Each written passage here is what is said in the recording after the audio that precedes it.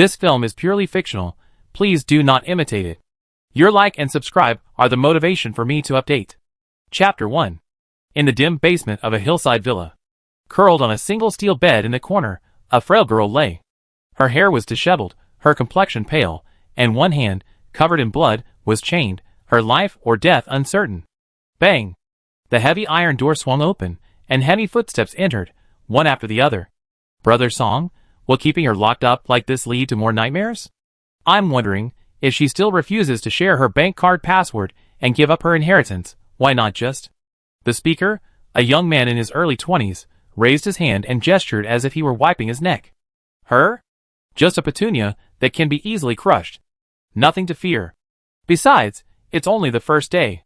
It's normal for her to have the nerve to resist. Let's try again in 3 months.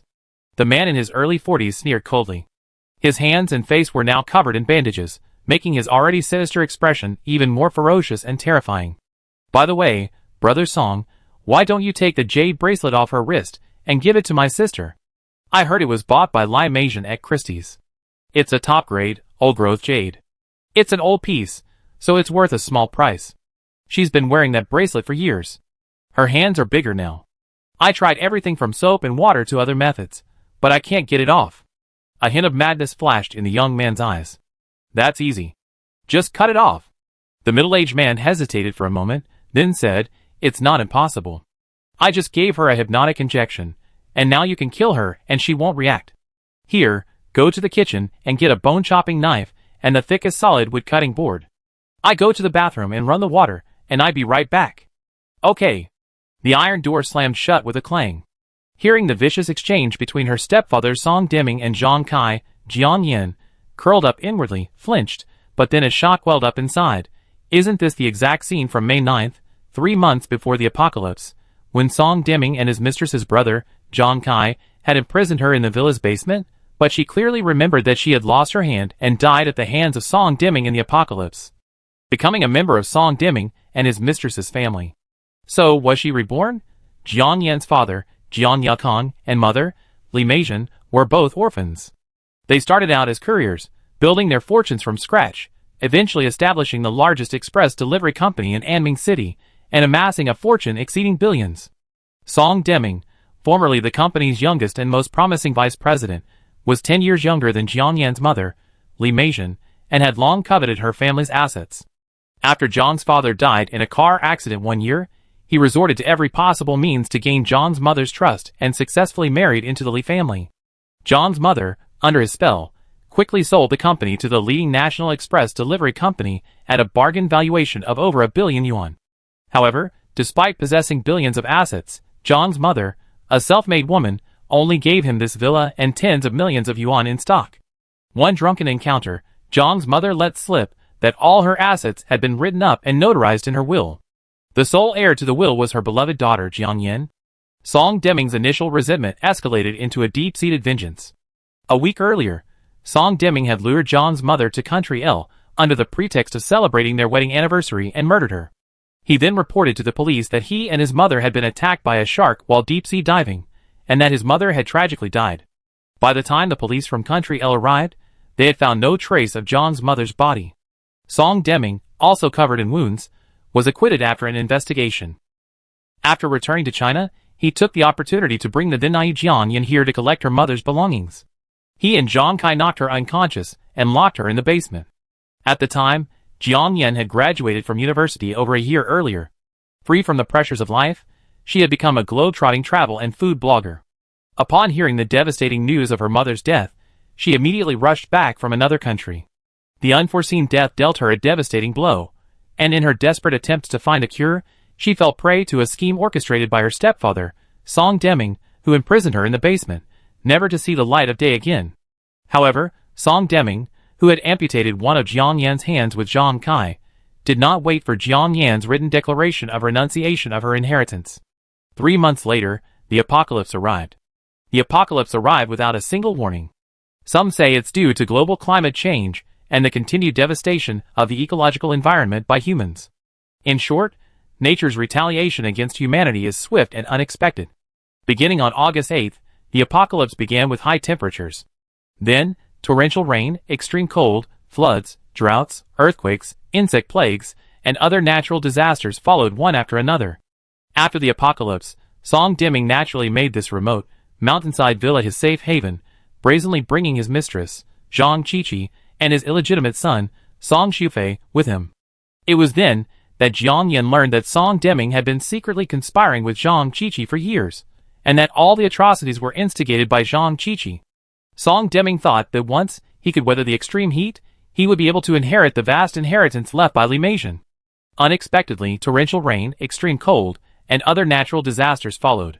Trapped here, depleted of food, he and Xusan's family finally turned their sights and knives on the dying Jiang Yan.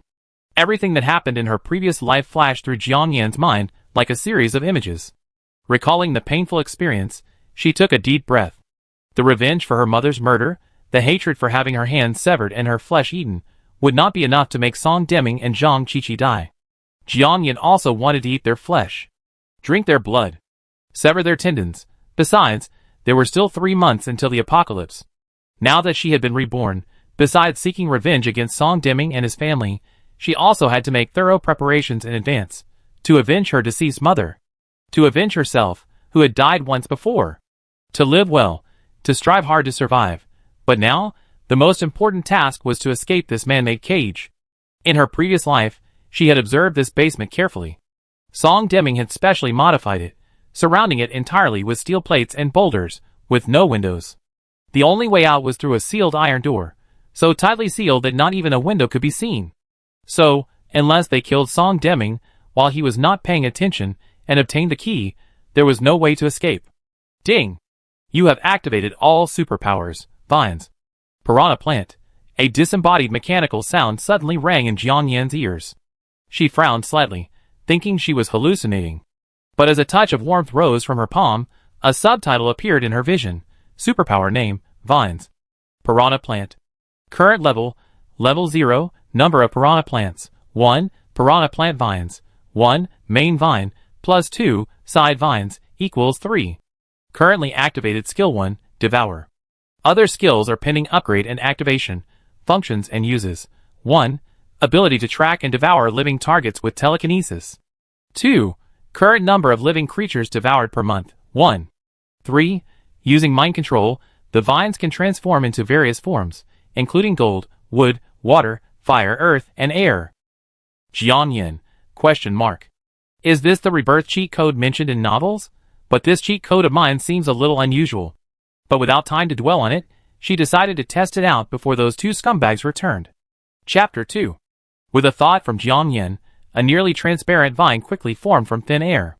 At the end of the vine was a piranha plant, resembling the one from Plants vs. Zombies, with its gaping maw and piercing fangs. She tried, and the main vine, carrying the piranha plant, could reach the iron gate at its longest.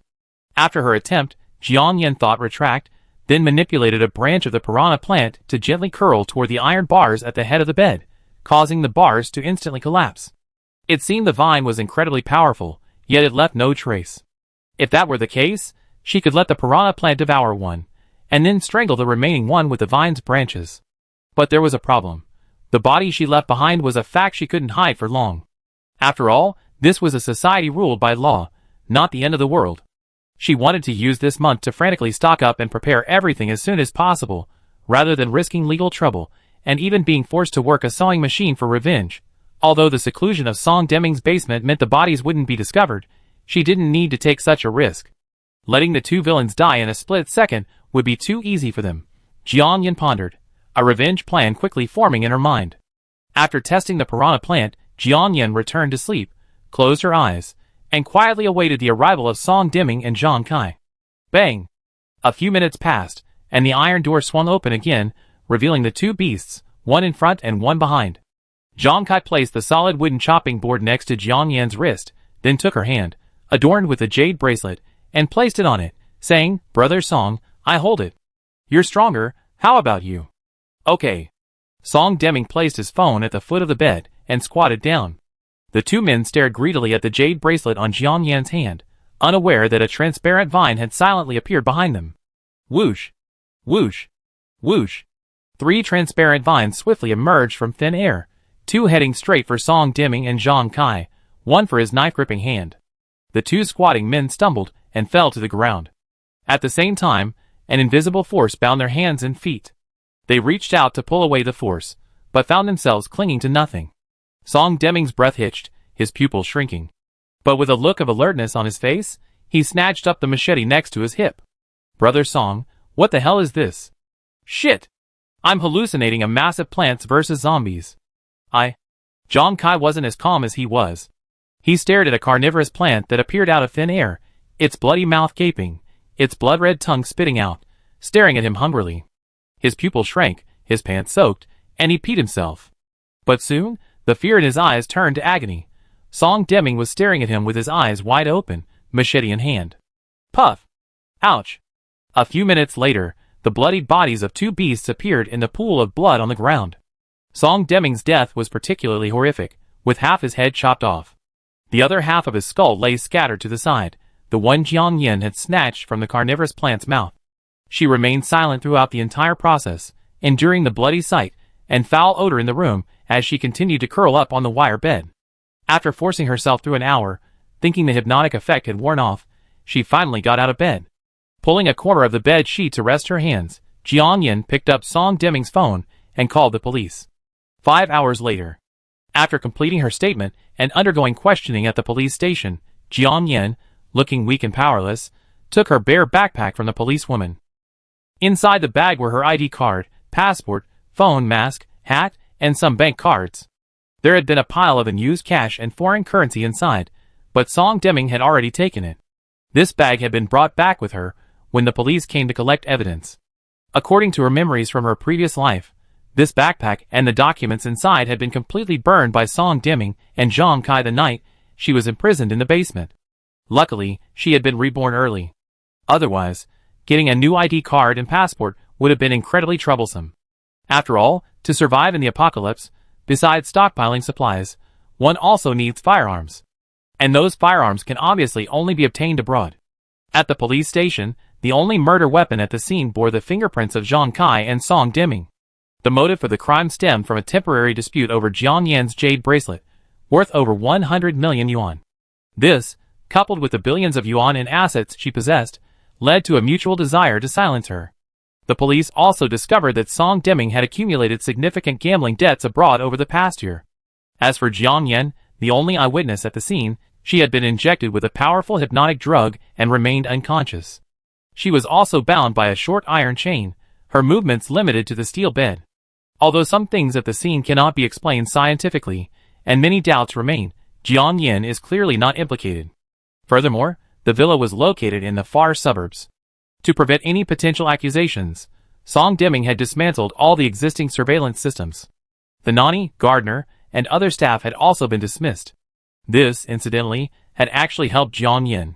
Standing at the police station entrance, Jiang Yin, having returned from her previous life and successfully dealt with her mother's murderer, finally saw the long-awaited sunshine and breathed in the fresh air. But now wasn't the time to completely relax. The apocalypse was only 3 months away, and she needed to prepare. As for Zhang Qiqi, the one who had slipped through the net, she would eventually settle accounts with her after the apocalypse.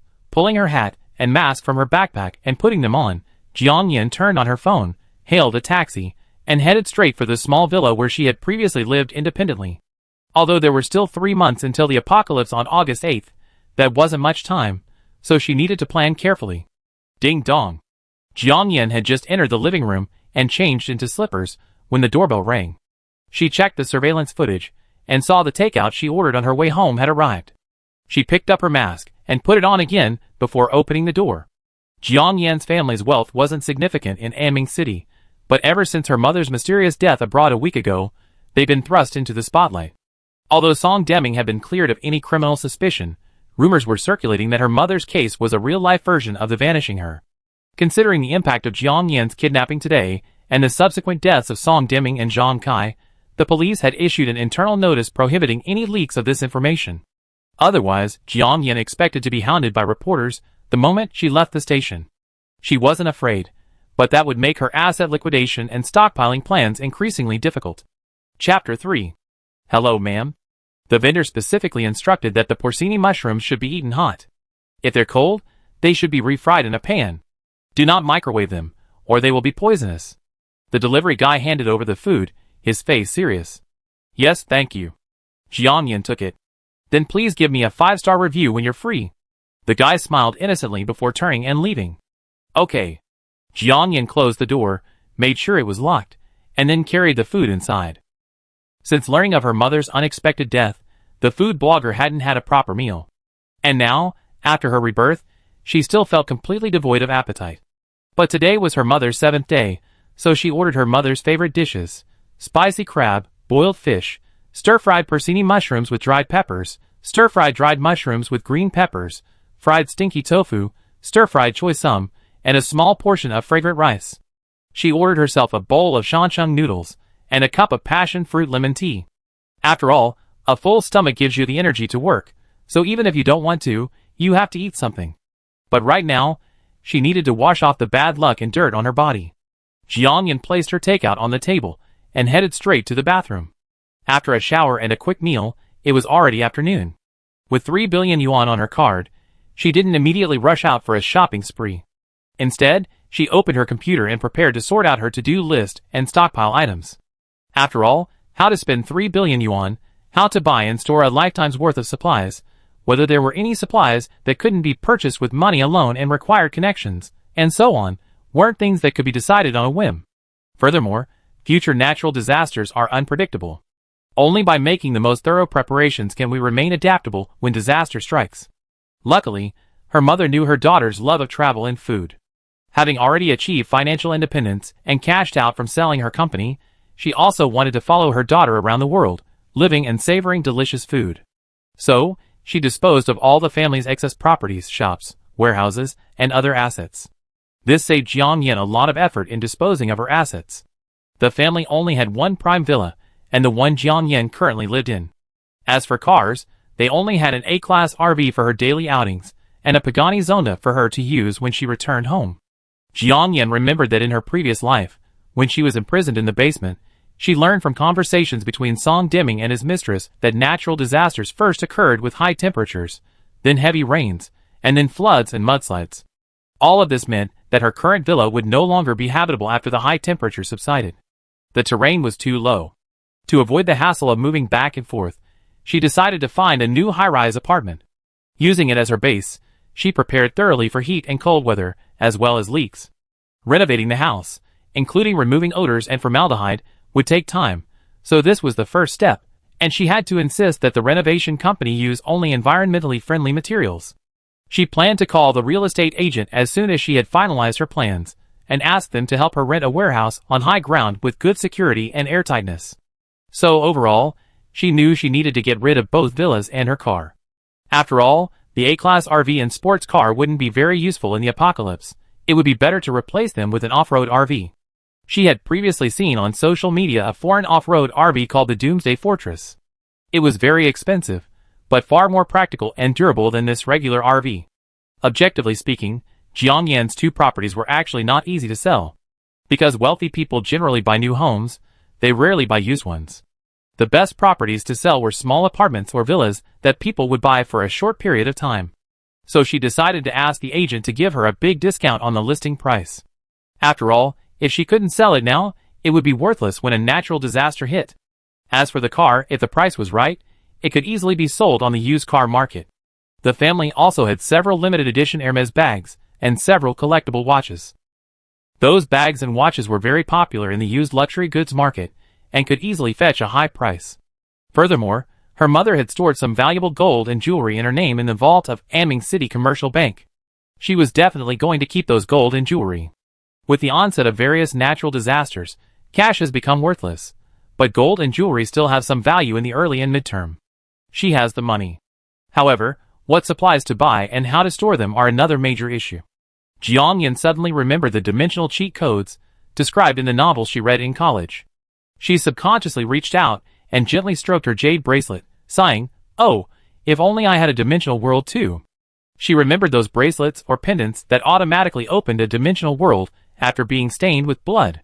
In her previous life, when Song Deming and Zhang Kai severed her hand, blood had stained the bracelet, but it didn't have such a magical effect. Besides, it seemed as if she had already obtained a piranha plant's golden finger, capable of devouring living things. Unexpectedly, As Jianyan finished her words, the jade bracelet on her wrist suddenly shone.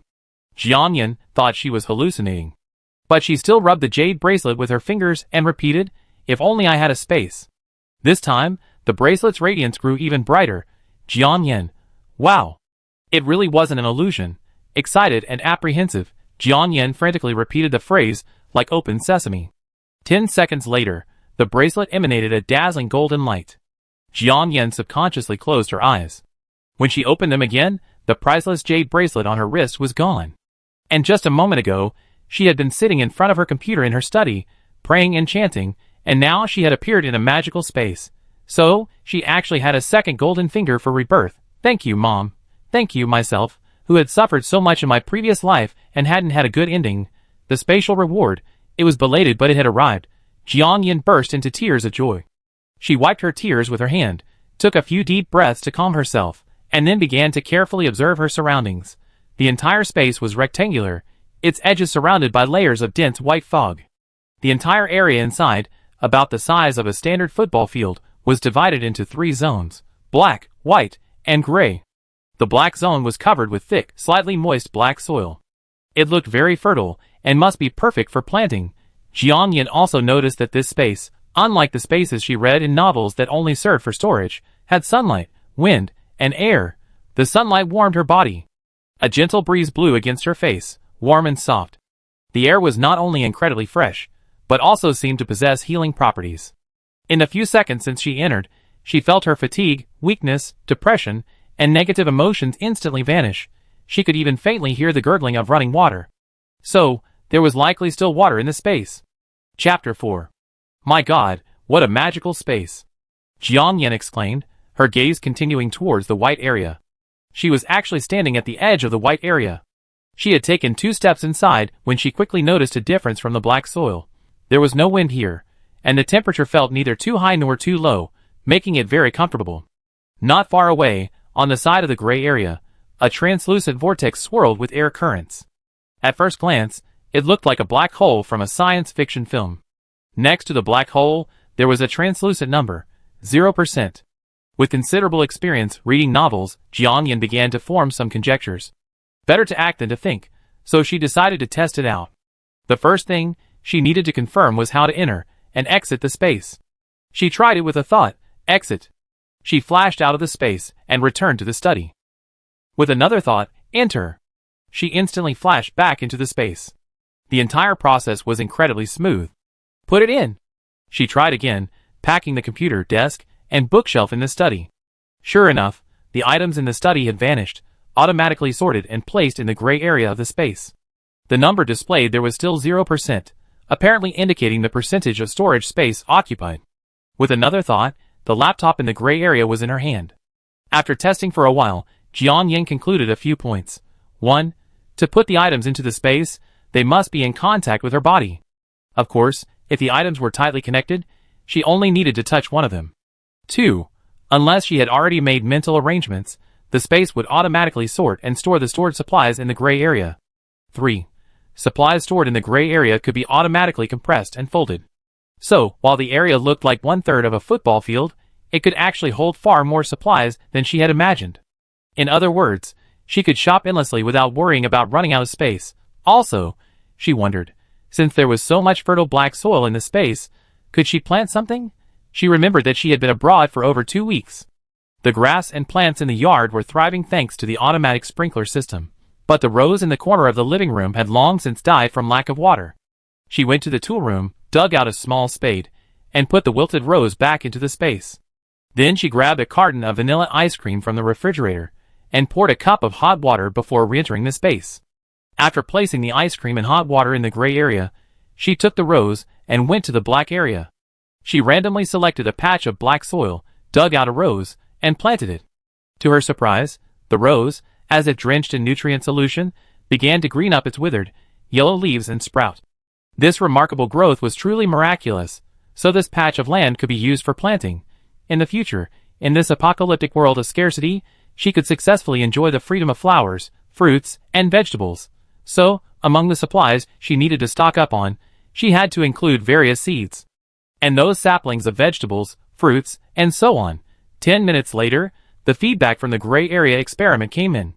The ice cream and hot water she had put in remained unchanged in both state and temperature. So, this was just like what she read in those novels. Time had stood still. From this perspective, the three black, white, and gray areas in the space corresponded perfectly to the three main functions of farming, living, and storage. Great, with 3 billion yuan in the account and ample storage space, what was there to wait for? Jiang Yan felt like she discovered a new world, instantly wanting to rush out and go on a shopping spree. Ding dong. The doorbell rang again. She had just picked up her phone to order 100 bottles of mineral water on PXX, so she had no choice but to exit the space. She glanced at the surveillance footage. It was a curly-haired man wearing a journalist's vest with a camera slung across his chest. He was holding a large bouquet of white chrysanthemums. The man's intentions were practically written on his face. Jiang Yan ignored him and retrieved her phone to find the property management hotline. The complex she lived in was considered quite upscale, offering residents a strong sense of privacy, and the security patrols were reasonably good. The villas were well spaced from one another. I don't know what happened today, but a stranger was let in without a security guard. Ding dong. Ding dong. The man outside, seeing no answer, rang the doorbell twice more. Ms. Jiang, I'm your new neighbor. I just moved in yesterday, and I know you're inside. He looked up at the camera outside the gate, a sinister glint in his eyes, and shouted, Ms. Jiang, I'm a reporter. If you don't come out, I post photos of that huge takeout order online. Just imagine, knowing your mother is dead, yet you're still eating so much takeout? I wonder what everyone in Anming City will think of you.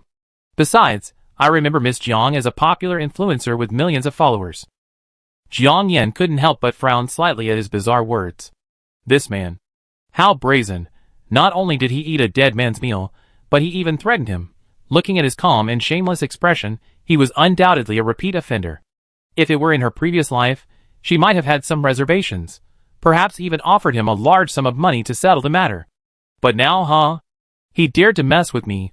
Woe betide him. Jiang Yan had already dug up the property management company's phone number, but upon hearing this, she immediately dialed Yao Yao Ling. Ding dong. Ding dong. Curly continued to press the doorbell frantically. Before she uttered the word Miss Jiang, the door creaked open. A tall, youthful girl, dressed in a black tracksuit, a black hat, and a mask, appeared. The girl's beautiful, almond-shaped eyes, once full of spirit, were now shrouded in a faint, cold mist. Miss Jiang, I knew you were in there, hee. The curly-haired man's eyes lit up, as if he spotted his financial sponsor. Then, with a genial expression, he handed the bouquet of chrysanthemums to Jiang Yan. Miss Jiang, I offer my condolences. What's the matter? Jiang Yan glared at him coldly, not even raising her hand.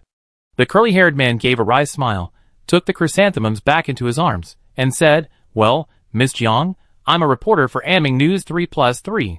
I knew you were returning to China today, so I wanted to find an opportunity to interview you. Knowing it wouldn't be easy to meet you, I rented the house next door. I also know about your mother's death. He was halfway through his words when Jiang Yan interrupted him coldly. Please show me your press card. The curly-haired man was prepared. He placed the bouquet of chrysanthemums on the ground and fished out a red-covered ID from his pocket. Before he could open it, Jiang Yan snatched it away. Chapter 5. You said you just took a picture of me buying a bunch of takeout and were planning to post it online?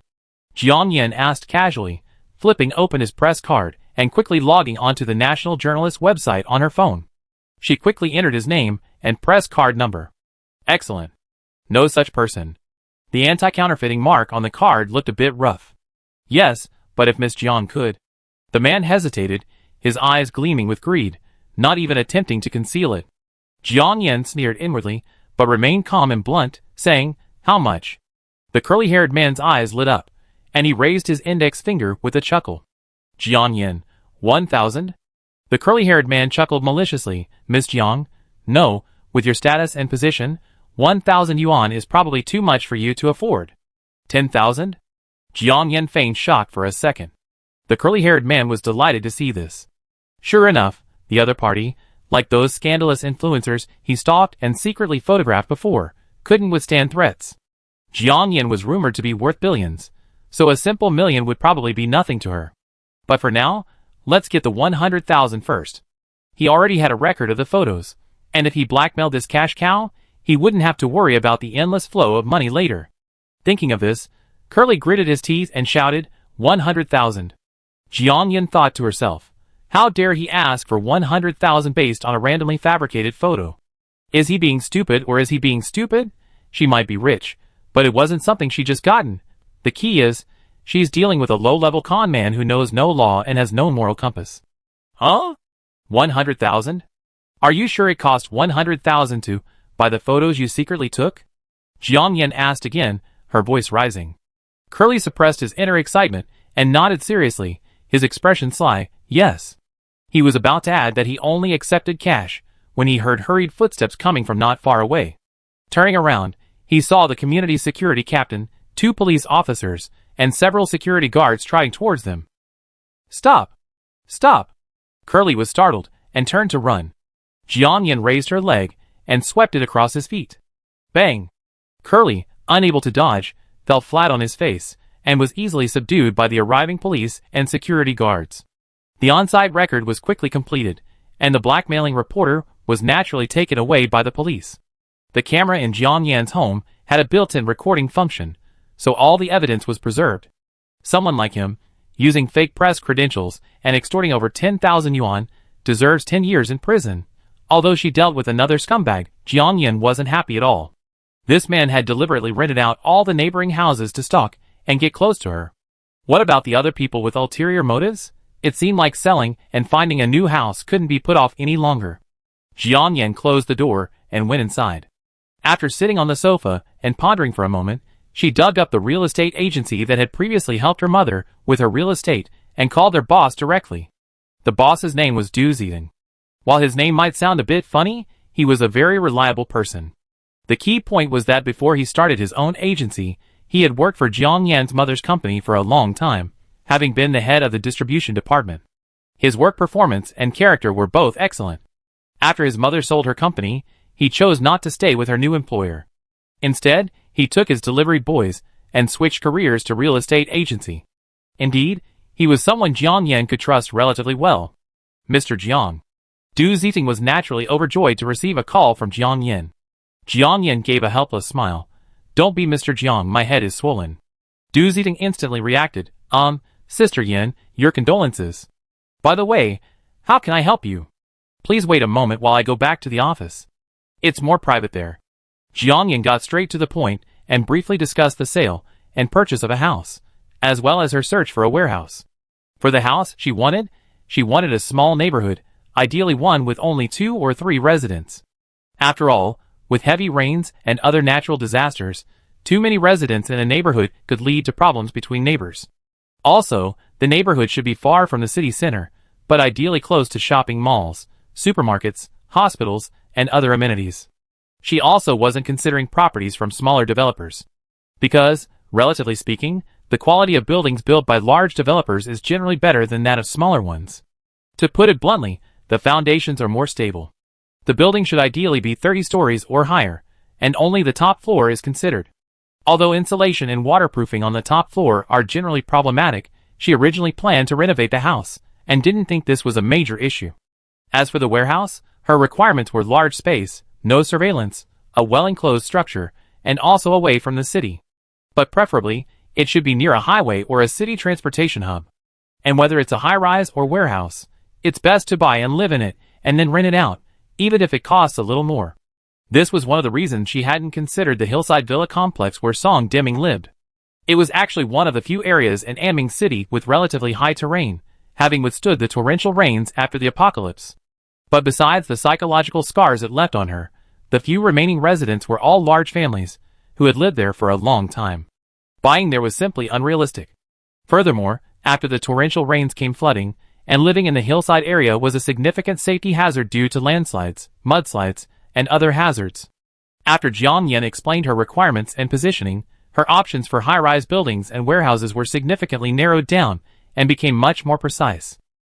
Although Du Zidong was the boss, he was always very hands-on with the business. Having just finished listening, she already had a rough idea in mind. She said, Sister Yan, I come see you later to complete the information for the house you're selling, and we can list it on the trading platform first. As for the high-rise and warehouse you mentioned, I already have a few options. When you're ready, I come and take you to see them myself. Jiang Yan, hearing this, said without hesitation, sure. Send me the address, and I go right away. Du Zidong was stunned. Oh, going right now. Sister Yin, do you want to get some time to adjust to the time difference? Jiang Yan's return to China due to her mother's accidental death was reported by all major and minor media outlets in Anning City. Because it was the era of self-media, she herself was a semi-famous figure and internet celebrity in her hometown. She had virtually no privacy. It was only because the police had kept secret the details of her detention in the basement that morning and the deaths of Song Deming and Zhang Kai. Otherwise, not to mention going out to look at houses and buy supplies, the gossip and spitting behind her back would have drowned her. Jiang Yin pulled a bottle of black coffee from the refrigerator and said, I'm fine. Just send me the address. Okay, Sister Yin will be right there. Du Zidong, upon hearing this, felt he couldn't persuade her any further. After years of experience in the business world, he still had a sense of boundaries, so he didn't want to ask Jiang Yin any more questions. Chapter 6. 2 hours later. After visiting several warehouses, Jiang Yin and Du Zidong reunited and arrived at the largest, but most remote warehouse. Sister Yin, this warehouse should best suit your needs. Back when your courier company was still operating, it was also a transit point, so transportation is very convenient and the space is well sealed. However, the only drawback is that there are surveillance cameras inside. If they need to be removed, you might have to pay them some compensation. Du Zidong finished speaking, opening the warehouse door and adding, there are also a bunch of shelves inside. It seems they were temporarily stored here after a large supermarket closed down, and they're looking for a buyer. However, they can move these and give them to you within a day. Jiang Yin glanced inside and was delighted. What a blessing! This warehouse is indeed huge, and it's fully equipped with loading docks and other facilities. All the large orders she'd be placing in the next few days can be delivered here. As for the shelves inside, Jiang Yin took a quick look. They were all of the highest quality, made of extra thick steel, and looked practically brand new. It fits perfectly in the space. Besides, it's secondhand, so the price should be good. You said they're selling these shells? Yes, Sister Yin. Du Zidong nodded, somewhat doubtfully. Jiang Yin smiled and waved her hand, saying, I want them all. Sister Yin, are you sure? Du Zidong was stunned for a second, then couldn't help asking, you're buying so much, are you planning to open a supermarket? Jiang Yin nodded. Du Zidong, He couldn't understand why a rich girl worth billions, who could afford to just sit back and relax and become an internet celebrity, would suddenly be interested in a supermarket, a business so tiring and low profit. However, further questioning would be naive. Du Zidong scratched his head and continued to take Jiang Yin to another nearby warehouse, which had a much better environment and was equipped with numerous external water taps. Jiang Yin had planned on the way here that food and water were the most crucial and necessary supplies after the apocalypse. After a natural disaster strikes, heavy rain, flooding, seawater backflow, and other problems will rapidly multiply this deadly pollution. As for water storage alone, she had done some online research and found that a person consumes approximately 50 to 100 tons of drinking water in their lifetime, while domestic water consumption, including laundry, cooking, watering plants, bathing, and flushing the toilet, requires 7,000 to 10,000 tons of water. However, she certainly couldn't stockpile at a 1-to-1 ratio. After all, she had even experienced miraculous things like controlling the Piranha plant and being reborn. Perhaps her horizons would open up a little, and she might even be able to borrow another 500 years from heaven. The key point was that in the late apocalypse, the paper money and gold she held had long lost their original value. Anything could happen at that time, and having more of these supplies might even be useful. As for how much to buy, the more the better. After all, she had the money and the space. She calculated that 1,000 tons of drinking water would require hundreds of trucks, and it was unrealistic to have it delivered to her villa in public. She planned to negotiate a large order directly with the mineral water manufacturer, have it delivered directly to her warehouse, and then collect it all at her space. If the quantity was too large, and she was worried the manufacturer would be unable to supply it in the short term, she decided to buy a little from each of several well-known brands. As for domestic water, mineral water was naturally impossible to replace. No matter how wealthy she was, she couldn't afford such extravagance. At most, she could buy a water purification system to go with it. Taobao was selling food-grade pea water tanks that could hold 30 tons of water each, and she planned to place an order for 1,000 of them. Those tanks were very large, high-quality, acid-resistant, alkali-resistant, and sun-resistant, and they had valves for convenient water extraction. But they were expensive, starting at 20,000 yuan each. The moment she placed the order for the water tanks on her phone, 20 million yuan was easily spent. After filling the tanks with tap water, they would be placed in the space. She estimated that even if a faucet ran day and night, it could only produce 30 tons of water. So, the stories of the protagonists in novels frantically collecting water at home with buckets seemed unrealistic. She knew she couldn't do it alone, so she planned to ask Du Zidong to find her some temporary workers.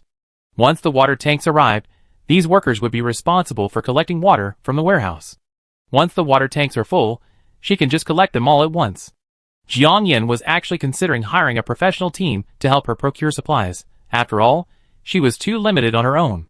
She remembered that when her parents' company needed to make temporary, large-scale purchases, the bidding department would usually outsource the work to a professional bidding company. These companies would collectively inquire about and compare prices for a particular item, ultimately selecting the most suitable supplier. This not only resulted in lower prices, but also provided process oversight and guaranteed quality.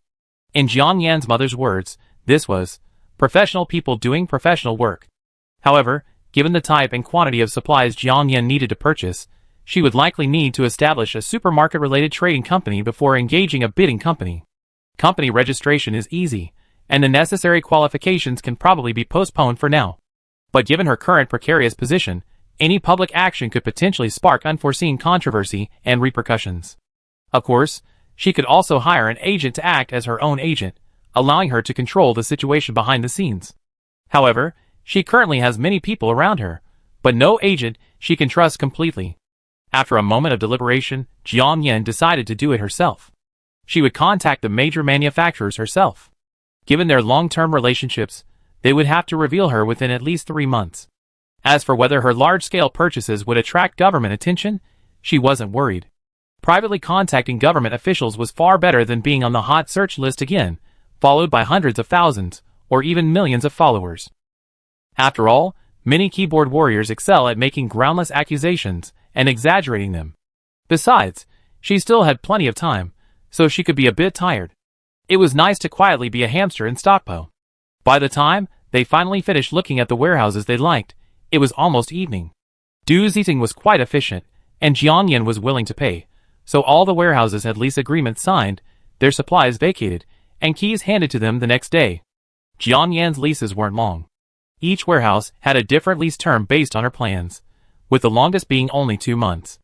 Chapter 7. Jiang Yan only had a month or two to prepare for stocking up, and she planned to do something exciting with the remaining time. Sister Yan, for the high-rise apartment you want, one landlord won't be delivering the keys until tonight. For the other apartment, I already have the keys. I take you to see it tomorrow? Du Zidong's face was filled with fatigue as he spoke. He considered himself physically fit, and after working as a real estate agent for so long, he had good endurance. But walking non-stop all afternoon under the scorching sun was bound to make him tired. Jiang Yan, on the other hand, was radiant and energetic, not at all like someone who had just returned from a multi-hour international flight to attend a funeral and then walked all afternoon. Not only was Jiang Yan not tired, but she felt light and full of energy. She felt like she had been given a shot of chicken blood. She recalled that this change in state seemed to have manifested since she emerged from the space. But at the time, she was so busy acting opposite the fake reporter that she had overlooked it. Looking at her now, she realized she was no longer the weak and exhausted she had been when she emerged from the space this morning. Could it be the space itself? She decided to verify this when she returned home that evening. Okay, thanks for your hard work today. Let's go home first. Jiang Yan regained her composure and glanced at her watch. It was already 7:30. Sister Yan, I'd be leaving now. You should get some rest early when you get home. Also, be careful on the road. Du Zidong said goodbye to Jiang Yan and was about to turn around to drive his SUV when Jiang Yan stopped him. Old Du, remember to keep this matter of finding a warehouse, selling a house, and buying a house a secret. Yes, Sister Yan, don't worry. I understand. Du Zidong smiled sincerely and honestly. Seeing Jiang Yan wave her hand, indicating he could leave, he turned and left. After returning home, Jiang Yan first entered the space. As expected, this space had a cleansing effect. And the longer she stayed inside, the more pronounced the effect became.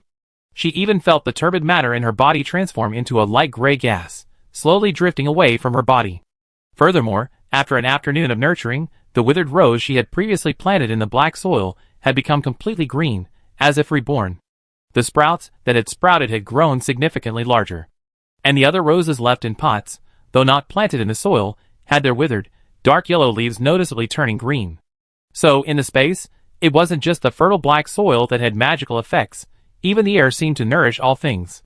Furthermore, in the planting area, black area, time flowed noticeably faster than in the real world.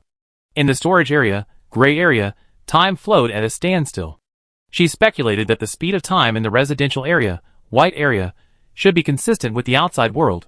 After reaching these conclusions, Jianyan stayed inside for a while, before returning to her room. She glanced at the text message from the bank on her phone. She spent nearly 30 million yuan today, buying bottled and barreled mineral water, renting a warehouse, buying water tanks, second-hand shelves, and so on. It wasn't a lot, after all. She already secured enough drinking water for several lifetimes. Tonight was her mother's 7th day of mourning. After setting out the meal for her, and having a quick snack, she took her computer, and went into the bedroom.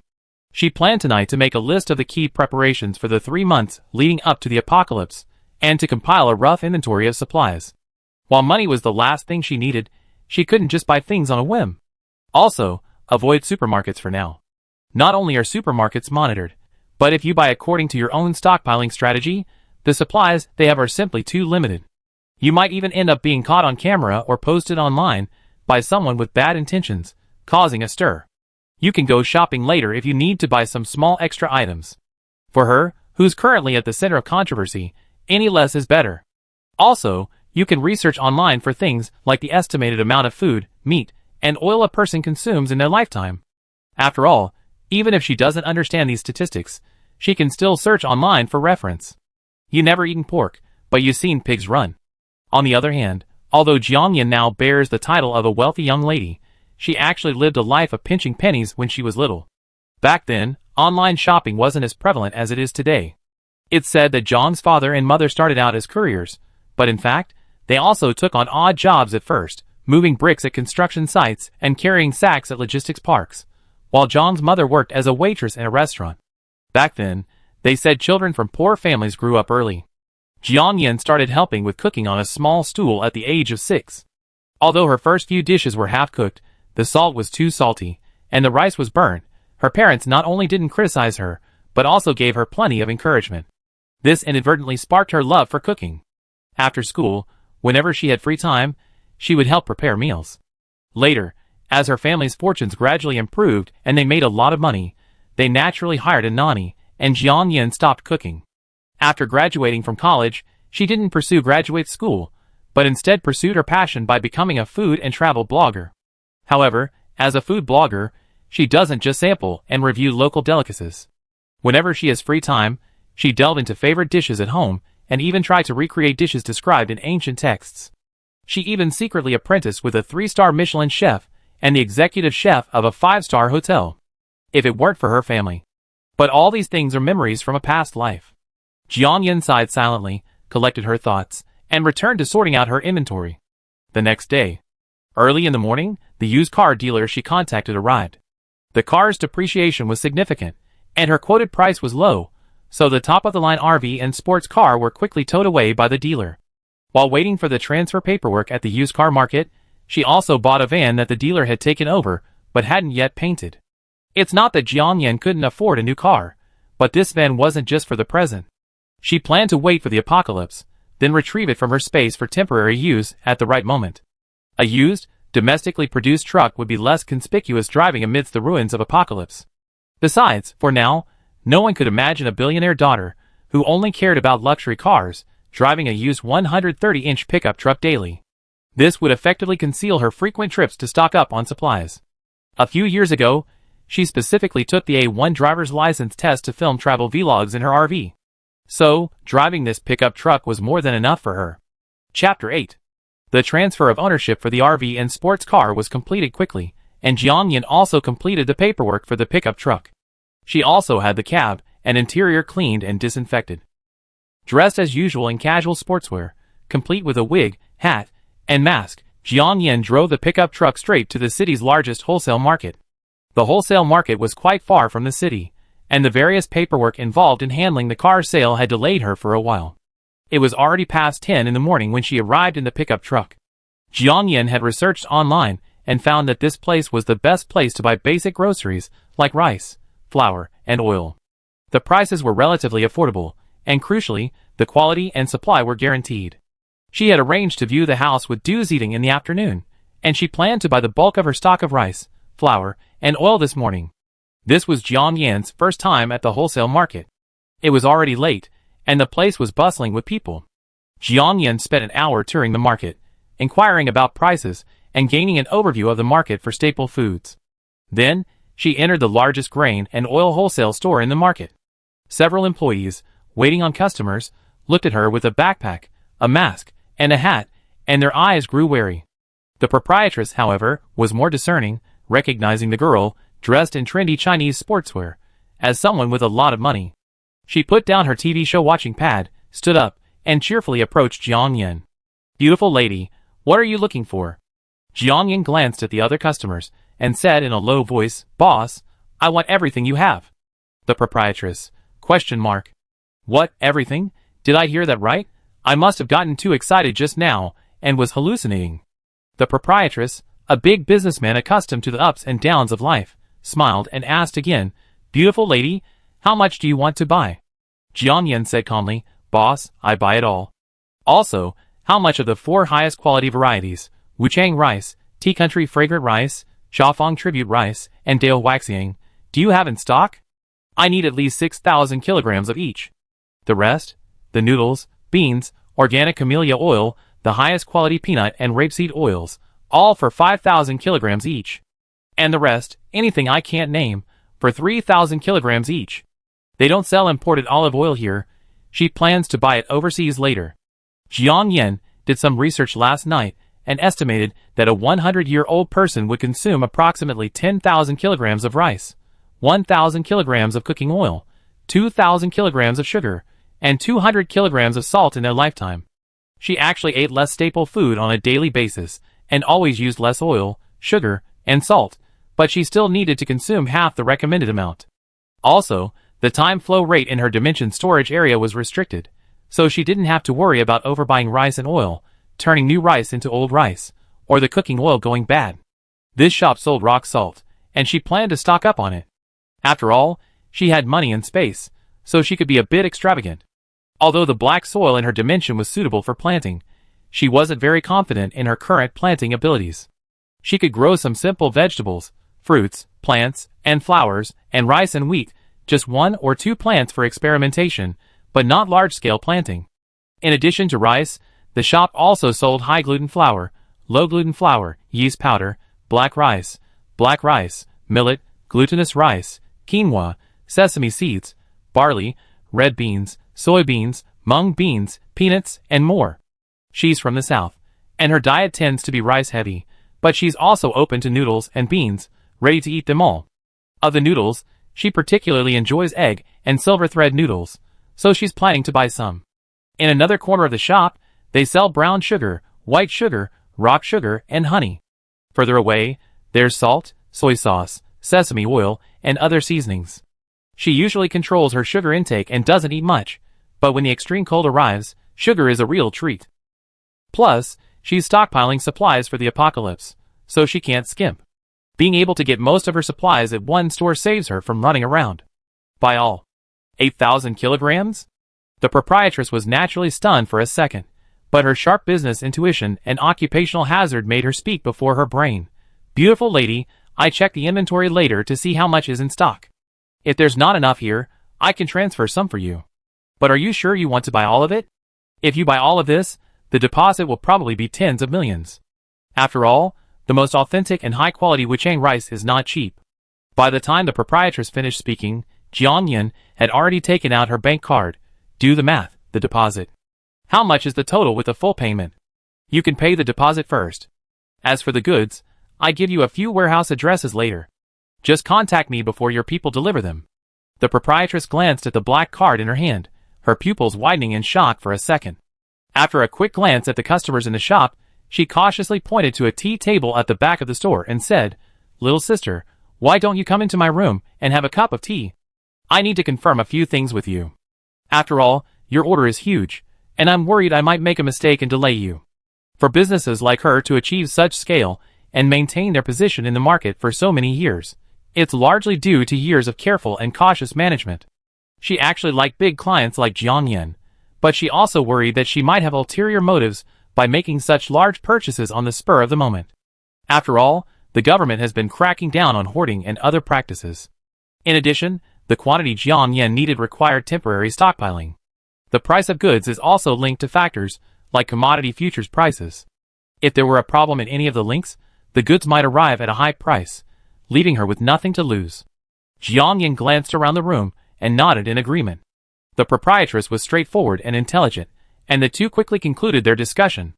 She explained that because she had purchased so many items, she could only pay a deposit, not a down payment. While the two words sounded the same, their meanings were different. After all, a down payment could be refunded if the order was cancelled later, but a down payment was non-refundable. Jiang Yan naturally understood. The boss lady also mentioned a major problem. Sugar is a strategic commodity, and as for salt, she bought so much that she couldn't sell it all at once. If she insisted on buying so much, they might have to pay extra so they could find channels and connections. This, of course, wasn't a problem for Jiang Yan. After all, problems that can be solved with money aren't really that big of a problem. Chapter 9. With her financial resources at her disposal, the proprietress quickly promised to take care of it. After buying rice, flour, grains, and oil, Jiang Yan went to another larger dried goods and seafood store in the market. She would need to buy fresh produce later, but since she was already there, she might as well stock up on some dry goods just in case. She bought 5,000 kilograms of vermicelli noodles, dried bean curd sheets, vermicelli noodles, wood ear mushrooms, shiitake mushrooms, tofu skin, wakame, kelp, seaweed, dried shrimp, white fungus, tea tree mushrooms, dried scallops, dried abalone, dried sea cucumbers, dried oysters, dried clams, handmade dried fish, grilled eel fillets, dried squid, and so on. Wild matsutake, morels, bamboo fungus, and porcini were all Jiang Yan's favorites, and she bought 1,000 kilograms without hesitation. These wild mushrooms would no longer be available after the apocalypse. As for cultivated mushrooms, the taste was vastly different from their wild counterparts. Wild mushrooms are delicious, and the prices are fantastic, costing her millions. She actually wanted to buy more, but the store couldn't supply them. Besides, it wasn't fresh wild mushroom season yet, so she planned to buy some frozen ones at the wild mushroom wholesale market later. After leaving the dry goods store, she headed to the pickle and condiment store. She bought 5,000 boxes of dates with fermented black beans, fermented tofu, various lao gondai flavors, Pixian fermented bean paste, soybean paste, sweet bean paste, chopped pepper sauce, side dishes, kimchi, pickled cucumbers, pickled radish, preserved mustard tuber, luncheon meat, canned yellow peaches, canned lychees, and mixed fruit. She loved spicy food, and since she was a big cook, she bought 100 kilograms each of dried chilies, Sichuan peppercorns, saoko, patchouli, fennel, and pepper. She also bought 1,000 boxes of hot pot base, including spicy, tom yum goong, clear broth, mushroom broth, herbal broth, beef tallow, and vegetable oil. The hot pot base and spices weren't much, they just fit in the van. The wholesale market actually has a specialized preserved goods store selling ham, bacon, cured meats, sausages, dried beef, and more. Jiang Yan also bought 3,000 kilograms. She wasn't a big fan of salted duck eggs, preserved eggs, and pressed duck, but she still bought 500 kilograms as a token. She planned to primarily stockpile fresh meat, eggs, and milk, so she didn't buy much cured meat. There was also a convenience store in the market. With her supplies, she could easily eat all fresh. Besides buying large quantities of fresh fruits and vegetables, she planned to order a bunch of ready-made meals from five-star hotels and established restaurants in the coming days. But she did occasionally crave instant noodles or rice noodle soup with snails, and the future of life in the apocalypse was fraught with uncertainty. Now that she had the money and space, she'd buy some. Thinking of this, Jiang Yan stepped inside. She bought 10,000 boxes of various flavors of instant noodles, instant rice noodle soup with snails, hot and sour noodles, self-heating rice, self-heating hot pot, sausages, and braised eggs. After leaving the store, she went to the beverage store and the prepared food store. She bought 5,000 bottles of Coke, Sprite, orange juice, and coconut milk, and 8,000 bottles of electrolyte water, various varieties of Dong Mao Yi Shu, coconut water, and various flavors of soda. Coffee was her favorite. She bought 8,000 boxes of canned coffee, coffee beans, and other flavors of cold brew, caramel macchiato, velvet latte, and raw coconut latte. She could drink so much she could never finish it in a lifetime, the main theme being a wealthy, willful person. She bought 5,000 items of pre-made dishes, including spicy crayfish, 13 spiced crayfish, garlic crayfish, steamed scallops with vermicelli and garlic sauce, pickled fish, pepper pork belly wrap chicken, Sichuan peppercorn chicken, and fish maw chicken. She also went to the snack shop, buying all sorts of flavors of potato chips, rice crackers, corn crisps, sunflower seeds, watermelon seeds, dried tofu, her favorite braised chicken feet, pickled pepper chicken feet, spicy lotus root cubes, pork jerky, duck necks, beef jerky, lightly battered beef, prunes, hawthorns, seaweed, sesame crisps, cookies, various chocolates, Snickers bars for energy, candy, and more.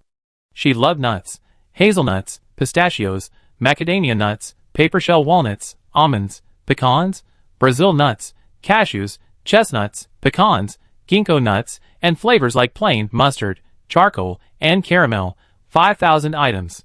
After she finished selecting items and swiping her card without stopping, it was almost 4 in the afternoon. She hadn't had time to eat, and her stomach was already rumbling with hunger, yet she felt a subtle sense of excitement and peace. In her previous life, she had billions in assets, but thanks to the schemes of her vicious stepfather, Song Deming, and the sudden arrival of apocalyptic natural disasters, she lost a hand, starved to death, and ultimately became a meal for her family.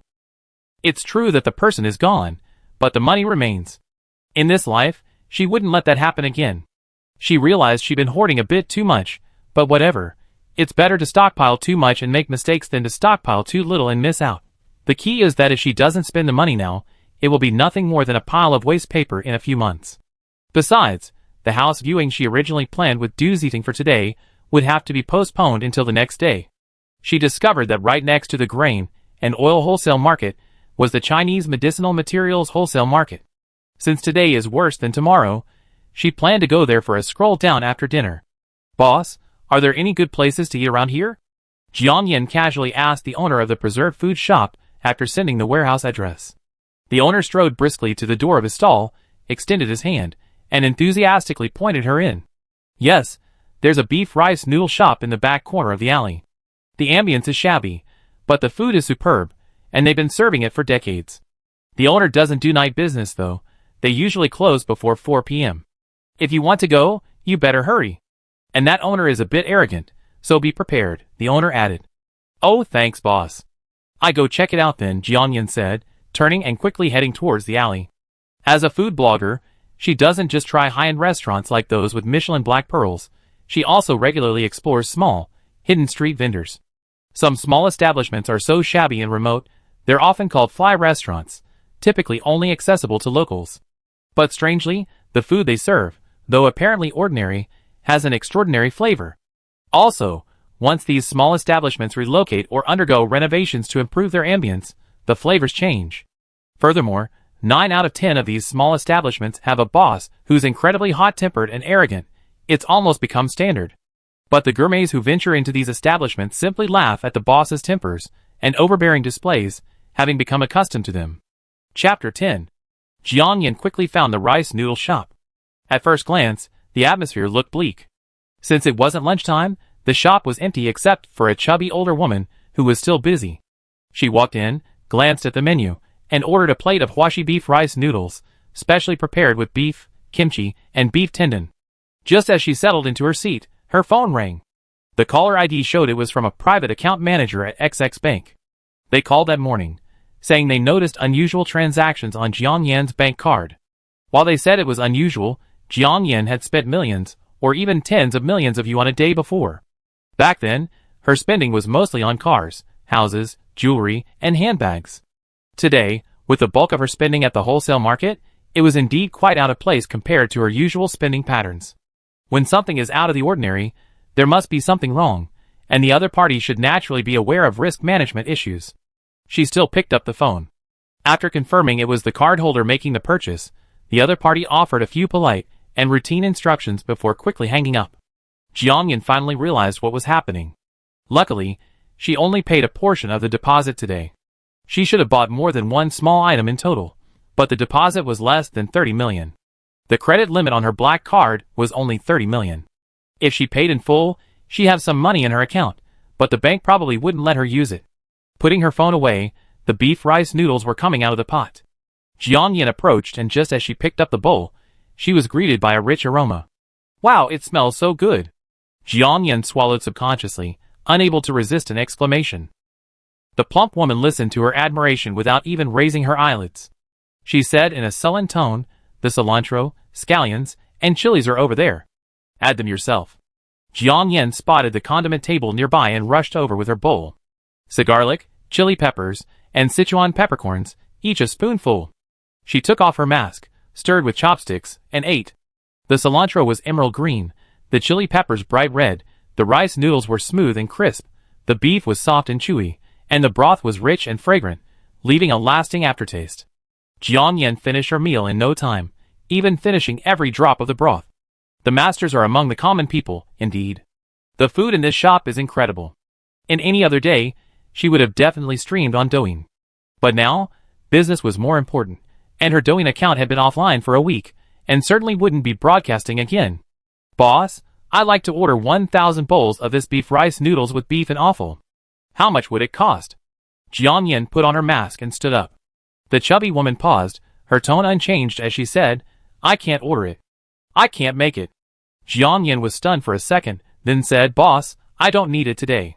You can give it to me tomorrow or the day after tomorrow. I pay you in advance." The chubby woman glanced at her, seeing she was a very nice and polite woman. Her tone softened a bit. "Sister, we can't make it tomorrow or the day after tomorrow either. We need to keep business running normally this morning. I have many regular customers at the market, and I can't close for 2 days." "Jiang Yin, what about the afternoon? I'm going to play cards. Can't you take a short break?" "No, sister. Life is short, and money can't be earned all the time. In 10 minutes, I'd be closing up shop and leaving too," the chubby woman said slowly, then went back to cleaning her pots and pans. Jiang Yin couldn't comment on or make suggestions about other people's lifestyles. But in the end, the chubby woman was persuaded to accept her order, but she said she'd make it and send it to her in a few days when her husband was around.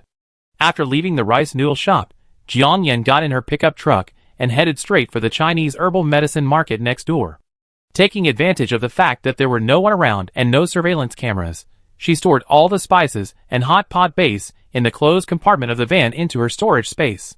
It was almost 6 o'clock when she left the market, and most of the shops were closed. This trip had yielded a bountiful harvest, but all her bank cards had been maxed out. Yes, excluding the black card, the daily spending limit on her remaining bank savings cards was only 500,000 yuan, and they were all maxed out. Plus, her phone was flooded with calls from customer service managers at various banks. Thankfully, she bought nearly everything she could at the market. After a round of shopping, she realized that the same herbs, depending on their quality and grade, had vastly different prices.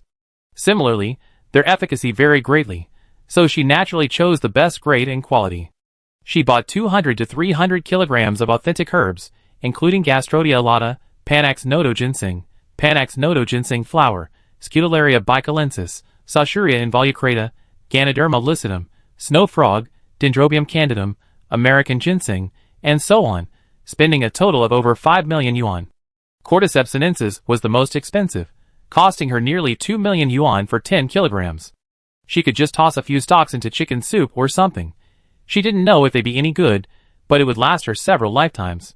She also bought 10 kilograms of high-quality ginseng and deer antler velvet, each costing nearly 3 million yuan.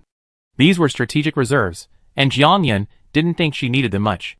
She spent a symbolic 20,000 yuan on 1 kilogram of dried bird's nest, so she could pick out the fluff later when she had some free time. But joking aside, she still bought 3,000 boxes of instant rock sugar bird's nest, which was also quite expensive, and in an instant, another 2 million yuan was gone. Other common herbs, such as Bupleurum chinense, Codonopsis palacula, Atractylodes macrocephala, Isatus root, and Angelica sinensis, were purchased in quantities of 100 kilograms each. Aside from dried bird's nest, Cordyceps sinensis, and Panax nodo ginseng flower, the remaining herbs were sliced or ground into powder according to standard TCM processing methods, and then packaged in 500g portions. The market also offers some traditional Chinese medicine decoction pieces, and she prescribed 4,000 prescriptions for common remedies for flu, fever, abdominal pain, menstrual irregularities, cough and asthma relief, and blood circulation. These decoction pieces would be safest to order at a traditional Chinese medicine hospital, but that wasn't practical for her. Western medicine and medical equipment also needed to be stockpiled, but depending on her schedule, she'd have to wait a couple of days. Given the quantity she needed to stockpile, she'd likely have to use some special channels. After paying the deposit and leaving her warehouse address and the other party's bank account number, Jiang Yan left the market and drove her pickup truck home. Firstly, she was out of money, and secondly, she was a little tired. Although her body had been strengthened by the space, it had only lasted a day or two. After a whole day of shopping, talking, and talking, she'd be lying if she said she wasn't exhausted. After returning home, taking a hot shower and drying her hair, she went straight into the space. The pile of supplies she had previously thrown in were already neatly arranged in the gray warehouse area. Thankfully, these supplies could be accessed and placed wherever she desired with a single thought, like magic. Jiang Yan fiddled with it for a long time, finally removing and putting away the shelves individually. She planned to stock up on the shelves with frequently used items after she finished shopping and later, when she was at home. While it was enjoyable to just grab and go, it was also incredibly convenient. After all, there were always times when your brain wasn't enough. Chapter 11. Although there was the sound of running water in the space, Jiang Yan couldn't find where the water was flowing. Also, the space could automatically identify and purify waste, which meant that it was possible to manage food, clothing, housing, and transportation in the space. She simply tossed the chaise longue in the living room into the space. She pulled out the deposit slip from her backpack and calculated that she had missed her 1.5 small goal for the entire day.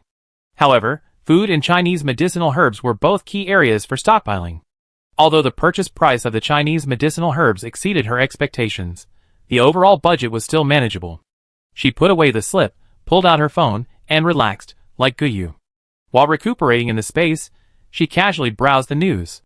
The top trending topic nationwide was about an earthquake on a small island, causing seawater backflow. There were also reports of extreme weather conditions abroad, mostly with temperatures exceeding historical levels, and tourists flocking to street fountains to cool off. But it had nothing to do with the apocalypse. She checked her social media accounts, and the comment section was filled with requests for updates and expressions of concern. But there were also a few extremely aggressive keyboard warriors, calling her a disaster, a jinx, and a harbinger of misfortune. Others said she had a car and a house, but both her parents had died, making her a hot commodity in the marriage market. She didn't bother to pay attention to them right now. Replying or deleting her account would only draw more attention to her. The apocalypse is coming in 3 months, so let the keyboard warriors rant and rave for a while longer. She glanced at it briefly, and then left. Although her spending limit for today had been fully used, it didn't stop her from adding items to her cart. Thinking of this, Jiang Yan quickly opened Taobao, JD.com, and Mazda, continuing her frantic shopping for small items. These supplies included wigs of various styles and clothing. After all, surveillance cameras were everywhere on the streets. If she wore the same outfit every day, her large-scale purchases would definitely attract attention. Jiang Yan spent 2 hours in the space before emerging. This space she had acquired was indeed impressive, but she didn't intend to stay there forever. Jiang Yan had an innate sense of crisis. Or perhaps she was inherently insecure. Now, with the passing of her father and mother, this sense of crisis and insecurity had intensified.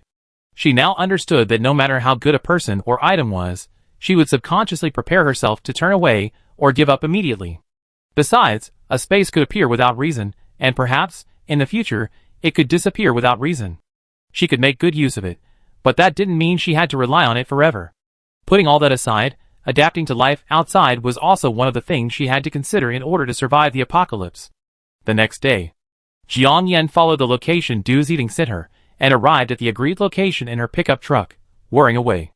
Watching her, fully dressed in trendy Chinese sportswear, exit the cab of a second-hand pickup truck, Du Ziding's jaw nearly dropped.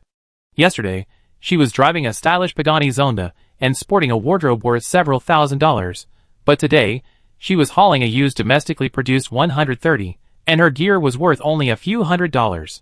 Sister Yan, your consumption downgrade is quite serious. Du Ziding dared not utter the second half of his sentence. A lean camel is bigger than a horse. No matter how severe the other party's demotion was, it was still something he had struggled to achieve. Jiang Yan glanced at him calmly, What's wrong? No, nothing. Du Ziding smiled awkwardly, then pointed to a residential complex not far away and said, Sister Yin, this one fits your needs. There are only 5 residential buildings, categorized as A, B, C, and D. They're all fully furnished. It's been delivered for almost 5 years, and the occupancy rate is quite good. 4 of the buildings are 24 stories high, and there's a 32-story building in Building A. The outermost building has ground floor shops, and a fresh food supermarket covering over 1,000 square meters, making life very convenient. Across the street, there's a small shopping mall and a pedestrian street where you can go shopping, have a coffee, get a manicure, and so on. Further away, there's a grade A hospital and a kindergarten for government officials. The overall amenities are quite good. Jiang Yan listened to Du Ziding's introduction and glanced at the name of the complex, Repulse Bay. This name is quite interesting. The meaning is also very good. This reminded her of a casual conversation between Song Diming and his mistress Zhang Qiqi. During that rainstorm, most of Anming was flooded. There was a place called Qian that was relatively unscathed. They wanted to evacuate, but it was too late. The subsequent flash floods and mudslides outside the villa completely blocked their path. Now that I think about it, this is most likely the place. Beep! Du Ziding swiped his access card and led Jiang Yan into the complex. She took a quick look. The complex was quite standard, with 5 buildings neatly surrounding a garden in the center. Inside the garden, there was an oval pond planted with water lilies. Some dead water plants floated in the pond, untouched. In addition, outside the doors of 2 apartment buildings, residents had tied ropes to trees to hang out blankets, underwear, and the like to dry. This, to some extent, suggests that the complex's property management is not very good. However, shortly after the apocalypse, the property management staff returned to their respective homes. For residents, whether the property management is good or bad doesn't make much difference. It was probably workday, and the complex was deserted except for a few elderly people with children. Du Ziding led her to Building A, the innermost building, and explained the details. Sister Yin, we're going to see the 32nd floor. There are 4 units per floor. The landlord is a young man. He originally bought it as a wedding house, but just as he was about to get his marriage certificate, he discovered his girlfriend had run away. He didn't want to keep the house and miss her, so he decided to return to his hometown to start a business, so he was a bit anxious to cash out. It's a pity. Jiang Yan, after hearing his gossip, couldn't help but laugh. What's so pity? A relationship isn't as exciting as a career. Du Ziding was stunned for a second, but then he remembered the online rumors about Jiang. Her mother was a real-life version of her. It must have had a significant impact on Jiang Yan. She quickly changed the subject. Yes. By the way, Sister Yin, you had a few people inquire about those 2 properties yesterday. The prices were decent, and if nothing goes wrong, they should be sold this week. But if you're not in a hurry, I think you could wait until the prices are a bit higher. After all, the locations and the quality of both properties are very good. Jiang Yan said without hesitation. No need, just sell as soon as possible. After all, the down payment for the 3rd second-hand property is quite different from the down payment for the 1st second-hand property. Chapter 12. Down payment? Hasn't the Jiang family always paid for their villas in full with a simple gesture? Du Ziding's heart skipped a beat. He had always wanted to ask Jiang Yan a question, but he felt it was inappropriate. Now, seeing her driving a used pickup truck and hastily selling her multi-hundred square meter villa for a penthouse, something few people would buy, he couldn't suppress his doubts. He gritted his teeth, took a deep breath, and spoke. Sister Yin, you're in such a hurry to sell the villa and replace the car. Are you facing some difficulties? Is there anything I can help with? Although I can't compare to you financially, I have saved a little money over the years. If you need anything, just let me know. Du Ziding stopped mid-sentence. Seeing Jiang Yan smiling at him, he couldn't help but stumble over his words. Yin, Sister Yin, what's wrong? I don't mean to say this. When my father had cancer, President Jiang and Presidently organized the entire company to donate money to my family. They also covered a lot of the medical expenses. Although my father eventually passed away, I will never forget the Jiang family's kindness to us. What he didn't say was that his agency actually benefited greatly from Jiang's mother's help. After all, when Jiang's mother was handling those properties, she had entrusted his company with the work. That was the first pot of gold he earned when he quit his job and started his own business. Jiang Yan's current situation couldn't be like those in TV dramas, where a wealthy daughter's assets are frozen. Jiang Yan saw his serious and sincere expression and asked, Du Ziding, Do you trust me? Without a second thought, Du Zizing nodded frantically, of course. A master told me the apocalypse will arrive in 3 months. So, I'm telling you this alone. Take advantage of these 2 months to stock up on as much rice, flour, and oil as possible, and buy some essential medicine. That's all I can tell you. In truth, Jiang Yan didn't think he would believe such words. Before she herself was reborn, she had heard of Mayan prophecies about the apocalypse arriving in such and such a year. In the blink of an eye, 10 or 8 years had already passed. As expected, Du Zizing muttered "oh," and looked at Jiang Yan with disbelief in his eyes, even a hint of sympathy. Miss Jiang, you're a little pitiful. Mr. Li's death must have been such a heavy blow to her, causing her mental problems. Alas, it's true that every family, rich or poor, has its own challenges, but he was a man of quick thinking. Although he sighed inwardly, he quickly defused the awkward and serious topic. Ah, Sister Yin, are you stockpiling again? To be honest, I still have a lot of ibuprofen left from the mask-making period, and I also have a ton of salt from the previous stockpile. My wife was teasing me yesterday, asking when my salt-baked ibuprofen would be ready, haha. Du Zizing deliberately avoided the topic of the apocalypse coming in 3 months. Because, in his opinion, the idea of the apocalypse was a bit far-fetched now, with the bright sunshine and gentle breeze. But he didn't have the heart to rub salt into Jiang Yan's wounds. At his dry joke, Jiang Yan didn't laugh. Instead, she suppressed her smile and looked at him earnestly, saying, "Old Du, this time, listen to me. Some things are worthless." Du Zizing, noticing her intensely serious expression, scratched his head and said sheepishly, "Sister Yin, I listen to you. I have my wife buy some for storage when I get home. We need rice, flour, oil, and essential medicine sooner or later anyway." Jiang Yan grumbled yes and said nothing more. Building A arrived quickly. The 5 buildings in Repulse Bay formed a pyramid, with Building A, the innermost, situated at the apex of the pyramid. A moving company truck was parked at the entrance of the unit, and workers in blue overalls were busily moving a leather sofa downstairs. Not far away, a beautiful young woman in black, holding the hand of a little boy of 7 or 8, stood by and gave instructions. The woman's eyes were red, and a black mourning veil was worn on her right arm, and on the boy's left arm. Jiang Yan subconsciously glanced at the woman's face, and a surge of anger surged within her. The beautiful young woman was none other than Zhang Qiqi. She was the mistress her vicious stepfather, Song Deming, had long been hiding in the dark. If Song Deming hadn't taken her and her son to that mountainside villa after the apocalypse in her previous life, she would have been kept in the dark until her death, just like her mother. However, in her previous life, Zhang Qiqi had always lived in the villa Song Deming had rented for her. For some reason, she had now moved to this ordinary neighborhood. It truly was a case of searching high and low for something, yet finding it without any effort. Thinking of her mother, who had perished at sea, and her own tragic treatment in her previous life, Jiang Yan felt a wave of pain in her heart, as if 1,000 ants were gnawing at her beloved. She longed to rush forward and finish this shameless woman off with a single blow. But right now, she certainly didn't have the conditions to kill Song Deming and Zhang Kai. In a society ruled by law, she had to be patient for now. She gritted her teeth, squeezed her fingers together, and took a few deep breaths, temporarily suppressing the urge for revenge. Since they were in the same building, there was no need for her to come knocking. She'd have to be patient for a while, wait until the apocalypse arrived, and then she could slowly deal with her. Also, a strange thought occurred to her. Could it be that her rebirth and Song Deming's death had changed Zhang Qiqi's life trajectory? The wheel of fate had been turned. If that was the case, would the timing of the disaster also be affected? It seemed that all her preparations had to be completed as far in advance as possible.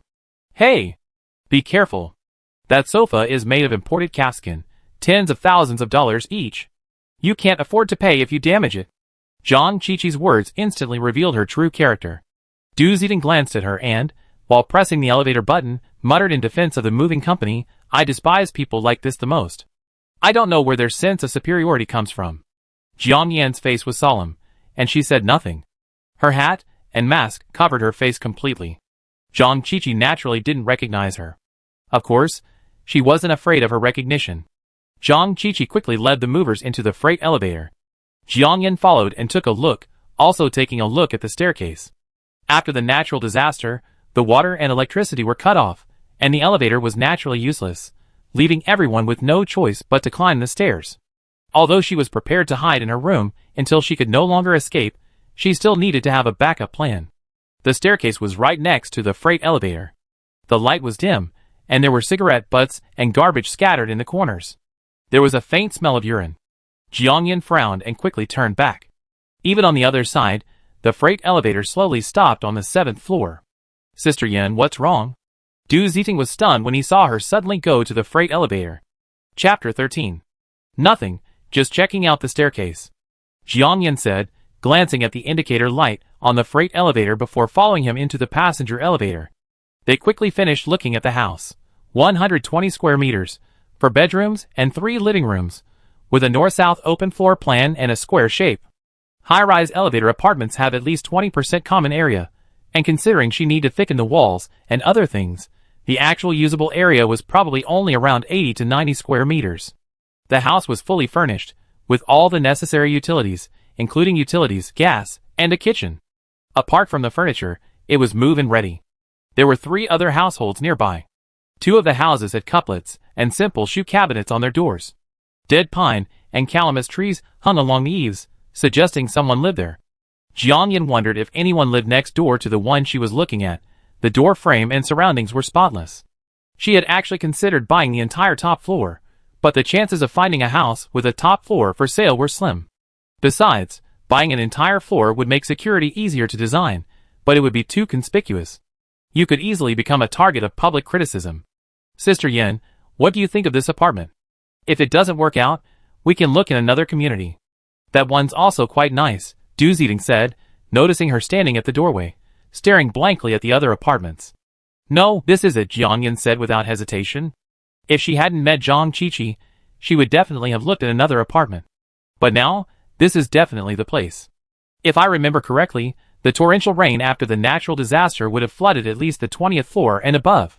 Zhang Qiqi lived on the 7th floor, so she just sat here and watched the show unfold.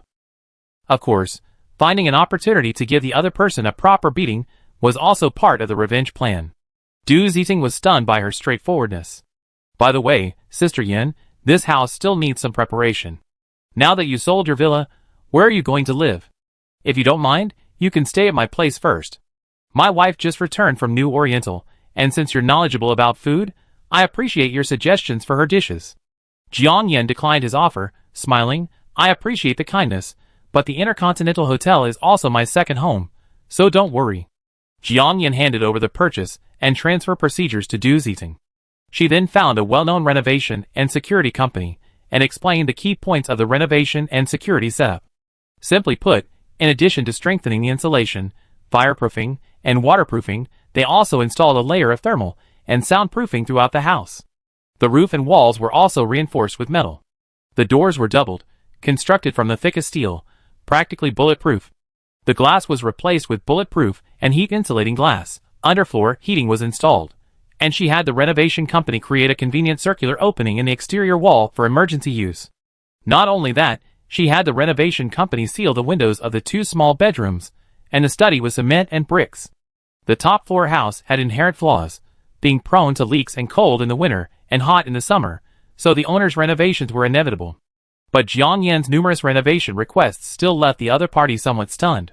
Especially when they heard she wanted to seal the windows and balcony, they assumed she was buying a place to store ashes. When they heard that even the walls and ceiling needed to be reinforced with metal, even though they had seen such bizarre requests before, the person in charge was still confused and puzzled. Wouldn't the entire room, after renovation, be a completely 360-degree, all-metal coffin? However, Jiang Yan's generous payment meant the other party had no choice but to comply, mobilizing numerous workers to work quickly. After all, Jiang Yan's deadline was very short, just 2 weeks, and she required all materials to be environmentally friendly. As for the surveillance, she found a reputable security company, Aming. She required the installation to be secure and concealed, with access to a backup power source. She had it installed in the corridors on the 32nd, 31st, 20th, and 7th floors, on the exterior walls of the living room's floor-to-ceiling windows, on the rooftop, and at the entrances to the first-floor units. Her requirements were actually quite challenging. It wasn't the technical aspects that were difficult, but the difficulty of installing it discreetly and without detection from the property management. However, Jiang Yan's generous payment made the other party reluctant to pass up such a large order. As for the property management, once she could get the property manager on board, things would be much easier. How to get it done was not Jiang Yan's concern. She only cared about the results. Of course, Jian Yen had both the renovation company and the security company sign confidentiality agreements. This was meant to protect against good people, not bad people. It simply served as a means of restraining them. With the house arrangements basically complete, Jian Yen resumed her shopping spree. The first items she bought were meat, eggs, milk, and medication. Frozen meat doesn't taste great, so Jian Yen took the trouble to source it directly from farms. However, many farms only supply goods on a targeted basis, and for a temporary client like her, they couldn't provide a large quantity. She wasn't in a rush. If she couldn't get enough meat, eggs, and milk domestically, she would go to large farms abroad in the next few days to buy them. Even so, she still bought 5,000 kilograms of beef and pork, and 3,000 kilograms each of lamb and chicken. She also bought 1,000 kilograms each of duck, goose, pigeon, and other items. She usually enjoyed hot pot, so she also bought 1,000 kilograms of lamb rolls, beef rolls, tripe, beef throat, duck intestines, liver, and other items. She bought 30,000 fresh chicken eggs, and 8,000 duck and goose eggs. She bought 10 tons of fresh milk, and a symbolic 2 tons of goat and camel milk. Of course, for easier drinking, she had also placed an online order for 10,000 individually packaged milk and yogurt.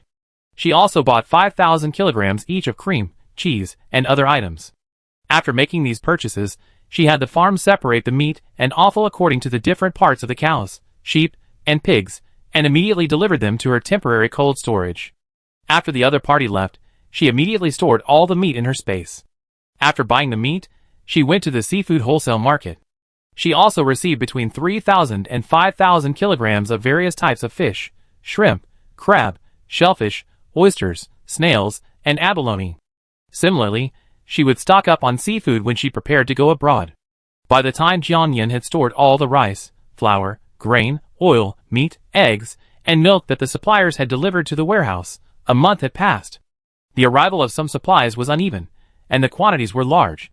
Occasionally, there was even a shortage of storage space, and deliveries had to be staggered across time periods. However, she hadn't been idle during this time. She also bought 100 charging stations, small household wind turbines, and hand-crank generators. She also bought 100 large energy storage battery packs and 300 small wireless chargers, hand-crank chargers, and other items. Chapter 14. Photovoltaic solar panels and supporting equipment are quite expensive, costing over 20,000 yuan per square meter. She bought 2,000 square meters, and 40 million yuan was gone in a flash. This batch of photovoltaic panels, which was quite expensive, was intended for use in the space. After all, the space had abundant sunlight. Buying more now was also to facilitate future replacements if damaged beyond repair. She also bought 500 tons each of liquid hydrogen fuel and natural gas. Although she could control all the supplies with her mind, Jian Yen still felt a bit nervous when she put these two into the space. It was like placing 2 large timers in the space. In addition, she bought 1,000 tons each of various gasoline and diesel models, 500 tons of motor oil, and 10 tons of antifreeze. Jian Yen had checked online and found that a ton of anthracite coal could last an average household 1 or 2 months, which Jian Yen would rarely need. But to prepare for the possibility of extreme cold weather in the future, she bought 1,000 tons of each, just like the anthracite coal, and stored them in the space. She also bought a ton of heating supplies, heaters, fan heaters, barbecue heaters, mini sun heaters, graphene floor heating pads, electric blankets, thermal blankets, large, medium, and small oil heaters, electric fire pits, and 1,000 boxes each of heat pads, hand warmers, mugwort knee patches, uterine warming patches, and hot water bottles. The air would likely be polluted in the post-apocalyptic period, so Jian Yen also bought 300 high-powered air filters and 300 high-powered purifiers. To account for heavy rain and cold snaps, she also bought 50 high-powered pumps and 20 dehumidifiers.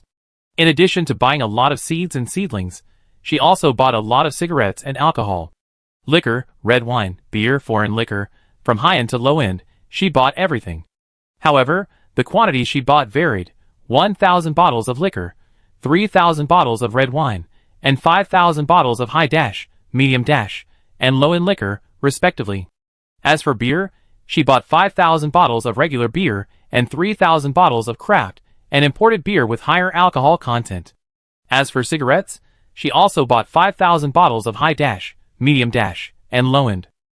Although cigarettes and alcohol may seem insignificant during normal times, they can be considered hard currency, liquid gold, at critical moments. So she planned to stock up, just in case. After all, the future was still long, and she didn't know what she would encounter, or what would happen. Clothing was also a key area for stockpiling. However, her stockpiling plan was divided into two parts: everyday clothing and special clothing. Special clothing and accessories include jackets, down jackets, thermal jackets, windbreakers, cold weather jackets, thermal insulation jackets, constant temperature jackets, protective clothing, radiation-proof clothing, earplugs, face masks, goggles, and so on. She prioritized functionality and quality for these garments, so she bought the best brands, but chose the most inconspicuous and ordinary styles. The colors were all black, white, and gray. She bought 1,000 sets of her usual medium size, and 200 each of the extra large, large, and small sizes. She didn't buy many special clothing items, saving some for overseas purchases. For everyday clothing, she now shopped for clothes not at the high-end mall she used to, not even at the mid-range, but directly at clothing, footwear, and hat wholesale stores. Style and brand weren't important. Comfort and durability were paramount. After all, in the apocalypse, wearing a luxurious Chanel-style outfit was like saying, "Hey, I'm rich, I'm well-stocked, I'm a fool, I'm rich, come and grab me. Come on." Besides the dresses, she also bought 10,000 pieces of clothing, pants, shoes, hats, socks, underwear, scarves, and gloves, spanning spring, summer, autumn, and winter. As for sizing, she couldn't guarantee her body wouldn't change shape, so she primarily chose medium sizes. Small, large, and extra-large sizes accounted for 30% of the remaining items. Some seasonal clothing and pants weren't available in physical stores, so she bought them online.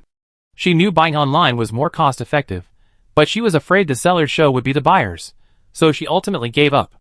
In addition, for offline store purchases, she had one requirement: all items had to be dry-cleaned, then packaged, and shipped to a designated warehouse. Of course, she paid the fees. The merchants were stunned, but they'd be fools not to take advantage of the business, so they all complied. The clothing, shoes, and hats wholesale market also sells bedding.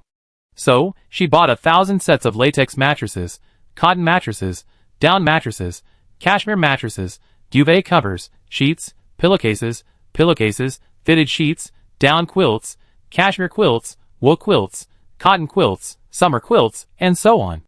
For mosquito repellent and temporary accommodation, she also bought 500 mosquito nets and tents in large, medium, and small sizes.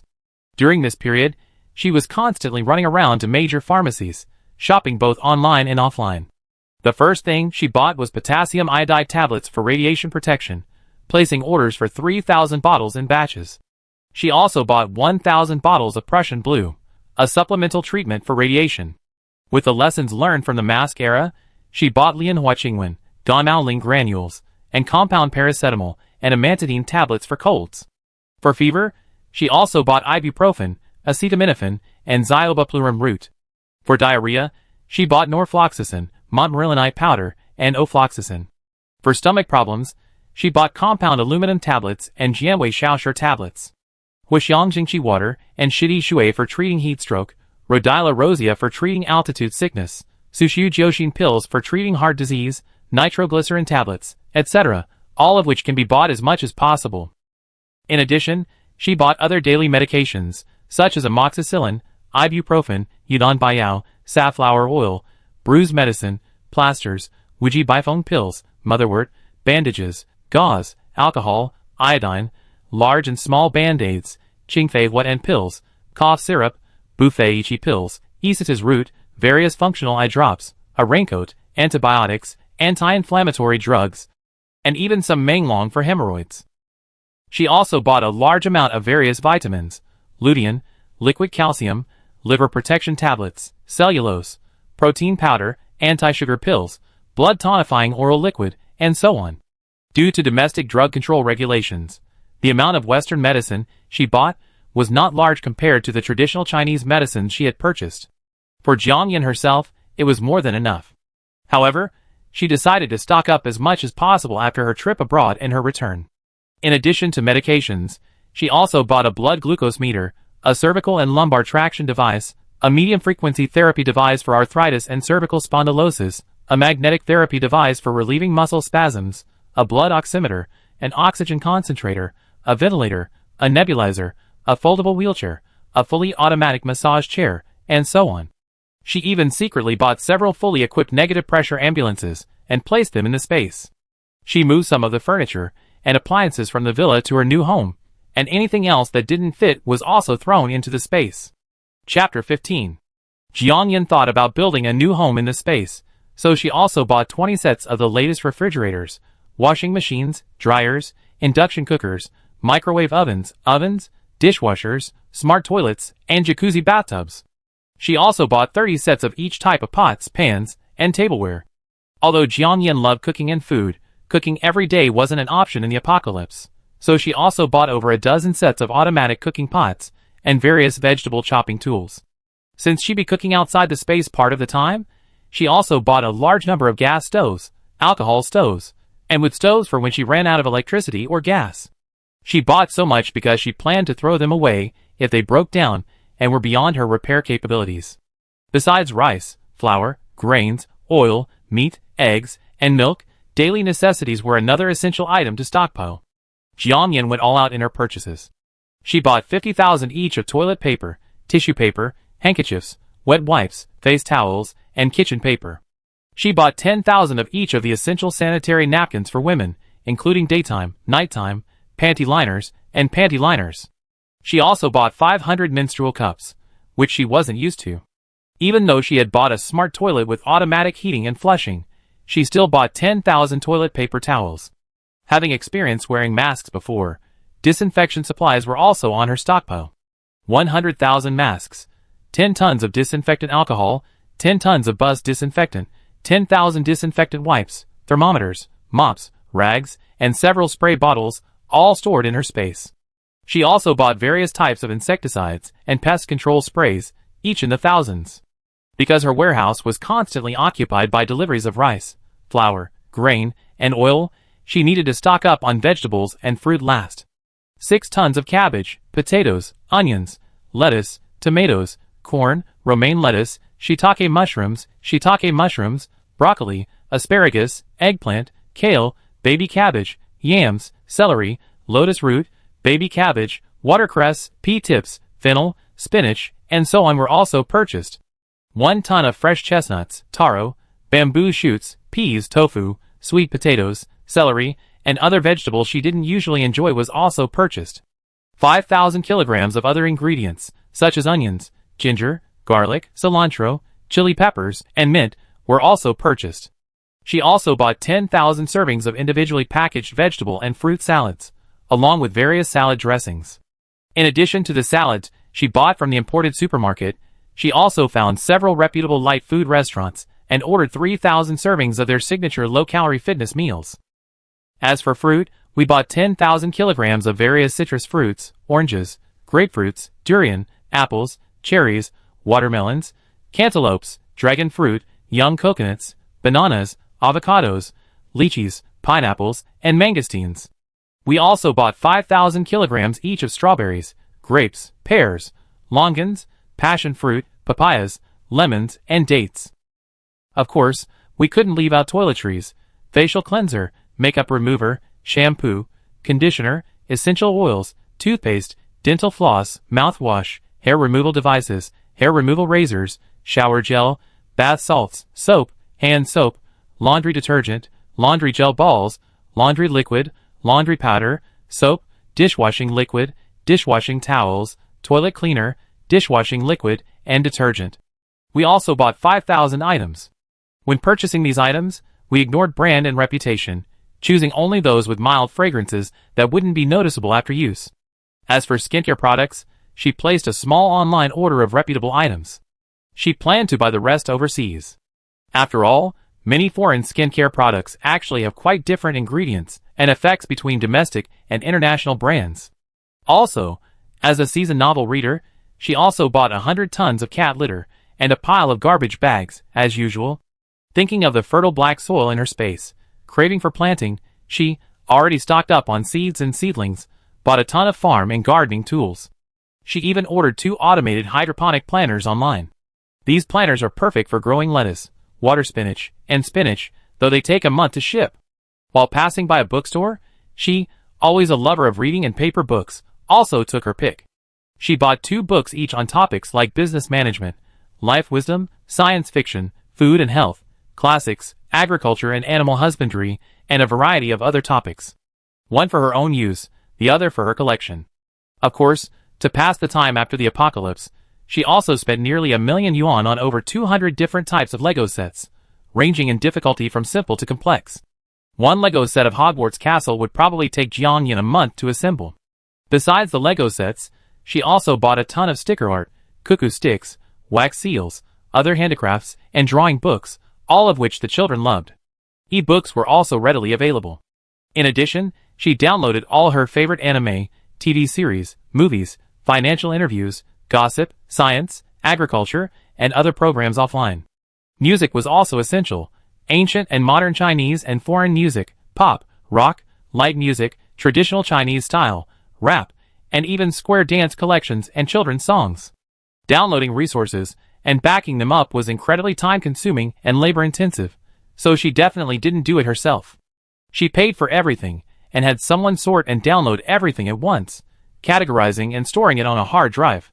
She also bought 2 home theater systems, 2 home karaoke systems, a dance machine, a Street Fighter fighting machine, and a plethora of other game consoles and VR goggles. She practically had the entire arcade at the mall at her disposal. Whether she played or not didn't matter, and whether she watched or not didn't matter. The main goal was to have the money and the space to equip everything. As a fitness enthusiast, and considering that good physical fitness was essential for survival in the apocalypse, she simply asked the owner of her favorite gym to customize 5 sets of fitness equipment for her, modeled after a single-person studio. From small items like yoga mats, balls, dumbbells, jump ropes, and up wheels to large items like treadmills, elliptical machines, and stair climbers, everything was available. After buying and stockpiling everything, Jiang Yan counted on her fingers, and found that her 9 small goals were gone. Vegetables and paper towels didn't cost much. The down payment on the house and renovations totaled less than $1,000,000. Most of the money went into meat, high-end cigarettes and alcohol, and especially energy consumption. Thankfully, the final payment from the sale of the house, car, watches, and bags has arrived. All in all, the total sale price was 230 million yuan, mostly from her mother's prime villa. Chapter 16. Jiang Yan calculated that she still had about 2.2 to 3 billion left, which was still quite a bit of confidence. However, converted into US dollars, it was only a little over 300 million. She had no idea what the weapons would cost. She was a complete novice in this area, so she could only make a temporary decision once she was abroad. In addition, she had used every available channel during this period and only managed to exchange a few million US dollars. The black card also supported automatic exchange settlement, but the maximum spending limit only translated to 4 million. She would have to resort to some unconventional means to make up for the rest. On June 1st, Children's Day, she stored 30,000 ready-made meals from 5-star hotels, Michelin-starred restaurants, various time-honored establishments, as well as barbecue, hot pot, dry pot, and braised food restaurants, along with 8,000 cups of milk tea of various flavors from several well-known milk tea shops, into her memory card.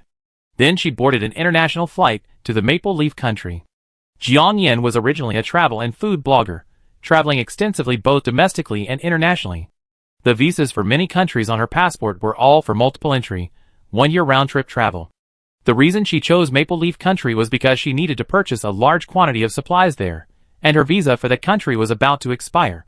As for the remaining countries she planned to visit, her visas were all valid, so she could take her time. Although this period of time had greatly improved her physical fitness, the days of traveling and the dozens of hours of international flights still left her feeling a bit exhausted. Thankfully, she hardly had to worry about jet lag now. Jiang Yan's destination for Maple Leaf Country was Vancouver. There were many Chinese people there, and since it was adjacent to Gale Country, there were many resources she could access. However, the first thing she did after getting off the plane was buy a used Apple phone and a few anonymous phone cards. Then she found a cafe, ordered an iced Americano, and then logged onto several well-known domestic websites. She registered accounts one by one and posted an anonymous warning, "Attention! A natural disaster is expected in early August. All Chinese citizens are advised to stock up on supplies." Below the post, she included some simple household stockpiling tips. The post was quickly sent successfully. Whether it would be deleted or whether anyone believed it was beyond her consideration. Although she seemed somewhat relaxed, she planned to continue posting these anonymous warnings to Chinese people every day during her time abroad. She had actually wanted to post them back in China, but fearing unnecessary trouble, she gave up. After completing these tasks and grabbing a quick bite, Jiang Yan embarked on a day of sightseeing and shopping in a foreign country. She had already contacted the warehouse remotely back home, the location where she would be purchasing supplies. She had also prepared a strategy and contacted them in advance, in case they needed to make a transfer due to a temporary shortage. The Maple Leaf Country, due to its cold climate, is famous for its cold weather and outdoor survival gear. It also boasts the world's largest fishing industry and abundant timber production. They also sell the world's lightest mosquito helicopter, which can be easily flown for over 15 hours. Jiang Yan already had a private pilot's license, and when she was a travel blogger, she even filmed several videos of herself flying. Now, flying this small plane is a breeze. Speaking of cold weather protection, that fighting nation also makes excellent cold weather gear and boasts exceptionally rich natural gas reserves. However, with the constant bangs and bangs over there, it seemed unsafe, so she gave up on going. Jiang Yan first bought warm clothing. Down jackets, padded jackets, fleece jackets, outdoor t-shirts, windbreakers, hiking boots, mid-calf outdoor boots, snow boots, waterproof jackets and pants, and so on, in all styles and sizes, totaling 200 items of each category. Other accessories, including cold weather masks, shoe cleats, marten boots, snow chains, goggles, ear warmers, and so on, also cost 3,000. She had actually bought a lot of cold weather clothing in China, but the same brands were cheaper here, so she still ended up spending over 10 million yuan. The main problem was that the down jackets were too expensive, starting at over 10,000 yuan each. The other items, combined, added up to quite a bit. After buying clothes, she went shopping for a lot of seafood. The seafood in the Maple Leaf Country is delicious, and even better when eaten raw. She bought 1,000 kilograms of lobster, abalone, king crab, geoduck, tuna, yellow croaker, grouper, sea cucumber, salmon, and so on, along with 1,000 kilograms of other common seafood. She bought 500 boxes of ketchup and chili sauce each. While buying lumber at the forestry farm, she didn't know whether she thought of Baldiwang or was just impulsive, but she bought 3 logging machines, 2 log grabbers, a wood splitter, and 3 excavators. After buying another 500 tons of lumber and 2 mosquito helicopters, Jiang Yan crossed the border directly from Vancouver to Gale Country. Gale Country was a key stop on her trip. After all, weapons, yachts, helicopters, amphibious vessels, and other items, according to her stockpiling plan, were all purchased here. Although some states in Gale Country don't ban guns, purchasing weapons through legitimate channels still requires documentation. Jiang Yan had gone to the shooting range with friends a few times to practice with real guns, but that was just practice. She wasn't a citizen there, nor did she have a green card, so she naturally couldn't get a gun license. However, when she first went abroad, her parents, concerned about her safety, had commissioned an agency to find her several top-tier bodyguards. This agency was said to be highly influential. This time, she naturally went directly to the agent who represented the agency's head. Although it was called an agency, it was actually a nefarious organization operating in the Gale Country. It was said that they also had a private mercenary force and engaged in some transactions that were not allowed in public, such as being a behind-the-scenes supporter of the dark web. But these weren't what Jiang Yan considered. She just wanted them to help her buy the weapons. She didn't want to deal with those unreliable weapons suppliers herself, because that would be like handing her wallet and her head over to a tiger's mouth. She had dealt with this agency before, and it was relatively reputable and well regarded in the industry. All she had to pay was a hefty commission. Compared to her life, she was willing to spend the money. Of course, the exchange for large sums of US dollars was also handled by the other party. Before leaving the country, Jiang Yan had opened several securities accounts in Hong Kong, as requested, and had transferred 15 small amounts into them through various channels in advance. The weapons were quickly delivered to the warehouse she had designated. Chapter 17. Heavy machine guns, sniper rifles, the famous AK-47, assault rifles, submachine guns, various pistols, and their corresponding ammunition, non-lethal but incapacitating LEDs, tear gas, smoke bombs, body armor, and so on, all bought in bulk. The other party jokingly claimed that this Asian girl had single-handedly emptied their entire arsenal, and Jiang Yan jokingly remarked that she had also emptied all 6 of her wallets. Indeed, with all these weapons, plus the commissions, Jiang Yan's 15 small targets were completely wiped out in one fell swoop. Spending money like water was a profound experience for Jiang Yan. In addition, the other party, per her request, provided a complete set of encrypted VR practice scenarios for all the weapons. These scenarios utilized the world's most advanced 3D technology and supported holographic projection. When Jiang Yan was at home, she could immerse herself in the virtual space and practice shooting, changing magazines, and even participate in certain preset combat scenarios. She bought these weapons simply for emergencies.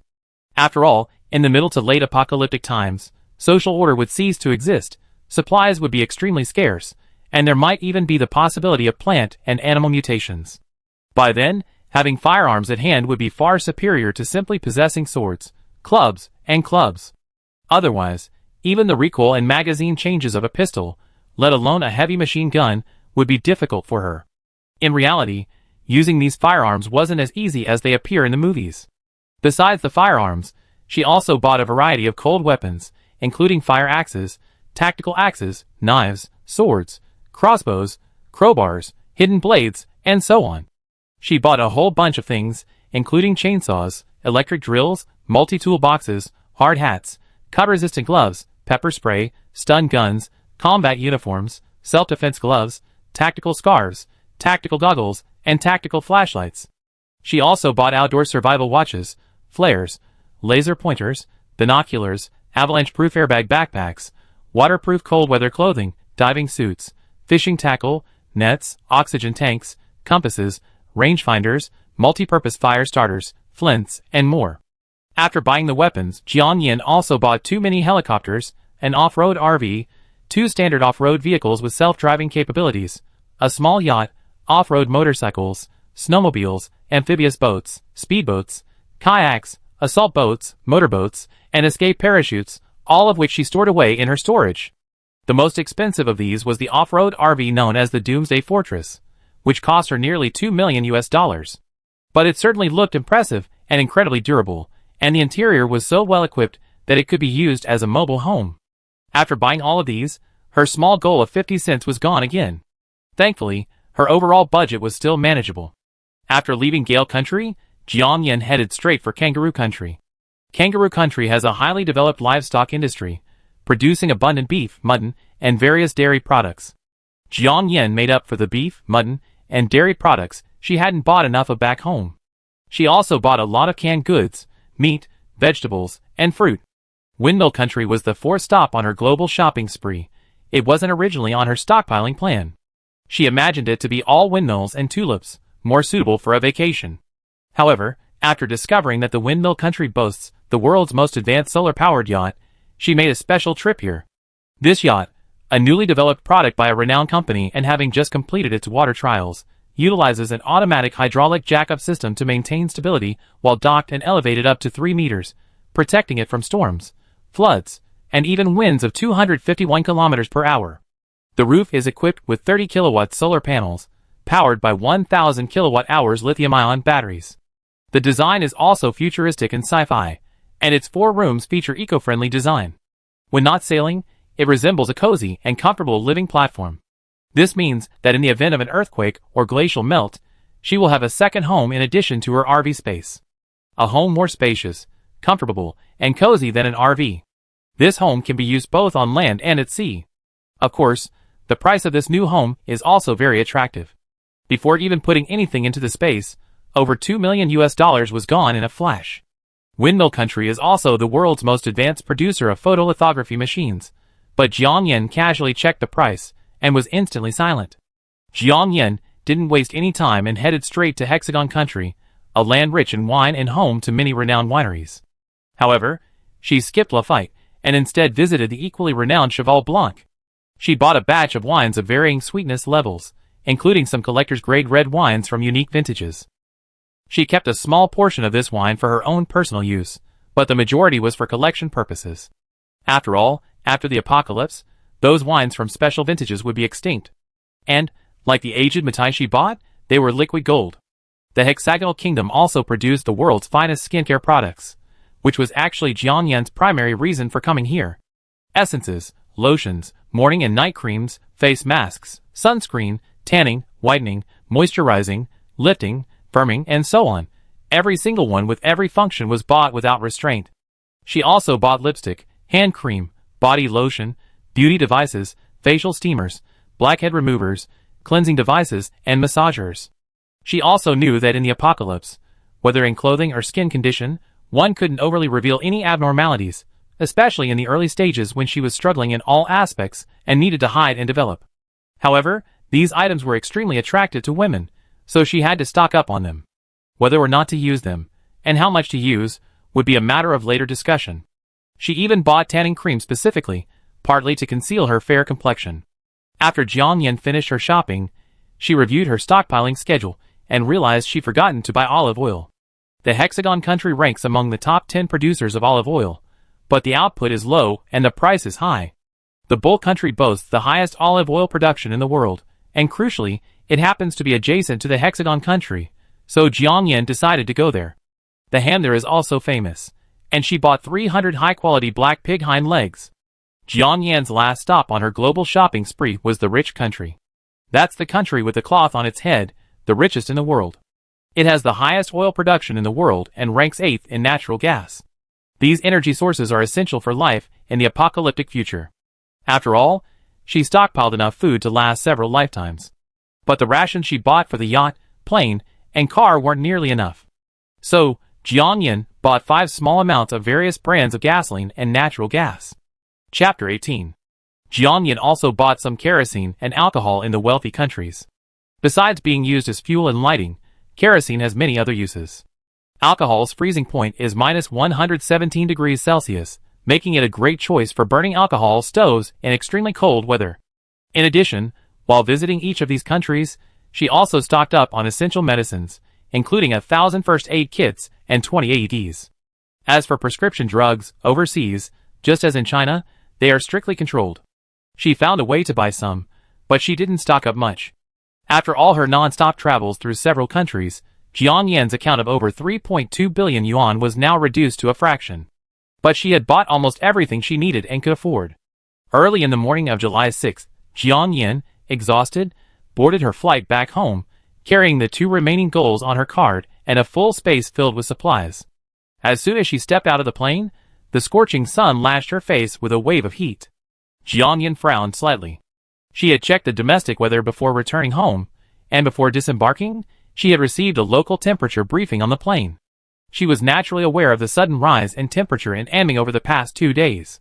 But she hadn't expected her body temperature to feel even higher than the forecast, much higher. Could the natural disaster that was supposed to begin on August 8th befall her sooner? Jiang Yan had a bad feeling. "Ma'am, hello, welcome back to Anming. This way." As Jiang Yan stepped off the gangway, a young man in a white shirt, black trousers, and white gloves greeted her warmly. Ever since her mother sold the company, the family hadn't even hired a driver. As a super VIP member of the airline, she always had the company's car take her home directly whenever she returned home. This time was no exception. The young man politely took the carry-on suitcase from her hand and waited until she got into the business car before jumping into the driver's seat. The car quickly left Anming International Airport and headed onto the ring road. "Ma'am, is the air conditioning temperature suitable?" the young man asked softly as he drove. Jiang Yan murmured, then glanced back at the dashboard, her brow furrowing again. Anming City has always been known for its pleasant climate, resembling a spring city. July is the hottest month of the year. But normally, the temperature in July is around 18 to 25 degrees Celsius, quite comfortable. If you stand under a tree or in the shade, you might even feel cold. But the car's external temperature was a staggering 38 degrees Celsius. This was clearly abnormal. Suddenly, as if remembering something, she pulled out her phone and clicked on the apocalypse warning posts she had previously posted on various websites. As expected, several websites have deleted her post. One website even banned her anonymous account. However, on a nationally ranked second-ranked website, a post still lingered, posted by Jiang Yan during her time in Windmill Country. The displayed IP address was naturally also from Windmill Country. A quick glance revealed that the comments were mostly joking, with a few being quite aggressive. Mostly, people treated her warning as a prank to attract traffic. "At Pretty Xiaogua, the apocalypse is coming? Do I need to panic?" Pouting.jpg. And I am the first emperor, send me money. The IP address isn't from China. Beware of ulterior motives, and ahahaha, that's right. The experts haven't said anything yet. Some people in society are very bad now. If you don't believe me, blogger, come out and take a look. You can predict the end of the world. Would you mind telling me the year, month, and day you die? At Choosefoot Big Hand loves slurping noodles. Damn, you're trying to deceive people again. The rice I stockpiled a few years ago is infested with worms. At Half Ming Baby. Just a quick question. Is being so poor I can't sleep related to this warning? If so, can I hold the blogger accountable and ask for compensation? At Leg Hair 3.5 inches. The end of the world is coming. I won't have to pay my mortgage, car, and other loans, right? Doghead.jpg. At Kingiji who loves mangosteen. May the mountains and rivers be safe, and the country and people live in peace. Pray for blessings.jpg. At account deactivated, only a fool would believe that. At Snail House 3 ton, the weather has been pretty unusual lately. I happen to have a fridge and freezer at home, so I'm going to buy a little of everything. I'm getting old, and I'm tired of all the food snatching. At Zhang Daming without taboo. In that case, I'm going to drive my doomsday chariot into the mountains. I take my dog with me. Bearingteeth.jpg. Bang! Jiang Yin was watching intently when a sharp crash of glass suddenly erupted from the front of the car. At the same moment, the commercial vehicle screeched to a stop, sending Jiang Yin careening forward uncontrollably. Thankfully, the seats were wide apart, and with the seatbelts in place, she avoided a head injury. It wasn't rush hour, otherwise the sudden stop would have definitely resulted in a rear-end collision. Jiang Yin almost dodged into space in a split second. Fuck. What the hell? The driver cursed under his breath, then realized there were other passengers. He quickly turned and apologized. Excuse me, ma'am. I scared you. Did you get hurt? Jiang Yin muttered, it's okay, but after glancing at the windshield, she froze. This is a large, bloody mass, mixed with the remains of a black, bamboo-like creature, clung tightly to the upper right corner of the windshield. A red, sticky liquid began to slowly flow down the glass. At first glance, it was shocking. The remains moved slightly, then quickly drooped. What it was, exactly, was unclear. Pa! The bloody mass finally slid down the window. Ma'am, I'm sorry to ask you to sit down for a moment. The car was hit by some strange insect. I get down and take a look. The young man removed his sunglasses and got out of the car. He took out a red warning triangle and placed it behind the car. Then, he trotted to the front of the car, picked up his phone, and began snapping photos against the glass and the ground. He then started making a call. The young man was driving a public bus. If he couldn't prove he wasn't at fault, he would be responsible for all the damage. Jiang Yin stared at the remaining bloodstain for a few seconds, then pulled a medical mask from her pocket, actually from a spaceship, and put it on before getting off the bus. The sun was blazing today, so she was already wearing a hat and sunglasses, and now, with the mask on, she covered herself up as usual. Even through the mask, she could still smell the strange, bloody odor that permeated the sweltering air. The moment she saw the thing on the ground, her scalp tingled, and she instinctively took several steps back. Because she could clearly see the slender mosquito mouthparts, broken wings, and several black legs with white spots in the sticky red liquid. Chapter 19. The mosquito's head must have been crushed by the wheel after falling. But this creature, resembling a mosquito, was clearly the size of 2 adult palms. In Jiang Yin's mind, mosquitoes couldn't withstand heat or cold. Generally, when the temperature rises above 30 degrees Celsius or drops below 10 degrees Celsius, mosquitoes stop reproducing and die. Could this be some new species she didn't recognize? Jiang Yin took out her phone and took a long-distance photo. After glancing around to see if there were any other mosquitoes, she quickly got into the car. She closed the door and windows, all in one go. After finishing his phone call, the young man retrieved cleaning equipment and several bottles of mineral water from the trunk, rinsed the blood off the windshield, and then quickly got in the car. Ma'am, I'm sorry to have kept you. He wiped the sweat from his forehead, apologized, and quickly started the car. Jiang Yin, it's okay. She had just searched the image online for comparison, and the search results showed that this species possessed the physical characteristics of the genus Aedes. Aedes mosquitoes are best suited to spreading yellow fever, dengue fever, and encephalitis. However, mosquitoes of this size don't actually exist in the real world. The world's largest mosquito, the giant golden-bellied mosquito, is only 35 millimeters in size, and only feeds on nectar, not blood. And the amount of blood just now was at least 500 cubic centimeters. If this is truly a mutated mosquito, one can imagine the disaster humanity will face. After all, if mosquitoes mutate, other creatures are likely to be affected as well. After searching around to no avail, Jianyan simply posted the photo anonymously online. Help, unknown creature, spotted something that looks like a giant mosquito. Do you recognize it? She also added several scientific media outlets and the official Chinese Academy of Sciences. Ma'am, that insect just now certainly looked like a mosquito, but mosquitoes definitely don't grow that large. What do you think? The young man, still feeling a lingering fear, suddenly exclaimed, Huh? In surprise, how strange. Why is the temperature rising so much today? Jianyan glanced up at this. Sure enough, the outside temperature displayed on the dashboard had already soared to 40 degrees Celsius, and it was around 5 p.m., not the hottest time of the day. Online discussions about the high temperatures and the continued rise in temperatures suddenly intensified. This was happening even in Anming, where it felt like spring year-round. Needless to say, the temperatures in those cities, known as the Four Furnaces, were even worse. It looked like the apocalypse was likely coming early. Jianyan rubbed her brow, closed her eyes, and began to ponder what she still had to prepare for. She arrived just in time for rush hour, and the traffic was incredibly congested. It was almost 7 o'clock when Jianyan returned to Repulse Bay. Not far away, at the main entrance of the residential complex, an ambulance and several police cars were parked, their red and blue lights flashing. Around the cars, a crowd of residents, men, women, and children, gathered, their faces horrified and chattering. The entrance to the underground parking lot was cordoned off by police tape. This scene, coupled with the rising temperature, was inexplicably unsettling. Jianyan, seeing this, got out of the car early. The air outside was incredibly hot and humid. Jianyan, fully armored, felt her breathing was becoming increasingly difficult as she walked faster. As she reached the entrance, she heard the crowd of onlookers chattering loudly. Oh my god! This is horrible! I heard someone was completely sucked dry. That bloody hole on her body is as big as my son's fist. I heard she got bit by a mosquito the size of a human face. It sucked all the blood out. Don't be so sensational. An adult has at least 4,000 milliliters of blood. How could they possibly have sucked it all out? The key is not just one bro, but a swarm. A swarm? Could this mosquito have mutated? Oh my god, they say mosquitoes that suck human blood are all female. They wouldn't lay eggs in the blood after sucking it, would they? Oh my god, that person is from Building D.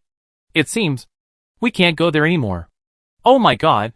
Is the apocalypse really coming? Look how hot it is today. I don't think Anming has ever been this hot. Oh, I saw a post with a warning. Oh my god, that person is so amazing. He really predicted it. Where is that post? It's amazing. Let me check it out. It looks like it was posted by a foreigner. Very impressive. Let me see if it's been deleted. The group was clearly sweating profusely, yet they were still talking animatedly. Jianyan's heart trembled. So, the bloody mosquitoes we encountered earlier weren't an isolated incident. Soon, several fully armed medical personnel in protective gear, escorted by the complex's property manager and security guards, quickly emerged from the complex carrying a medical stretcher. On the stretcher lay a person, completely covered in a white sheet. Behind the medical personnel were several community police officers and a short-haired woman who looked like an official. The short-haired woman glanced solemnly at the lingering crowd and announced, "Everyone, it's so hot. Stop standing here chatting and go home. Remember to close the doors and windows. Also, tell your parents to stay home from square dancing for the next 2 days." Outside the fresh produce supermarket, at the main entrance of Repulse Bay community lies a large square. On weekdays, at 7:30 a.m., the sounds of square dancing punctually begin to blare. Leader, what exactly happened? Those blood-sucking creatures, are they giant mosquitoes? Someone in the crowd asked loudly. The short-haired woman dodged his question, saying, "Hey, sir, nothing's wrong. It's so hot, it's easy to get a heat stroke. You should all go home immediately." She added, "Fellow residents, I want to remind you all not to spread rumors, believe them, or fabricate them. The authorities will promptly release any details through official channels." Jianyan didn't hear the rest of the story. She quickly dragged her suitcase back to Building A, where she lived. If blood-sucking mosquitoes had appeared in this area of the community as well, exposing oneself to the public would be unwise. However, most people were just hoping for the best, believing the mosquito bites were limited to a few individuals. The only area in the community where blood-sucking mosquitoes were found was Building D. The entire building was sealed off, with workers in protective suits and carrying disinfection tools rushing in and out. The doors of the other units were business as usual. Most people wouldn't suddenly become alert just because of a temporary rise in temperature or the appearance of blood-red mosquitoes. Jiang Yan was one of the few who didn't stop and headed straight back to the 32nd floor. She lived in 3201, and before entering, she habitually glanced at the neighbors next door. Next door, 3202, remained closed, as if no one lived there. The door to 3203 was ajar, and 2 Tianya beer crates, filled with empty beer bottles, were placed at the entrance. The sounds of men and women chatting and clinking glasses emanated from inside. From the sound, it sounded like they were celebrating a child's birthday. Chapter 20. The door to room 3204 was closed. There were 2 pairs of shoes at the door, a pair of black leather shoes for men, and a pair of beige casual sneakers for women. They looked like a couple, and they had just returned home from get-off work. Jiang Yan had previously asked the renovation company to come and adjust the situation while she was stocking up abroad, so she had given them a temporary password. Although that password was no longer valid, she still reset it before opening the door. After locking both doors and turning on the air conditioner to 28 degrees, Jiang Yan collapsed onto the sofa in the living room. The space had a cleansing effect on her body, so during her time abroad, she would stay in it for an hour or 2 every night after returning to the hotel.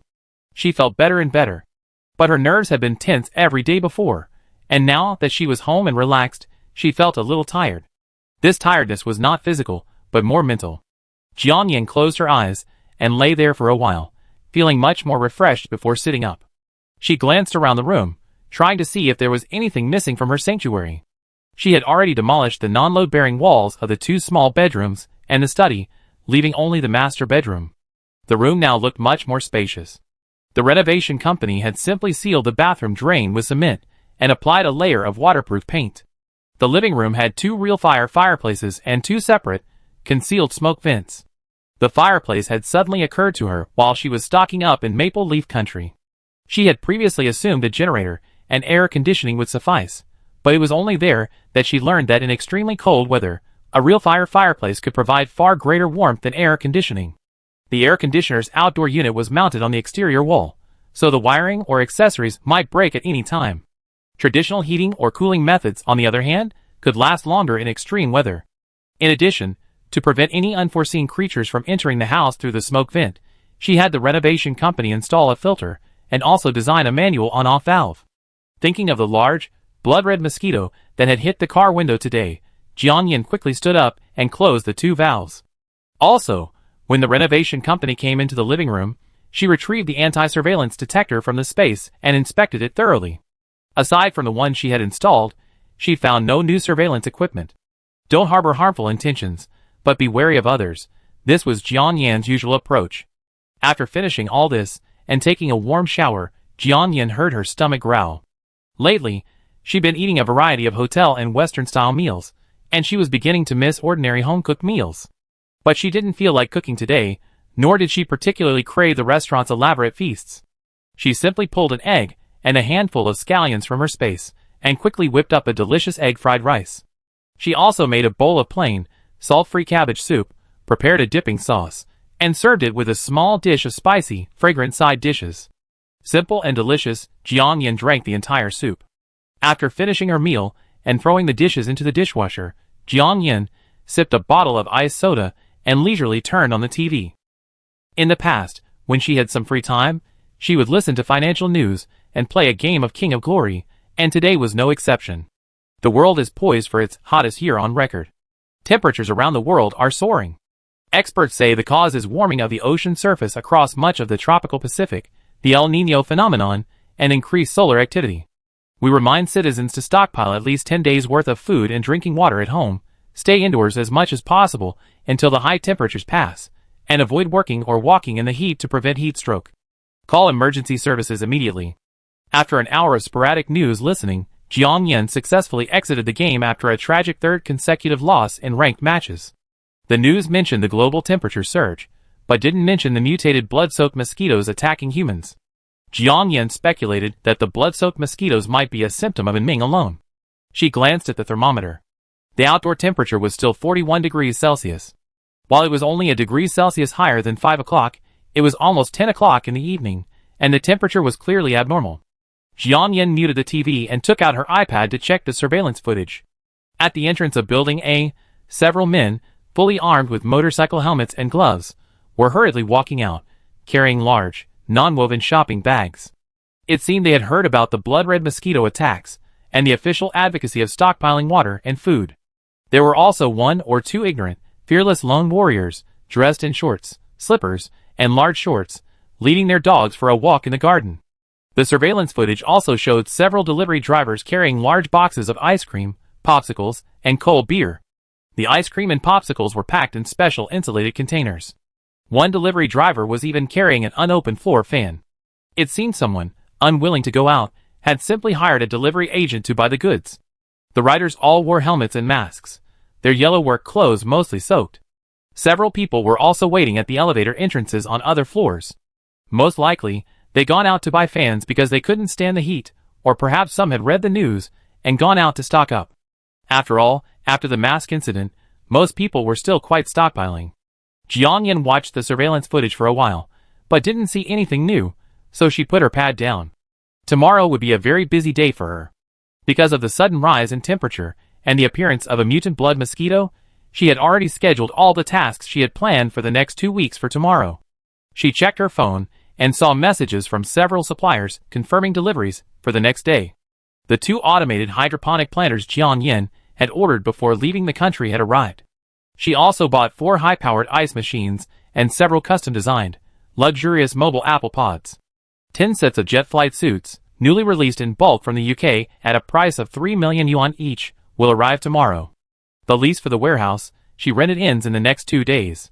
Jiang Yin also arranged with the bank to deposit a large amount of cash.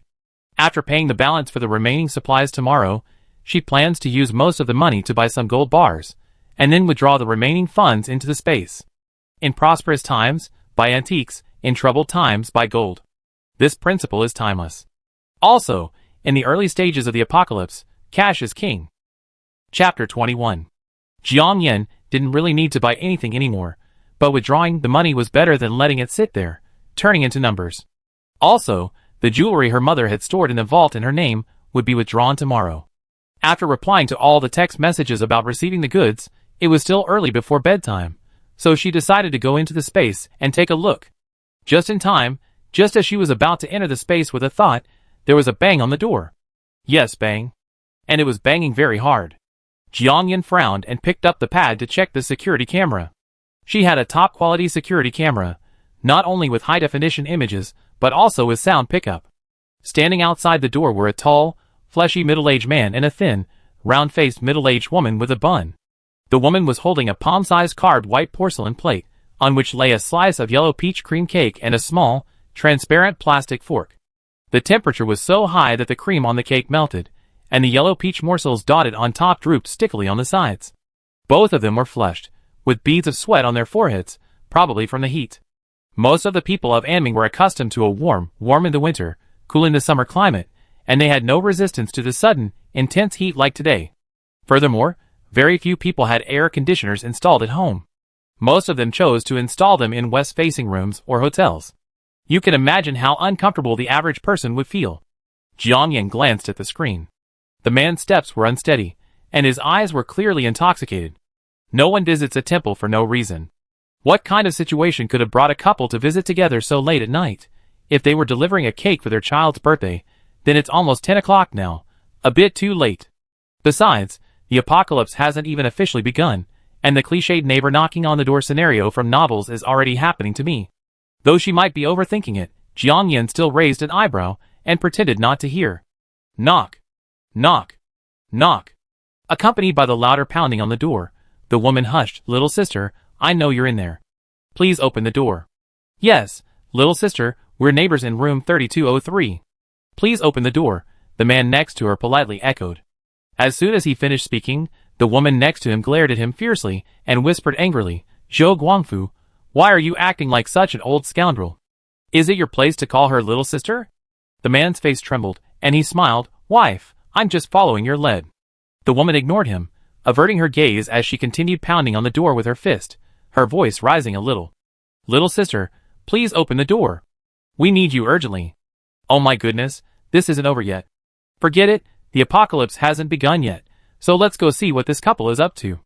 Thinking of this, Jiang Yan stood up, grabbed a medical mask from the entrance, put it on, and with a creak, opened the inner door. Jiang Yan had installed 2 doors in total. The inner door was a solid bulletproof steel plate. The outer door, on the other hand, had a metal mesh about the thickness of a little finger covering the top third of the door, allowing anyone outside to be clearly seen.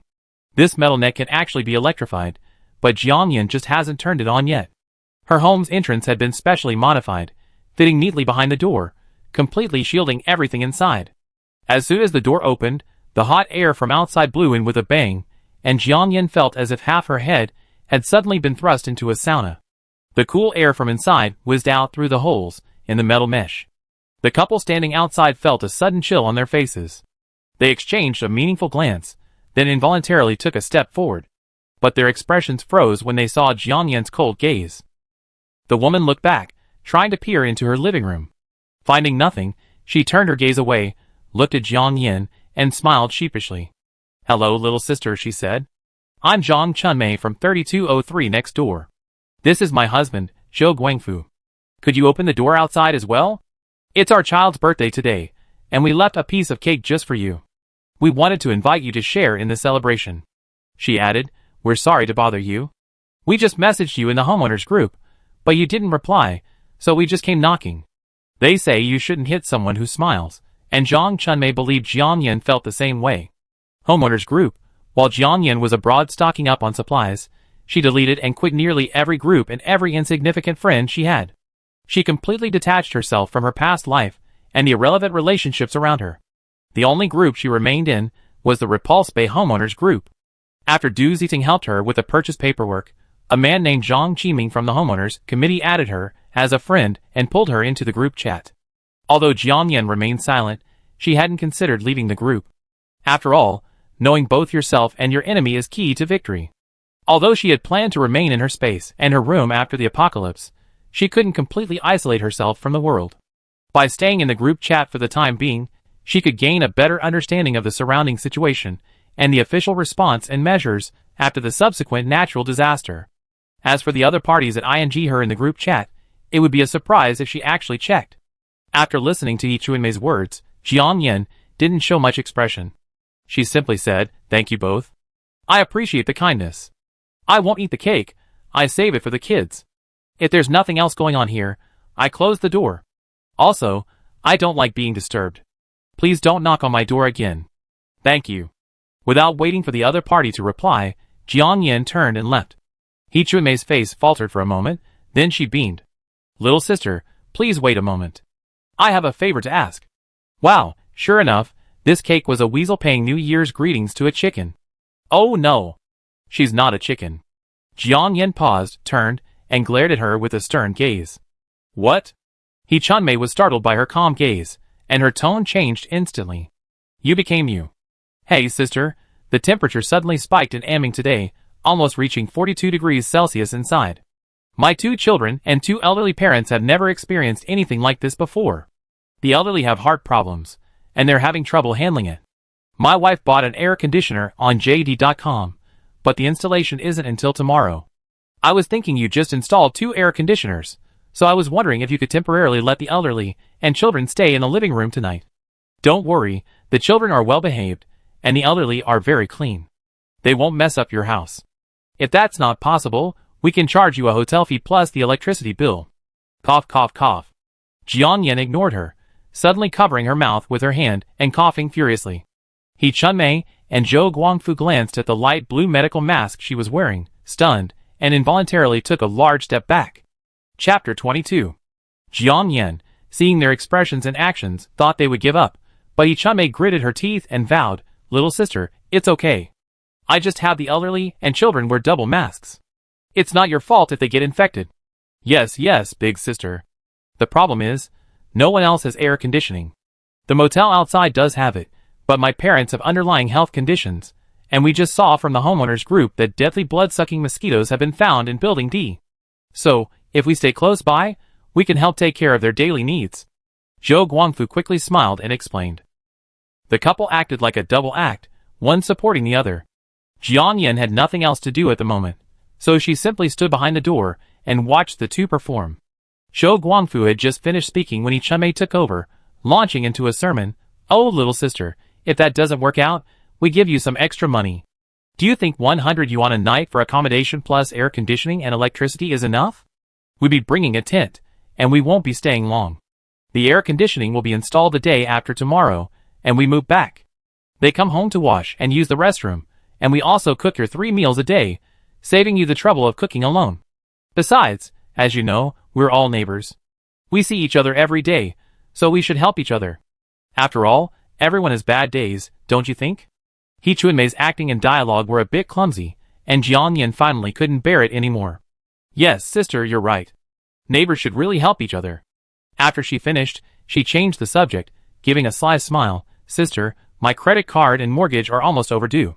How about you help me pay them off?" He Chunmei's face lit up with a smile when she heard the first half of her sentence. She was about to scramble up and ask Jiang Yan to open the door, but the second half was like a bucket of cold water poured down her throat. Her throat choked, and her face flushed with confusion. But she quickly reacted and shouted, "Little girl, this isn't the same thing. You're—" He Chunmei was halfway through her sentence. "Are you kidding me?" Before she could even utter the 3 words, Jiang Yan had already slammed the door shut and gone back inside. He Chunmei was a leader at work, making more money than her husband, and she had the final say at home. She had never been turned away like this. She lost control of her anger and raised her foot to kick the door. Halfway through, she remembered Jiang Yan's cold gaze, and instead stomped it hard on the ground. Zhou Guangfu gently stroked her shoulder and advised, "Okay, honey, I told you, this isn't the right approach. After all, who wants to live with a stranger? It's not a critical time now. We're only borrowing for a day or 2. Besides, I don't know the apartment layouts in our complex yet. Her master bedroom has its own bathroom, and I'm just living in the living room with my own tent. It won't affect her at all, and renting her a room for a day is only 100 yuan. Think about it, where else can you find a shared apartment that expensive? The interns at our company share a dorm in the complex with 4 bedrooms and 2 living rooms for only 15,000 yuan a month. That works out to only 10 yuan a day per room. Okay, honey. If they don't want to take you in, there's nothing we can do. Let's go back." Zhou Guangfu, hoping to smooth things over, quickly tugged on He Chunmei's sleeve. "Humph. What's so arrogant about her? She's clearly a shameless kept mistress. I saw it myself when that man accompanied her to look at houses. How else could a young girl afford such a large house? And every time I see her out, she's covered up tightly, because she can't be seen in public. Okay, wife, keep quiet. Be careful no one hears." Zhou Guangfu's drunkenness had worn off considerably by now. Seeing He Chunmei's increasingly exaggerated remarks, he quickly reached out, coaxing and pulling her towards the house. "If they heard it, then they heard it. I'm not afraid of a thing. Why did I end up with a cowardly, moneyless loser like you?" He Chunmei, with nowhere else to vent her anger, simply started blaming Zhou Guangfu. As she spoke, she twisted Zhou Guangfu's arm hard. The blow was so harsh that Zhou Guangfu grimaced in pain, but he couldn't say anything. He could only force himself to say, "Okay, let's go home first. My parents' pensions are coming tomorrow. I talk to them, and give it all to you, okay? Don't get too angry, it's bad for your health." "That's better." He Chunmei snorted, shoved the cake plate in his hands, and angrily twisted her hips as she went to open the door. Jiang Yan didn't hear their bizarre conversation. After closing the door and entering the room, she went into the space. The black soil in the planting area of the space was still empty, except for a few solitary roses. The pile of seedlings they had purchased earlier were all piled aside, not yet planted. Those seedlings were in good condition though, they had simply stopped growing. The white living area contained nothing but a chaise longue and a desk and chair. Tomorrow, Jiang Yan would install the luxurious mobile apple pod she had previously designed and customized. The pod featured a relaxing B&B design, and even an outdoor swimming pool. The room spanned 3 floors, totaling over 1,000 square meters, occupying exactly half of the white living area. A typical apple pod costs around 3,000 yuan per square meter. This one, she had the company use the finest materials, furniture, and accessories, such as sanitary ware from Hans, furniture from Noodles, and carpets from Tuji, bringing the total cost to around 6,000 yuan per square meter. It features a bedroom, living room, kitchen, bathroom, multi-purpose audiovisual room, gym, outdoor swimming pool, and more. The holographic projection room, used for firearms training, will also be located in the multi-purpose audiovisual room, so it occupies the largest area. Jiang Yan will also need to go to the warehouse early tomorrow to remove some of the photovoltaic panels she purchased and stored in the space, and have them installed directly on the roof of the Apple Pod. This way, when she moves the Apple Pod to the living area of the space, she can move some of her living space into the space. After spending some time in the space, Jiang Yan returned to her room. She booked a ride for the next day, switched the air conditioner to sleep mode, and went to bed. After a month of wandering abroad, she really needed some sleep.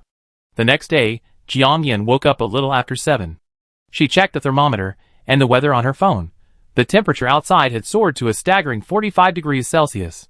She checked several countries and cities, and aside from a few desert regions where temperatures were higher, the rest of the temperature was pretty much the same. This was truly outrageous. Unsure of the public and official reactions, she decided to check the news. As soon as she opened a popular app, several hot posts with millions of likes and comments popped up. Chapter 23. High Temperature Alert. A global geological storm may be approaching. Giant two-mouthed mosquitoes have been discovered near an abandoned nuclear power plant. 2 of them can completely suck the blood out of an adult. Shocking. The only 2 places in the world without mosquitoes, Iceland and Antarctica, are being overrun by giant mosquitoes starting today. A red alert for high temperatures and giant blood-sucking mosquitoes has been issued simultaneously. Everyone, please stay indoors as much as possible for the next 3 days. Jiang Yan took a quick look and took a deep breath. Overnight, news about the global disaster of high temperatures and giant blood-sucking mosquitoes flooded the internet. Even the apocalyptic warning post she had previously posted in a corner became a trending topic, with a stream of people searching for the poster. They called her a deity. However, Jiang Yan had already cut up the phone card associated with that account and thrown it down the toilet while she was abroad. According to the news reports, giant blood-sucking mosquitoes had been appearing in various places for a few days. But at that time, the numbers were small, so the official media in most countries and regions implemented a news blackout. Until today, those blood-sucking mosquitoes seem to have hatched in an instant. As more and more people were attacked by blood-sucking mosquitoes, officials from various countries were forced to reach a consensus and make a public announcement. Not only do the females of this mutated mosquito suck blood, but the males do too, and they primarily feed on humans. Of course, like regular mosquitoes, people with type O blood and those with stronger body odor are more likely to be attacked by this mosquito than people with other blood types. In addition, this mosquito is resistant to both heat and cold, and its lifespan is 3 times longer than that of regular mosquitoes. Officials haven't announced whether the mutated mosquitoes carry pathogens or cause adverse reactions. However, the official information release stated that radioactive contaminants have been detected in their bodies. And judging by the number and variety of blood-sucking mosquitoes discovered so far, the largest number and most diverse species are found in the abandoned nuclear power plant area. Genetic tracing shows that the sudden appearance of these blood-sucking mosquitoes around the world is closely related to the first batch of blood-sucking mosquitoes discovered in the abandoned nuclear power plant area. Generally speaking, at the beginning of a disaster, officials usually say things like, "Please remain calm, trust the authorities," etc. The sudden and explosive release of information like today's is actually very unusual. After all, such a situation is extremely likely to trigger panic buying, and even other negative consequences. But the official announcement went ahead. This only shows that the actual situation is far more serious than she had seen or imagined. The other news item was about abnormally high temperatures worldwide. The high temperatures had only suddenly appeared over the past 2 days, coming somewhat unexpectedly. Since yesterday, temperatures around the world have only continued to rise. In some tropical regions, temperatures have soared to 50 or 60 degrees Celsius in just 1 day. Officials are reminding people to stock up on food and water, and to stay indoors, or work from home as much as possible. Do not go out unless necessary. If you must, be sure to take full protective measures. As for schools, many places issued early morning notice to suspend classes and switch to online learning. Power overload has led officials to temporarily shut down some factories early this morning, citing the need to prioritize electricity for residents. The internet was flooded with reports of the possible apocalypse. Some even posted reports of supermarkets being completely sold out early in the morning. These supermarkets, however, had been perfectly orderly at this time yesterday. Of course, authorities quickly deployed personnel to several larger supermarkets and shopping malls to help maintain order. In Anming's local news charts, air conditioner installation orders instantly surged, becoming a trending topic.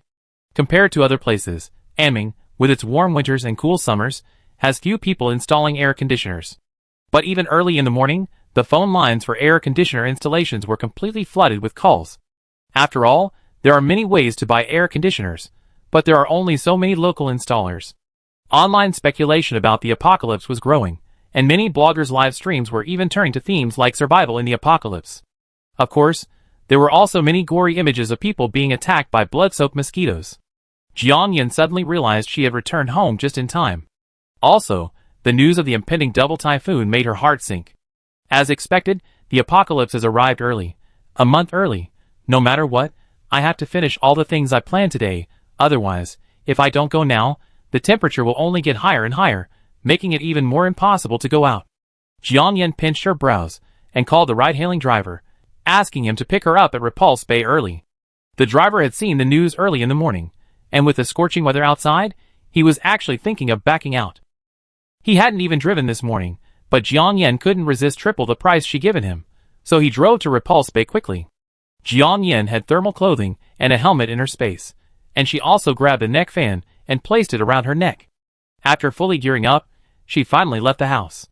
The entrance to her apartment complex and the gate to the residential complex were temporarily sealed off, just as they had been during the mask-wearing period. The security guard on duty explained that they had received a notice early in the morning.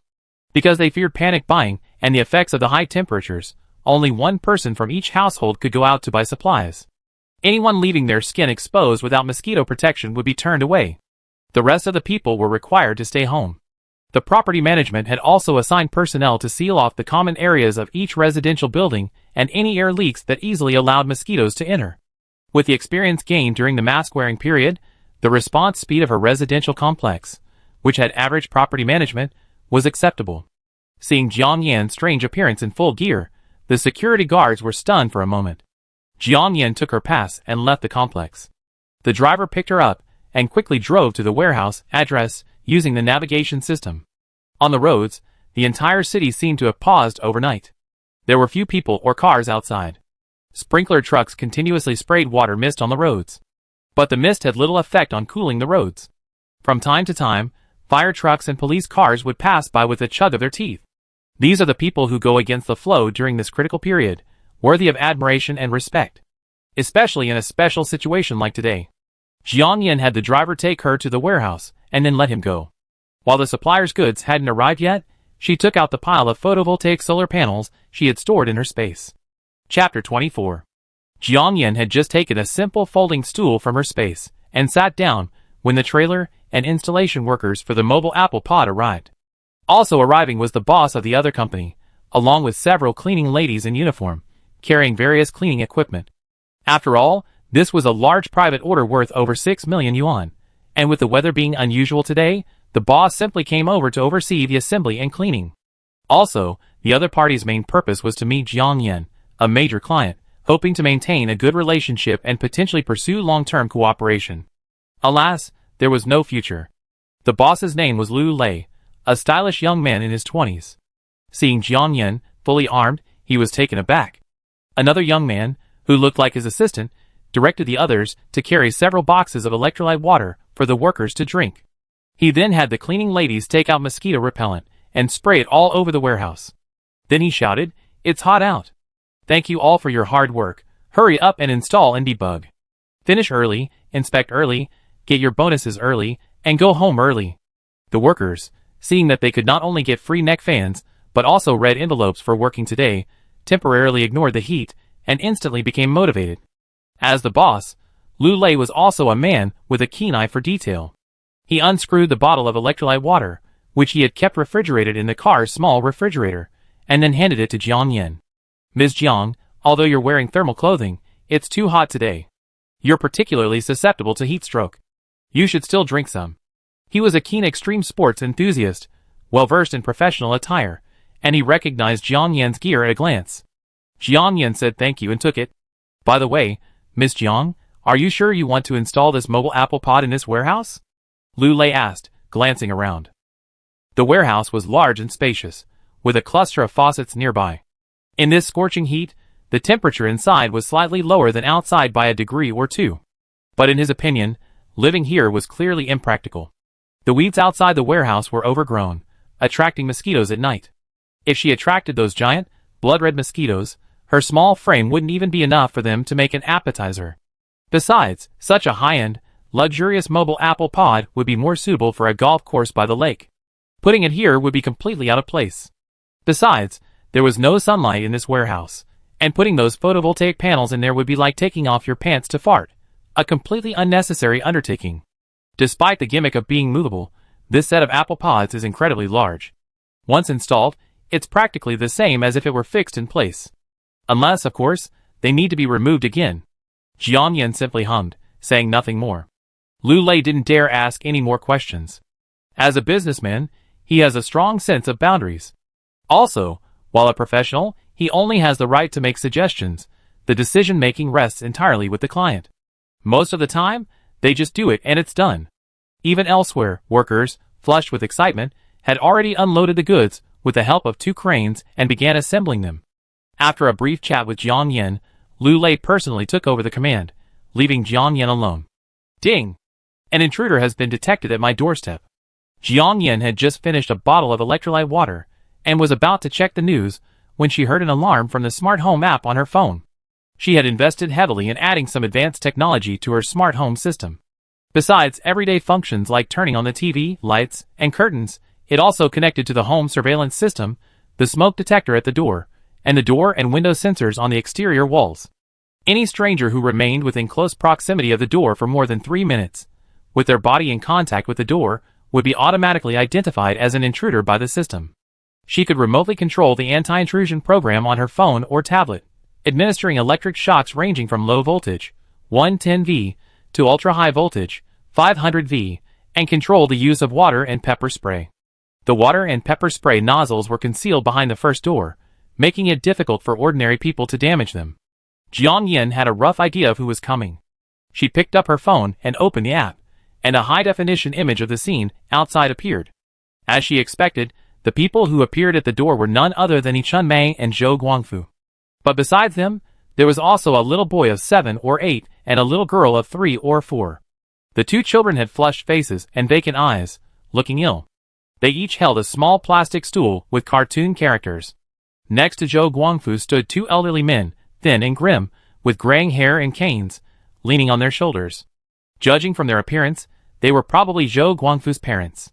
The passageways in this residential complex were narrow to begin with, and the 6 of them had completely jammed the entrance to Jiang Yan's house. Yi Chunmei reached up to rake her hair and instructed her son and daughter, baby, you 2 will be responsible for sitting in front of this aunt's house this morning. Whenever she opens the door, tell her it's too hot, and beg her to let you in for a bit. If she doesn't agree, just go up and grab her legs and pull her hands. Got it? The little boy pursed his lips and said nothing. His eyes flickered as he glanced at the small hammer in her hand, then lowered his head. The little girl, however, replied in a baby voice, I know, Mom. Isn't this just begging? I, Zhou Shamyo, have lived an honest life. I can't afford to lose this. I'd rather die of heat. Old woman, let's go home. The old man, after hearing this, picked up his cane and leaned heavily on the ground. He then grabbed his wife, Jiang Lifen, and turned to leave. The daughter-in-law had said the new neighbor had air conditioning and wanted to take them there temporarily for shelter, but she hadn't realized it was just a trick. Jiang Lifen's face froze for a moment, then she looked at her feverish grandchildren and didn't move. Dad, what are you talking about? Do you know what the weather forecast said it would be at noon today? 47 degrees. You know, Guangfu contacted an air conditioning company this morning to install the air conditioners, and the order is already 3 months away. 3 months. With the current temperature and the mosquitoes, everyone's going to be roasted to a pulp. In our building, only one person lives in the air-conditioned building, and that's hers. Baby and Bebe were nauseous and vomiting all night last night, and now they're running a fever again. If they get a heat stroke, they'd both be ruined for life. Extraordinary times call for extraordinary measures. Why should she stand by and watch others die, not contribute even a little to help? Besides, compared to life, what are pride and dignity? Yes, you're a cultured person. You're noble. You respect yourself.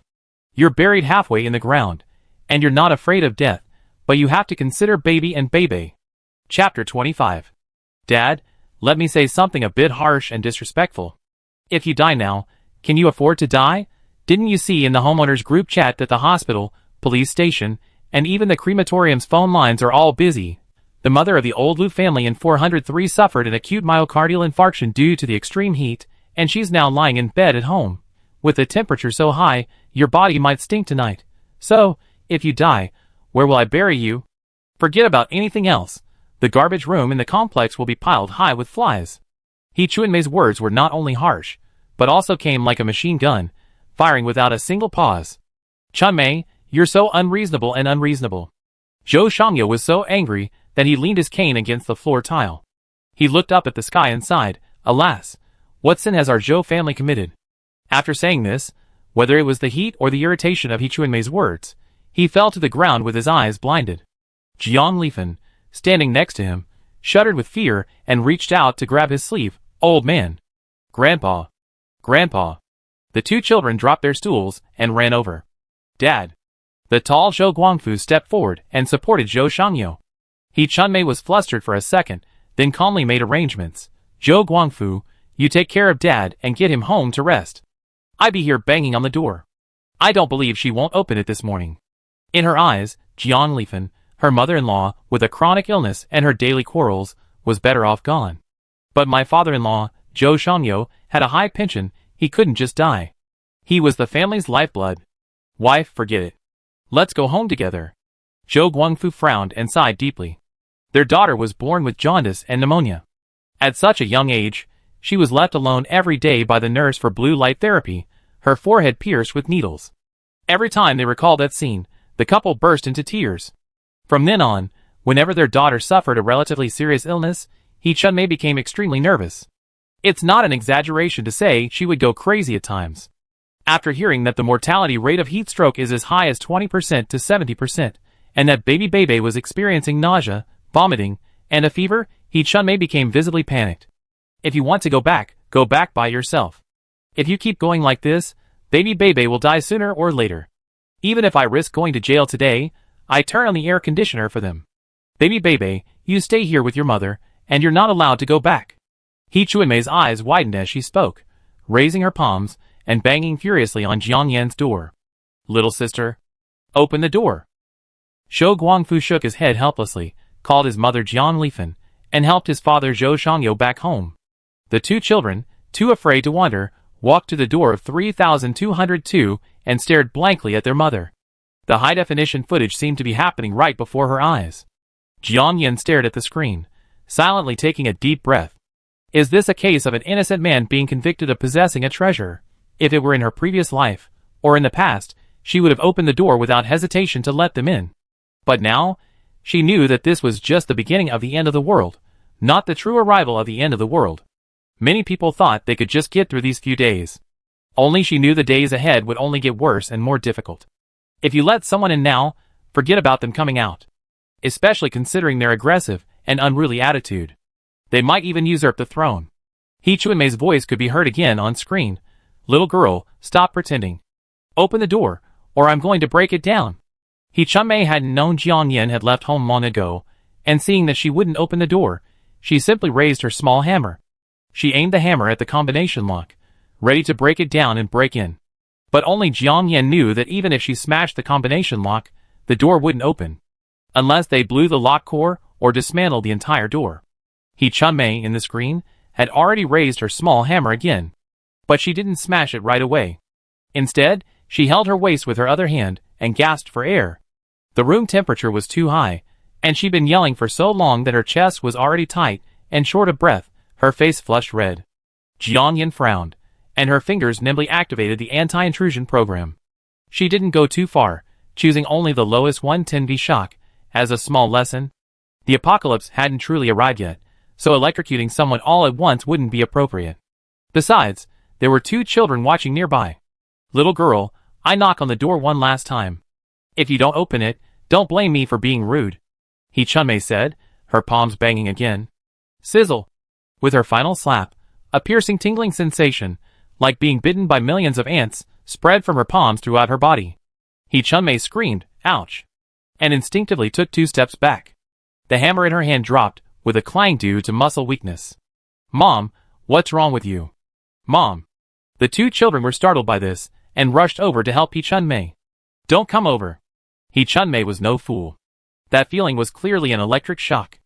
Her hair wasn't tied up in a bun today, it was loose. For a moment, out of the corner of her eye, she clearly saw her hair suddenly flutter and fly. Hee Chun-mei took a few deep breaths to calm herself, then stood there and peered into the metal mesh, but she saw nothing. Mom? The little boy, seeing his mother standing there in a daze, hurried forward and called softly.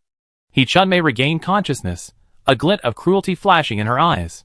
She gritted her teeth and shouted, "Little girl, you're so cruel." "We see." After that, she carefully picked up the hammer from the ground and said to the two children, "Come on, Bao Bao, Bei Bei, let's go home first." Since she couldn't knock on the little girl's door alone. Then what about a group? There were hundreds of families in this neighborhood, and many, like her, had elderly parents and young children who were sick and needed air conditioning. She still didn't believe there was strength in numbers. Besides, whether it was moral blackmail or usurpation, it was easier with more people. He immediately acted. Hee Chun-mei handed her son a small hammer and told him to take his sister home first. Then she pulled out her phone and quickly sent a message to the homeowners group chat. A3203. Families, does anyone need air conditioning today? If so, please send me a private message. Special note, only for those with elderly, infirm, disabled, or pregnant families. As soon as the message went out, a beautiful woman with the profile picture A701 added her as a friend in the group chat. Hello sister, I'm Zhang Qiqi, the new arrival. Chapter 26. It was already noon when Lu Lei and his team finished their work and left. The assembly of the Apple cabin and the installation of the photovoltaic panels took too long. After assembly and commissioning, they waited for the cleaning staff to clean the house several times inside and out. Then, they inspected and tested all the facilities and electrical equipment. Thankfully, the jet flight suits, waterless planters, and ice makers were all delivered during this time. They were simply stored in a warehouse a little way next door. After inspecting all the supplies, and everyone left, Jiang Yan stored them all in her space. There was still some time before the bank's afternoon shift, and she was feeling hungry. So she simply grabbed a bowl of hot and sour cold noodles with beef tendon and a glass of iced coconut milk sago from her space for a quick fix. She had found the incredibly refreshing cold noodles at a small, established shop in a remote corner. They were incredibly delicious. The proprietress wasn't as arrogant as the fat lady from the rice noodle shop. Not only did they readily accept her 3,000-person order, but they also gave her 50 free rijiamo, Chinese rijiamo, and 3,000 cups of sour plum soup. After finishing her meal, Jiang Yan sat alone on a small bench to rest for a while. She chose not to enter the space. The space was kept at a constant temperature, which was comfortable, but the temperature difference from outside was too great. She had to be out and about for an entire afternoon, and she was worried she wouldn't be able to adapt to the heat outside. The sudden changes in temperature would also make her susceptible to illness. When it was almost time, Jiang Yan pulled out a brand new Harley-Davidson motorcycle from the space, mounted it, and sped off to the bank. The motorcycle had no license plate, so it could even be considered illegal. After all, she bought it abroad and thrown it into the space. She knew, of course, that driving an unlicensed vehicle would result in temporary impoundment and a 200 yuan fine. However, this penalty was insignificant compared to her ability to buy time against the apocalypse. Besides, the traffic police probably didn't have the energy to intervene at this moment. There was a second-hand, licensed pickup truck in the space, but it was obviously inconvenient to collect it in a situation like today's. Unlike a motorcycle, where you could just find a deserted, unobstructed alleyway and simply touch and collect it. After going to the bank, she went to buy gold bars, which also delayed her for a while. In addition, the price of gold had risen from over 800 yuan per gram yesterday to over 2,000 yuan per gram today, driven by public panic and risk aversion. And the price was still soaring. This gold bar normally only cost around 600 yuan. The jewelry store was surprisingly packed. After all, gold was everyone's first choice for a safe haven asset. However, Jiang Yan's mother had once been a super VIP employee at the Anding branch of a well-known jewelry group, so she naturally didn't buy over the counter. She went directly to the company's gold processing plant. Several well-known jewelry brands on the market are actually backed by a single group of companies. These companies often have gold processing plants in a few cities. Anding happened to be one of them. After buying the gold, Jiang Yan went to the bank vault to retrieve the jewelry her mother had deposited for her, then rode her bike to Repulse Bay. On the way back, She didn't forget to listen to the local news on her Bluetooth headphones. The temperature outside had already reached 50 degrees Celsius, and the heat waves in the air were visible to the naked eye. The ground temperature must have been even higher, scalding hot. She could even feel the softness of the asphalt through her motorcycle tires. Long lines formed at every gas station, mall, and pharmacy she passed. From time to time, she see people fainting mid-sentence. While some were shopping for supplies, many were sneaking in with their families to escape the heat, avoiding the one-person outside blockade imposed by the community security. Security was added at the mall entrance, but it was no match for the throng of sweating, fist-waving people rushing in to cool off. The subway station was also packed with people seeking relief from the heat. In fact, early this morning, with the exception of some government-subsidized units and specialized industries, most companies had been ordered to close their doors and work from home, but quite a few people still went to work on their own initiative. It wasn't that they were particularly dedicated to their jobs. Because of Aming City's pleasant climate, residents rarely have the habit or need to install air conditioners in their homes. However, office buildings are required to have central air conditioning. However, many more people, especially middle-aged individuals, brave the scorching heat and the dangers of being attacked by giant blood-sucking mosquitoes, carrying heavy loads and rushing against the flow to buy supplies for their families. In addition, the news also mentioned a new discovery. Giant blood-sucking mosquitoes typically begin their large-scale movements around 5:30 p.m. and continue until 7 a.m. the following day. As for the reason, experts haven't explained it. They simply advise people who go out to return home before 5 p.m. Despite this, blood-sucking mosquitoes still occasionally attack passers-by on the road, but the numbers are relatively small. There were also numerous cars involved in rear-end collisions or spontaneous combustion due to insufficient water in the radiator. Some high-rise buildings and old residential complexes were also on fire. The billowing smoke was chilling. Even some remote refrigerator and freezer shops had been vandalized and looted. In short, the entire world was in chaos. Repulsed Bay. Zhou Guangfu helped his father into the house, and after he had recovered and was no longer seriously injured, he grabbed the electric bike keys and hurried out. After the mask incident, the family has made it a habit to stockpile at least a month's supply of rice, flour, grain, and oil. He Chumei also makes pickled vegetables, meats, and sausages every year. But he also had to go stock up on supplies for emergencies, especially since the children's fever-reducing medicine was almost gone. Also, he needed to buy some chlorpromazine hydrochloride tablets and enteric-coated aspirin capsules for the treatment and prevention of heat stroke. Now, neither Chinese nor Western medicine clinics have appointments, so medication is the only solution. Thankfully, her mother, though old and frail, still wiped her granddaughter's body with a towel, cooling her physically. And her grandson stood at the wash basin, cooling himself physically with a towel. No need to go to the bathroom. The water from the faucet was always hot. To keep out blood-sucking mosquitoes, all the windows were shut, not even the screens dared be opened. Because their house was on the top floor, cold in the winter and hot in the summer, it was heated 24/7. They did put a lot of bottled water in the freezer, but the amount was so small, it was barely enough to help. He Chun-mei didn't tell her husband about the secret gathering of people to siege 3201. In the homeowners group, each household had only one member, so Zhou Guangfu naturally didn't know about the messages she had sent. Soon, more than 20 people gathered in the public area on the 32nd floor. Chapter 27. The crowd included men, women, and children young and old, but most were mothers, with two even heavily pregnant. After all, adults could still hold out in such extreme heat, but children and the elderly struggled. Several mothers with young children experiencing adverse reactions followed He Chunmei's message, their minds racing. However, upon arrival, they discovered that air conditioning wasn't readily available. Instead, they needed to collectively attack for it. Some felt this violated their moral principles and left before even hearing He Chunmei's proposal. However, some, knowing the immorality of such an attack, felt the pain of a child being struck. For the sake of their own ailing children, they decided to join in the attack. Having learned from her previous experience with electric shock, He Chunmei didn't pound on the door again, but stayed at a distance. She grabbed a megaphone she found in a corner, ready to shout a message to force Jiangyan out, then mobilized the crowd to force her to open the door. Sister Chunmei, it seems we're breaking the law. Someone in the remaining crowd, after hearing He Chunmei's proposal, checked their phones online. The heat was so intense that even a few taps and fiddles with their phones would burn them to the touch.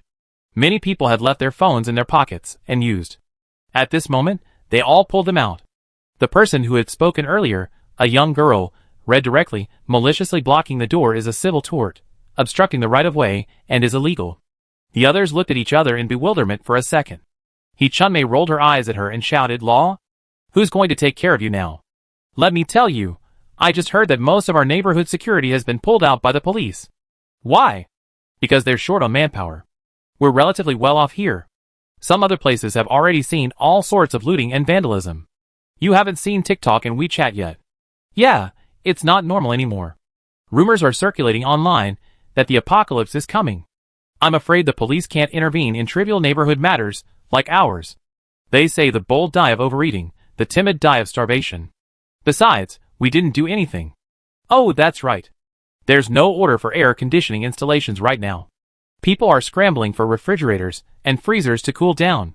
My husband went to buy one this morning and was about to pay when someone snatched it up." "That's right. We just said it was too hot in the house and we just wanted to chat, so what? Who can't gossip on their doorstep? Whatever, who's so selfish? Our building is full of spacious apartments over 120 square meters, and she's a little girl living in such a large space and using air conditioning all by herself. Isn't that a waste?" Zhang Qiqi spoke angrily. She came up alone. There was an air conditioner at home, but it only blew hot air, which was better than nothing. Sun Song Xiaofei also had a fever and was lying at home. The thought of this made her hate Jiang Yan to death. If it weren't for her, Song Deming wouldn't have died, and she wouldn't have been forced to move out of the villa because of Song Deming's debt collection. Right now, she could just lie back in the villa, enjoying the air conditioning and eating ice cream. Also, although she didn't know what happened in between, she felt certain Jiang Yan was inextricably linked to her brothers and Song Deming's deaths. The police actually claimed she wasn't involved in either death. It was obvious she'd been bribed, especially since that little bitch vanished from the scene after leaving the police station. She hasn't updated her Douyin and Weibo accounts, even though she has millions of followers. Isn't that a fugitive? If she could find her, she'd crush her to death. I think Qiqi is right. You all know the effects of high temperatures. Let me remind you, you all have children. Heat stroke has a high mortality rate. The hospitals are packed right now, and it's impossible to get in if you get sick. If anything happens to your child, you, as parents, will regret it for the rest of your lives." Chunmei glanced at the crowd and spoke earnestly.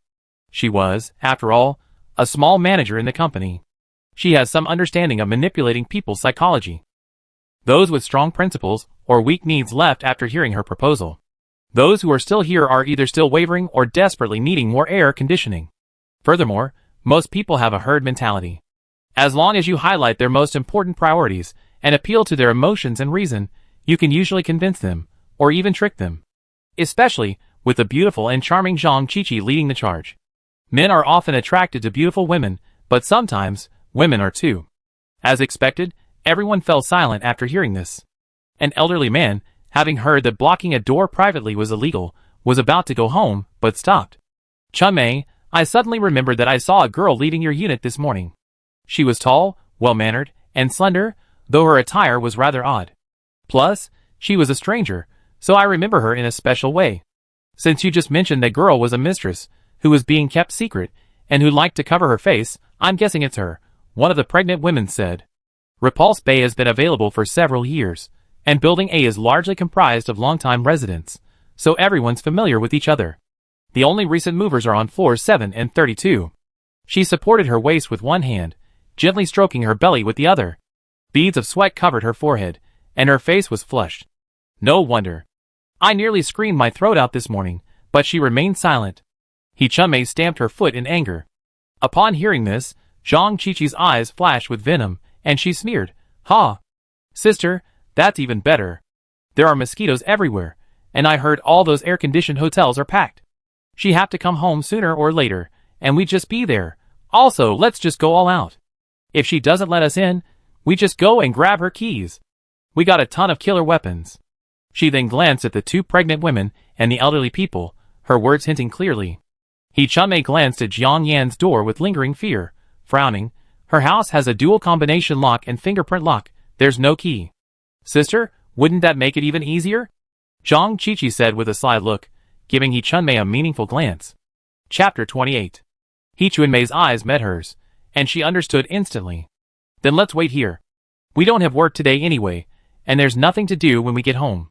Although her son and daughter were running a fever, she couldn't do anything except worry. Besides, she was right outside her home, ready to take care of anything. Her husband, Zhou Guangfu, had gone out to buy medicine and supplies, but the two elderly people were still home. Sister, do you have any disposable paper cups? Zhang Qiqi asked, glancing at her. He Chunmei was stunned. Yes, I do. What's the matter? Zhang Qiqi reached out and brushed her long hair, then parted her red lips and said, I have a few packets of sour plum powder. I go downstairs and bring one up. You can use a paper cup to make some for everyone to cool down. My son is still in the house, and he's showing signs of a fever. I was worried about him being alone downstairs, so I brought him up. When everyone heard this, they all cast admiring and envious glances at her. Oh my goodness, young lady, you're so young and already have a child. The voice came from the young woman, who had just reminded everyone that blocking the door was illegal. Another older woman sighed, that's right. Look at that slender waist, not even a belly. And that face full of collagen? She doesn't look like someone who's ever had a child. It was so hot today, so Zhang Qiqi wore a slim-fitting floral halter dress in chiffon, which perfectly showcased her slender and graceful figure. Girl, you're truly beautiful and kind. This sour plum soup is a great way to beat the heat. A woman in her 50s chimed in. That's right. This is the normal behavior among neighbors. We all help each other and overcome difficulties together.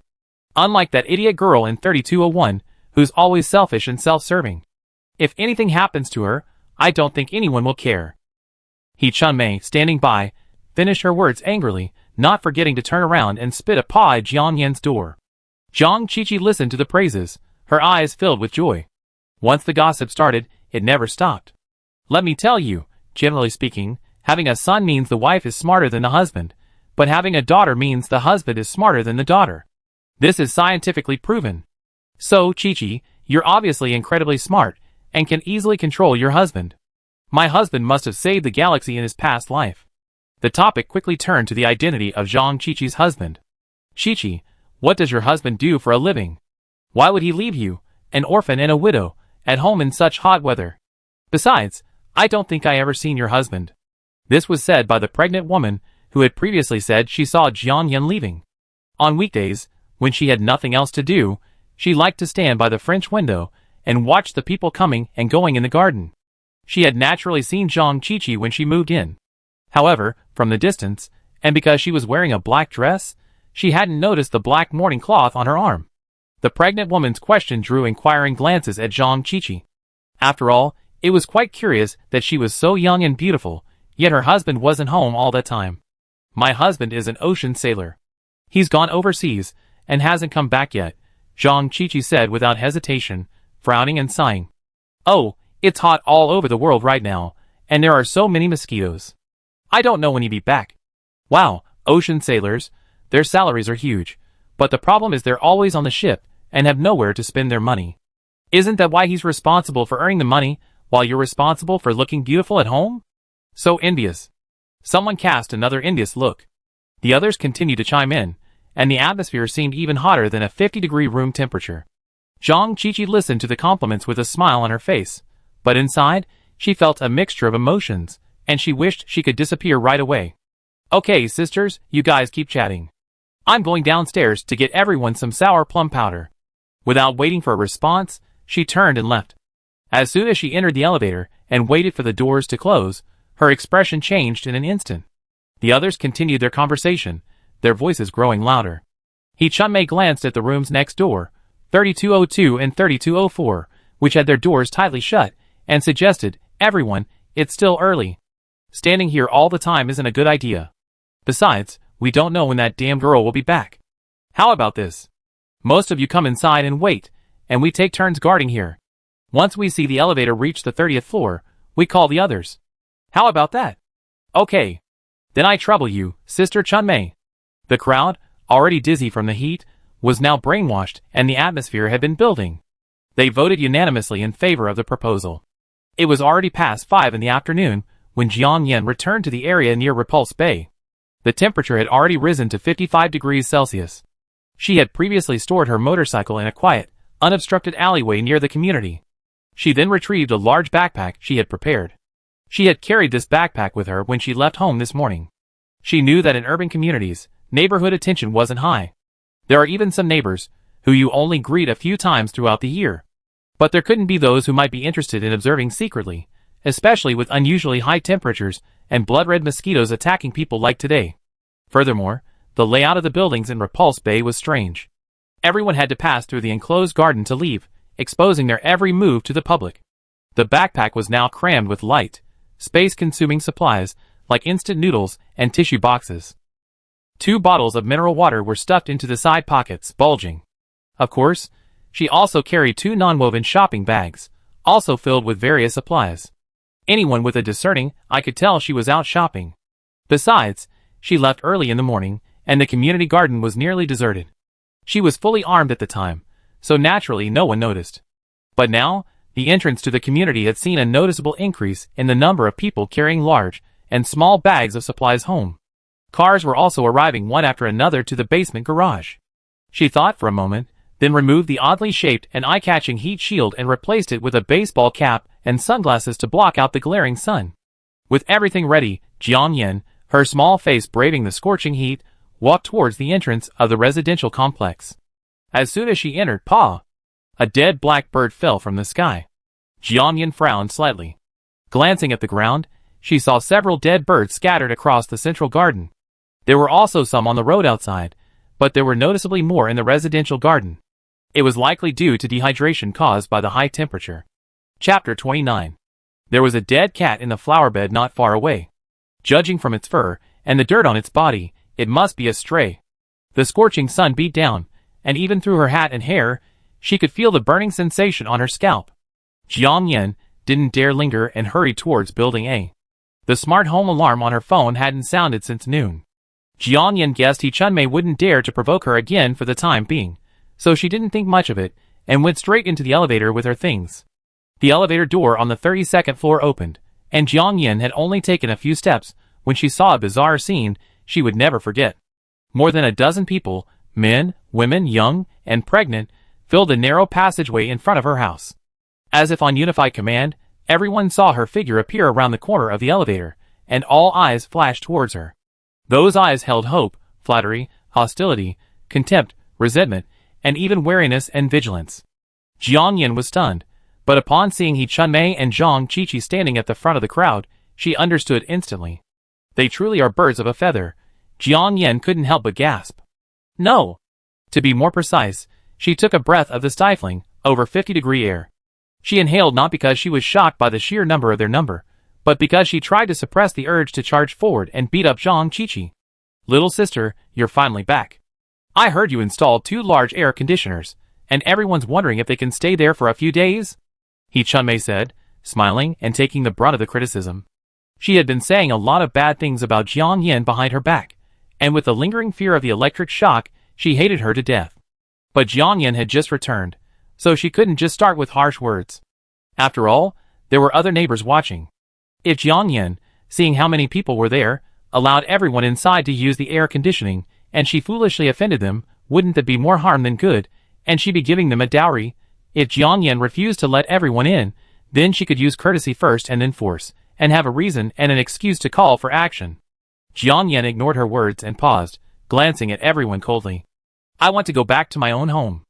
Are you sure you want to block me here? She was wearing sunglasses, so no one could see her expression, but they could hear her voice, cold and oppressive. Everyone was stunned, their eyes turning to the leaders, Chunmei and Zhang Qiqi. The moment Zhang Qiqi heard Jiang Yin's voice, her heart trembled. This voice, why does it sound so familiar? And her figure, nose, and chin, they all resembled a little bitch Jiang Yin. Before Zhang's mother was murdered, she had secretly met Jiang Yin up close a few times, arranged by Song Dimming. But Jiang Yin and her mother were kept in the dark. Even if they had passed each other in person, they would have been completely unaware of Zhang Qiqi's existence. Besides, Jiang Yin was already a semi-public figure, an internet celebrity. At the time, Zhang Qiqi, in order to thoroughly understand Zhang's mother and her background, had been following her on a secondary account, becoming a complete and utter anti-fan. But she quickly convinced herself otherwise. How could a wealthy heiress worth billions, on the run from a crime, possibly live in this old neighborhood? Thinking of this, Zhang Qiqi smiled kindly and said, Little sister, how about this? Let's set a price. Everyone staying at your house will pay you a certain amount, okay? Air-conditioned hotels are raising their prices now, so we follow suit. Do you think 500 per person a day is enough? As soon as she finished speaking, everyone was stunned. 500 to rob someone? Has Zhang Qiqi suddenly gone crazy? Why is it different from what everyone had just predicted? Chunmei couldn't help but glance at her. This girl is so cunning, I can't tell. Unbeknownst to everyone, this was Zhang Qiqi's subtle ploy to incite public outrage. Besides, she didn't really want to share a room with those elderly men and women. If the standards were raised appropriately, fewer people would enter, and she and her son would be able to live comfortably. Xiufei, go and talk to the pretty sister, Zhang Qiqi said, reaching out and gently patting her son, Song Xiufei, on the shoulder. Song Xiufei glanced at Jiang Yan and was about to step forward when she saw her turn and walk towards the elevator, quickly pressing the button. The elevator in their community's high-rise building would stop at the top floor if no one was using it. Jiang Yan entered the elevator and pressed the door close button and the first floor button. Everyone stared at her back, stunned for a second.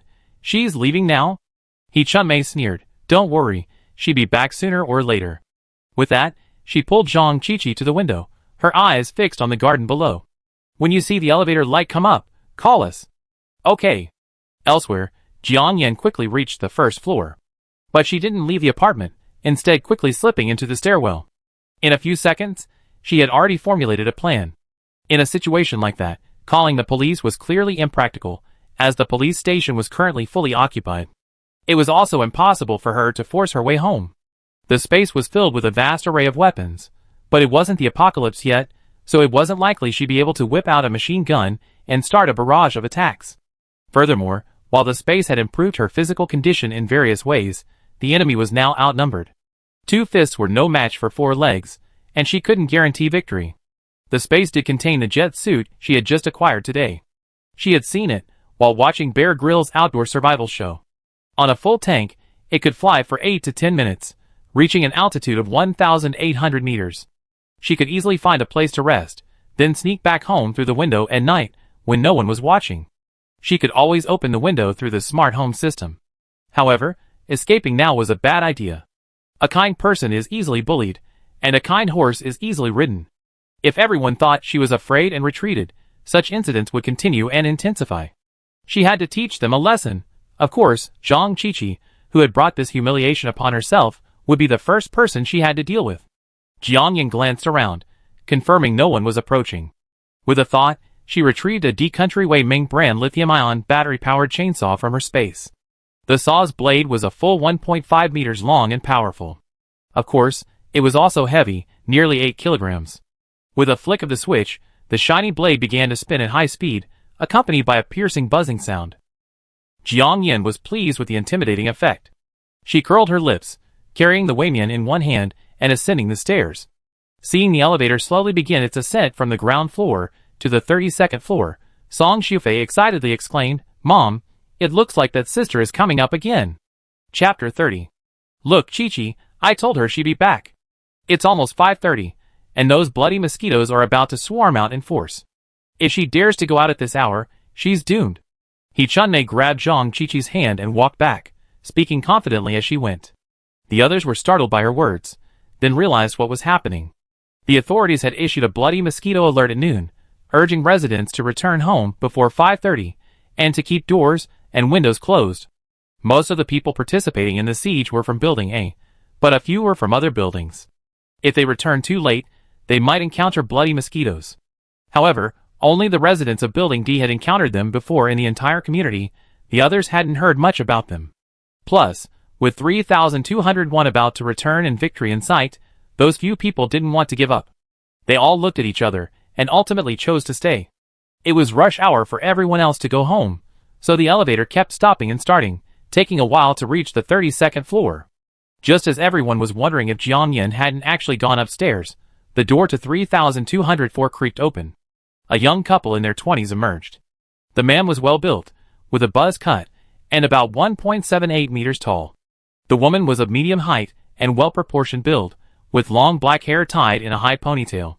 Both wore quick-drying, sweat-wicking short-sleeve shirts and sneakers, and sport watches on their wrists, looking like they were about to hit the gym. Su Dai, Sun Jingtao, you're home? That's great. Come join us. He Chunmei greeted them with a quick, enthusiastic wave.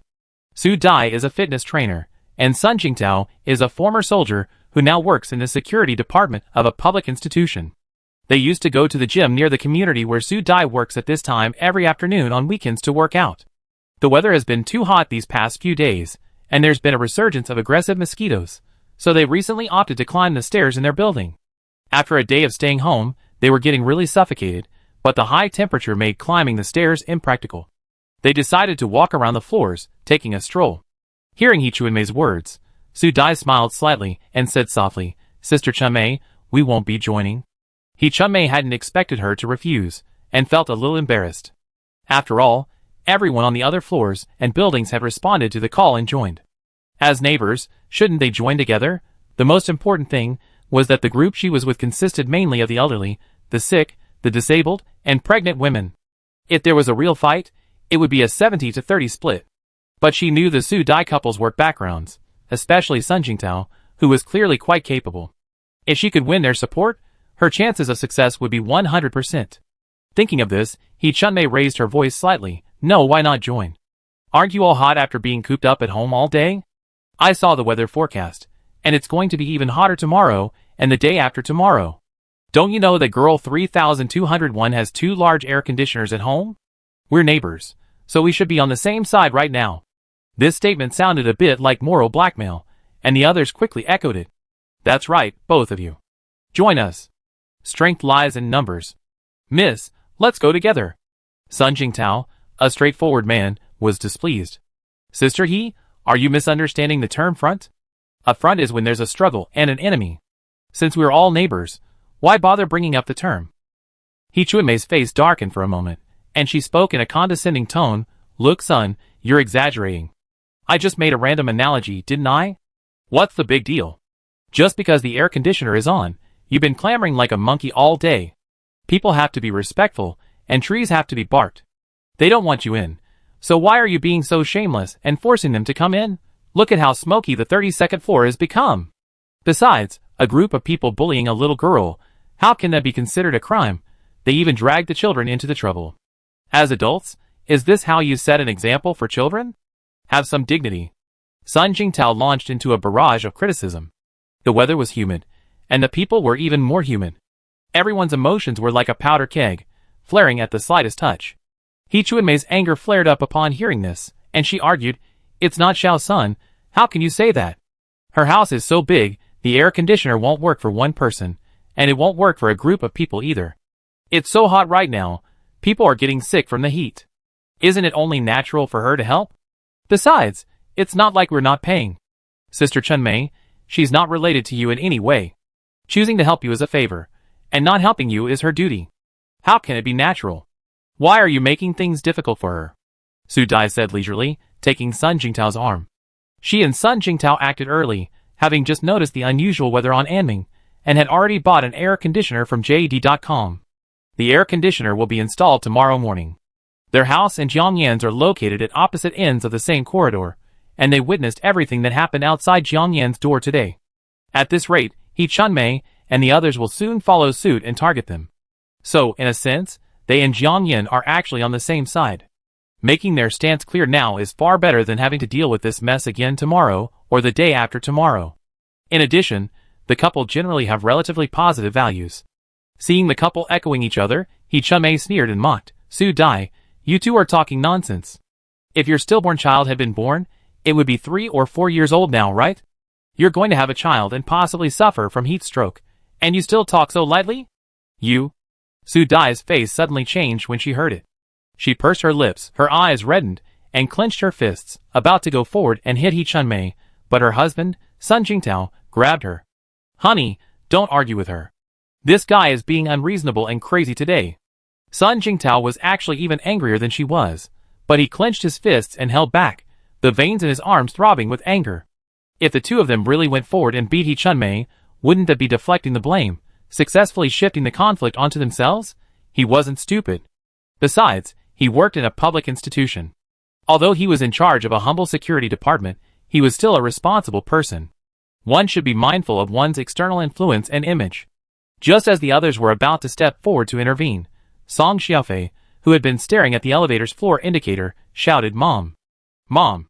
The elevator's almost to the 32nd floor!" Chapter 31. Everyone stared at each other, their eyes simultaneously snapping towards the elevator entrance. He Chunmei, who had been about to continue arguing with Su Dai and her husband, instantly shut up. Looking at this bizarre scene, Su Dai couldn't help but shake her head and whisper to Sun Jingtao, "Honey, this scene is so melodramatic." She didn't want to continue watching the show, nor did she want to get involved. She simply pulled her husband and turned towards the stairs in the fire escape. Ding! The elevator door slowly opened. Everyone was eager to rush forward. But when they saw Jiang Yin emerge menacingly, clutching a massive chainsaw, they instinctively took a few steps back. Jiang Yin, standing 1.68 meters tall, wore 8 centimeters thick-soled, non-slip, insulated shoes. She wore sunglasses and an aluminum foil insulated suit that looked a bit strange in sci-fi. Despite her thinness, she possessed a powerful aura, exuding a powerful sense of oppression. At first glance, she looked remarkably like a cool female warrior from Resident Evil. Add to that the piercing buzzing sound of the sharp chainsaw in her hand. Even without further ado, the shock and terror levels were instantly maxed out. The phrase "I kill any god who stands in my way," and "I kill any Buddha who stands in my way" was practically written all over her face. He Chunmei wiped the sweat from her forehead, exchanged glances with Zhang Qiqi, and whispered, "Oh my god. Where did that little girl get such a massive chainsaw? Sister, did you borrow it from the property management office on the first floor? But they don't seem to be this big." Zhang Qiqi also looked puzzled for a second. When she first moved in, she'd been to the property management office twice and seen a small chainsaw. But He Chunmei reacted quickly and signaled to those around her. Two children, ready to run toward Jiang Yin, froze in fear after taking one look at the buzzing, squeaking chainsaw. The words they'd been preparing for so long were now stuck in their throats, unable to come out. Before they could speak, Jiang Yin shut off the chainsaw with a thud. She looked at them with a stern gaze, word by word. "I say it one last time. Leave my front door within 10 seconds, or I be rude." Jiang Yin didn't want to waste any more time on them. She just wanted to cut the Gordian knot. Everyone looked at each other in bewilderment for a second. A few had been tempted earlier, figuring they had something else to do, so they joined in. Several mothers, having experienced their husbands cheating during pregnancy, harbored a deep hatred for women who were mistresses.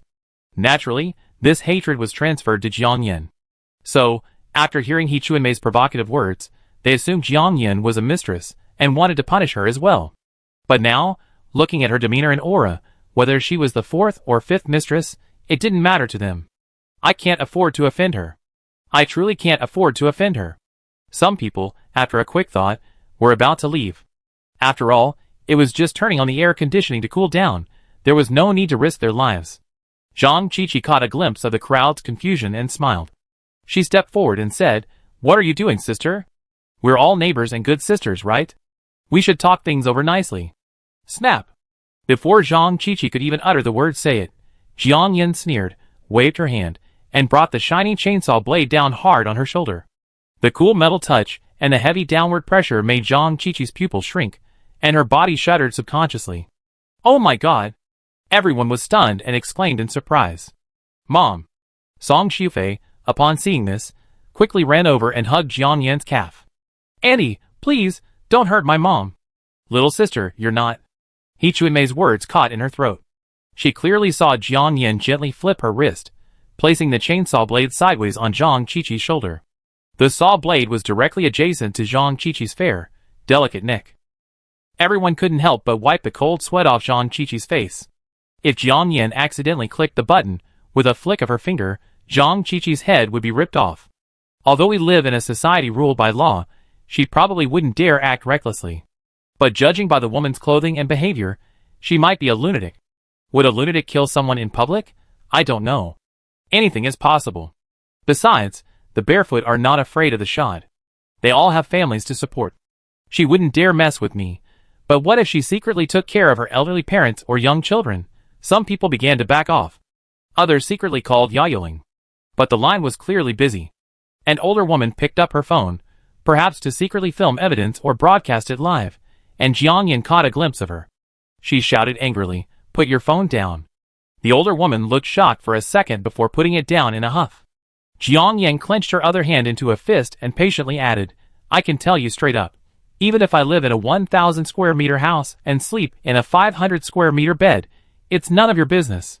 Besides, whether I let you in or not is a matter of whether I'm willing to accept your moral blackmail. However, if you keep blocking my way back, you're obstructing the right of way, which is a crime. If you're determined to commit a crime, then I don't mind obliging you. Her words were clearly directed at the mob. They had already been considering retreating, but they were simply embarrassed. Hearing this, they pushed and pulled, feeling guilty, and dispersed. Jiang Yan stood at the elevator entrance, but they didn't dare to go over. They took the stairs down to the 31st floor before transferring to the elevator. Sister, what are you going to do? Zhang Qiqi's earlier arrogance had long since vanished. Seeing everyone leave, she trembled even more, her face growing paler. Jiang Yan gritted her teeth and coldly forced out 2 words. Kill you. Kill me? Why? I didn't say anything. If anyone wants to punish you, they should punish Yi Chunmei. She was the one instigating us, calling you a mistress, saying you're unforgivable. Zhang Qiqi was stunned for a second, then pointed at Yi Chunmei, the only one left, and wailed. Yi Chunmei's face paled as she listened to her words. She wanted to just come up and give her a good beating. Jiang Yan sneered, Do I need a reason to punish you? After saying that, she took a few deep breaths. She had imagined countless ways to get rid of Zhang Qiqi. But now, hold on a little longer. She had to control her wits. Zhang Qiqi felt a chill run down her back as she listened to her words. Her legs gave way, and she nearly fell to her knees before Jiang Yan. Chapter 32. Auntie, please don't kill my mom. My mom knows she's wrong. She really knows she's wrong. She won't do it again. Ugh. Song Xiufei, his hands tightly clutching Jiang Yan's leg, tears and snot streaming down his face, raised his little face and cried heartbreakingly to Jiang Yan. He looked about 5 or 6 years old, his chubby little face flushed from the heat and a slight fever. Song Xiufei didn't understand the grudges between adults. But every time he made a mistake at home and asked for fried meat on a stick, he'd say the same thing. Then his mother's heart softened, and she'd go much softer. He believed the aunt before him was probably the same as his mother. I won't do it again. Please forgive me just this once. Zhang Qiqi's face turned pale, her body trembling, as she stumbled, imitating her son's words. She no longer dared to call Jiang Yan her sister, fearing she might accidentally anger her again. If you anger a madman, you never have a good outcome. Just like how Yi Chunmei was clearly the instigator of this whole thing, yet she was the one who unfortunately ran into the gun. Furthermore, even though the man was wearing sunglasses, she could still sense the endless anger and hatred in his tone and breath. She was completely baffled by this. It felt as if something loomed before her, but she was hot and afraid, her head swollen, as if filled with sticky paste. Jiang Yan ignored the mother and son's pleas. She gripped the chainsaw tightly, her eyes darkening as she looked at Zhang Qiqi, her thumb rubbing back and forth over the switch. After glancing diagonally above at the several security cameras installed by the property management, she suddenly lifted the chainsaw blade from Zhang Qiqi's shoulder. Just as Zhang Qiqi and Yi Chunmei breathed a sigh of relief, the deafening roar of the chainsaw rang out again. Under the 3 people's shocked and horrified gazes, Jiang Yan raised the saw blade, whipping up a gust of wind, and slashed it quickly toward Zhang Qiqi's ear. Oh my god! Yi Chunmei's eyes widened, her hands tightly covering her mouth. Though terrified, she chose not to flee back home. This was a society ruled by law. She believed that no matter how mad or angry Jiang Yan was, she wouldn't kill anyone in broad daylight. Only a fool would kill 1,000 enemies and lose 800 of their own. The little girl's words and actions were a bit crazy, but she should have a clear understanding of what was important. Ah! Elsewhere, Zhang Qiqi closed her eyes, bit her lip, and screamed, beads of sweat dripping down her forehead. She was already paralyzed with fear, her legs trembling wildly. Mom! Song Xiufei let go of Jiang Yan's legs and ran towards Zhang Qiqi, his face covered in snot and tears. To his surprise, his mother's head remained intact. Jiang Yan's chainsaw blade stopped less than 1/10 of a centimeter from Zhang Qiqi's ear.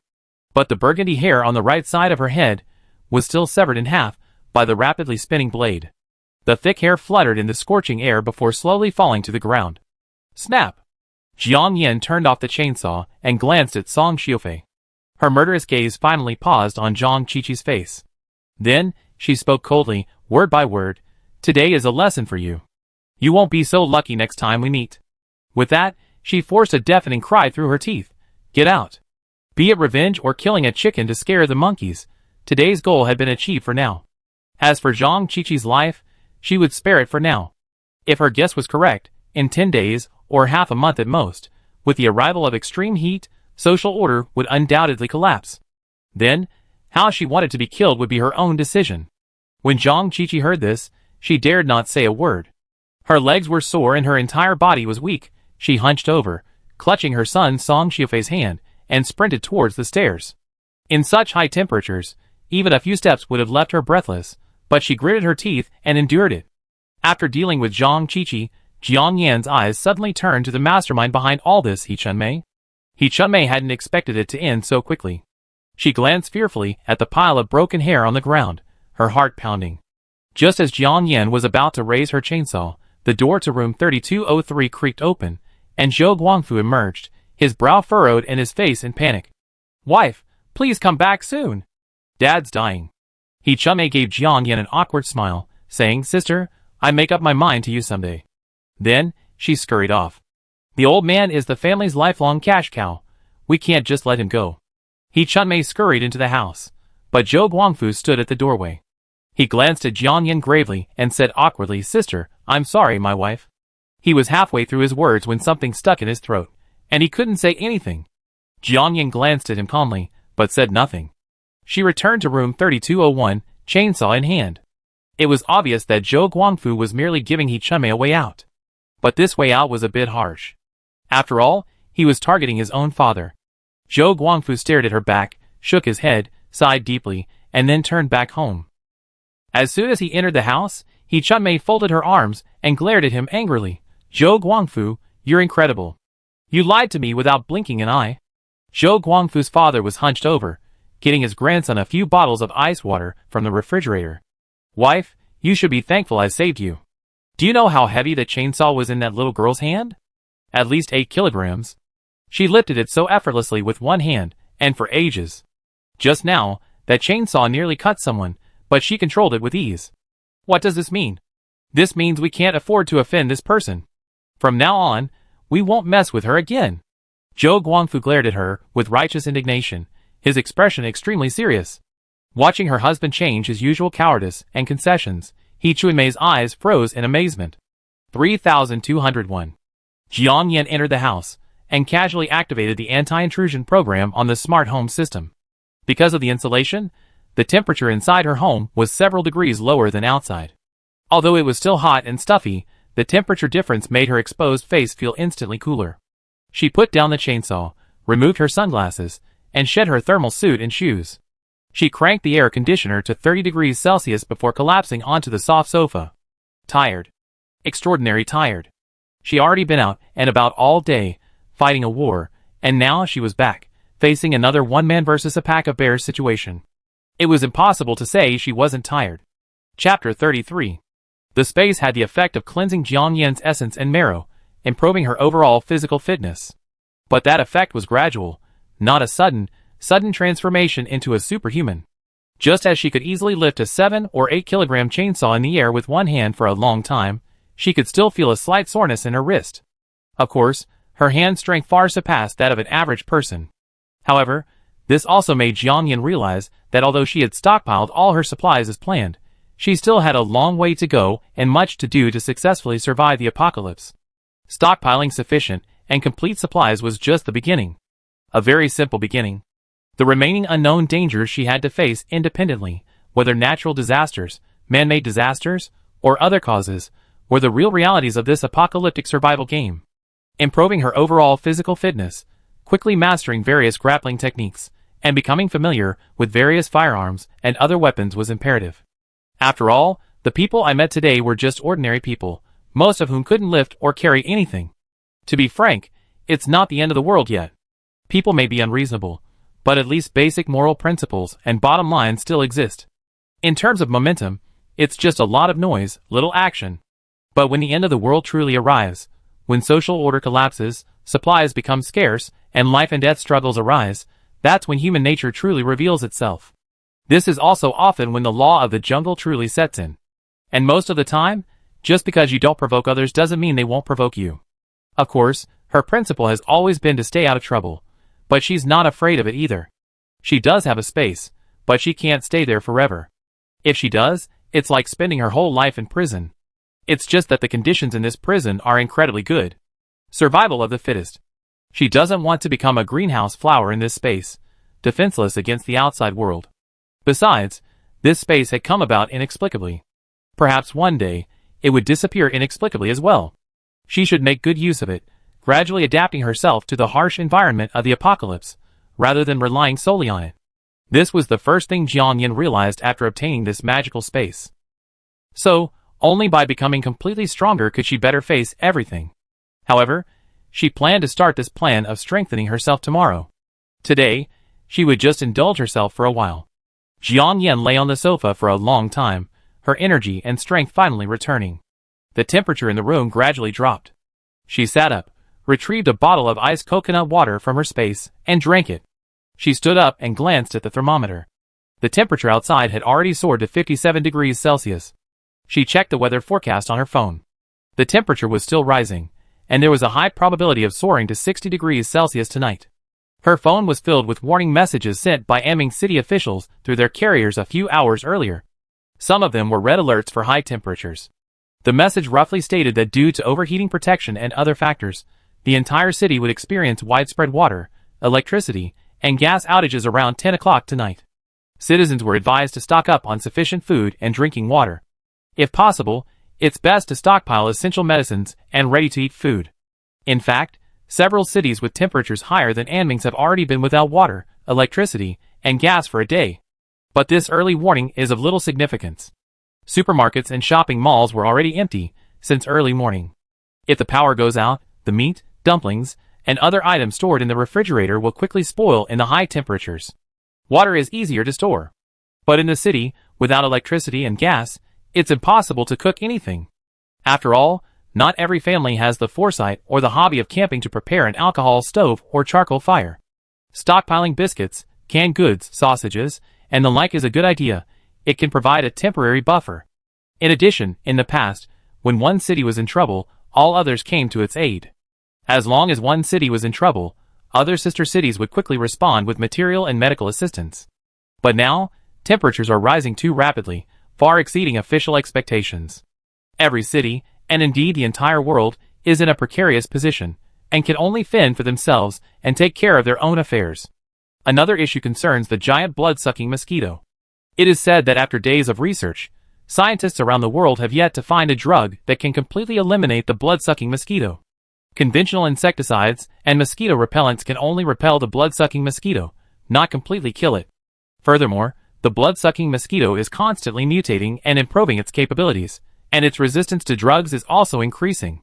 However, some experts point out that some authentic Chinese medicinal herbs are far more effective in repelling this blood-sucking mosquito than conventional mosquito repellents.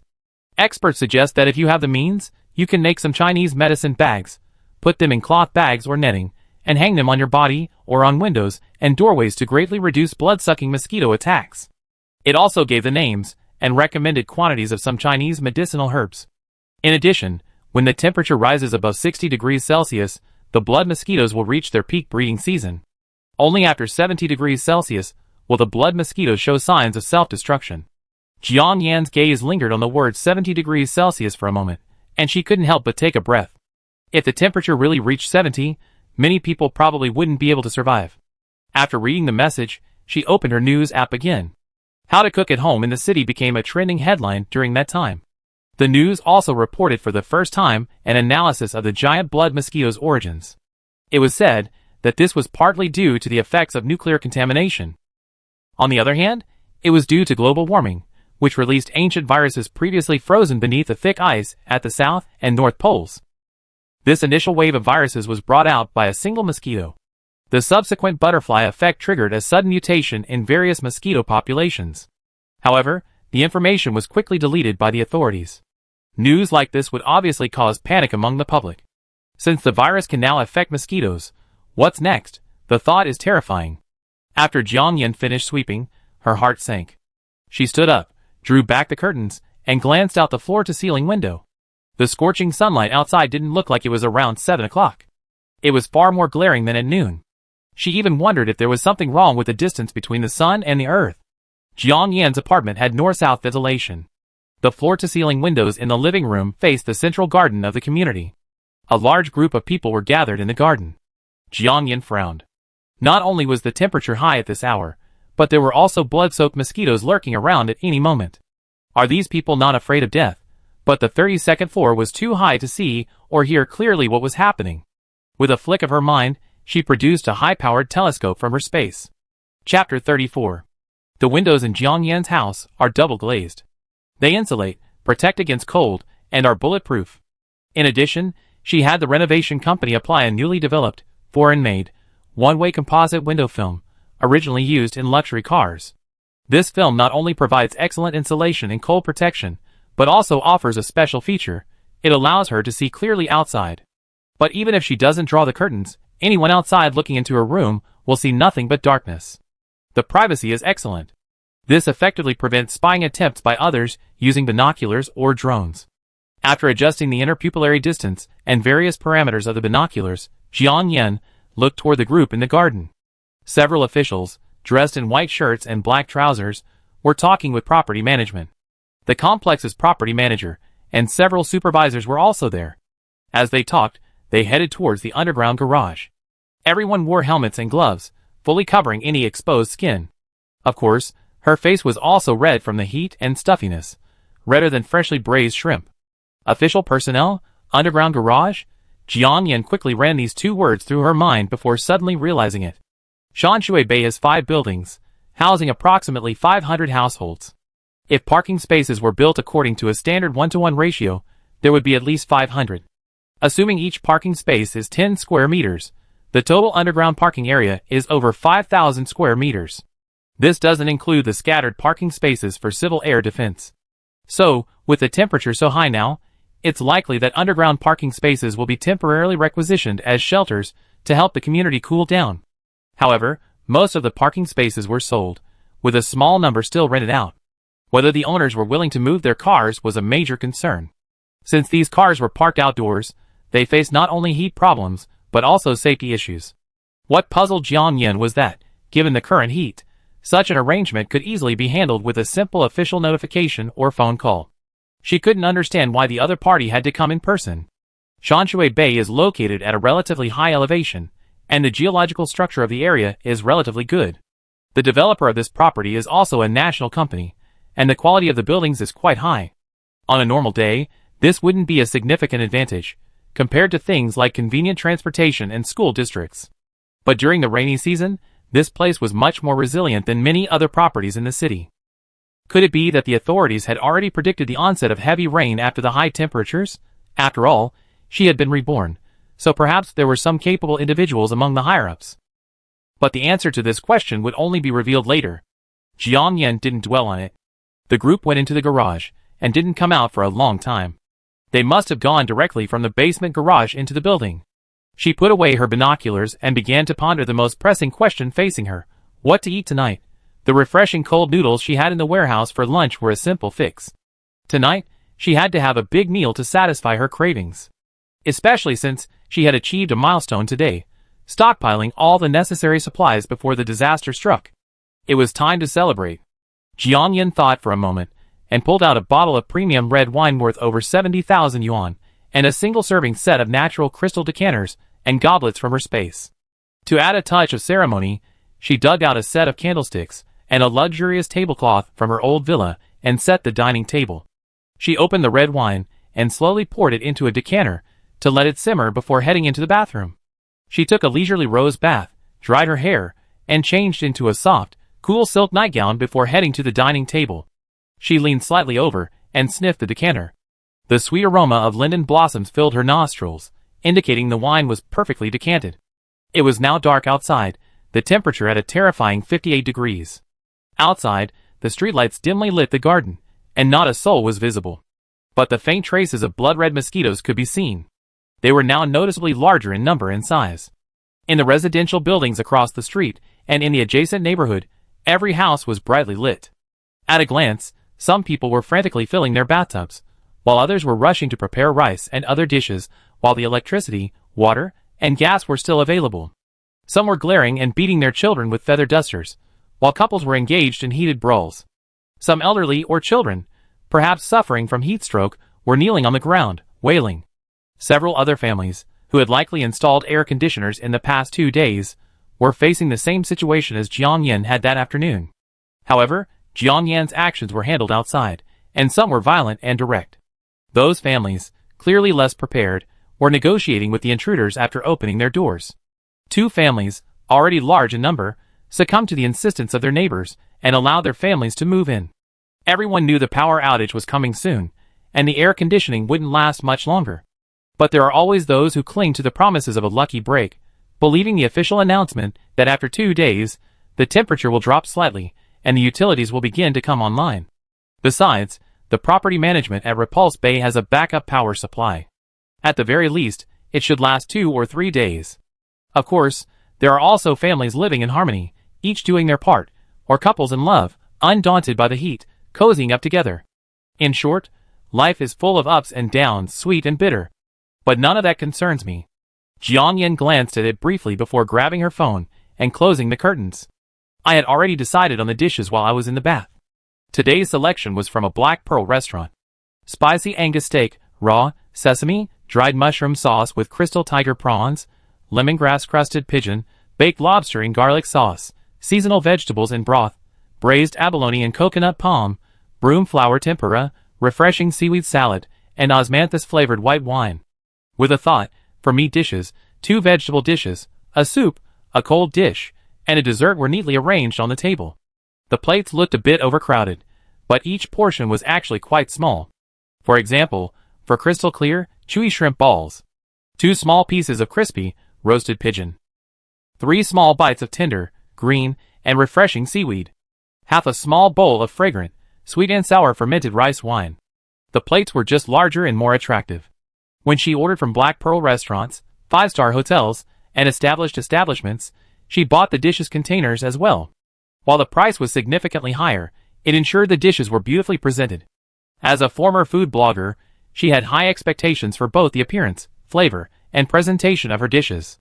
The space kept the food fresh and warm, so the dishes looked as if they had just been served from the restaurant, saving her the trouble of reheating them. Chapter 35. Jiang Yan turned on some soft, soothing blues music, poured herself a small glass of red wine, and then slowly savored her meal. After finishing her meal, she tossed the plates into the dishwasher. It was still early before the power went out, so Jiang Yan, as usual, turned on the TV, listened to the news, and then opened the game.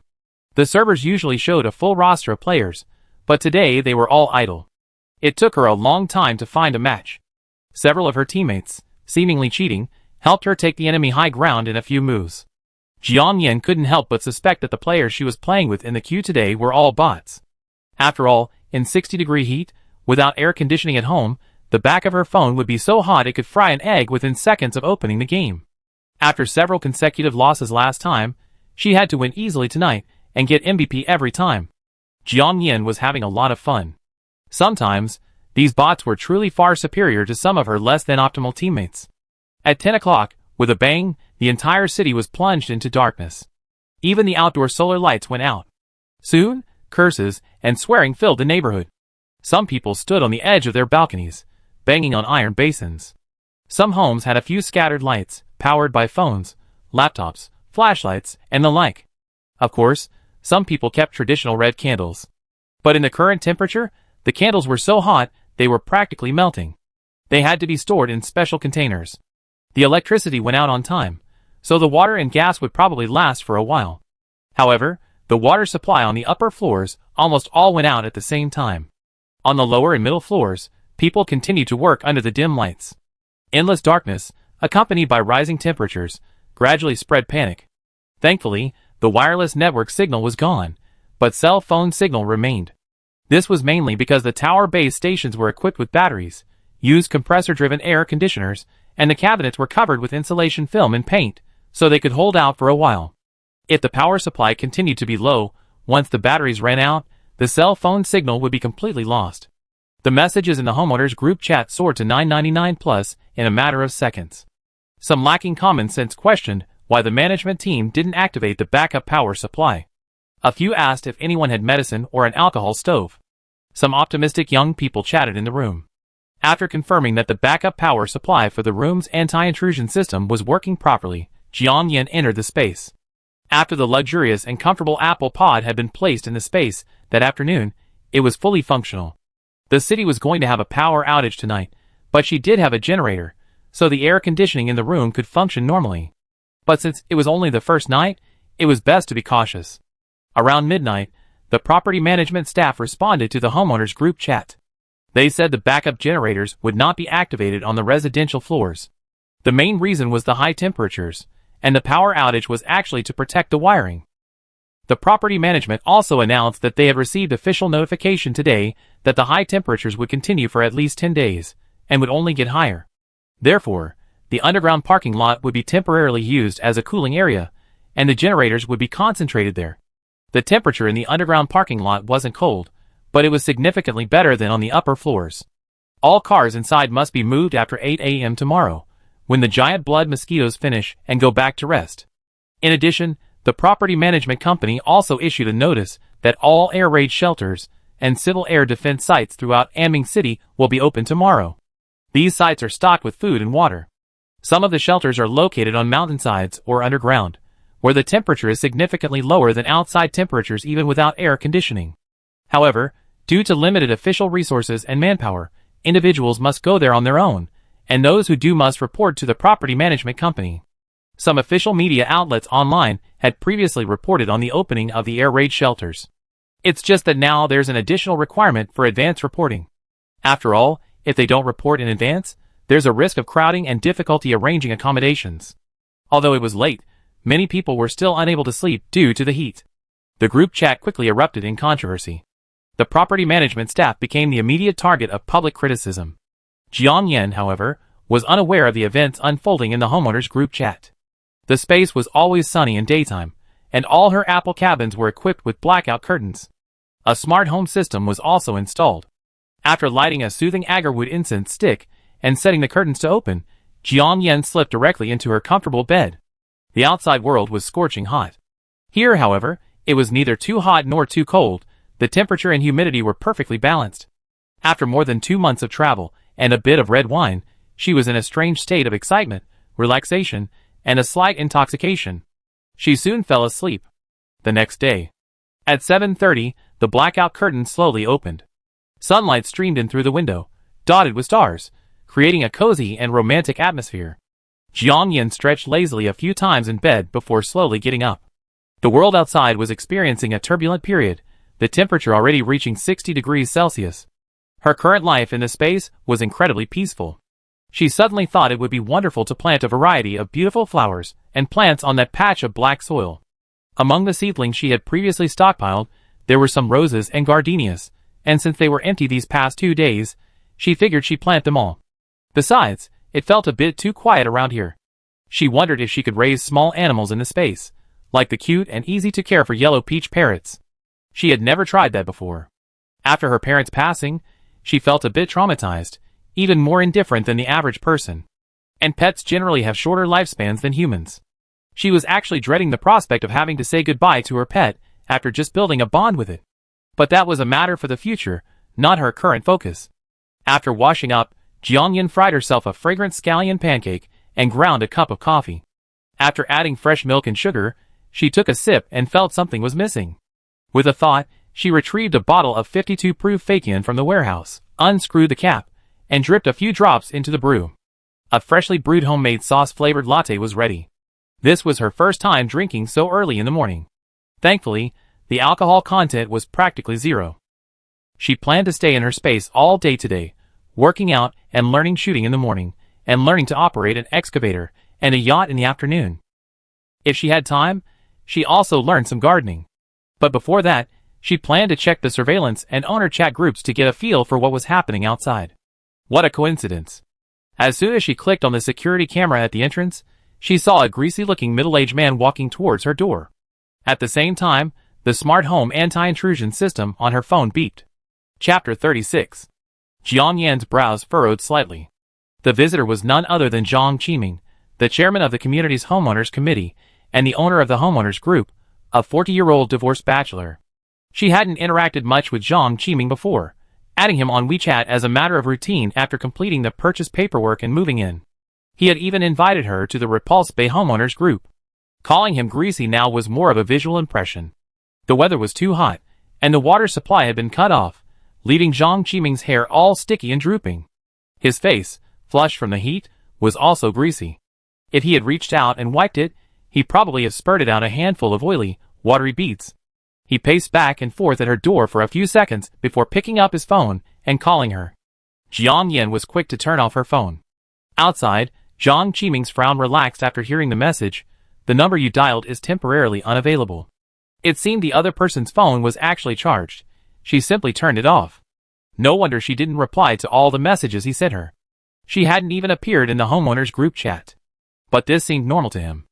After last night's blackout, many people had turned off their phones to conserve power and ensure they would be usable during critical moments. Jiang Qiming didn't turn around and leave. Instead, he stood there, hesitating for a second, then raised his hand and began knocking on Jiang Yan's door. Unexpectedly, the moment his palm slammed against the iron door, a powerful electric current sizzled through his palm, radiating throughout his body. A faint smell of slightly burnt pork wafted from his palm. Ouch! Ouch! Ouch! The shock came unexpectedly. Jiang Qiming's entire body trembled with pain, his Parkinson's disease trembling violently. Reflexively, his body twisted like an octopus, and he leaped back a few steps. The burnt and painful sensation on his palms made him cry out fuck several times before he finally managed to control himself. But by this point, his face was as pale as paper, and beads of sweat, as if hidden pipes were buried in his hair, streamed down his forehead. Jiang Yan had only activated the 110V low-voltage protection. But Jiang Qiming's hands were covered in sweat, and his entire body was damp. It was clear that the shock he had received was much more severe than Chunmei's earlier experience. After the trembling of his cheek stopped, he glanced at the door with lingering fear. Ultimately, he didn't dare knock on it. Instead, he stepped slightly closer and shouted, "Mr. Jiang, are you in the house? I have something important to tell you, but your phone is off." Jiang Yan's brow furrowed even deeper upon hearing this. That address. She remembered Jiang Qiming living on the 27th or 28th floor. It was only 3 or 4 floors away from the 32nd. But with the scorching heat today, even walking a few steps outside would make one breathless. And yet he came running to her door so early in the morning. It looked like he was prepared. But she still ignored him, and played dead to the end. Jiang Qiming continued to shout, "Mr. Jiang, is your phone running low? I have several power banks at home. Would you like to bring your phone over to my house to charge it?" Jiang Yan almost laughed out loud at this scumbag talk. Jiang Qiming was stunned after he finished speaking. Even though it was the dry winter season, touching items like sweaters could still cause electric shocks. But the effect just now was clearly not something a normal electric shock could produce. Based on his intuition, as a former science and engineering student, he knew he must have been electrocuted. The safe voltage for the human body is 36 volts. The voltage just now was clearly far above that. So, Jiang Yan's home must have a backup power supply. Combined with his knowledge of air conditioning, Jiang Qiming felt like he had discovered a new world, his heart brimming with joy. "Mr. Jiang, open the door. Is your air conditioner working properly?" Jiang Yan, unwilling to listen to his nagging, turned off the surveillance camera and continued to play dead. Jiang Qiming called out a few more times from the door. He figured she was in the bedroom with the air conditioner on and couldn't hear him, but he didn't dare pound on the door again. He could only turn away with a sullen expression. Before they reached the staircase, the door to room 3203 creaked open. Chunmei emerged, beaming, and called out to Jiang Qiming, "Brother Jiang, do you have a power bank at home? Can you borrow one?" Jiang Qiming turned and glanced at her, his tone slightly mocking. "Chunmei, how can you, at your age, still eavesdrop like a child? Brother Jiang, look at what you're saying. Your voice is so loud and full of energy. Why would you need to eavesdrop? So what do you call that crazy, idiotic girl, little Jiang? Do you know her? Tell me about her." Chunmei winked and flirted, leaning forward with a curious expression. It was mainly because the weather was too hot and her son and daughter were sick. Otherwise she would have gone to the property management office to inquire about room 3201's background.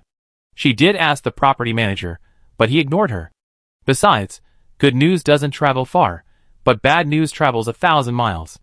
The news that she had led a blockade at the entrance of 3201, preventing anyone from returning home, spread throughout the community overnight. Of course, many also accused Jiang Yan of wrongdoing. "Chun-Mei, you're a mother of two. Can you stop being so nosy? Don't pry into things you shouldn't know," Jiang Qiming said, then turned and headed up the stairs without looking back. Some secrets are only valuable if they're kept to yourself. If this gossipy woman got to know, all his previous efforts to persuade Jiang Yan would be in vain. Chun-Mei's smile froze. She cursed silently at his back and went back to her room, feeling frustrated. Only after seeing Jiang Qiming walk away did Jiang Yan pick up her phone. As soon as she turned it on, a stream of messages and hot news updates popped up. The homeowners group chat was filled with quarrels and requests for help. It lasted until after 3 in the morning. It wasn't because they were asleep, but because most people's phones were out of battery. After that, there were only sporadic messages. Jiang Yan's fingers scrolled quickly, but her eyes quickly stopped on a slightly eerie photo. Someone had used their Igwa phone's moon mode to remotely take a photo of the central garden in the early morning, still dark, and sent it to the group chat. In the bluish-gray image, several black figures lay scattered on the garden's colorful plastic walkway. There were also figures in the flower beds, lawns, and woods, but far fewer in number. Jiang Yan's fingers slid, enlarging the photo. Her pupils suddenly shrank, and she nearly dropped her phone. The black shadows were corpses, shrunken beyond recognition. One relatively fresh corpse was covered in a dense mass of blood-red mosquitoes the size of a face. Jiang Yan felt like she was about to have a claustrophobia attack. Chapter 37. Even through the screen, Jiang Yan could smell the overpowering stench of decaying corpses in the heat. She couldn't help but dry heave. The bloody mosquitoes in the image felt as if they were biting her, giving her chills and chills. Scientifically, the blood in a person's body only fully coagulates 24 hours after death. Of course, the time it takes for blood to coagulate can vary depending on factors, like temperature and physical condition. But around the heads of the mummies, there were clear pools of dried blood. This meant that these bodies had been dead for less than 24 hours when they were thrown from their homes, and the body, crawling with bloody mosquitoes, whose blood hadn't yet been sucked dry, had clearly been thrown from the house recently. The person who posted the photo was room 1104, building E. Their profile picture was a landscape painting of Zhang Haiqiuxianqing. He was most likely a mature and steady man. E1104. Come and see. Is this a distortion of human nature or a decline in morality? And this? So inhumane. E1605. The police line is constantly busy, but I keep calling. Those unscrupulous people, you get your comeuppance sooner or later. Damn. C2303. Ahem, the guy above is so naive. D703. Damn. I only ever seen objects thrown from high places. How is this even happening? Is this a dead body being dumped from high places? Is this neighborhood still habitable? Image file name, rage.jpg. A702, it's not that serious, is it? It's only been a few days of high temperatures, and it's not the end of the world yet. How come it's become such a fuss? C602, oh my god. This is so outrageous. How are we going to survive later? B101, damn, who the hell did this to us first floor residents? How are we supposed to live? I curse your family to have no anus. C104, once Pandora's box is opened. Looking up and thinking.jpg. The rest was filled with curses and insults. The group chat indicated that shortly after dawn, after the bloody mosquitoes had returned to their nests, the property management staff, braving the scorching heat and glaring sunlight, cleared away all the bodies. They then placed them in the square dance area at the entrance to the complex, doused them with gasoline, and burned them all. Jiang Yan's heart sank after reading this. This was truly unbelievable. Although corpses were certainly difficult to dispose of in 60-degree heat, at least, maintaining some basic dignity for the deceased should be the family's last resort. And this was just the beginning. The 70-degree weather hadn't arrived yet. The torrential rain that would flood a 20-story building hadn't arrived yet. Since these people could now toss their dead family members like garbage, then imagine the scene when the time came to finally catch more fish. However, this also illustrates a point. Despite the official media's various reassurances and brainwashing efforts, many people have long since believed the end of the world has arrived. Jiang Yan took a breath, collected her thoughts, picked up her coffee, gulped it down, and then checked the message Jiang Qiming had sent her. Jiang Qiming, Mr. Jiang, are you awake? Hi.jpg. Jiang Qiming, I accidentally went to the property management monitoring room yesterday and discovered this. Don't worry, I deleted the data there. it won't affect you. And now the power is out in the complex, so anyone trying to check won't be able to do so. Smile.jpg. Jiang Qiming, 32F, number 7 surveillance video clip. Jiang Yin, She clicked on it, and it was the clip where she emerged from the elevator clutching a chainsaw, and Chunmei ran home. Jiang Qiming, Mr. Jiang, you're so impressive. I almost want to create your own entrance music track. You're just like Wonder Woman. Also, just a quick aside, you look so much better in person than on social media. Even with your sunglasses, I recognized you instantly. I'm a huge fan. P.S. When I added you on WeChat, you were so covered up that I didn't recognize you back then. Please forgive me, Jiang Qiming, Mr. Jiang, getting back to the point. There's so much information in the homeowners group, and I doubt you have time to read it all. So, I just briefly explain. The authorities and property management have set up a temporary shelter in the basement garage, and they be arranging for residents to move in tonight. They provide a small amount of drinking water, canned compressed biscuits, and other supplies, but we need to pick them up later when the official supply truck arrives. Since you haven't registered, I registered for you privately, and I also pick up the supplies for you. After all, you're on the top floor, and the temperature is expected to reach 70 degrees in 2 days. You probably won't be able to bear it. Jiang Qiming, Mr. Jiang, when you see this message, please message or call me back. The basement garage is all large bunk beds. I try to get the property management to give you a corner spot, and if possible, you be staying alone. That way, you have more privacy. Hehe.jpg. Jiang Qiming, Mr. Jiang, are you awake? Stare. The other person kept calling him Mr. Jiang and you. Jiang Yan's eyelids twitched, and goosebumps covered her arms. What on earth was this person up to? However, whether it was a show of affection or some ulterior motive, she didn't bother to care right now. Also, as she expected, the underground parking garage was indeed being converted into a temporary shelter.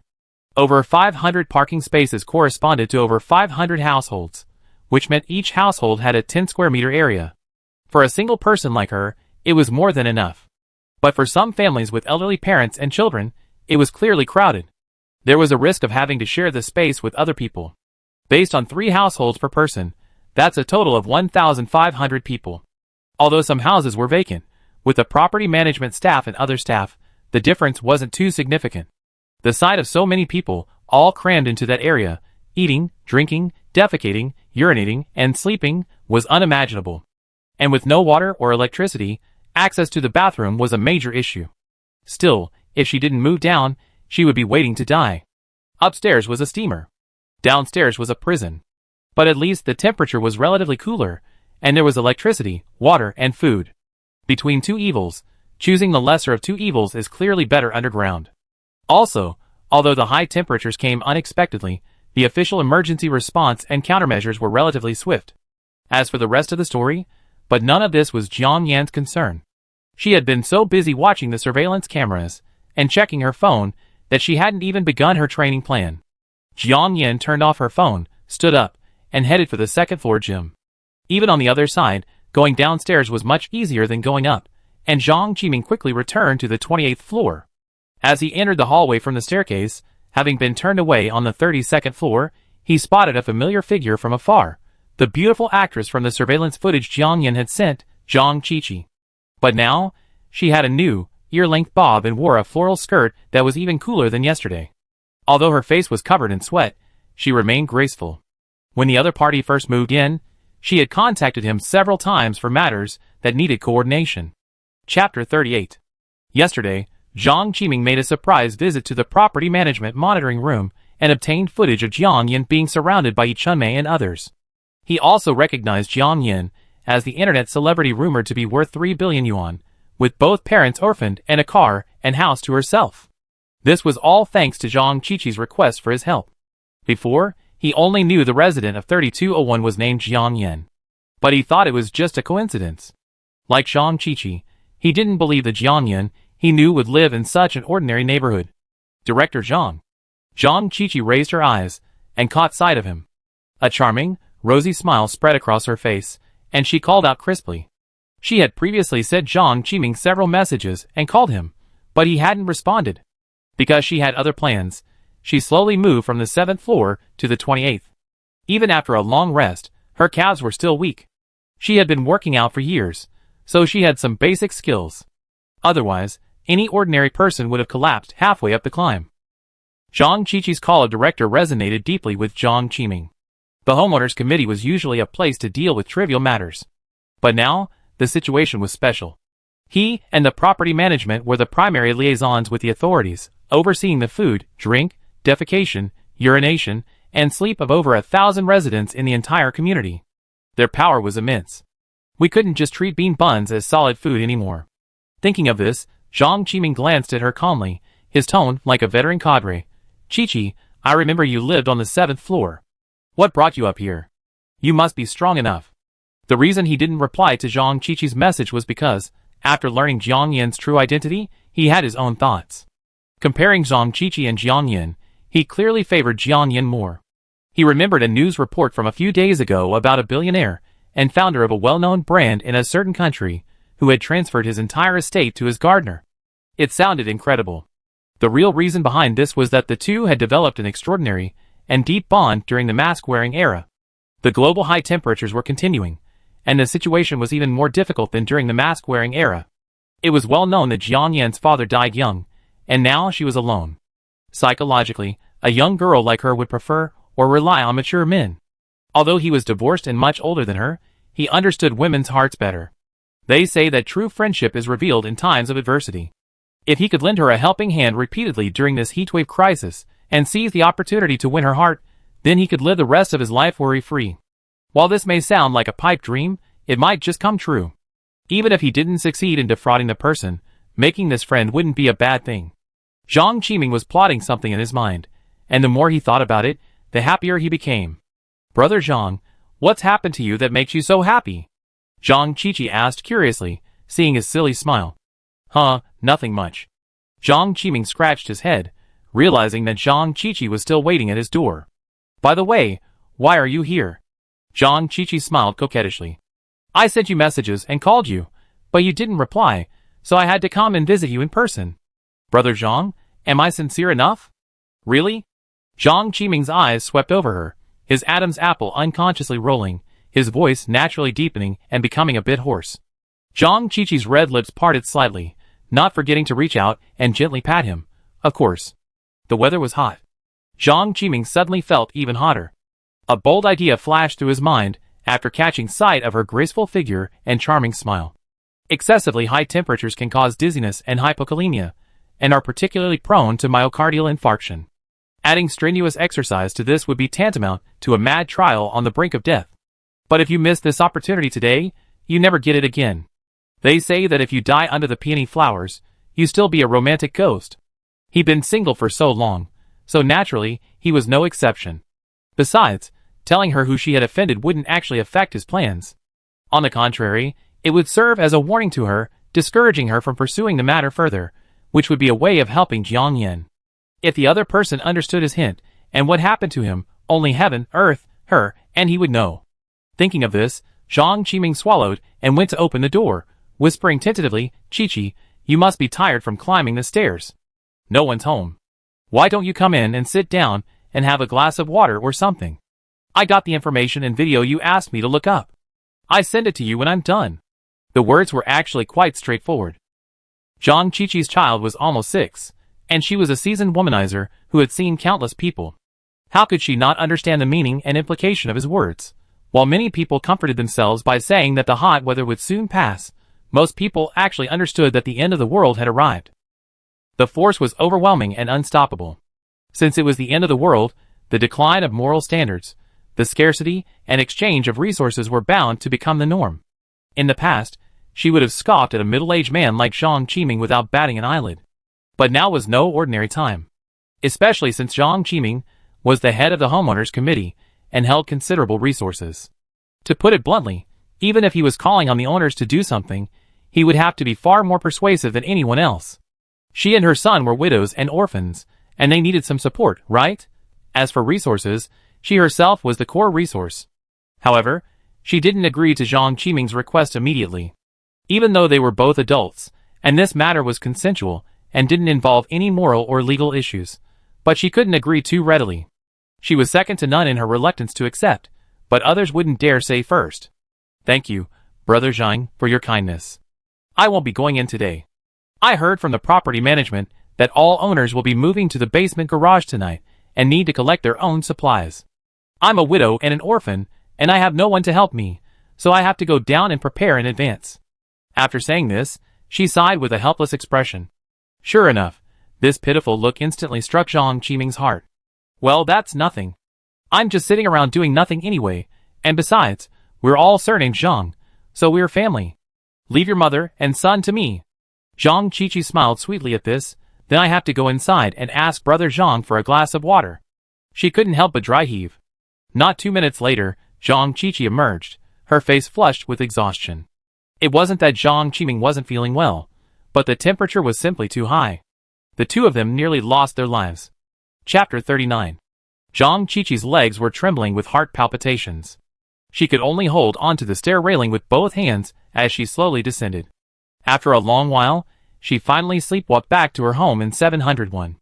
As soon as she entered the house, Zhang Qiming's message arrived, seemingly at the appointed time. Zhang Qiming, dear Qiqi, the owner of 3201 is Jiang Yan, the daughter of the disappeared woman rumored online in Anming City a while ago. She's worth billions. Please keep it a secret for me. It'd be useful later, when the heat is over. Jiang Yan? Zhang Qiqi's pupil shrank at the name, and her head buzzed as she finally realized what was happening. I hadn't expected to meet that little bitch Li Meijian had given birth to. No wonder she humiliated me so publicly yesterday. It was also my fault for letting myself get carried away by the chicken shit yesterday. I should have considered this connection earlier. Zhang Qiqi leaned against the door, took a few deep breaths, and clenched her fists tightly. The humiliation she had suffered previously, the death of her brother and son's biological father, Song Deming, and her long-held jealousy of Jiang Yan and Zhang's mother, all these new and old grudges combined made Zhang Qiqi want to storm up to the 32nd floor in a rage. But in an open confrontation, she was clearly no match. Thankfully, by tomorrow night at the latest, all the residents of Repulse Bay will be moved to the basement parking lot. By then, everyone will be sleeping in dormitories, making it easy to take her life while everyone is asleep. A day earlier, she might have been wary of the police or of committing a crime herself. But now, overnight, the neighbors had begun dumping bodies from high-rise buildings. Chaos and disorder, the collapse of morality, had already begun quietly at some point. They say that if you don't root out the weeds, they spring back in the spring breeze.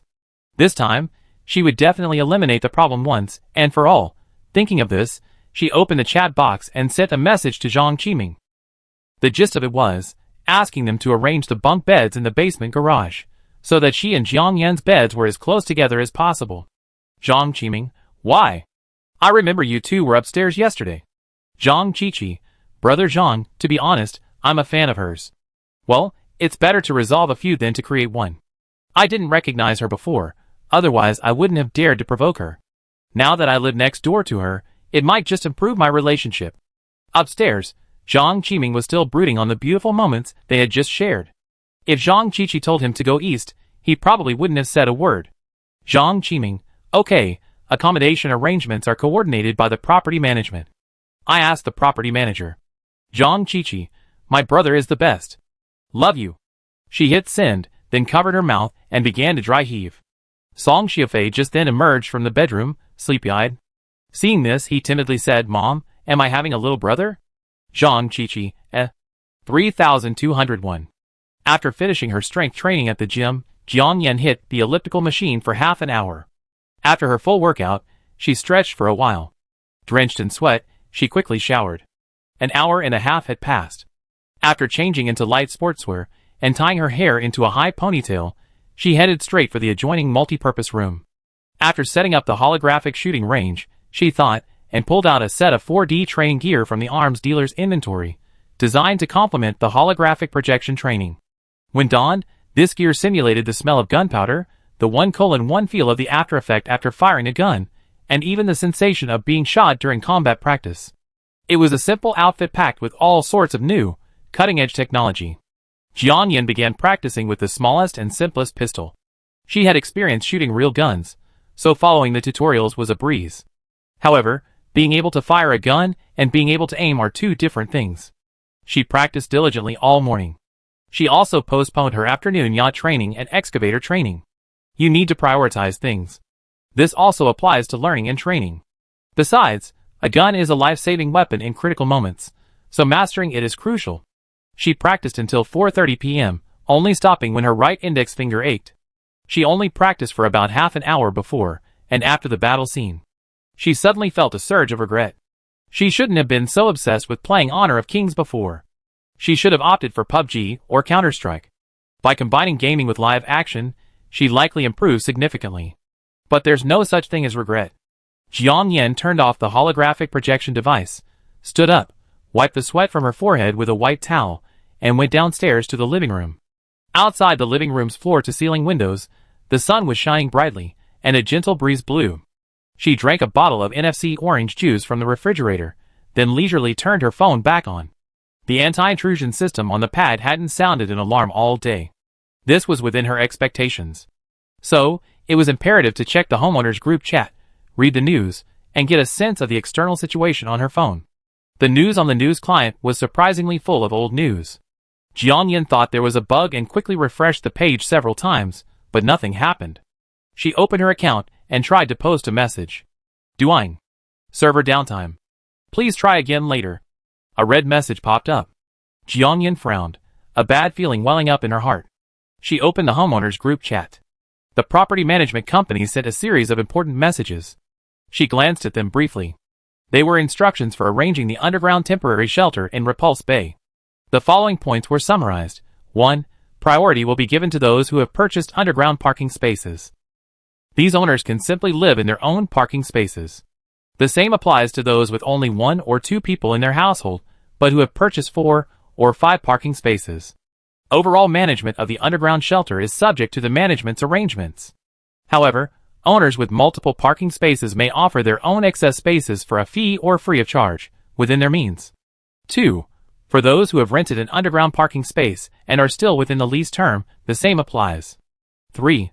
For those who have neither purchased nor rented a space before, temporary accommodations are welcome. This includes, but is not limited to, sharing a space with others and being placed in a temporary parking space or in the Civil Air Defense parking area. 4. For those who are not owners, but only tenants, arrangements will be made with the owner's arrangements as a priority. 5. According to the weather forecast, temperatures will range from 65 to 80 degrees Celsius for the next week. If you insist on staying in your home, you will bear all consequences. 6. Those seeking refuge in a nearby official air raid shelter must first report to the management before proceeding. Failure to do so will result in rejection at their own risk. Photos of the scene were also shared in the group chat.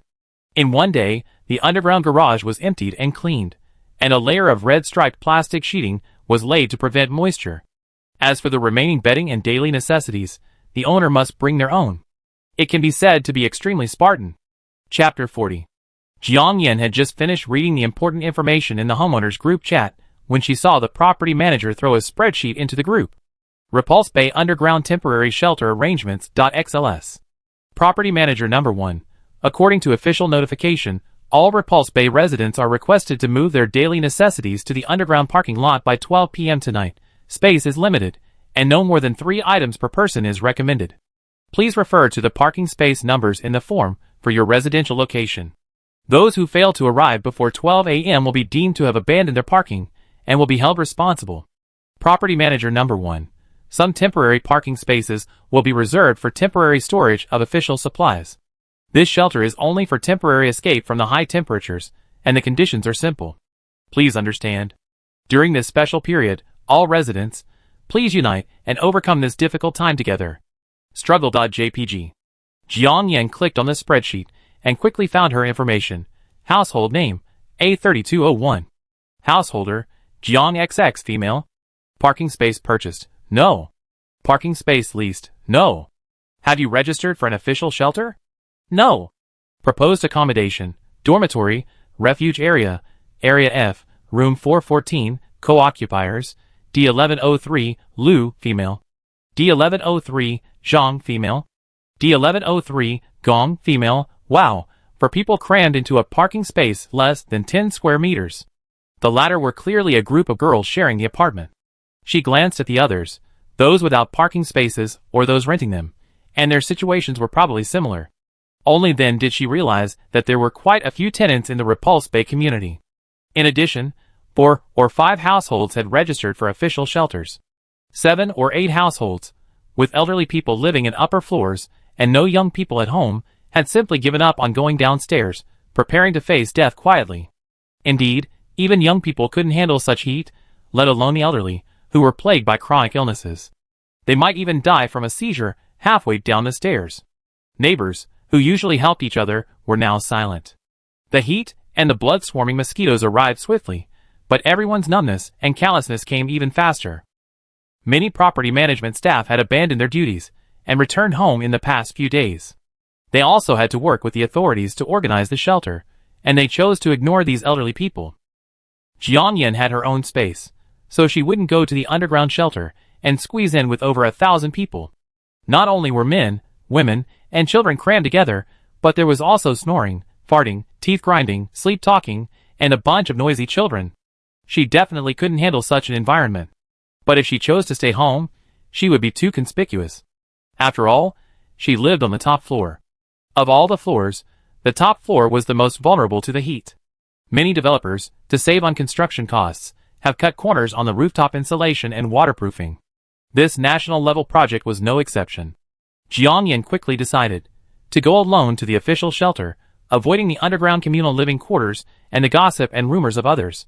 Then she donned her jet suit and, taking advantage of the dark and windy night, quietly flew home. There was no better solution. Thinking of this, Jiang Yan stood up and left the space. As soon as she stepped into the room, a wave of heat washed over her, enveloping her completely. It was like entering a sauna. She glanced at the thermometer. It had already reached 62 degrees Celsius. The temperature inside the house was fine, thanks to various insulation measures. Even without the air conditioner on, it was only around 58 or 59 degrees. But it wasn't cold either. The dry steam room in the sauna was about 80 degrees. But in that environment, people covered their faces with ice towels.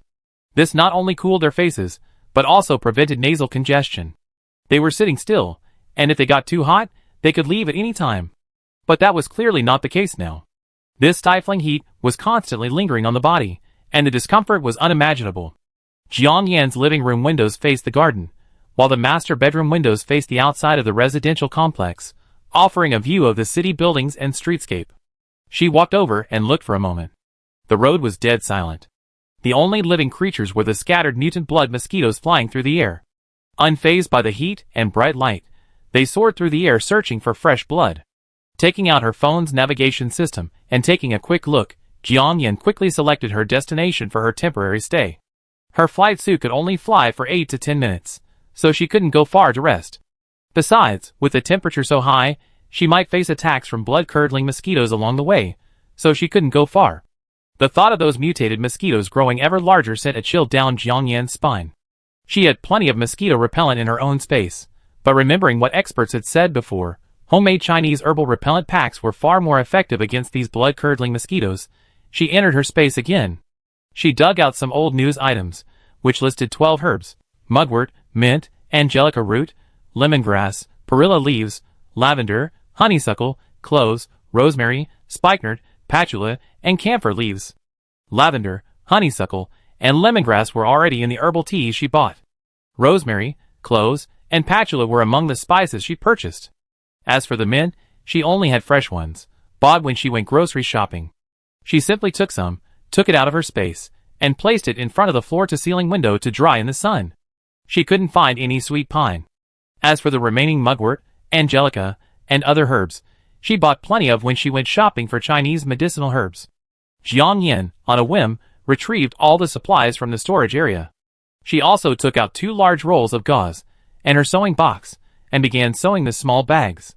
She wasn't very good at sewing, and the dozen or so bags she sewn were so crooked that they looked like a bunch of black earthworms crawling around them. But at least they worked. After she finished sewing the bags, she ate a bowl of cold noodles and drank a bottle of iced cola. The mint was almost done drying. The Chinese herbal mosquito repellent bags were quickly completed. She pulled out the backpack containing instant noodles and tissues, which she had used for concealment, and hung a loop of mosquito repellent packets around it. After putting on her thermal suit, she put several more on her neck, legs, and hands. Once fully armed, she left the house. The herbs were fragrant. Even through the suit and hat, Jian Yin could smell the thick aroma of Chinese medicine. After closing the door and adjusting the anti-intrusion program to a high voltage, 500V shock level, she headed for the staircase. The doors to 3203 and 3204 were ajar. He Chunmei and the others seemed busy preparing items for the basement parking lot. From time to time, He Chunmei's voice could be heard from inside, giving Zhou Guangfu orders in a domineering tone. Not only that, the doors on the other floors were also ajar. The temperature in the hallway was lower than inside. To prevent mosquitoes from entering, almost all homes had their windows sealed shut. The only air flow was between the living room and the hallway. The doors to each building and the entrance to the basement garage were all tightly shut by the property management. It was so hot, no one dared to go out. Chapter 41. The entire shallow bay formed a perfectly safe, enclosed space. And now, Jian Yin was about to leave the safe zone alone. On the way downstairs, she encountered a few people carrying wash basins and thin blankets. Jian Yin's outfit was like a large, conspicuous moving bag. But everyone was already hot and exhausted, their faces flushed and necks thick, and they were panting. Though surprised, they couldn't utter a word. They could only put their hands on their hips, and silently gave her a thumbs up. Perhaps because she had spent so much time in this space over the past 2 days, Jian Yin felt that her physical condition had improved significantly. Although she was wearing a slightly heavy thermal suit and a hat, the air around her was stuffy and hot. But she didn't seem to feel any discomfort as she went downstairs. But when she saw someone coming in, she deliberately walked very slowly. Half an hour later, Jian Yin finally reached the first floor. It was only around 5 o'clock, but blood-sucking mosquitoes could already be seen flying by in the garden outside. After the blood-sucking mosquitoes appeared, Jian Yin had done some research. Under normal circumstances, male mosquitoes only live 1 to 3 weeks, while female mosquitoes can live up to 1 to 2 months. After the mutation, the lifespan of these mosquitoes has increased overall. But one thing remains unchanged: female mosquitoes must feed on blood for their ovaries to develop and reproduce. The experts say that blood-sucking mosquitoes will likely die out only when the temperature exceeds 70 degrees Celsius. This probably means that when the temperature reaches 70 degrees Celsius, all living creatures in the world that can feed on the female mosquitoes, whether humans or other animals, will die. The remaining humans and animals have already taken shelter. Slowly, the mosquitoes, deprived of food and the conditions for reproduction, eventually starved to death. However, this time seemed eternity. Without giving it a second thought, Jian Yin opened the door and quickly walked towards the entrance of the community. The air was filled with visible waves of heat. The plastic pavement in the garden had been deformed by the intense heat, and the ground temperature was much higher than the air temperature. Even through her 8-centimeter insulated shoes, Jian Yin could feel the scorching heat and softness as she walked on it. Some areas even clung to the soles of her shoes. Luckily, it wasn't asphalt. She guessed that the official vehicles delivering supplies were special vehicles, otherwise, in this temperature, the water in their tanks would have boiled. In addition, the entire community garden was filled with a thick, murky atmosphere. In the flower beds, several more hideous mummies lay. They must have been brazenly abandoned by their families during the day, their blood already devoured by mosquitoes. The lawn had long since dried up, its ground covered with dead earthworms and various insects. Many of the shrubs and flowers were also withered. The pond in the center of the garden had long since dried up, and the mud at the bottom had cracked. The formerly densely packed water lilies and aquatic plants had all withered, along with some dried up small fish and shrimp. All I could see were densely packed garbage bags, cans, and wine bottles of various colors. Some of them were probably human excrement, and the heat, baking them, gave off a strong stench. But the community management no longer had the energy to clean it up. No one in the group was complaining anymore. After all, the temperature had continued to slowly rise since this morning. I can barely survive. So who else would be willing to be this moral guardian? It took only half a day for the group to go from indignation to silence. Jian Yin also saw many dead birds and wild cats. She even saw 2 dried squirrels. Without exception, they all had bloody wounds as big as wrists. Humans and animals alike were not only dying from the heat, but also suffering from the secondary torment of blood-soaked mosquitoes. Jian Yin's short walk was horrifying. Furthermore, the garden was terribly smelly. The stench of corpses, feces, kitchen waste. Even though she was covered in herbs, and wearing a heat-insulating hat, the stench still penetrated her nostrils. She didn't dare linger, and hurried to the gate of the community. On reaching the guardhouse, she discovered that the power outage had disabled the access control system, and the gate was locked with a U-shaped lock. The guardhouse was open, also empty. Jiang Yin had expected this. It was broad daylight, and she couldn't possibly pull out a chainsaw and break down the door. She had no choice but to hide in the guardhouse, pull out her phone, and send a message to the homeowners group chat. This message was actually meant for everyone else to see. A 3201 at property manager number 1. I'm going to a nearby official shelter. Could you please open the main gate for me? Thank you. Property manager number 1 at A3201. Hello, owner. I didn't see you ask for permission to register. Even if you do, you can only go tomorrow. If you go now, you're likely to be rejected. A 3201. No need to register. I have a solution. Just help me open the door. Property manager number 1. Okay, wait a minute. I have someone here right away. A fully armed property security guard quickly emerged from the underground garage entrance. Miss, how are you going? He clicked the door open a few times. Jiang Yin glanced at him and said calmly, I walk. The security guard paused in disbelief, then said, Miss, the official truck delivering supplies will be here soon. Why don't you wait and see if you can take one of their vehicles back? It seems to be a special vehicle, he resisted. The other people who registered to go to the official shelter will also be taking that vehicle. Thank you, but no thanks. Jiang Yin smiled, declined, and walked out of the complex. The security guard looked at her from behind, at her strange attire, and silently admired her. Just as he locked the door, he saw Zhang Qiming, the chairman of the homeowners committee, and Lu Dahong, the property manager, approaching. They were all bundled up, wearing motorcycle helmets. Behind them, a petite young woman followed. Manager Lu, Director Zhang, the security guard said politely. Lu Dahong glanced outside the complex and frowned. Hey, hasn't the official car arrived yet? Weren't they supposed to arrive at 5 o'clock? If they don't show up soon, the mosquito swarms will arrive, and it'd be disastrous. Why don't we go into the guardhouse first? The sun's too scorching, Zhang Qiming suggested. The others didn't deny it and filed in. After closing the door, they finally took off their helmets. Brother Lu, you're incredible. The authorities have entrusted you with such a significant task, Zhang Qiming said, pulling a pack of cigarettes from his pocket. He took out a cigarette and handed it to Lu Dahong. The temperature was too high, and they didn't dare smoke. However, it doesn't prevent me from bringing it to my nose and smelling it, temporarily relieving the pain of longing. Well, Brother Zhang, you're flattering me. It's frustrating just to say it. Look, there are over 1,500 people, and I'm supposed to assign them all to the basement garage within a day. The time is tight, and the workload is heavy. Not only is the work environment terrible, but several of my colleagues have quit in the past few days. There aren't enough people, and the pay isn't there. The authorities are just giving you empty promises. The key is, there's no telling whether this is the apocalypse as they say online, so it's not easy to just protest and say you won't do it, and yet, these owners are still being picky.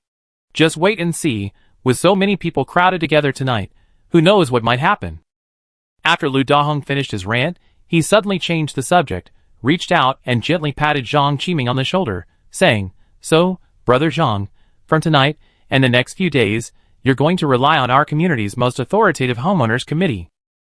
The two of them flattered each other, and the other subordinates were reluctant to join in. Zhang Qiming frowned, sighed, and kicked the ball back. With so many people, it's really hard to handle. The homeowners committee has little influence, so we can only rely on the brothers in the property management to maintain order. The two of them sighed in silence. Hey, brothers, this isn't a simple matter. Zhang Qiqi, who had been standing silently beside Zhang Qiming, suddenly spoke softly. Everyone's eyes suddenly turned to her. Zhang Qiqi sneered calmly. If you think there are too many people, then use someone else's knife to reduce the number. Everyone, Chapter 42. Zhang Qiqi's words, borrowing a knife to kill someone, were spoken lightly. Lu Dahong's eyelids twitched, but he didn't say anything immediately.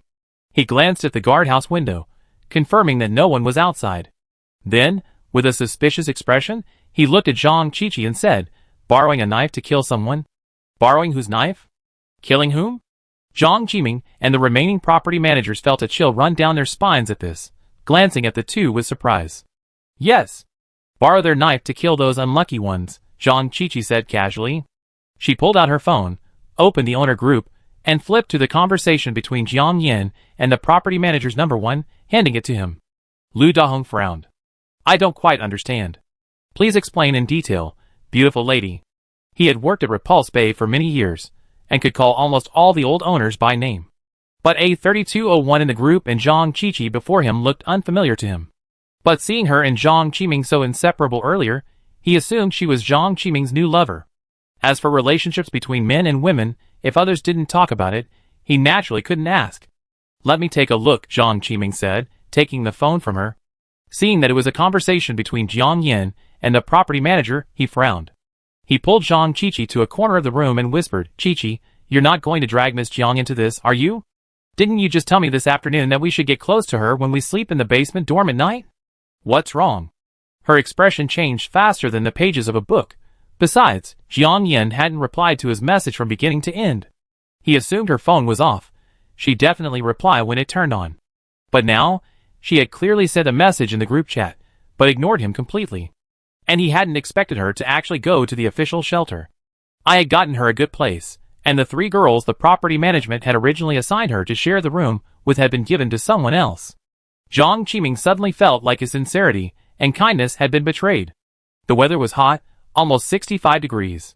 But his heart felt as if a bucket of ice water had been poured over it, chilling him to the bone. "Miss Jiang? Brother Zhang, you're calling me so affectionate." Zhang Qiqi, unaware of Zhang Qiming's inner thoughts, pouted and said with a hint of jealousy. She didn't answer his question. After all, Zhang Qiming was her chosen temporary supporter. If he knew she had once been Jiang Yan's stepfather's mistress, she wondered how he would feel. Zhang Qiming, already feeling somewhat guilty, said, "She's worth over 3 billion. We better not mess with her." "Hey, brother Zhang, this is a different time now. Forget about the 3 billion she has. Even if Prince Wang, the son of the richest man, were here, I wouldn't be able to stop him. I still dare to push him out. Haven't you noticed the changes in the neighborhood today? This morning, someone dumped a body in the garden and was criticized and cursed. And this afternoon, everyone's become accustomed to it and even followed suit. So, compared to those huge amounts of money sitting uselessly in accounts, controlling supplies and reducing competition is what's most important now. This intense heat wave is so intense, none of us could have anticipated it. Do you think that love-struck daughter would think of withdrawing all those billions and keep them at home? Besides, I'm just offering suggestions. We have no say in whether they're executed or not."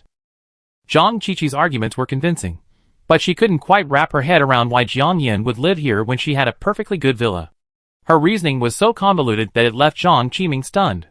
Yes, judging by the pace today, the high temperatures won't end anytime soon. And this high temperature is global in nature. Perhaps the apocalypse is truly approaching. Marrying a beautiful, wealthy woman and playing it safe doesn't seem that important. Let's just survive first. After convincing himself, he sighed silently and fell silent. Lu Dahong glanced at the 2 whispering in the corner and said, "Beautiful ladies, you haven't finished what you were saying." Zhang Qiqi reached out and squeezed Zhang Qiming's palm, then smiled and stepped forward. "Manager Lu, besides the high temperatures and shortages, what else are people afraid of right now?" "Blood mosquitoes?" Lu Dahong said, glancing at her. "You mean, let the blood mosquitoes wipe out some of the owners?" A sinister smile flashed in Zhang Qiqi's eyes. She said nothing, but her meaning was clear. "But no one dares to come out to the garden right now. We can't just call all the owners out. The key is, as long as you don't expose your skin, the blood mosquitoes won't be able to attack you," Supervisor A said. "No matter how much a mosquito's mouth parts mutate, they can't evolve from flesh to metal." Zhang Qiqi smiled. "We're used to luring the enemy in deep, then closing the door and beating them. Don't you know there's a saying about opening the door to welcome guests? If no one comes out, then let the mosquitoes in.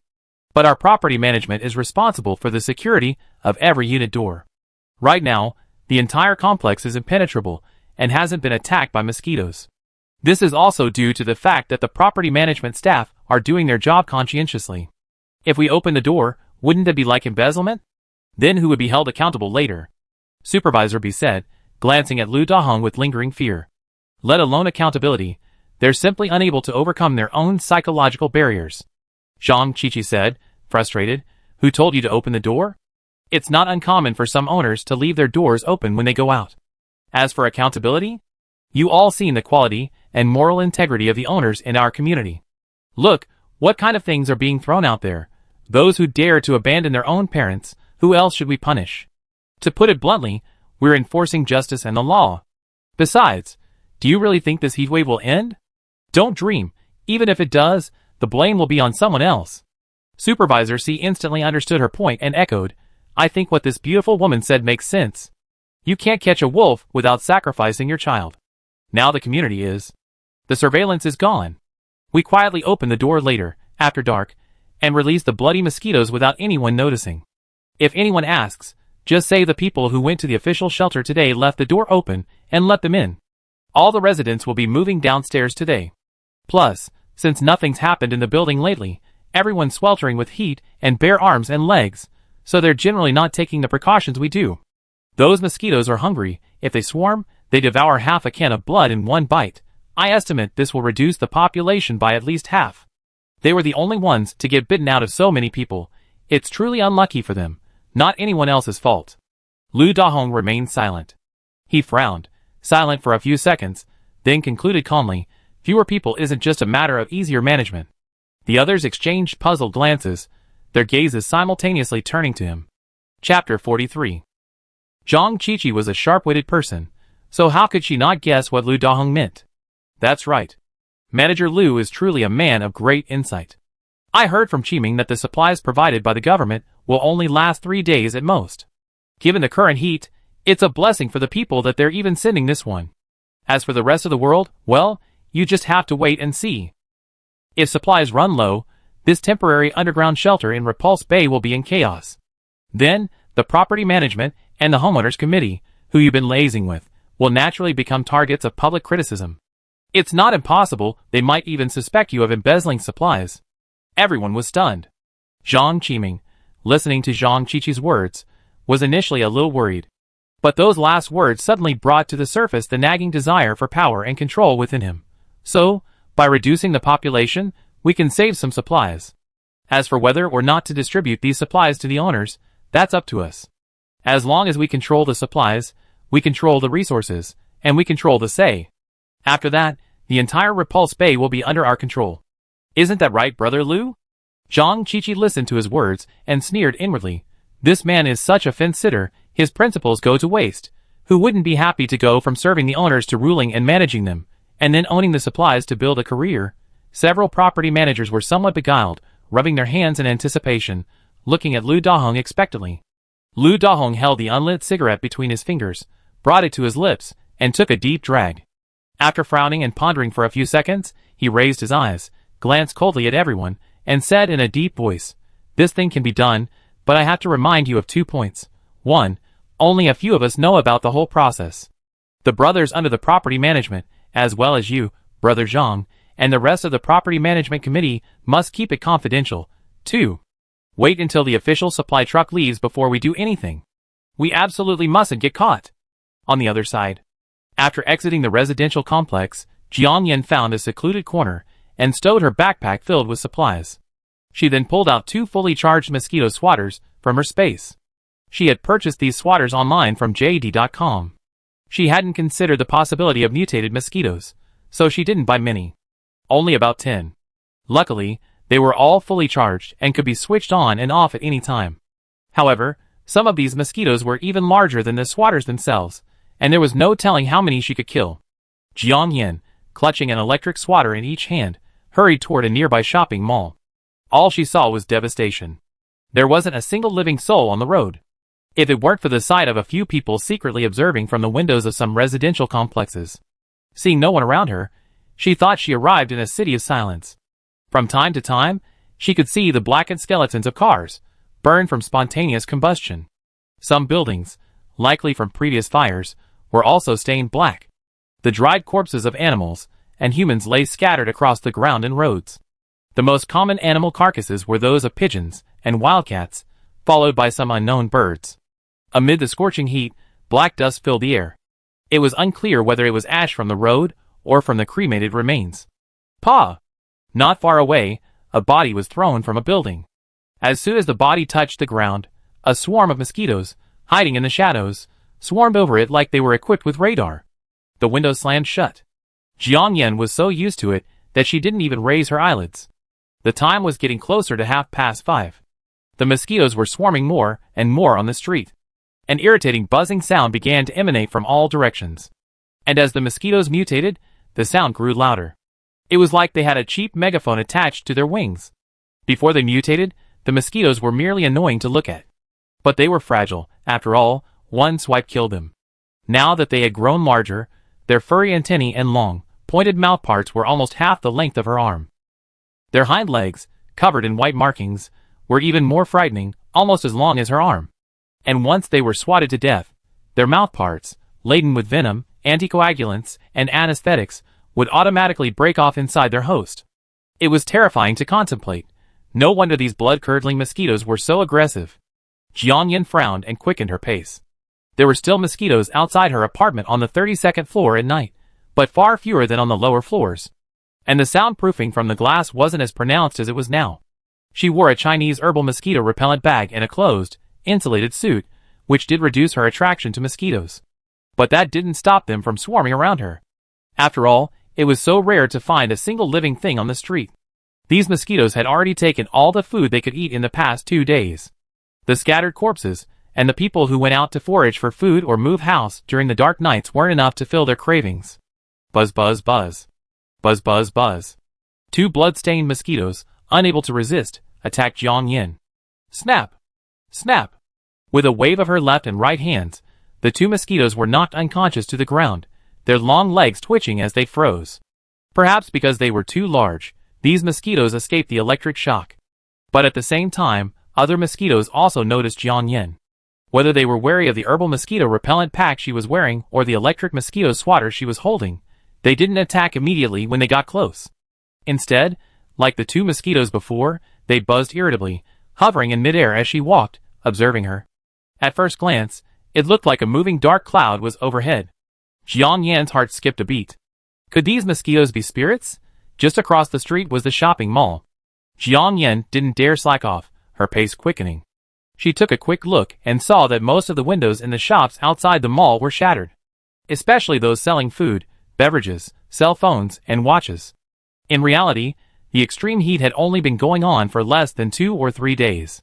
The residents of Repulse Bay can stay home for now, and even move underground tonight, with supplies sent by the government. But not everyone has these conditions. For example, in the old residential complex she just passed, there's no underground parking available. They either take a sauna at home, or, after the sun goes down, go to a makeshift shelter built by the government, or to a nearby underground garage or supermarket. Anything else is just waiting to die. Some people might even be left without a home. So, taking advantage of the chaos to do some low-cost shopping is to be expected. The mosquitoes still buzzed overhead, even out of reach of her electric mosquito swatter. After walking for over 10 minutes, even with her thermal suit and improved strength, Jiang Yan still felt drenched. The dampness from her sweat, permeating her clothes, and the scent of traditional Chinese medicine, drifted into the sweltering air. This was a real allure for mosquitoes. Chapter 44. Buzz buzz buzz. Buzz buzz buzz. As Jiang Yan crossed the street and stepped onto the shopping mall grounds, the dozens of hungry, blood-curdling mosquitoes circling above her finally gave up. Each of them, their slender, sharp mouthparts raised, swooped down on her.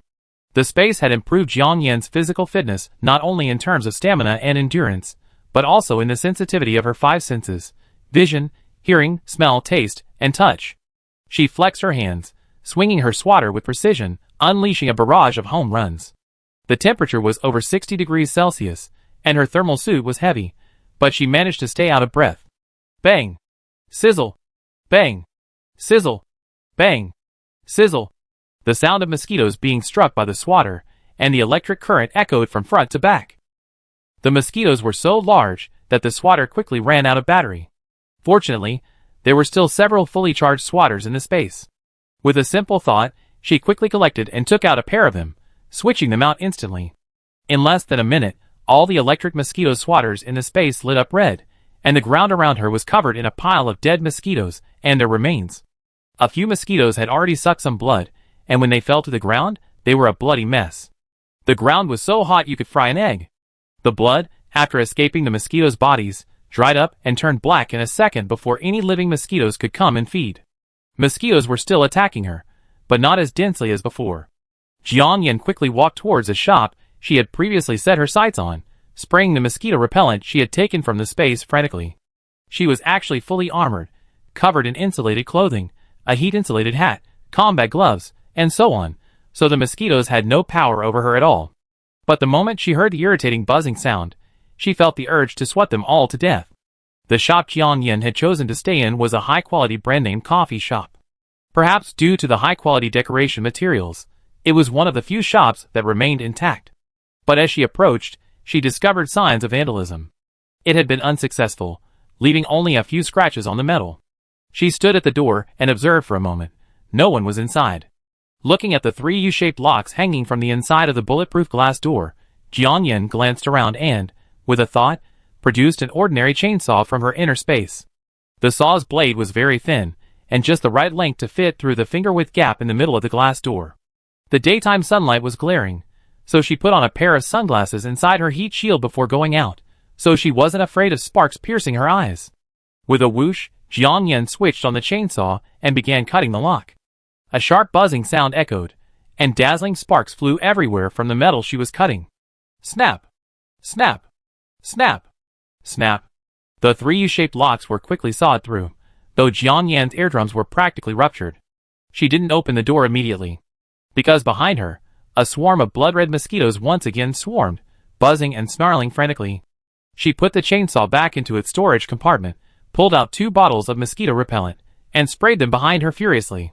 Then, she quickly opened and closed the door in one go.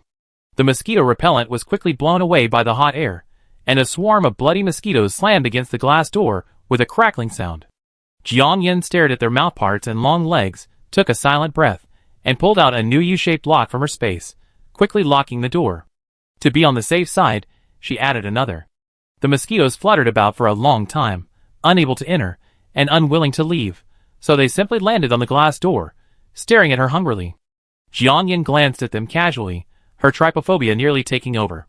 She could only choose to ignore them. After all, she had something important to do. Besides, since the shop door was locked from the inside, it could only mean 2 things. Either there was a small door at the back leading to somewhere else, or someone was hiding inside. For now, she decided to confirm it first. Retrieving a sharp dagger from her space and grasping it, Jiang Yin slowly began to walk inside. The shop was only about 200 square meters. Soon, she spotted a side door at the back. It was also made of glass, offering a glimpse into the mall's atrium. She then realized that many stores and shopping malls actually have front and back doors leading to the street and the mall interior. The side door was locked from the outside. It also showed signs of tampering. This suggested that the other party had evacuated from the mall. It was also possible that they had temporarily taken refuge in a supermarket or garage underground. After all, underground supermarkets and garages were standard features in shopping malls like these. Jiang Yin didn't bother to tamper with the side door's lock for the time being. All she needed was a temporary place to rest before midnight. But entering the space now was a bit early. She decided to browse the store and see if she could find anything useful. She had stored enough clothes, food, and everything else to last her several lifetimes. She wasn't particularly interested in searching. But as a coffee lover, she felt compelled to explore. Besides, the coffee in this shop was already renowned. The first thing that caught her eye were 2 coffee cup display stands. They had ceramic, metal, and glass cups. There was an incredible variety of styles. Because it was summer, the cups were decorated in vibrant colors. Jiang Yin had been a true cup lover since she was a child. In her previous villa, she had a wall dedicated to displaying all sorts of cups she found across the country and the world. Naturally, she was tempted by this. After all, who could resist the thrill of buying for free? In the tea bar in the apple cabinet of the space, the supplier had made her 2 beautiful display stands, but they were still empty. Picking some nice ones to put up there would also be a nice touch. Thinking of this, she thought and put away all the coffee cups on the display stand. There was another shelf of beautiful cups near the order counter, and she also put them all into her storage. A quick glance revealed that the various pastries in the display case had all gone bad.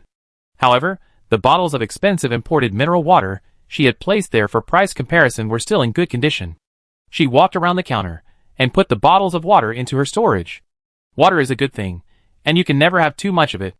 Even if you can't drink it, it's good for watering flowers, washing hands, etc. There were some paper towels, cinnamon sticks, small paper bags of sugar, and so on at the food counter. The quantity was too small, so she didn't like them. A store this size would most likely have a warehouse. Jiang Yin searched around but couldn't see any sign of a warehouse, so she went back behind the order counter and pushed on the wall. With a creak, an invisible door the same color as the wall appeared in sight. Chapter 45. As Jiangyan reached out and pushed open the invisible door, a sweltering wave of heat, thick with the aroma of coffee, slammed directly into her face. She could feel the heat even through the insulation. If the temperature outside was 66 or 7 degrees Celsius, it must be at least 70 degrees Celsius inside. She didn't go in immediately, but stood at the doorway, waiting for the hot air inside to merge with the outside air while also taking the opportunity to observe the storage of supplies inside. Because there were no lights inside, the room was pitch black. She pulled out an emergency light from her space and shone it around. It was filled with neatly stacked cardboard boxes. After a while, the heat wave subsided. After confirming that there was no danger, she stepped inside. It was indeed a different world inside. She found not only a large number of perfectly packaged coffee beans, coffee grounds, coffee capsules, sugar, cinnamon powder, hazelnuts, and almonds, but also a bunch of limited edition blind boxes that were sold as gifts. On another shelf, several large, medium, and small paper cups were sealed in large cartons. In addition, there were several brand new, unopened imported coffee machines. These coffee machines cost hundreds of thousands of yuan each. There were also brand new grinders, tampers, ice makers, pour-over kettles, and filter cups. Jiangyan put them all away. As for the boxes of hazelnut spread, chocolate, milk, cream, and so on, they had already gone bad in the heat of the past 2 days. She simply chose to ignore them. Jiangyan was about to leave when she saw 5 familiar-looking cartons stacked in the corner of 2 adjacent shelves. She approached and took a look. Wow, they were all 52-proof Feiqian mitai, 6 bottles in a box, 30 bottles in total. Liquor spoils in high temperatures because it weakens the seal of the bottle, causing it to evaporate and backflow. Although the temperature was exceptionally high, Feiqian's seal was still guaranteed. Jiangyan didn't think twice and simply stored everything in her space. Also, judging by the precious supplies still remaining, the people evacuating the store probably didn't anticipate the high temperatures would persist and intensify. Otherwise, these supplies would have been moved away long ago. After cleaning the warehouse, Jiangyan returned to the dining area. It was almost 6 o'clock outside. She checked the weather on her phone. It showed 60 degrees. But Jiangyan guessed the actual temperature was closer to 66 or 67. The bloody mosquitoes that had been clinging to the glass wall, after waiting in vain for a long time, finally gave up and flew away. Jiangyan thought it was still early before dark, so she simply turned and entered her space. After removing her heat-insulating hat, clothing, shoes, and sunglasses, she habitually checked the surveillance footage. The temperature was so high that all the existing surveillance lines in the building's corridors had triggered circuit fuses and automatically shut down. But the ones Jiangyan had installed were still functioning normally. The community's surveillance cameras used ordinary wires, while hers used silicone rubber insulated wire, which has an operating temperature range of -60 degrees Celsius to 180 degrees Celsius, making it reliably resistant to both cold and heat. Unless specifically switched on, the surveillance footage would be displayed in a 6-square grid format. The footage showed everything normal. A few people, bare-armed and bare-legged, were carrying supplies underground. The heat kept everyone from moving too fast. Seeing no new footage, Jiangyan drank a bottle of iced soda and headed straight for the gym on the 2nd floor of the Apple cabin. Taking out her boxing gloves, Jiangyan began practicing on a punching bag. She had previously traveled abroad and happened upon the new UFC season, so she'd taken up mixed martial arts on a whim. At the time, she thought it a bit bloody, but now it seemed perfect for self-defense. Before she knew it, it was past 9 in the evening. Ever since the high temperature set in, it had been getting dark late. In Anding City, which usually gets dark by 8 o'clock, it was around 8:30 when the sky darkened completely. Jiangyan felt it was about time, so she changed back into her heat-insulating clothing. Before leaving the space, she habitually checked the surveillance footage. As soon as the footage connected, she saw the corridors on the 1st and 7th floors of Building A were swarming with blood-stained mosquitoes, and corpses were lying scattered across the corridors. Scarlet flowers splattered everywhere on the ground and walls.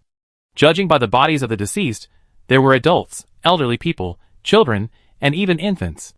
There were also victims on other high floors, but fewer. If one person were only dealing with a few mosquitoes, it would be much easier.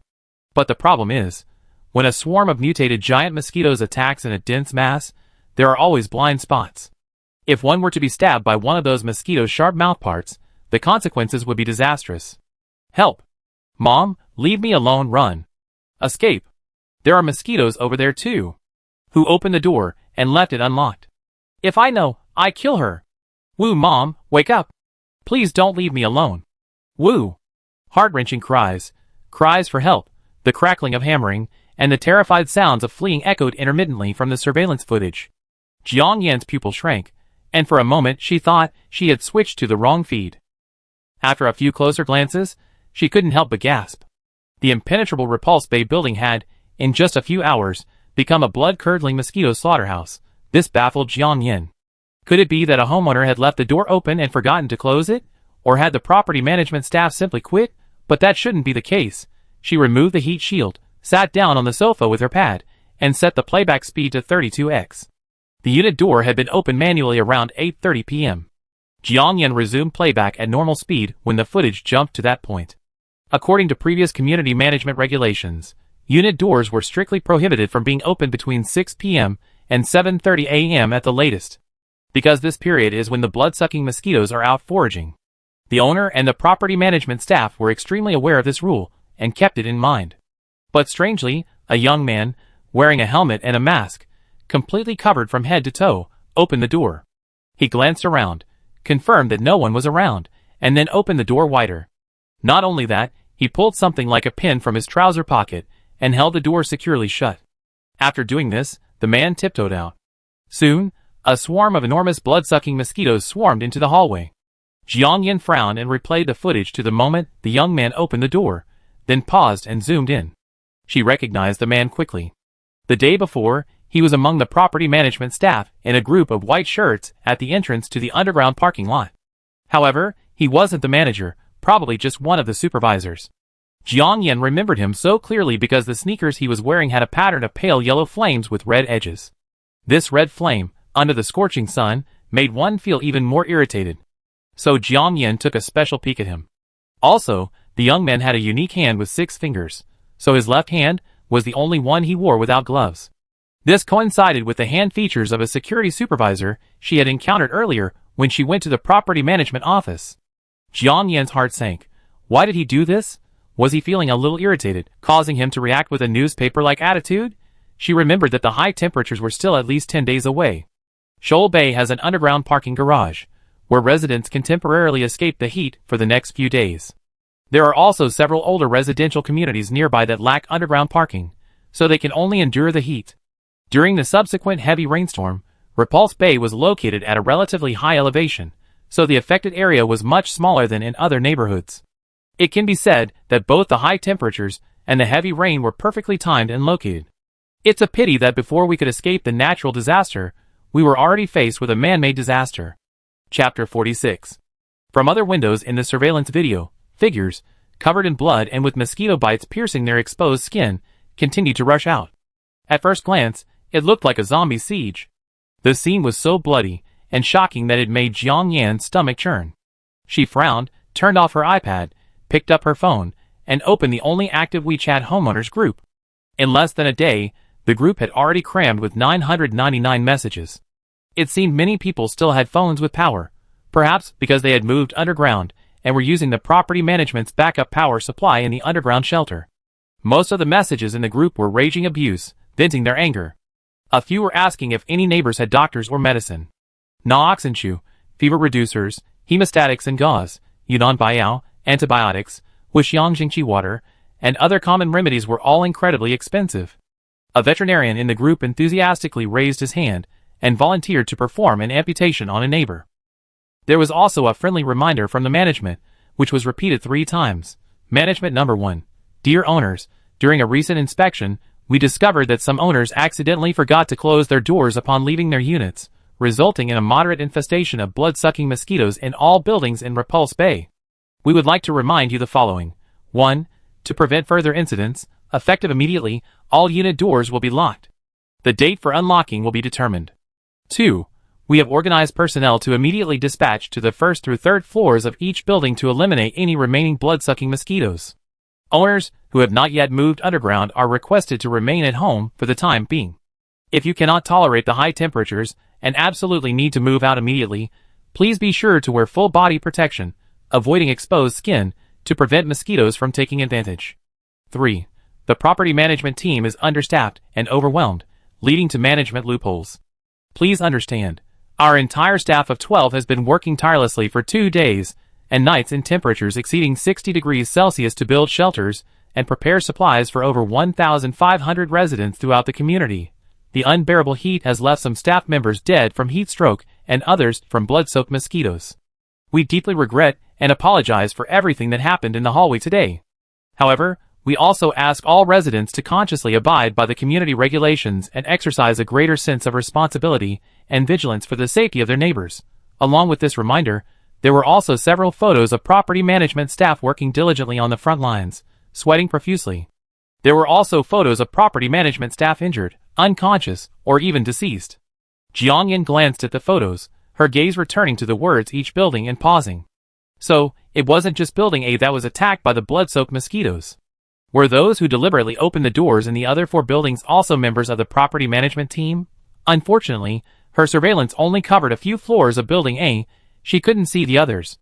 Judging from the various photos posted in the group chat, the devastation in the remaining 4 buildings was no less than that in Building A. But she wasn't a police officer or a detective. These issues weren't her primary concern right now. Naturally, some criticized the property management for their poor inspections.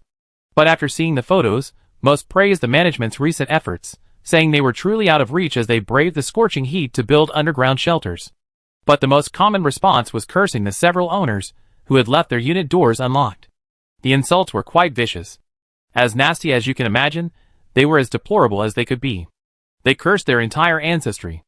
Jiangyan took a quick look and saw that several of the homeowners were clearly stirring up trouble, even pointing the finger at those who had left for the shelter. Naturally, she was the only one from Building A to go to the official shelter. No wonder her ears had been burning for a while. However, the management team didn't comment on this. After sending the gentle reminder, they completely disappeared from the group chat.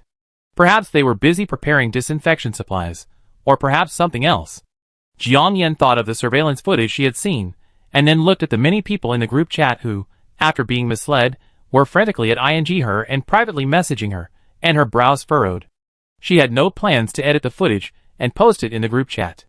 One reason was that she didn't yet know how to edit it, and if she did, her unauthorized installation of the surveillance system would be exposed to the world. Secondly, the current situation is chaotic. Solving the current problem is more important than investigating the culprits behind it.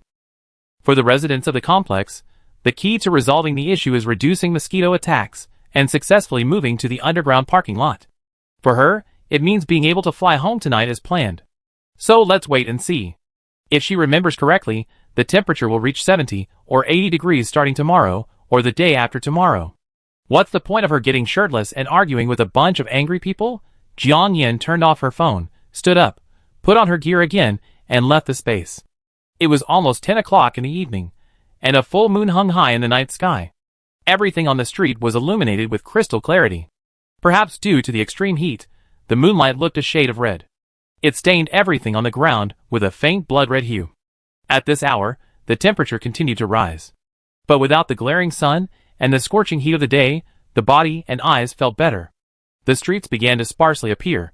The heat had arrived so quickly that all transportation had come to a standstill.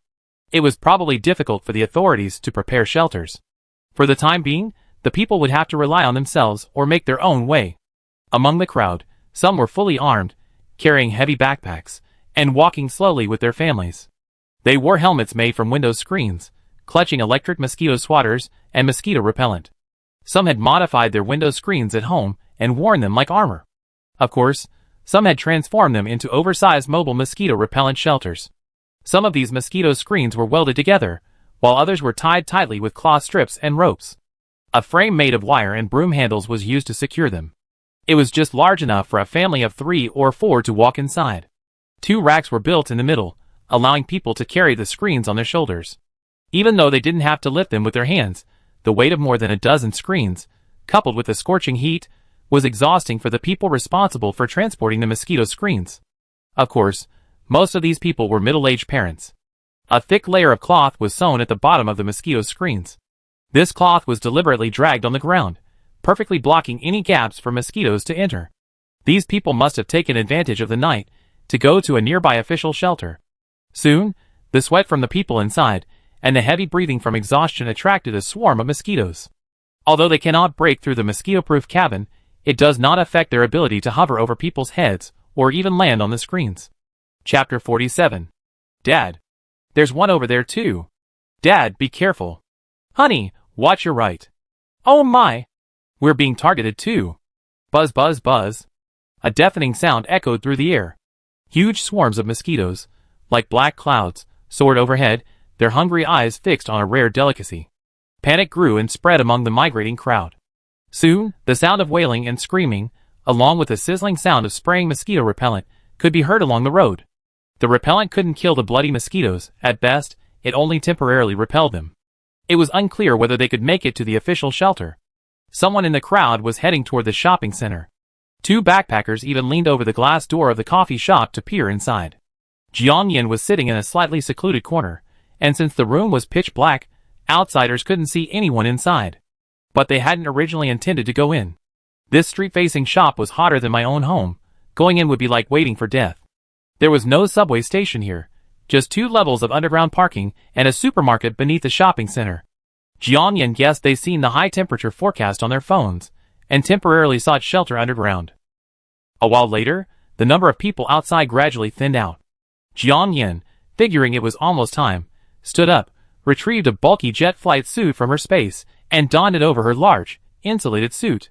The suit weighed 60 kilograms, more than 10 kilograms heavier than her own weight. Wearing it, it felt like carrying a man on her back. It was only because her physical condition had improved. Otherwise, with this double-layered, cumbersome outfit, she would have been unable to move. Jiang Yin had just put the U-lock on the door when she saw several mummified bodies lying on the tiles outside the glass door shift slightly. She couldn't help but feel a pang of fear. Could they be reborn? This wasn't a movie or a novel. Just as she was wondering, a dense swarm of tiny, half-finger-long, metamorphosed mosquitoes burst from the corpses. To be more precise, they emerged from the exposed necks, faces, mouths, and even bellies of the mummies. Jiang Yan's pupils constricted, and she instinctively took a breath. Mosquitoes typically lay their eggs on water surfaces. Each female can lay 50 to 500 eggs at a time. But after the high temperatures, the city's ponds, rivers, and various small lakes had practically dried up. Jiang Yan had also been wondering how these mosquitoes survived and reproduced. Now, it seemed, the mystery had been solved. Any host drained of blood by a blood mosquito, whether human or animal, becomes a breeding ground for its eggs and metamorphosis. Jiang Yan broke out in a cold sweat as she watched. Thankfully, those tiny mosquitoes weren't as aggressive as the adults. She waited patiently for a while longer, and when the swarm of tiny mosquitoes buzzed away, she finally opened the door, stood up, and walked out. The flight suit's directional control was controlled by jets of air flow manipulated by her arms. So right now, she had neither an electric mosquito swatter nor mosquito repellent in her hands. Nothing. But the average mosquito can only fly 6 stories high. If she quickly flew to a height of 7 or above, the mosquito population would decrease dramatically. Of course, it wasn't ruled out that the mutated mosquitoes had even greater flying power. But as long as she flew fast and high enough, the mosquitoes wouldn't be able to catch up. Despite this thought, Jiang Yan wasn't in a hurry. She methodically activated the flight suit's power switch, testing its stability at high altitude from half a meter above the ground. After confirming it was correct, she gradually increased the jet power. As the jet flow increased, Jiang Yan quickly ascended to the 7th floor, then slowly flew at a 45-degree angle towards Repulse Bay. Soon. 8th floor. 9th floor. The devastated urban area receded further and further away. Jiang Yan's altitude gradually increased. After passing another old residential complex, she reached Repulse Bay. She wasn't worried about being spotted. After all, with her strange, fully armed appearance, she wasn't afraid of being recognized. However, not far from Repulse Bay, she still hovered in midair to observe. By this time, everyone in the building should have moved to the basement garage. The house was pitch black, not a single light visible. It was like a deserted ghost town. Jiang Yan's figure had just flown over the old residential complex near Repulse Bay when, in a room on the 7th floor, a pale, frail little girl suddenly widened her eyes in disbelief. The girl, about 3 or 4 years old, was wearing a nearly brand new pink Barbie princess dress. She also wore a delicate rhinestone crown on her head, and a cute little bracelet dangled from her slightly chilled little hand. Her father and mother, each quietly nestled beside her, were also dressed. Her mother wore a beautiful, pale yellow floral dress and had applied delicate makeup. Daddy had shaved clean and greased his hair. Unfortunately, the temperature was too high. Mom's makeup had long since faded, and Daddy's grease was damp. On the bedside table next to her were 2 empty medicine bottles. "What's wrong, Nan? Are you feeling unwell?" Feeling her daughter stir, Zhang Shui tried to pry open her heavy eyelids a little. "Daddy, Mommy, I'm so hot, but I saw Superman." The little girl's eyes, like 2 bright stars in the dark night, were filled with innocence and curiosity. She reached out and gently tugged at her parents' hands, speaking in a baby voice. "Superman?" Daddy Zhao Lei also opened his eyes red as he exchanged a silent glance with his wife. "Yeah. It just flew through the sky," the little girl said, trying to lift her face seriously. But after just 2 words, she felt her breathing quicken. Tears welled in her mother's eyes. She leaned over slightly and placed a heavy kiss on her daughter's forehead, saying softly, Nan, go to sleep. "Ah. Once you fall asleep, the magic will take effect. Then we not only see Superman, but also many elves coming to pick us up." "Wow. Mom, can the elves cure my illness? Nan really doesn't want to go to the hospital for injections anymore, it hurts." "Yes, the elves have a lot of magic tricks that can grant Nan's wishes. Mom, the elves should have a big air conditioner at home, so Mom and Dad won't feel so bad, right?" "Yes." Zhang Shui's nose felt sore, her throat choking, and she couldn't speak. She turned her head slightly and secretly wiped away a tear. "Mom, can I meet George, Peppa Pig, and Doraemon in the magic castle?" "Yes. Of course. Baby, I can meet whoever she wants," Zhang Shui said confidently, using her last bit of strength. "Then I be good friends with George and Peppa Pig. I also borrow a bunch of things from Doraemon, and then, like Superman, I take Mom and Dad on a world tour. Don't worry, Nan's dreams will come true." Zhao Lei gnashed through the quilt, his eyes red and choking. "Mom and Dad, I'm so hot and sleepy. I'm going to sleep first. I love you. You have to come too, or the magic won't work. I really want to go into the magic castle hand in hand with Mom and Dad." The girl's voice faded, and the little hand she had been holding on to slowly slipped away. "Mom and Dad love you too." Zhang Shui tried to speak, but she was already overcome by an endless drowsiness. Yes, Nan, go to sleep first. Mom and Dad love you too." Zhao Lei, using his last bit of strength, reached out and tightly embraced his wife and daughter, whose eyes were tightly closed. The next second, the 5 feet 8 inches tall man was buried in the quilt, sobbing uncontrollably. Chapter 48. In less than a minute, Jiang Yin had already reached the 32nd floor of Building A. The jet suits she bought were generally capable of speeds exceeding 200 kilometers per hour, but since she wasn't very familiar with their operation, she was flying slowly. She glanced around a few times. Thankfully, no blood-soaked mosquitoes were following. Controlling the suit to hover outside the living room's floor-to-ceiling window, Jiang Yin carefully pulled her phone from her bag. Looking at the large exclamation mark on the signal indicator on the screen, Jiang Yin instinctively curled her lips. Oh no! She hadn't anticipated the sudden loss of signal. Without signal, the smart home system wouldn't work, ruining her plan to return home through the window. Thankfully, her suit could still fly for a while. Also, there were 3 ways to get home. Either go down from the roof. She remembered that there was only one iron door from the roof to the 32nd floor, which was easily broken. The stairs below the iron gate were suspended a short distance from the corridor floor. But that wasn't a problem for her. The second method was to enter through the corridor window on the 32nd floor, but that also required breaking the glass. There were a bunch of hammers in this space, so breaking the glass was easy. But she remembered that the corridor window was small, and she was wearing a lot of things, like a Michelin tire. To get in, she would have to remove the window frame. And with the window broken, both the blood-stained mosquitoes and the subsequent torrential rain would enter the corridor. The third method was to enter normally from the first floor, which also involved breaking glass or breaking the lock. This was the most difficult and tiring, and the easiest to detect. After all, it would require a chainsaw to violently break the lock. Thinking this way, method 1 was much simpler. Thinking this, Jiang Yin pressed the buttons on her flight suit to slightly increase the power, flying directly to the rooftop. Even with insulated shoes, she felt a surge of intense heat the moment her feet touched the rooftop floor. This was Jiang Yin's first time on a rooftop. There wasn't much up there. A small room resembling a rooftop water tank and 2 side-by-side electrical distribution boxes.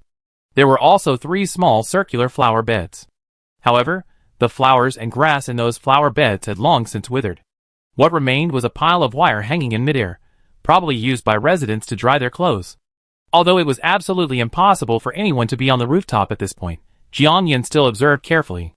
To avoid any unexpected incidents, she didn't immediately remove her bulky flight suit. Instead, she mentally retrieved a dagger and a flashlight from her space.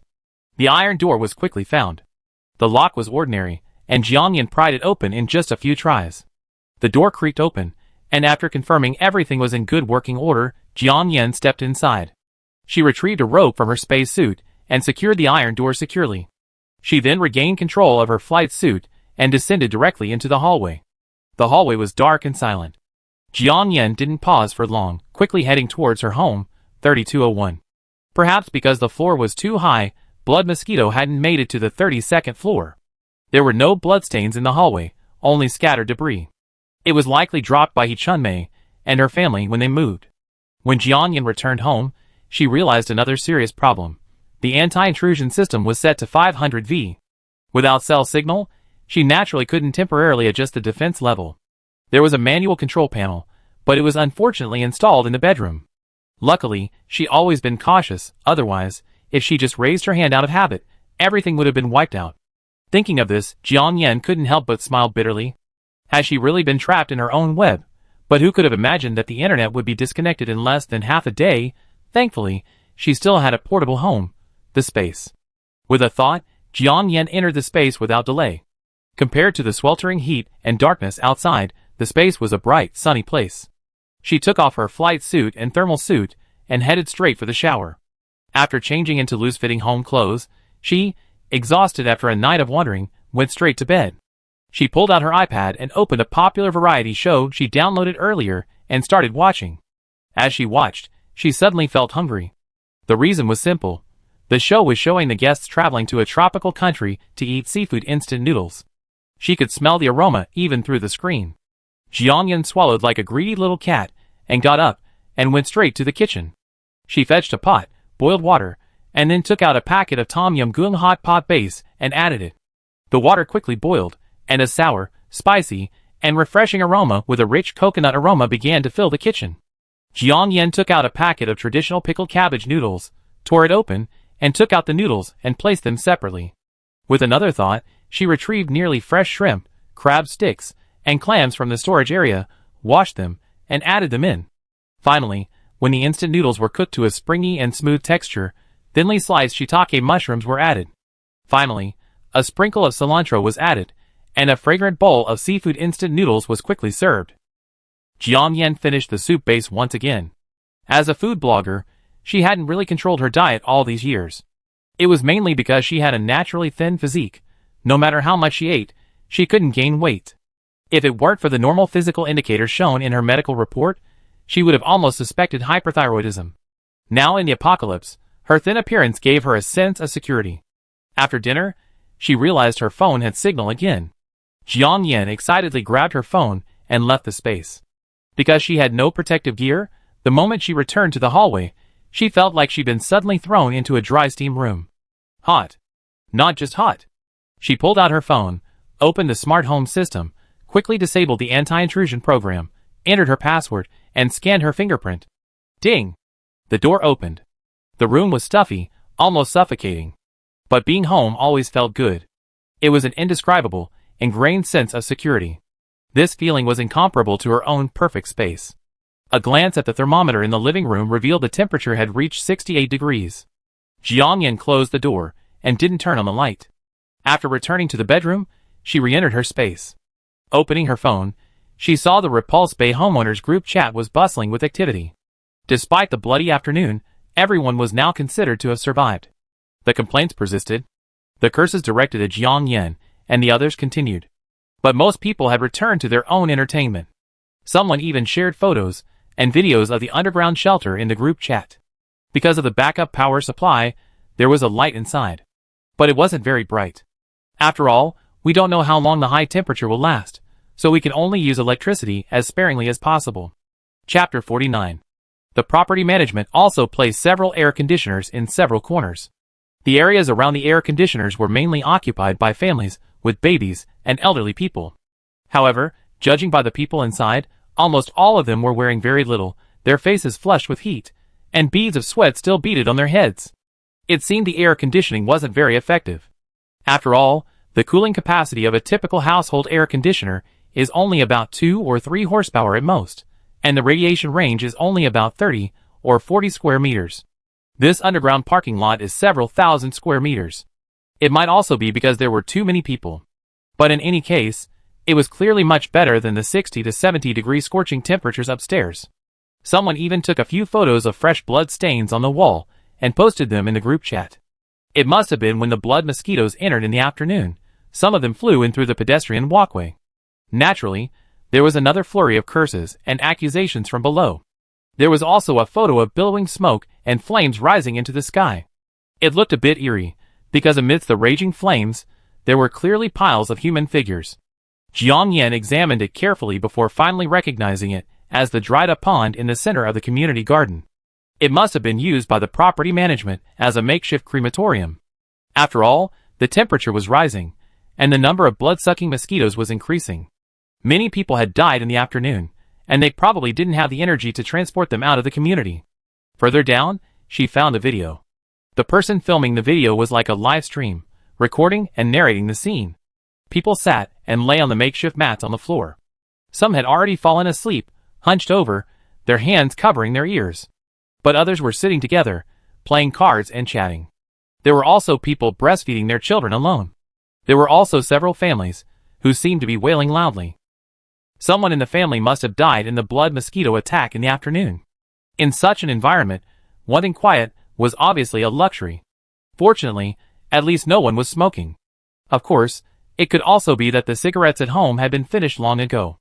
After Jiang Yan had roughly understood the situation, she was about to leave the owner group, but her eyes paused at the number of people at the top of the group chat. Repulse Bay Owner Group, 306. Jiang Yan, She remembered that the owner group was previously full of 500 people. Wow, in one day, almost 200 households were gone. That means the population has decreased, at least 600 people. Isn't this too outrageous? Jiang Yan's mind was filled with the surveillance footage again. In addition, she seemed to have vaguely seen the owner of the pair of shoes in the video shot by the owner on the scene. The security chief was probably distributing compressed biscuits or something like that to the residents. Watching the sudden drop in the number of people in the group, a strange hypothesis suddenly occurred to her. In the following days, the cell phone signal was intermittent. The temperature also steadily rose from 67 to 68 degrees Celsius to over 70 degrees Celsius. Every day, the phone company sent encouraging messages. The authorities also gradually added some temporary shelters and sent out group messages with their addresses. At the same time, the authorities also opened some temporary supply depots to the public free of charge. However, due to limited resources, people had to go and collect the supplies themselves. At the same time, official personnel also stationed themselves in the residence groups throughout the city. But not many, just 1 or 2 people in each group. Jiang Yan suddenly understood why WeChat remained operational after so many apps crashed. It was likely that the government was behind the scenes, ensuring that information reached the public as quickly as possible. The idle chats in the homeowners group had decreased significantly, but various heated arguments had begun to emerge. It was likely that the food provided by the government was insufficient. When resources are scarce, conflict is inevitable. Some suspected that the property management and the homeowners committee had colluded to embezzle the supplies. But they had no evidence. While the government was present in the group, it was primarily to stabilize public sentiment. They couldn't conjure up supplies. Or perhaps they had supplies, but they couldn't deliver them under the current environmental conditions.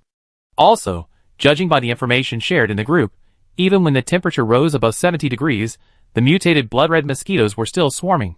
Only when the temperature reached 75 degrees did they begin to show signs of a decrease. Slowly, the mosquitoes became fewer and fewer, and eventually disappeared. On the 10th day of the heat wave, an encouraging message was sent out by a group of telecom operators commissioned by the authorities. The blood-sucking mosquitoes worldwide have completely vanished. If we hold on for another 10 days, there's an 80% chance the heat wave will end.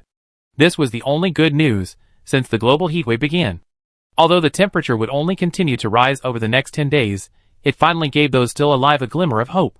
Then, the intermittent cell phone signal vanished completely. The power in the underground garage at Repulse Bay seemed to have died before the signal did. The owner group was a quiet place. Jiang Yin had been spending most of her time studying in her space. Her daily schedule was packed, from 8 a.m. to 10 p.m., excluding mealtimes and a half-hour lunch break. She took turns studying airplanes, yachts, excavators, shooting and planting. It was like cramming. It was just that the lack of water, yachts, and boats meant she was temporarily stuck in the landlubber phase of training. The Lego sets she bought to pass the time, and the various downloaded movies, TV shows, variety shows, and anime seemed a bit redundant. She only occasionally browsed before meals and bed. But she knew deep down that this was a bitter experience before sweetening. The high temperatures isolated everything, creating excellent conditions for her study. Once the hot weather passed, those who had been hiding underground to escape the heat would return to normal. The world around her would no longer be as quiet and safe as it was now. Jiang Yin would occasionally leave her space and return to her house. On one hand, she wanted to acclimate herself to the high temperatures. On the other hand, with the signal gone and all sources of information gone, she also wanted to see if the street scene outside had changed. Or rather, she hoped that one day, she would see the presence of official rescuers on the streets. On the 18th day of the high temperature, the temperature suddenly dropped to 60 degrees. It was still very hot, but this made Jiang Yin somewhat happy. It was very likely that the high temperature would end in 2 days. On the 19th day of the high temperature, the temperature continued to drop, reaching over 50 degrees. As the sky was about to darken, Jiang Yin stood in front of the floor-to-ceiling window, and finally saw cars moving on the street. She quickly pulled out her binoculars. Sure enough, they were trailers of unusual colors, transporting supplies. Judging by their color, these vehicles were likely painted with heat-insulating material, and their tires were also special, making them relatively resistant to high temperatures. They also stopped at the entrance to the Repulse Bay residential complex. To prevent a rush to loot supplies, armed soldiers jumped out first. Soon, a group of people, seemingly dying, staggered out of the underground garage. The authorities hadn't given up on any of the people. Even though the weather forecast predicted a high probability of normal temperatures the next day, delivering the supplies now was clearly a race against time. After all, many people might not survive the next day. Furthermore, the high temperatures had come so suddenly that their initial actions were truly limited. A little later, as Jiang Yin emerged from the space, she heard the roar of helicopters overhead. She hurried to the French window. Several military helicopters flew across the night sky at an extremely slow speed and low altitude. A large, double-sided, luminous banner hung beneath the helicopter. It announced that authorities would be conducting a citywide disinfection the following day. Those still living in the building were reminded to keep their doors and windows securely closed. Even without official warnings, few would have left them open. Of course, with such high temperatures, it was unclear whether anyone was still alive in the building. A day later, the temperature plummeted, like a psychopath, to 37 or 38 degrees Celsius in a single day. Those who had been hiding underground for so long scrambled to the surface. But for safety's sake, no one dared return home. Those on the upper floors feared they wouldn't be able to get down. Those on the lower floors were still terrified of the blood-curdling mosquitoes. Still, there was no signal or electricity. But soon, the wind picked up. The sky began to scatter the long-lost raindrops. Chapter 50. Boom! A flash of lightning suddenly split the sky, and a deafening roar of thunder echoed across the earth. Drops of rain, as large as beans, clattered down from the sky. The cars parked outside the Repulse Bay residential complex began to creak and creak. Inside the complex, the people who had been cautiously observing from the entrance to the underground parking lot now rushed out into the rain with faces filled with wild excitement. Some danced and cheered, while others burst into tears of joy. The tears streaming down their faces were not sure if they were salty tears or bitter rain. Ah! It's raining! Oh my God! God finally opened his eyes. Hubby! Thank God! We're finally saved. Some people even ignored the scattered debris on the ground and simply fell on their backs, closing their eyes and absorbing the raindrops with their dry, chapped lips. Over 1,000 people crammed into the stifling heat underground, having gone unwashed for over 20 days. The sour stench from their bodies was even worse than the garbage on the ground. Some people scooped up rainwater with their hands and fed it to their mouths. The rainwater was bitter and hard to swallow, but the feeling of surviving was sweet and mellow. Everyone was drenched in the excitement of the end of the high temperatures, no one realizing that this was simply the beginning of another, even more severe, natural disaster. Neighbors, this rainwater might contain bacteria. Don't drink it. I heard the authorities just sprayed the entire city with disinfectant 2 days ago. Be careful, the water might be poisonous. Yeah, and there's also the ashes of burned bodies floating around these past few days. Everyone, be patient and don't drink it. Those bloody mosquitoes that have died these past few days. I wonder if they're carrying any germs. Everyone, be careful of parasites. Many elderly people offered earnest advice. But it was no use trying to stop the already starving and thirsty crowd. They hadn't had a drop of water in days. The supplies the government had delivered yesterday consisted of compressed biscuits and canned luncheon meat, no water. The entire city, perhaps even the entire world, was short on water. Some people were even forced to drink yellow urine. The meager condensate from the air conditioner outdoor units was being treated as a valuable commodity. Of course, it was secretly used by the property management and the homeowners committee.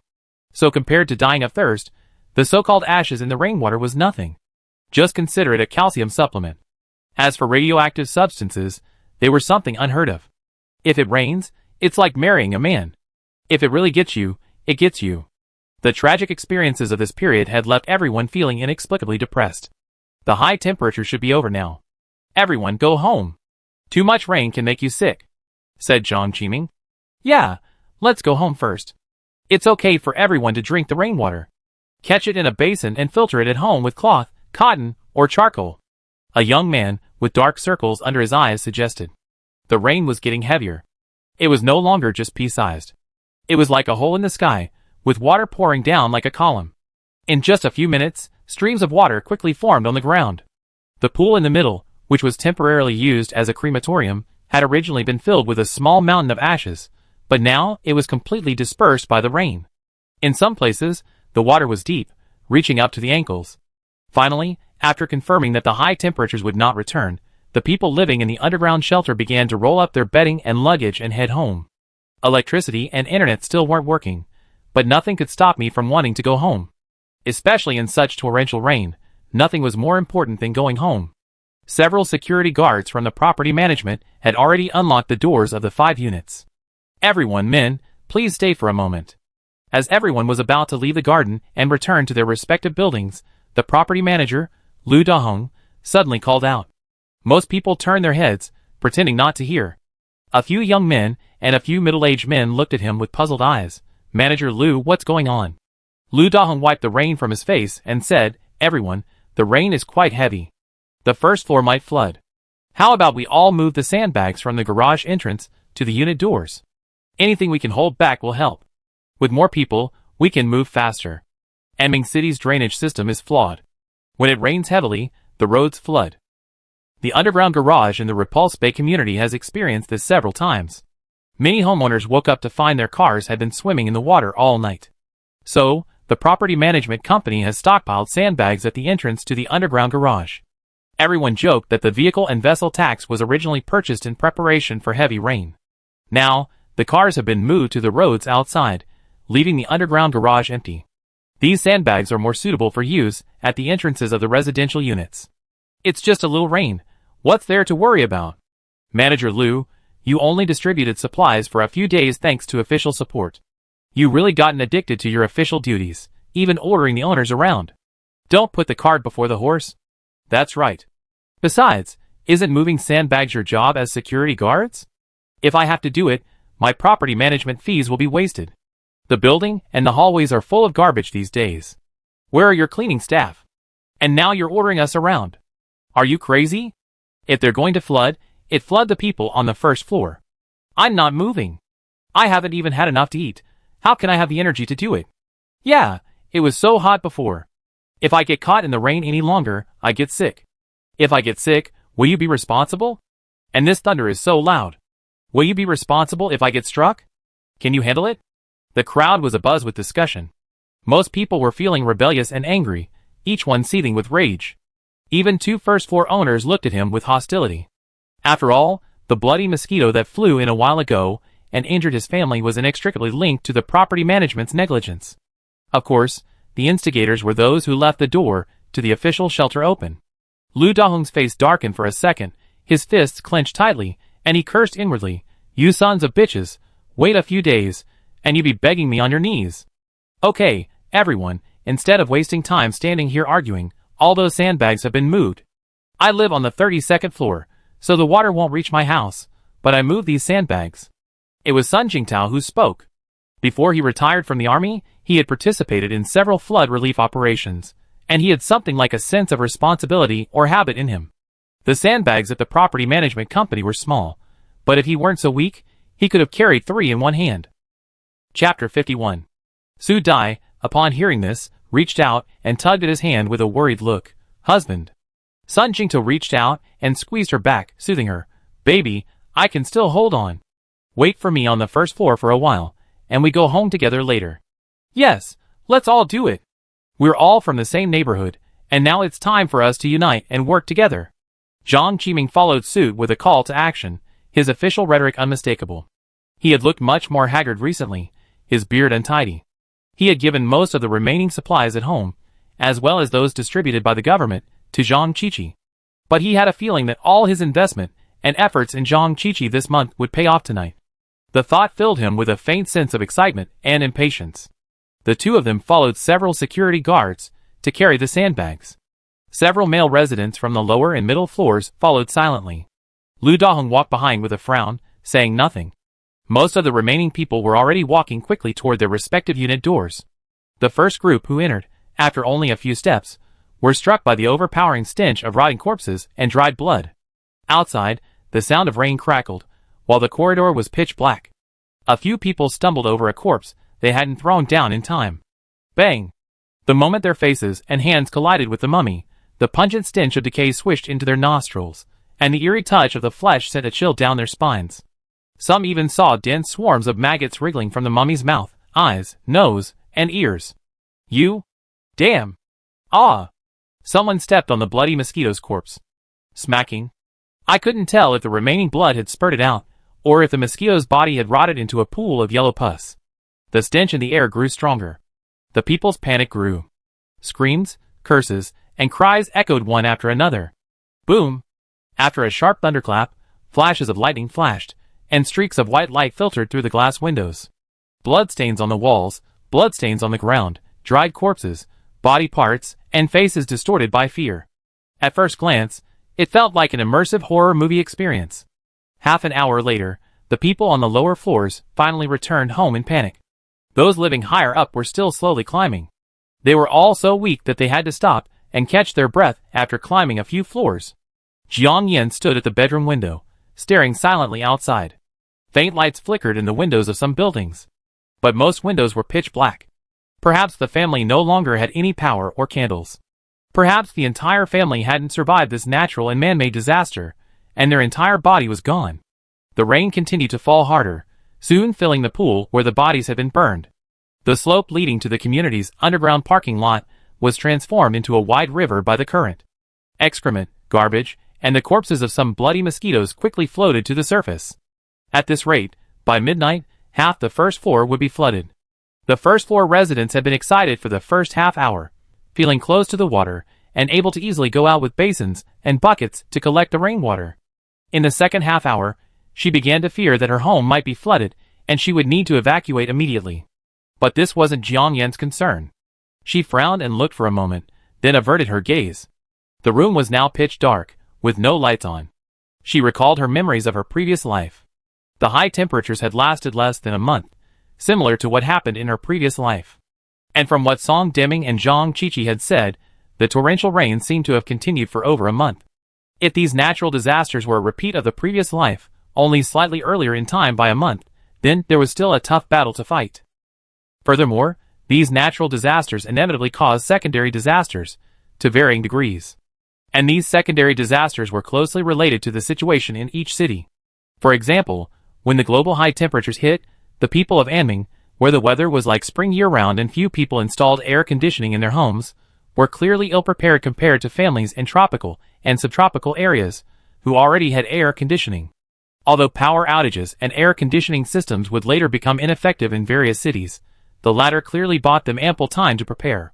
Also, with heavy rains all over the world, some cities with well-developed underground pipe networks and excellent drainage systems, or those situated on higher ground, fared much better than low-lying cities with outdated and inadequate drainage systems. Anming clearly had neither advantage. With its warm winters and cool summers, Anming, like a flower in a greenhouse, normally protected its citizens. Everyone enjoyed a comfortable life in this comfortable climate. But when these extreme weather events struck, they were clearly much less prepared than cities with already harsh climates.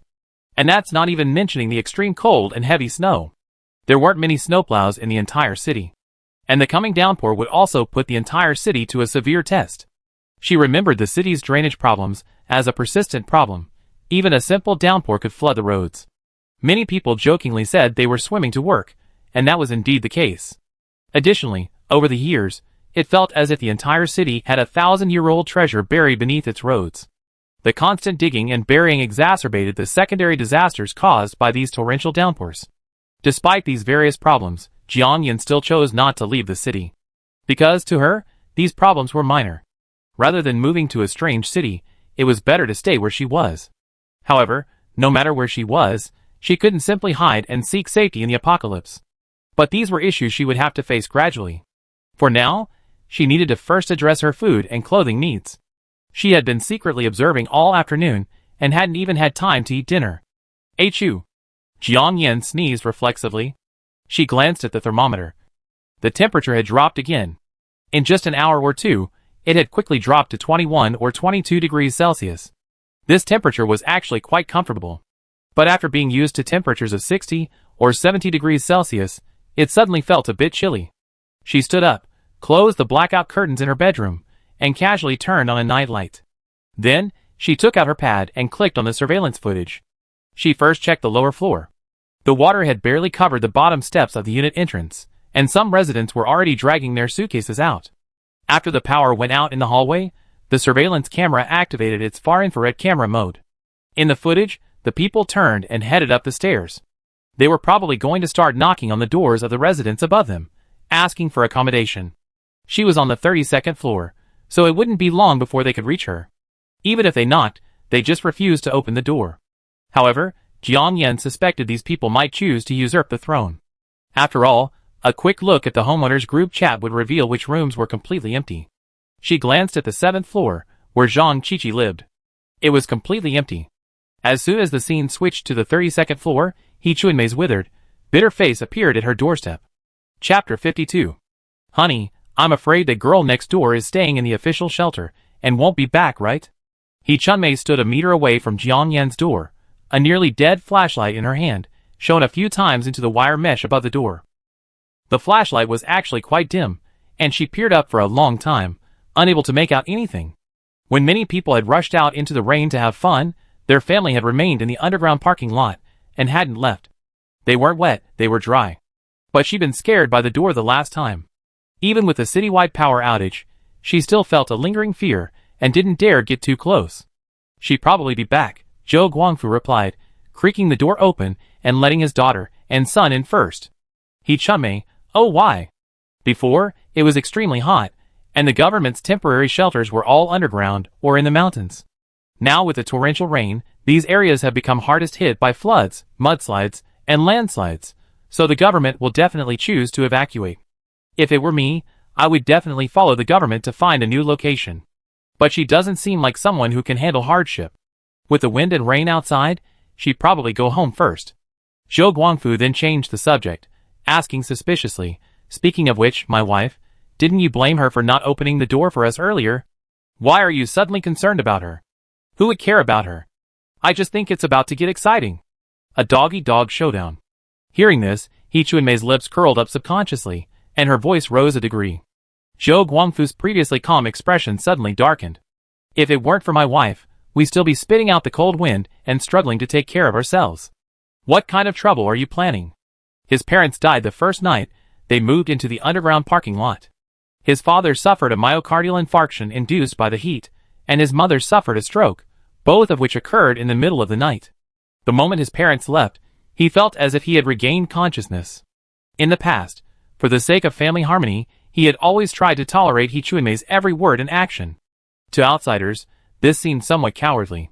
He wasn't unaware of this, but he simply chose to ignore it. But now, with his parents dead, and after experiencing this half-dead existence for over 20 days, he realized there was no need to tolerate it any longer. Nothing. It's not my turn to take action this time. Let's just get some stools and peanuts ready. You know, husband, When she left the shelter, she left the door to her unit open. Look how many people in Building A got killed. Even Zhang Qiqi's son was killed by those bloody mosquitoes. Ha! Let's wait for those people to go home and recuperate in the next couple of days, and then when this heartless, selfish, cold-blooded bitch comes back, we have some fun. He Chunmei gloated, snorting coldly. Jiang Yin, on the surveillance camera, raised her eyebrows slightly upon hearing this. This is a lot of information.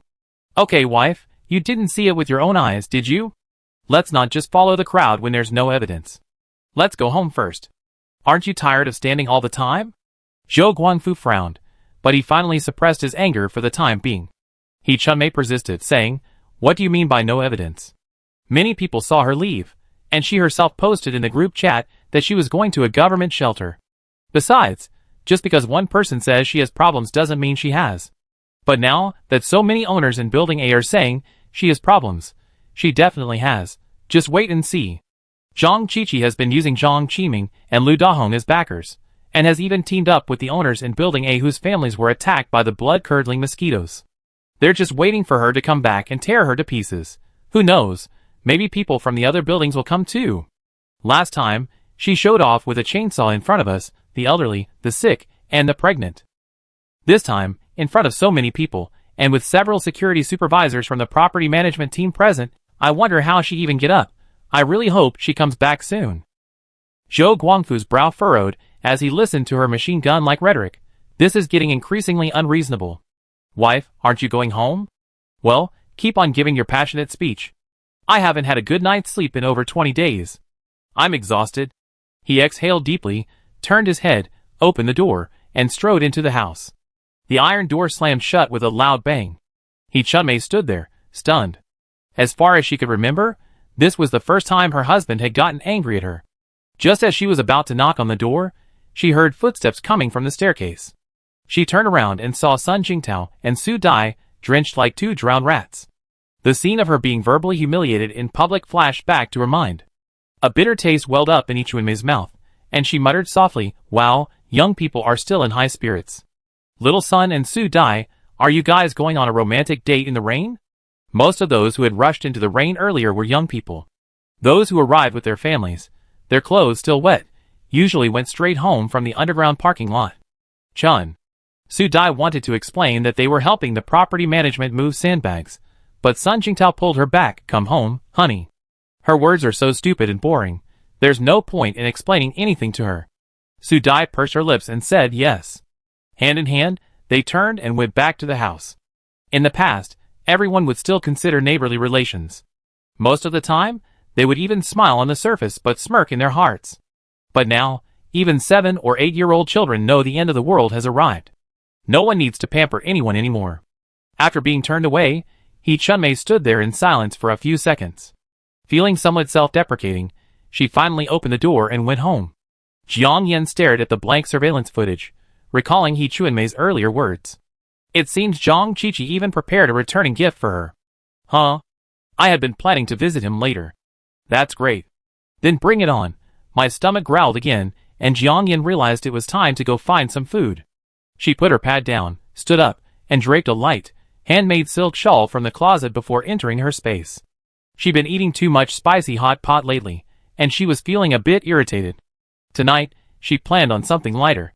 With a thought, the set meal she ordered for one from the Cantonese tea restaurant appeared on the table.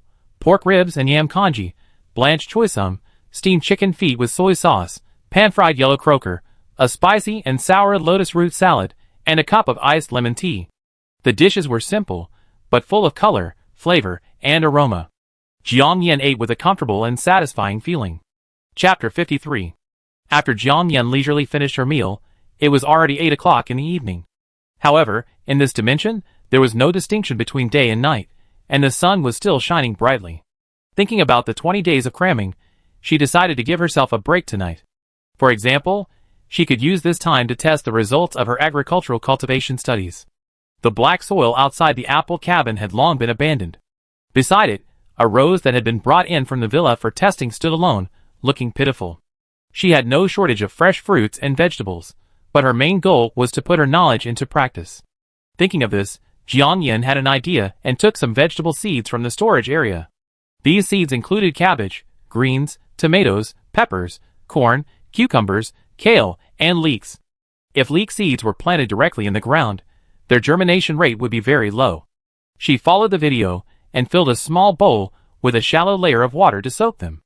After soaking for 2 or 3 days, you can plant the seeds and enjoy the wonderful time of growing and harvesting one crop at a time.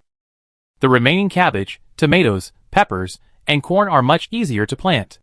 Simply sprinkle them lightly on the soil and mist with water daily. After the seedlings emerge, select the more robust ones and transplant them to specific areas. Jiangyan thinks that when she has time, she should find some bricks or white nursery fences to divide this vast expanse of black soil into sections. Something like fruit areas, flower and herb areas, vegetable areas, and medicinal herb areas. This way, it will not only look neat and beautiful, but also be easier to manage. She had previously checked the black soil and found it naturally moist, so she could simply sprinkle some water on it when watering. But for now, she could only use stored tap water, adding a little nutrient solution at most. In fact, such water is not conducive to growing crops. Over time, the soil will easily become hardened and lumpy. If only she could find a natural stream. At this point, she suddenly remembered that she had clearly heard the sound of water in the space. But strangely, she had never seen where the stream was. The sound seemed to come from the junction of the white residential area and the black planting area. She could even hear the faint gurgling of overflowing water at the top, near the edge of the white mist. It felt a bit like a spring and a thin stream. But now, they seemed completely invisible. Jiangyan suspected that this space must have some mysterious secrets that she had yet to understand, just like the thick white mist surrounding it. How could she make them visible? How could she dissipate the white mist? Can her space be expanded? Jiangyan was perplexed by these 3 questions. She planned to flip through some apocalyptic novels in the next couple of days when she had some free time, to see if she could find some inspiration. She quickly finished sowing the vegetable seeds, then took out a small packet of rose seeds, and soaked them in a bowl of water. 2 days later, she planned to plant these soaked rose seeds in a circle around the black soil. This way, when the vines sprouted and bloomed, they could be woven into a fence, not only beautiful but also fragrant. If it were paired with a white or green nursery fence, it would be even more perfect. Jiangyan planned to transform the black soil area near the apple storage area into a garden. That way, waking up in the morning and gazing out the window at the blossoms and plants would brighten her mood. With a flick of her wrist, she retrieved peonies, tulips, lilies, daisies, hyacinths, gardenias, smooth-sailing flowers, bird-of-paradise flowers, and roses from the storage area.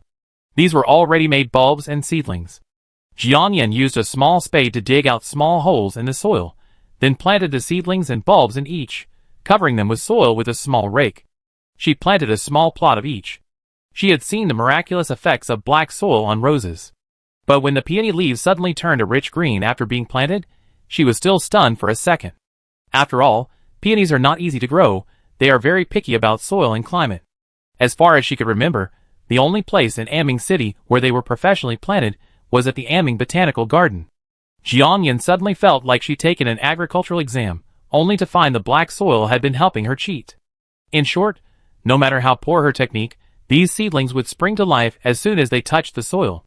Okay, then, let's focus on getting familiar with the planting process. After all this, 2 hours had passed. On a patch of black soil 1/3 the size of a football field, she only sowed 1/4 the size of a basketball court's worth of vegetables. As for the garden area, it was only 1/3 the size of a basketball court at best. It wasn't that she didn't have the energy to plant the rest, but she planned to wait until these vegetable seeds sprouted and the flower seedlings bloomed before moving on to the rest. This was her first time farming. Standing beside the black soil, looking at the small patches of land moistened by the water, Jiangyan felt a sense of accomplishment. If you don't think of gardening as a job, it's actually quite relaxing, albeit a bit demanding on your back and legs. Jiangyan put away her gardening tools, took off her muddy rain boots, and headed straight for the bathroom. After washing and drying her hair, she laid on a lounge chair by the outdoor pool and read for a while. It was almost 11 o'clock when she finally left the space. It was pitch black outside, with thunder and lightning and a heavy rain. But she still decided to sleep outside tonight. For many, tonight was destined to be a sleepless night. Some worried that the downpour, like the previous heat wave, would intensify. But others were still drenched in the excitement and thrill of surviving the heat wave. For Jiangyan, it was more about the real experience of returning to the real world. After turning off the dim night light, she got up and drew open the blackout curtains in her bedroom. Out of habit, she glanced out the window and noticed what looked like figures moving in the central garden of the complex. Yes, moving. And they were moving towards Building A, the tallest building in the Repulse Bay complex, or rather, the entire residential area. The rain was falling so hard and dense that it was hard to make out without careful observation. It was only because Jiang Yan's five senses had been heightened by the space, and the fact that they were standing together, one supporting the other, like a relay, that they stood out. Otherwise, she wouldn't have been able to spot them from such a distance, let alone from the lower floors. Also, at this time, something was amiss. She picked up her pad and clicked on the surveillance footage from the first floor. Sure enough, the door to the first floor unit in Building A, which had been locked by the property management, had been pried open. The water level had now overflowed the 3 layers of sandbags blocking the entrance, reaching about the height of an adult's calf. Supposing this, the water level in the garden outside was at least waist deep. Inside the apartment building, a group of people, families and luggage, were crouching and wading through the water, stealthily making their way toward the staircase. Their gait indicated they weren't from this complex. And their collective march toward Building A, the highest floor, was too obvious. She frowned slightly, took a pair of binoculars from the bedside table, and peered toward the entrance. Sure enough, there were still people from outside, climbing over the wall to enter the Repulse Bay complex. At the gate, people were still throwing suitcases and other items inside. Those who had climbed in first were standing beneath the railing to provide support. They looked organized and disciplined. Usually, the complex walls were surrounded by electrified, barbed wire, and surveillance cameras. But now, both were clearly just for show. Chapter 54. Jiang Yan stood by the window and watched for a while. Seeing that the number of people climbing over the wall had begun to decrease, she put down the binoculars. She closed the blackout curtains again, and then picked up the pad to turn on the surveillance. She only had surveillance cameras on the 1st, 7th, 20th, 31st, and 32nd floors. She switched to the 20th and 7th floors, but the hallway was completely empty. She didn't hear any arguing or knocking on the door, but she could hear the sound of lightning and thunder coming from outside the building. Jiang Yan frowned. With so many people coming in, it shouldn't be so quiet. Unless they all moved into the hallway. While it didn't concern her much, the seemingly organized and large-scale groups sneaking in would undoubtedly have some impact on the overall living environment of Building A. And this impact would become increasingly severe as the torrential rain continued and the resulting shortage of supplies crept in.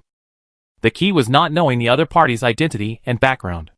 It looked like it was time to review my arsenal and prioritize the most effective weapons. It's always better to be safe than sorry. It's always better to be prepared. Jiang Yan was thinking when the unexpected happened. She covered her mouth with her hand and yawned a few times.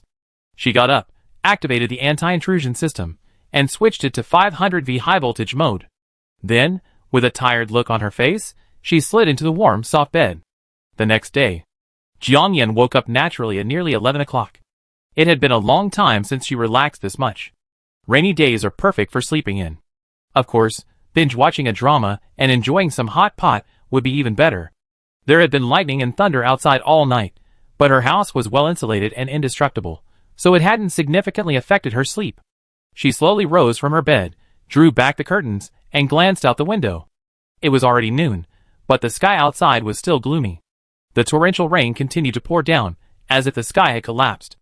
It looked a bit depressing at first glance. The water level had already reached the 3rd floor, and was still rising. She could faintly see a bustle of activity in the living rooms of the 4th, 5th, 6th, and 7th floors of the buildings across the street. They were probably packing up and moving upstairs. After the previous experience of the abnormally high temperatures, everyone was like a frightened bird. Their sense of crisis was incredibly strong. However, in Jiang Yan's view, avoiding flooding was only the first minor crisis. The real crisis was the impending shortage of food, water, and medicine. Most families probably still had a small amount of food, partly due to the stockpiling habits they developed after the mass crisis. Another thing is that before the high temperature ended, the government had delivered some supplies. But items like cured meat and grain and oil must have spoiled in the previous heat. And water, the last thing we had in short supply right now. But look at all the garbage floating in it. Human excrement, several decaying corpses, the carcasses of various animals large and small, and a dense swarm of bloody mosquitoes, plus it had been fermenting all night. This water is truly poisonous. Drinking it would either kill or cripple you. Some people even recklessly put buckets and basins out of the windows to catch the rainwater. But the occasional lightning flashes from the sky were terrifying enough. As for the shortage of medicine, high temperatures, heavy rain, coupled with eating spoiled food and drinking contaminated water, can all lead to various problems. Not to mention some people already suffer from minor ailments and aches. And compared to the high temperature period, the current situation is even more difficult. Back then, at least there was electricity and internet. There were constant official updates and encouragement. Don't underestimate those seemingly illusory acts of encouragement. Many times, people survive the darkest days simply by relying on a strong belief to hold them together. Now, everyone feels like they regress to primitive times. No water, no electricity, no internet, no one cares. They feel abandoned by the authorities. Or rather, abandoned by the world. Panic continues to spread, and despair is gradually emerging. Jiang Yin believes that the authorities will definitely launch a rescue operation. But having just experienced extreme heat and now torrential rain, even the authorities, with all their might, are already exhausted. Furthermore, both the high temperatures and torrential rain came unexpectedly and intensified rapidly. The government's existing emergency response plans are likely no longer applicable. And, given limited manpower, material resources, and resources, the government will clearly prioritize rescue efforts in severely affected, low-lying areas, or those experiencing mudslides. Repulse Bay, with its relatively large area and sparse population, still has several tall buildings, so it should be able to hold out for the time being. It's likely not a priority for the government. Or perhaps, the public senses that the end of the world has arrived. Could the officials sense or not? Perhaps their top priority is preemptively renovating various survival bases to ensure they can withstand strong winds, torrential rain, icy snow, and even other extreme natural disasters. People will certainly be involved in simultaneous rescue efforts. But their immediate priority isn't necessarily to rescue ordinary people, but rather to those whose supplies and equipment have a significant impact on humanity, and perhaps even scientists and talented individuals who are crucial to humanity's future development. But these are just Jiang Yan's own unfounded speculations. Only the officials and heaven know the details. In short, relying solely on a chance for the rain to stop or on waiting for official rescue is a dead end. In many cases, one can only save oneself. Jiang Yan realized she was overthinking and quickly pulled her thoughts back. She checked the surveillance cameras as usual. On the several floors covered, nothing unusual was visible. Most people had their doors tightly shut. The people on the other floors probably realized someone had entered the hallway. After all, the people downstairs would undoubtedly have encountered them as they moved upstairs. But at this moment, less trouble is worse than more. As long as it didn't involve personal gain, everyone turned a blind eye. And compared to the organized and disciplined group that broke in, the original residents of Building A were a disorganized bunch. In a situation like this, everyone would have prioritized contacting the management staff. Now, the management staff were nowhere to be found. Even if they were there, they were simply standing by, unconcerned. A week had passed unnoticed. During this time, no official rescue boats had arrived. The water level had now reached the 9th floor. In the corridors visible to the surveillance cameras, figures began to move. Most likely, their families were short of food or medicine, and were seeking help or exchanging supplies. Chapter 55. Thick smoke billowed from the hallway, accompanied by the sound of frying pans. It seemed some occupant had dismantled wooden furniture and was cooking in the hallway. With no electricity, the smoke detectors and fire sprinklers in the hallway were ineffective. The air was filled with a pungent, acrid smell of smoke. Jiang Yan had long since grown tired of staying home, but she chose to remain inside. Besides, because a group of unidentified intruders had suddenly arrived in the building, she temporarily abandoned her plan to seek revenge on Zhang Qiqi on the 7th floor. After all, at this moment, both He Chunmei and the others assumed she had gone to the official shelter and hadn't returned. So, she just spent a few days in peace. As for Zhang Qiqi, with the heavy rain, she was naturally trapped in the building. She'd just have a few more days to herself. While others were frantically worrying about food, Jiang Yan was busy going back and forth between her space and the safe house. Learning, practical training, food, fitness, entertainment, planting, everything was packed. The various vegetable seeds she sown earlier in her space had sprouted into finger-long seedlings. She followed the agricultural tutorial, selecting some of the more robust ones and transplanting them one by one. Chili and rose seeds had also been planted, and now tiny green seedlings were sprouting. The flowers she planted earlier were also growing vigorously. She estimated they would bloom soon. Jiang Yin suddenly realized that since planting vegetables and flowers on the black soil in her space, the entire space had become vibrant and full of life. Perhaps this was the magic of new life. Would it feel better if I could get some small animals? But it's scorching hot and raining outside, and I'm not sure if I can find any living animals. I just have to wait for the rain to stop and find a suitable time to go out and look. That morning, just after she finished breakfast, she heard intermittent noises coming from the surveillance camera, and she quickly picked up her pad. It was coming from the 20th floor. The previously empty elevator waiting area and corridor were now packed with people. Men, women, and children. Some were sleeping on the floor or in tents in the elevator waiting area. A small group was standing around the door to room 2003. Judging from the angry looks on everyone's faces, a conflict was likely brewing. Jiang Yin switched the screen to single screen mode, put on her Bluetooth headphones, and turned up the volume slightly. Xiao Xiaobo, what gives you the right to live in Su Laifu's house? Even if their whole family died a few days ago, you can't just take over their place like this. The voice of a tall, middle-aged man with a square face and inverted triangular eyes spoke in a deep, menacing voice. The man was rather muscular, with a black and red tattoo on his arm.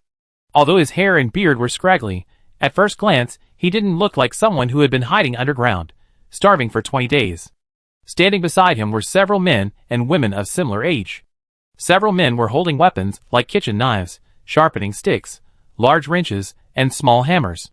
Though these were random items found around the house, they exuded a dark aura and murderous intent. The women were holding children, dragging suitcases, and so on. It looked like 3 or 4 families had joined together. No, Gao Dazhuang, this house is empty anyway. You just sneaked in to pry open the door. Wasn't that your intention? Don't hang a mirror on your, but so you could only see others and not yourself.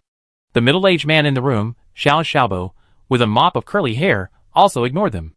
His wife and child had died yesterday, and he was simmering with rage, unable to vent it. And in his hand, he clutched a bone-chopping knife. That's right, why can't we live here?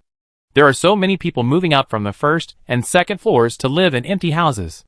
Why don't you tell others about it? Damn! You think we're easy to bully? The man, another young man with naturally curly hair, presumably Xiao Xiaobo's younger brother, cursed furiously. Both men were so enraged that they didn't notice the weapons in the hands of the men across from them, already wielding their weapons. Gao Dazhuang flexed his wrists and sneered. I just fancy the 20th floor, so what? Old Gao, those 2 bastards are like screws waiting to be screwed. Why waste time arguing with them? Anyway, we're going to live in this room today, whether you give us a chance or not. Another man, with a bowl-cut haircut spoke with a fierce look on his face, raising his hammer and smashing it fiercely towards the door. With him leading the charge, the others pounced like hungry wolves. Some of the women behind them, their pupils shrinking, stepped back, while others quickly reached out and covered the children's eyes. Puff! Bang! Ouch! Bang! Amid screams, and the thud of heavy objects pounding, bright red liquid and shredded flesh splattered everywhere. A bloody scent permeated the damp, moldy air. Damn it! Dare to kill my brother? I fight you! Ah! Puff! Bang! The people staying in the corridor, outside, watching the brutal and bloody scene, most of them shrank back toward the wall. Those staying in the tent silently zipped up their tents with trembling hands. A few, however, watched calmly with blank, numb eyes. In less than a minute, the 2 curly-haired men, covered in blood, were carried out by Gao Dazhuang and the others. The one named Xiao Xiaobo had a sunken, half-shattered head, his white brain stained red with blood, dripping all over the floor. Old 4, go open the window. Someone trotted forward and flung open the window in the corridor. Boom! Bead-sized raindrops, accompanied by an icy wind, poured in. Plop! Plop! 2 fresh bodies were thrown into the water. The bright red blood quickly spread, but soon vanished in the torrential downpour. Fuck! The living room floor is covered in blood. What a bad luck living here. Brother Dazhuang, I was reckless just now. I should have pulled them out and finished them off. The man with the bowl-cut hair said with a wry smile. Pull them out? How can I pull them out? They have weapons, said the other man. Forget it, let's go in first. You can find a mop to mop it later. Gao Dazhuang finished his arrangements and was about to head inside. Just then, a sweet voice echoed from the distant hallway. Hey, Brother Dazhuang, you guys are crammed into this room. It's too crowded, right? Besides, we already reached the 20th floor. Why don't you think of going up a little higher and getting everything done all at once? Jiang Yan's eyes darkened slightly at the familiar voice. Chapter 56. Gao Dazhuang paused upon hearing this and turned around. Looking at Lu Dahong, Zhang Qiqi, and Zhang Qiming approaching him, followed by several supervisors and a group of homeowners wielding clubs, knives, guns, and chainsaws, Gao Dazhuang's eyes flashed with a hint of caution. What, Miss Zhang, do you have a good place to recommend? Zhang Qiqi's lips curled up, a sly smile in her eyes. Of course. Back in the underground shelter, she'd been with Lu Dahong and Zhang Qiming daily, becoming familiar with all the homeowners. Back then, Lu Dahong and Zhang Qiming were responsible for liaisons with officials, managing supplies and power supplies, and accompanied by several capable supervisors. They looked quite impressive. At first, they were quite conscientious, and their arrangements and distribution of supplies were fair and equitable. They even prioritized vulnerable groups like the elderly, the sick, the disabled, and pregnant women. But when the high temperatures reached 2/3 of their duration, their true colors were revealed. Using all sorts of coercion and suppression, disguised threats and inducements, he seemingly positioned himself as the savior of all the homeowners in Repulse Bay. Some owners did have their complaints, but they dared not speak out. After all, in critical times, whoever controlled supplies, resources, and connections was the most powerful. When a heavy rainstorm arrived, everyone returned home, and Lu Dahong and Zhang Qiming and his group disappeared. Seeing them again at this moment, many people couldn't help but feel a lingering sense of fear. Gao Dazhuang and his group, who had been stalking Building A in Repulse Bay before the high temperatures arrived, were no exception. When he saw that Lu Dahong and his group had stopped moving, he said, "Please explain, Miss Zhang." Zhang Qiqi took a step forward, glanced at the people around him, and said, "Brother Dazhuang, you forgot, our building has a 32nd floor." "I know, but this flood can't possibly reach the 20th floor. Besides," Gao Dazhuang stopped talking. He had originally wanted to say that moving to the 32nd floor would be easy, but he still had some supplies at home on the lower floors, and moving them all up there wouldn't be easy, so he'd chosen this floor as a compromise. But obviously, he couldn't tell the truth to these people. Many people were short of food and medicine. If he said he had supplies but couldn't move up, wouldn't that just invite trouble? Thinking of this, Gao Dazhuang changed the subject. "Besides, I remember the 32nd floor seemed to have been occupied by someone else. We can't do this." The Zhao Xiaobo brothers had originally occupied the house, living there without spending a penny, and he felt comfortable with the plunder.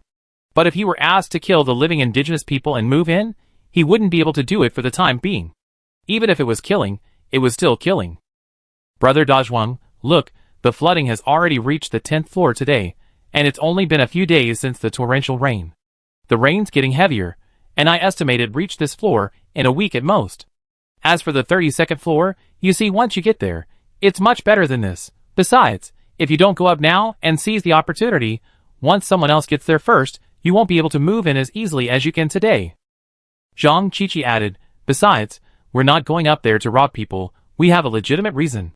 She said this with gritted teeth, her eyes instantly reddening. Gao Dazhuang, Zhang Qiqi's words made sense. When the people living in the hallway heard this, they all decided to move up immediately. However, Gao Dazhuang wasn't just brute force, he was clearly not that easily fooled. He looked at the other group, their aggressive demeanor and weapons in hand. They looked like a carbon copy of his own. He knew they were definitely going upstairs specifically to cause trouble, and perhaps even take over the building. Thinking back to the previous incident of blood-stained mosquitoes entering the building and Zhang Qiqi's mobilization of residents on the lower floors in the basement garage after her son's death, it was clear they were most likely targeting Jiang XX in 3201. As for why they called him along, he didn't quite understand. After all, the other group had neither men nor supplies. 3201 seemed to consist of only one young girl, so there was no need for him to be the vanguard. Thinking of this, Gao Dazhuang said, "Miss Zhang, what you said makes sense. But with such a great location, why don't you consider going yourselves? Manager Lu, you have quite a few people." Hearing this, Lu Dahong, who had been silent until then, spoke up, "Brother Gao, when good things happen, we should share, right? Besides, with more people, we can look after each other, right?" He then gave Gao Dazhuang a meaningful look. Zhang Qiqi followed suit. "Yes, Brother Dazhuang, there are 4 rooms upstairs. There's no way we can occupy them all. We take 2, and the remaining 2 will be given to you. And if we clean up the hallway and elevator waiting area, We can accommodate people there too. Then, we own the 32nd floor, a fortress unbreakable, with priority access. It's not like you living here, constantly on guard against others. After all, there are always people better than you. We always have to take the long view. Just because the residents of our building are all honest doesn't mean people in other buildings or other neighborhoods won't be eyeing you. Yes. So all this talk is about recruiting me. It seems they're planning to leverage Repulse Bay's geographical advantages to do something big. For example, they take over the mountain and become king. Gao Dazhuang instantly understood. He glanced at the men around him. What do you think? Brother, I think we should go up, said the man with the pot-cut hair. The others nodded in unison. Okay, we go up with you, Gao Dazhuang confirmed his opinion, and said to Lu Dahong. Overhearing their conversation, the men in the tent unzipped their tents and cautiously poked their heads out, saying, Manager Lu, can we go up with you? We just stay in the hallway, hee. Ahem, yes, Manager Lu, we can go and help. Ahem. Lu Dahong said nothing. A young man beside him, wearing red flame sneakers, gave them a cold look and said, Do you have food and water? Any medicine? No. Me neither. We've been starving for days. If you, Manager Lu, still have food, could you please give us a little? They smiled awkwardly, expecting the other party to be kind after confirming their decision. Then wait until you can survive for 10 days. The young man sneered, You're breathless even when you talk, and your arms and legs are emaciated. Who knows if you make it to tomorrow? The glimmer of light that had just shone in their eyes dimmed in an instant. Lu Dahong ignored them. Instead, he waved his hand and said imposingly, Let's go upstairs. A large group of people, brandishing guns and batons, headed upstairs. Chapter 57. Jiang Yan calmly watched as the figures disappeared from the 20th floor surveillance footage. Great, they were too lazy to go down themselves. Since they were here, then Zhang Qiqi's death was imminent. Big Mouth He Chunmei had previously said that Zhang Qiqi had enlisted the support of Lu Dahong and Zhang Qiming, and would rally the residents of the lower floors to cause trouble for her. Although the flooding from the heavy rain meant the residents of the other buildings wouldn't be able to get through, the sheer number of people was truly beyond her expectations. Still, even if several times more people arrived, she wasn't afraid. After all, they weren't regular troops. Besides, climbing from the 20th floor to the 32nd floor would take at least a few minutes. That gave her plenty of time to prepare. Luckily, she had already prepared. Thinking of this, Jiang Yan went straight to the cloakroom in the Space Apple cabin. There was a pile of guns, ammunition, and body armor she had selected in advance. She donned her bulletproof vest, changed into her black combat uniform, donned half-finger combat gloves, and then retrieved a 9mm pistol with a 20-round capacity. Finally, she pocketed 2 tear gas canisters. She could have retrieved all these items from her space with a single thought, but the enemy was numerous and eye-catching, and she didn't want to expose her space. The storage area also contained a number of machine guns and powerful bombs. However, those bombs would kill 1,000 enemies while injuring 800 of her own, so they definitely couldn't be used at this moment. As for the machine guns, they had the greatest deterrent effect, but against these people, they were like anti-aircraft guns, not enough to kill a mosquito. To put it bluntly, they weren't worthy of them. And she couldn't reveal her true strength too much. Although it was daytime, the hallway was still dim. Protective sunglasses weren't necessary, but Jiang Yan still put on a black mask with a skull pattern. This outfit gave Jiang Yan the illusion of having just joined a repulse-based special forces unit.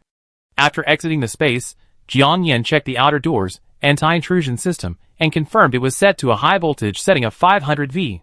Her target today was Zhang Qiqi. The enemy's target was clearly the entire 32nd floor.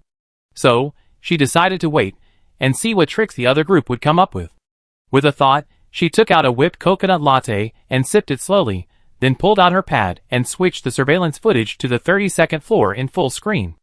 Outside, Lu Dahong had just led a group of people up to the 32nd floor, panting heavily. The women and children in Gao Dazhuang's group had been temporarily left on the 31st floor. With a wave of his hand, Lu Dahong halted at the entrance to the hallway. Compared to the filth and chaos of the lower and middle floors, the 32nd floor was noticeably cleaner. Several residents also kept their doors shut. Outside, a torrential downpour rumbled. The footsteps of the men ascending the stairs were chaotic and heavy, but barely noticeable to those inside. Of course, they couldn't imagine anyone coming to raid their homes. For families, which one should we go after first? Gao Dazhuang asked, glancing around. He wasn't familiar with the 32nd floor. His only recollection was that 3201 housed someone named Jiang XX, whose independent and unconventional ways had incurred public outrage. Plus, with his phone completely dead, the room numbers of the other residents in the group chat were no longer accessible. Zhang Qiqi glanced at Jiang Yan's house and said, "Since we have a legitimate reason to attack, we definitely start with 3201. But I wonder if that little bitch inside has returned from the official shelter."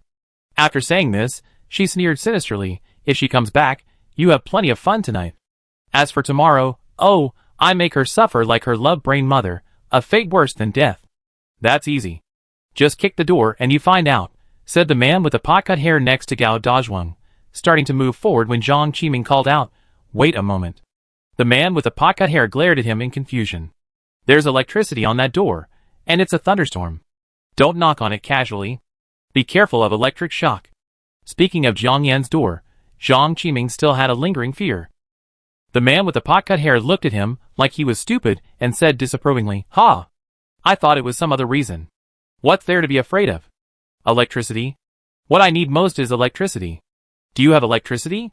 Do you have electricity? Whoever has enough to put electricity on the door now, I kneel down and call him Grandpa." He pointed at the people around him as he spoke. The others shook their heads. The biggest need right now, besides food and water, is electricity. Not to mention now, even if there was electricity 10 days ago, it would have been gone long ago. The key is just one ordinary resident in the community. Even if they had the foresight to install a manual generator at home, how much electricity would that generate? It just occurred to me that this resident had remodeled their house twice before. "Everyone should be careful," the previously silent Lu Dahong suddenly spoke. Everyone was startled, their eyes flicking towards him. "I don't know exactly what was installed, but her renovation company contacted me." She also gave him a 5,000 yuan red envelope. Not only to him, but also to the security supervisor, cleaning supervisor, and engineering supervisors responsible for electricity, surveillance, and fire protection. It's just that the amounts offered vary. After dealing with the entire nest of rats, the renovation of Jiang Yan's house progressed with impeccable smoothness. From knocking down walls and breaking glass to laying wiring across the stairwell, the management team, from top to bottom, united as one, turned a blind eye, not even reviewing the blueprints. Now it seems clear that the other party had been prepared.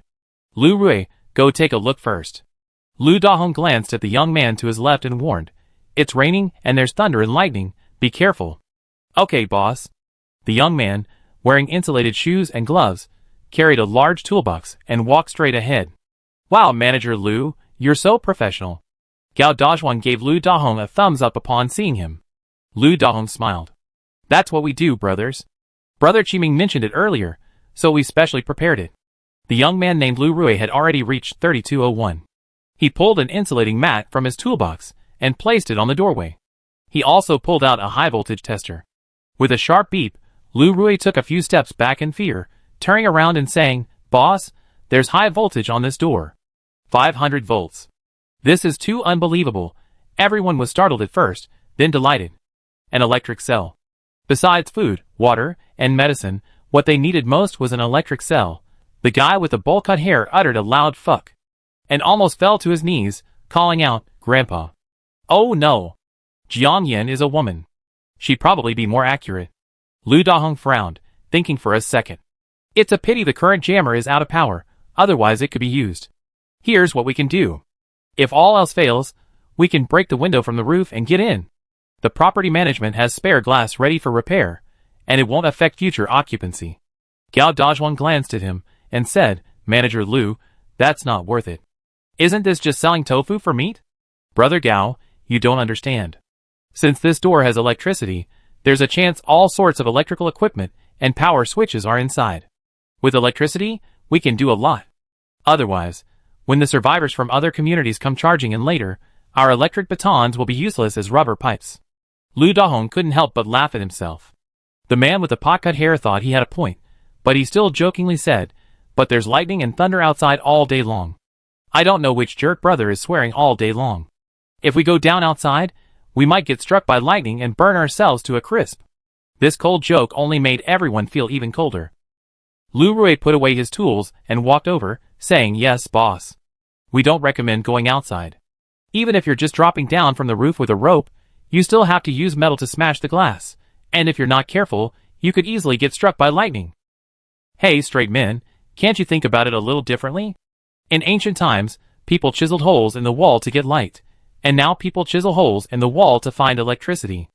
Look, isn't there a ready-made entrance?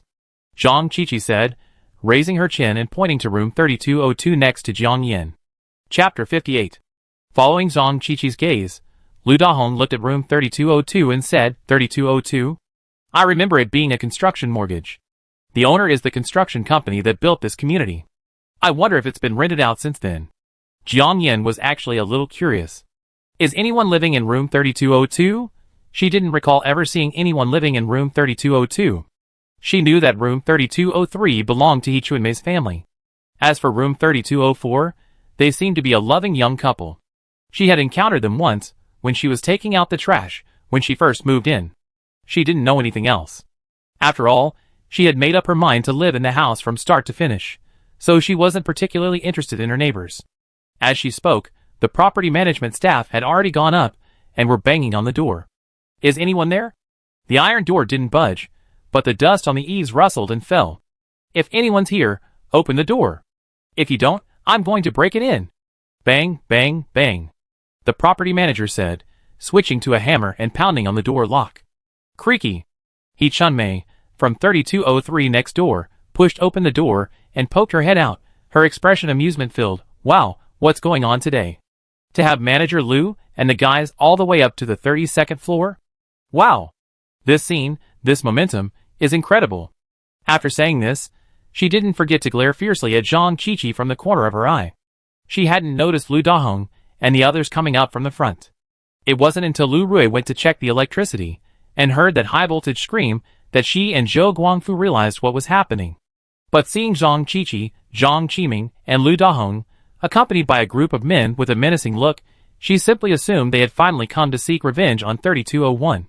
She spent a long time hiding in the peephole behind the door, then decided she needed to join the crusade against 3201. After all, everyone knew Lu Dahong had the manpower and resources, and she wanted to take the opportunity to curry favor. So without a second thought, she opened the door. Her husband, Zhou Guangfu, couldn't stop her. Lu Dahong ignored her flattery and instead glared at her coldly, saying indifferently, He Chunmei, you're already out now, so don't go back in. He Chunmei's heart skipped a beat. Manager Lu W. What do you mean? Before she could finish her words, the man with the pot-covered hair and two property management staff rushed forward and ripped open her door. He Chunmei lost her balance and was dragged out. Zhou Guangfu, who had been eavesdropping from the entrance, was stunned. Brother Lu, what are you doing? Zhang Qiqi, who was standing next to him, gave him a sweet smile. Brother Guangfu, of course it's your room. Our brother Lu has taken a fancy to it.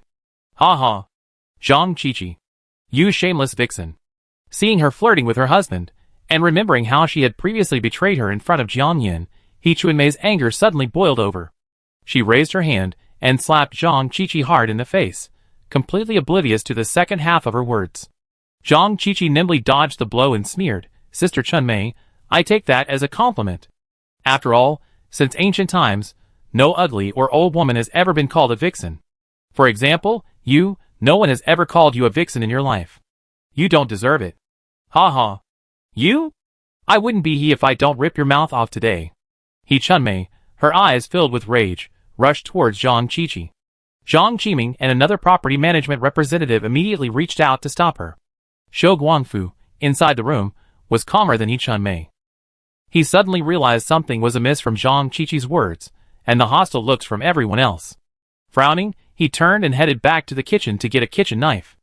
Unexpectedly, the man with the pot-cut hair standing at the door had already gotten there first, hammering the still bloodied hammer directly at the back of her head. Bang! Snap! Dad! Dad! The two children, who had been sitting on the sofa in the room, suddenly jumped up and rushed out with heartbreaking screams. He Chunmei heard the noise and turned around. She looked at Zhou Guangfu, his face mangled beyond recognition in a pool of blood. Her pupils constricted, her legs weakened, and her shrill voice was filled with despair. Husband! How can you be so cruel and lawless? I fight you! He Chunmei, eyes bloodshot, waved her hands, and rushed towards the man with the pot-cut hair. Little did she know, unarmed, that she was no match for the other party. Bang! A hammer struck her head. Zhang Qiqi looked at her falling form, curling her lips in a mocking sneer. It's such a time, and you're still talking like that. Our brother Liu is the law, the heaven. Mom. Bang. In less than a minute, the entrance to 3203 was a river of blood. As usual, the bodies of the family of four were mercilessly carried and thrown directly through the window. The entire hallway quickly filled with a thick stench of blood. The white tile floor was covered in winding, intermittent red lines and fallen flowers. The residents of the lower floors, who had followed Jiang Yan up to seek revenge, were now terrified. But they didn't dare turn around and leave. They feared offending Lu Dahong and his group, which would lead to consequences. Gao Dazhuang glanced at the pot-covered man, with a hint of displeasure, and said, "Actually, we could just have them move down to 2003. There's no need to kill them outright. After all, they had 2 children. He was a parent himself. As ferocious as he could be, he would never lay a hand on a child. But the pot-covered man wiped them out without blinking an eye. He was completely inhumane and had no moral compass. He considered himself a decisive killer, but today he realized he was anything but. So, Zhang Qiqi and the pot-covered man had to be on guard against them from now on. Brother Dazhuang, it's the end of the world, and the law of the jungle prevails. Why are you still acting like a soft-hearted saint? A problem can be solved quickly and efficiently in a minute, so why bother nagging them for so long?" The pot-covered man said with a tone of disdain, his eyes red with anger. Gao Dazhuang frowned, took a deep breath, and didn't reply. On the other side, the door to room 3202 had been smashed open with a hammer. It creaked open, and a strong musty smell filled the air. Everyone looked inside, stunned. No one was inside, but it was uninhabitable either. The roof was leaking, soaking, and lifting the wallpaper and the living room floor. Everywhere was mottled cracks and a strong musty smell. But it was fortunate that it was only on the top floor. The bathrooms in the mid and low-rise buildings were already experiencing sewage backflow. Holy crap! This is the housing provided to the construction company as a payment for the project. And this is it. The developer is truly unscrupulous. Someone angrily complained. Lu Dahong glanced around and said, "All right, enough nonsense, let's get down to business." Lu Rui stepped forward and gave instructions. "This wall is load-bearing. When you're demolishing it, keep the area as small as possible, like carving out a passageway large enough for one person to pass through." Chapter 59. 3204. Su Dai and Sun Jingtao, behind a peephole, clenched their fists and silently watched everything unfold outside. If Su Dai hadn't desperately tried to stop him, Sun Jingtao, his arm veins bulging, would have rushed out with his bone-chopping knife by the time the pot-cut man raised his hammer for a second attack. Watching everyone file into 3202, Su Dai, a chill running down her back, finally breathed a sigh of relief. "Honey, they're simply robbing." During the rainstorm a few days ago, when Lu Dahong organized everyone to move sandbags, I thought he had a sense of responsibility and was doing it for the good of the residents of Repulse Bay. Now it seems he's just a ruthless, premeditated villain with a plan. If I had known this would happen, when I discovered he was embezzling government supplies, I should have killed him. Sun Jingtao hung his head and stamped his feet in regret. It's a pity that the other party has become so powerful now. It's too late to say anything. A hint of worry flashed in Su Dai's eyes. "Honey, why don't we voluntarily give up our apartment? At worst, we can just move to the hallway on the 31st floor.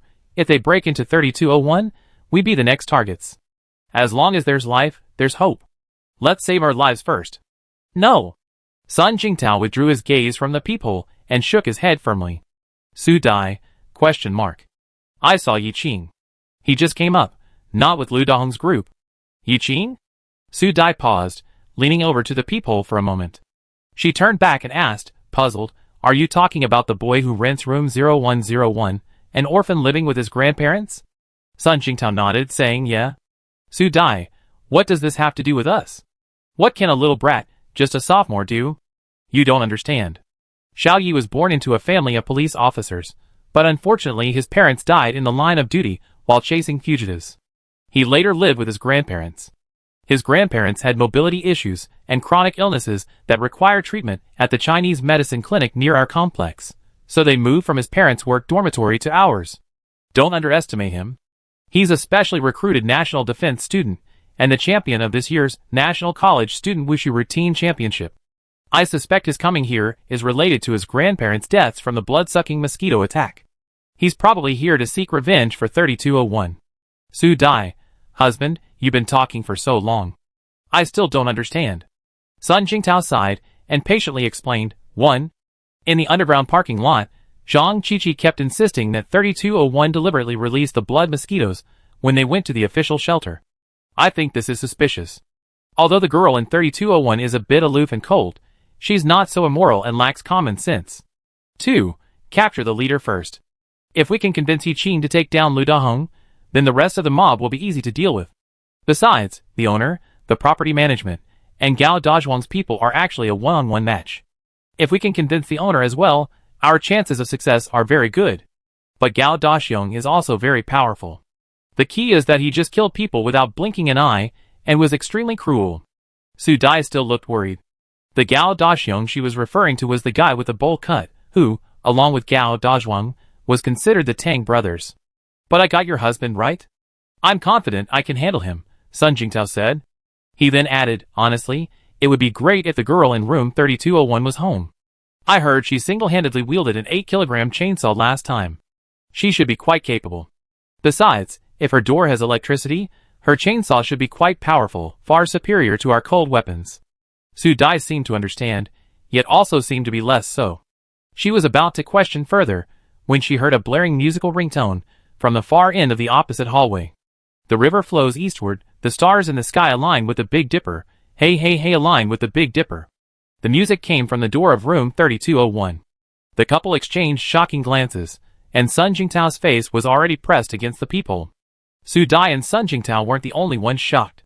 So were the residents of the lower floors, who had been waiting outside to confirm Jiang Yan's home. Of course, there were also a group of people over there, wielding hammers and crowbars, digging at Jiang Yan's exterior wall in 3202. Manager Lu, there's someone in 3201. Someone in the homeowners group outside exclaimed. Everyone suddenly rushed out of 3202. The first to be rushed was Zhang Qiqi. She stood with her hands on her hips, glaring at the door of 3201. Jiang Yan, you little bitch, get out of here. I make you pay for my son's death today. The others joined in the chant, little bitch, get out now. Fuck. I thought she wasn't back. I can finally avenge my parents. That shameless bitch. She's the one who let these bloody mosquitoes in. The crowd began to angrily exchange insults, but no one dared to step forward. After all, that door was 500 V high voltage. No one wanted to accidentally turn into a pile of charcoal. Lu Dahong raised his hand and waved, instantly silencing everyone. He took a few steps toward the door of room 3201 and asked in a deep voice, Miss Jiang, are you home? Although he asked politely, his grip on the steel crowbar was tight. The door of room 3201 creaked open. But not fully. To be precise, it was only 2 palm widths open, and 3 or 4 thumb-thick security chains were still hanging from the door. Just as everyone was about to charge forward, a cold, female voice emanated faintly through the crack in the door of room 3201 via a loudspeaker. I advise you to stay where you are. Otherwise, don't blame me for being rude. The consequences of a 500 V electric shock combined with a water gun, don't you need to explain? Everyone was stunned by this, and instinctively took several steps back. Zhang Qiqi gritted her teeth and challenged him, Jiang Yan, don't hide in there like a coward. Come out and speak. You're not even worthy of speaking to me. Get out of here. Jiang Yan sneered. You? Zhang Qiqi's face flushed red, and she was about to step forward to argue, knife in hand, when Zhang Qiming grabbed her. Ms. Jiang, we're here today simply to demand an explanation. Everyone knows you were the only one from Building A to leave the complex and go to the official shelter, so we're asking, did you leave the door open and forget to close it? It's thundering and raining outside right now, so I hope you can honestly tell me. A slightly bespectacled, slightly refined man shouted in the homeowners group chat. Yes, yes, if you lie, God will punish you. Every wrong has its perpetrator. Although Zhang Qiqi had bewitched them, they couldn't be 100% certain that it was this girl who had released the blood mosquito. Plus, most of the people there were honest, and wouldn't be capable of the ruthless and unreasonable behavior of Gao Dazhuang and Lu Dahong. Jiang Yan listened to the childish chatter, her indifferent tone taking on a hint of seriousness. Do you want to know the truth? Of course. Everyone said impatiently in unison. Lu Dahong, Zhang Qiqi, and the others exchanged a knowing glance upon hearing this. Several property managers' determined eyes immediately hinted at him, and they had checked when they opened the door, but no one was there. As for the surveillance, it had long been out of power. The key to surveillance is that you're in charge of it. If you can't see it yourself, how could anyone else see it? Jiang Yin sneered. Then send a representative from your homeowners group up, and I give you something. Let you see it clearly. Lu Dahong's brows furrowed slightly at this. Neighbors, don't be fooled by her words. What evidence does she have? Even if she does, it's perjury, fake evidence. Zhang Qiqi nearly jumped out. The homeowners ignored her words and stared at each other for a second.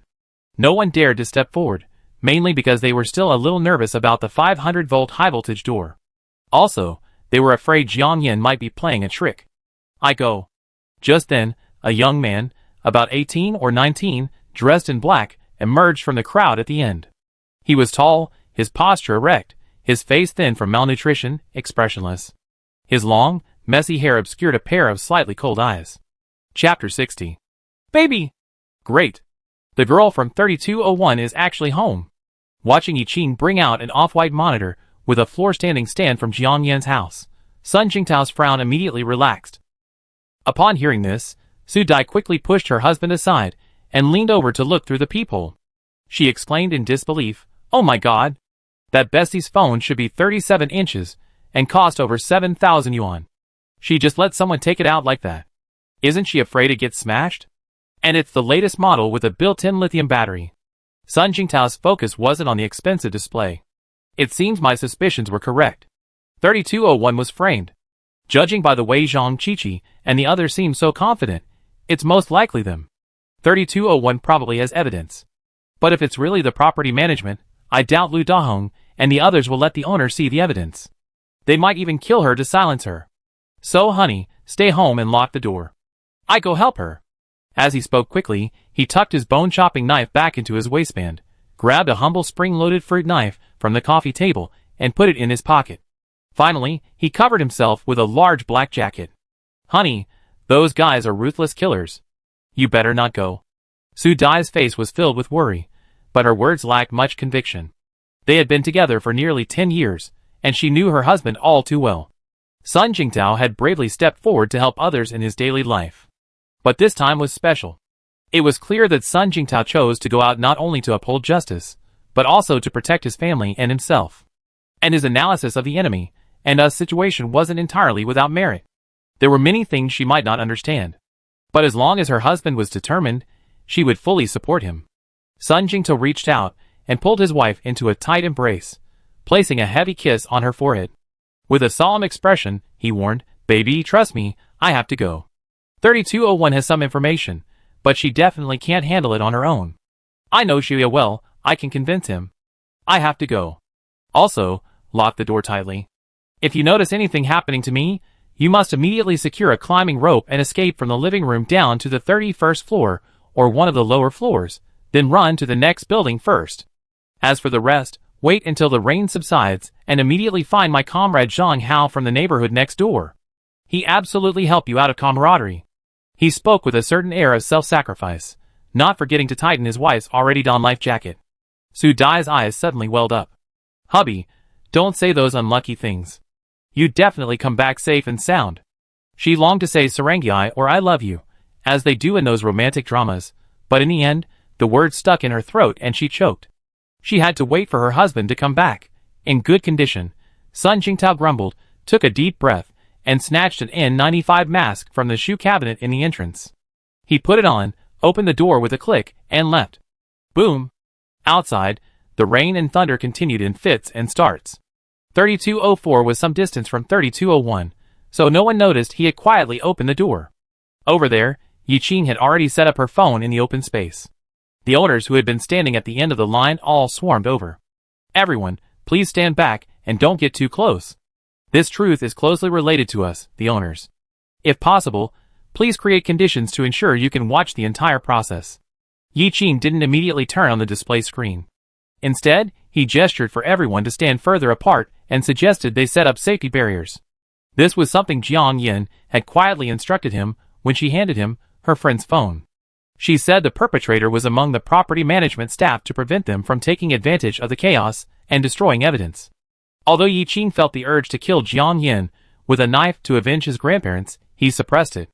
For one thing, Jiang Yan's position was very secluded, making it impossible for him to strike.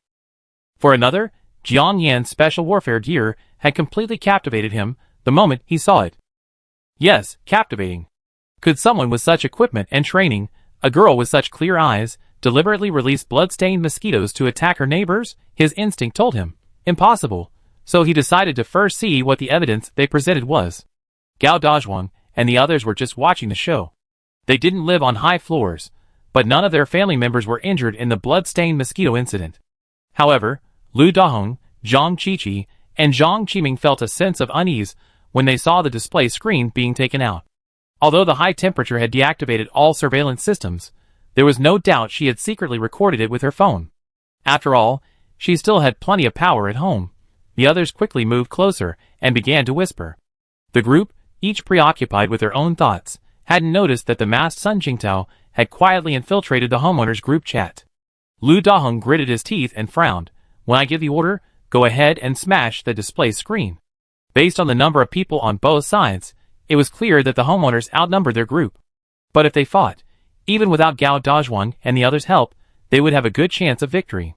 After all, some of the homeowners were clearly cowardly and clueless, unable to muster any strength. However, there was always the possibility of someone slipping through the net. If the remaining homeowners knew that the property management staff's embezzlement had caused the tragic death, then his plan to establish a small base in Repulse Bay to command them would be thwarted. After all, besides Building A, there were still hundreds of people living in the remaining 4 buildings in Repulse Bay.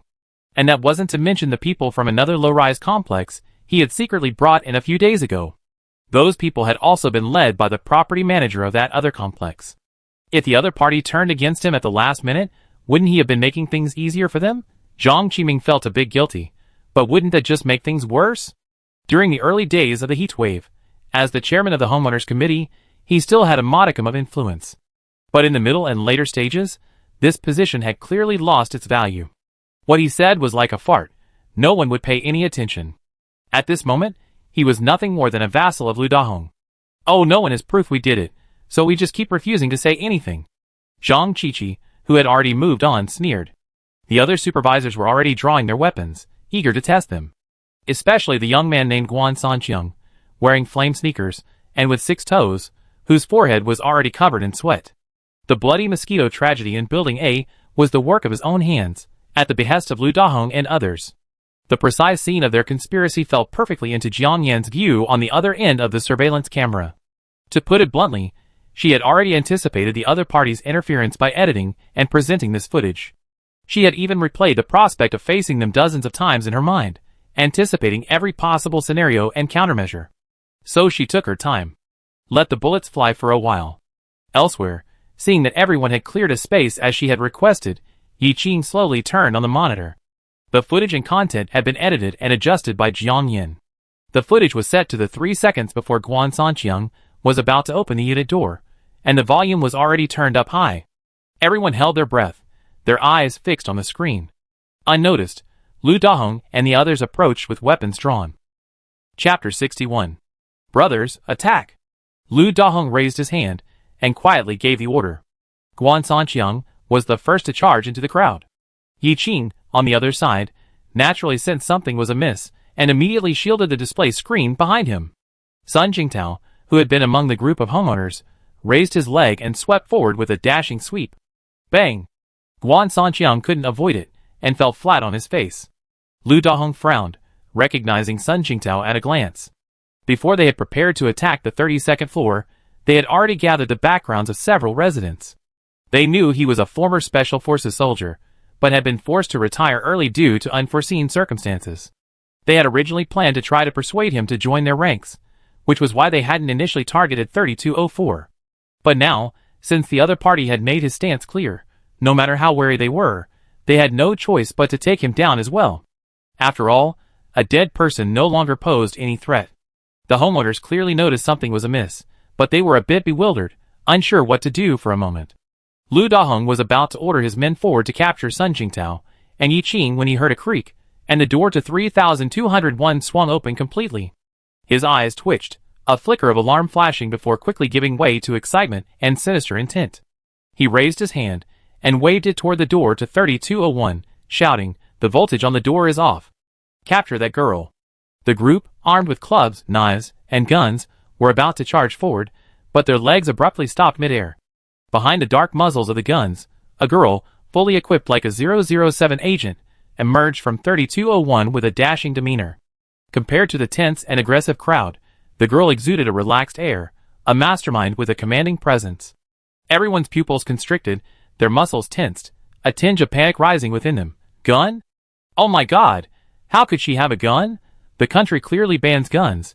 It must be a high-end replica toy gun. It must be. Sun Jingtao instinctively rubbed his eyes, thinking he was seeing things. But he noticed that the model and style of the gun Jiang Yan was holding was clearly a familiar sight when he previously browsed foreign military media. This was truly unbelievable. If she really had a gun, wouldn't today's scene be a complete dimensionality reduction attack? Ha, you little bitch, you finally showed up. You think you can fool people with a starting pistol? Do you think we know nothing? Zhang Qiqi, seeing that everyone was so intimidated by Jiang Yan's tiny pistol, sneered and charged at her, knife in hand. A flicker of doubt had crossed her mind. After all, Jiang Yan's attire made her look like a time-traveling secret agent. She was a stark contrast to her image of the lovesickly Maisian, the daughter who spent her days enjoying herself and traveling. But unfortunately, once the flames of hatred and jealousy were ignited, it was easy for the brain and eyes to become confused. Bang! Jiang Yan's eyelids fluttered slightly, and she glared at her with cold eyes. Without further ado, he flicked his arm, sending a bullet hurtling towards Zhang Qiqi's right knee. Ouch! In a flash, blood gushed out, and a piercing pain from the shattered bones of her knee instantly spread throughout her body. Zhang Qiqi's tears welled up in pain, her face twisted into a distorted frown. Bang! Another gunshot rang out, another bullet barreling straight for her left knee. In less than 5 seconds, she dropped to her knees with a thud, her hands on the ground. Blood gushed out, quickly seeping from her pants. As her calf hit the tile, a crackling sound shattered the leg bone, snapping directly at the knee. Ouch! Mom! A continuous stream of agonizing cries followed. A pool of blood quickly formed beneath Zhang Qiqi's knee. Little bitch, I fight you. Zhang Qiqi, overcome with pain, clutched the ground with both hands and began to crawl towards Jiang Yan. Bang! Bang! 2 bullets blasted out of the chamber. Instantly, 2 more bloody holes appeared on Zhang Qiqi's arms, oozing blood. This time, she nearly passed out from the pain. The others' pupils shrank, and they all retreated frantically. They were terrified, not just because the other party actually had a gun. But wasn't his shooting too precise? He literally shot wherever he pointed, and he crippled everyone's hands and feet in an instant. How cruel! He was a heartless killing machine. Fear filled everyone's eyes, as if they had seen a ghost. A few timid homeowners' pants were soaked, and they were about to turn around and flee downstairs. But Sun Jingtao, as if prepared, strode over and closed the fire door leading to the pedestrian walkway. He believed that everything had to be resolved right here today. Otherwise, there would be endless trouble. There would be no peace behind the 32nd floor. Looking at the bone-chopping knife in Sun Jingtao's hand, and the veins bulging on his arm, everyone was unsure whether to leave or stay. Qiqi. Zhang Qiming rushed forward, attempting to support Zhang Qiqi. Bang! A bullet shattered the floor tiles beneath his feet. Zhang Qiming's eyelids twitched with fear, his legs clattering in the air. Jiang Yan glared at him. Get back. Zhang Qiming's head recoiled, and with lingering fear, he retreated to the corner. Lu Dahong stood there, frowning, his crowbar clenched tightly in his hand, rapidly pondering a countermeasure. The bulk-eyed man on the other side, seeing this, was not angry but delighted. Seeing Jiang Yan's gaze elsewhere, he clutched a small hammer and prepared to quietly approach.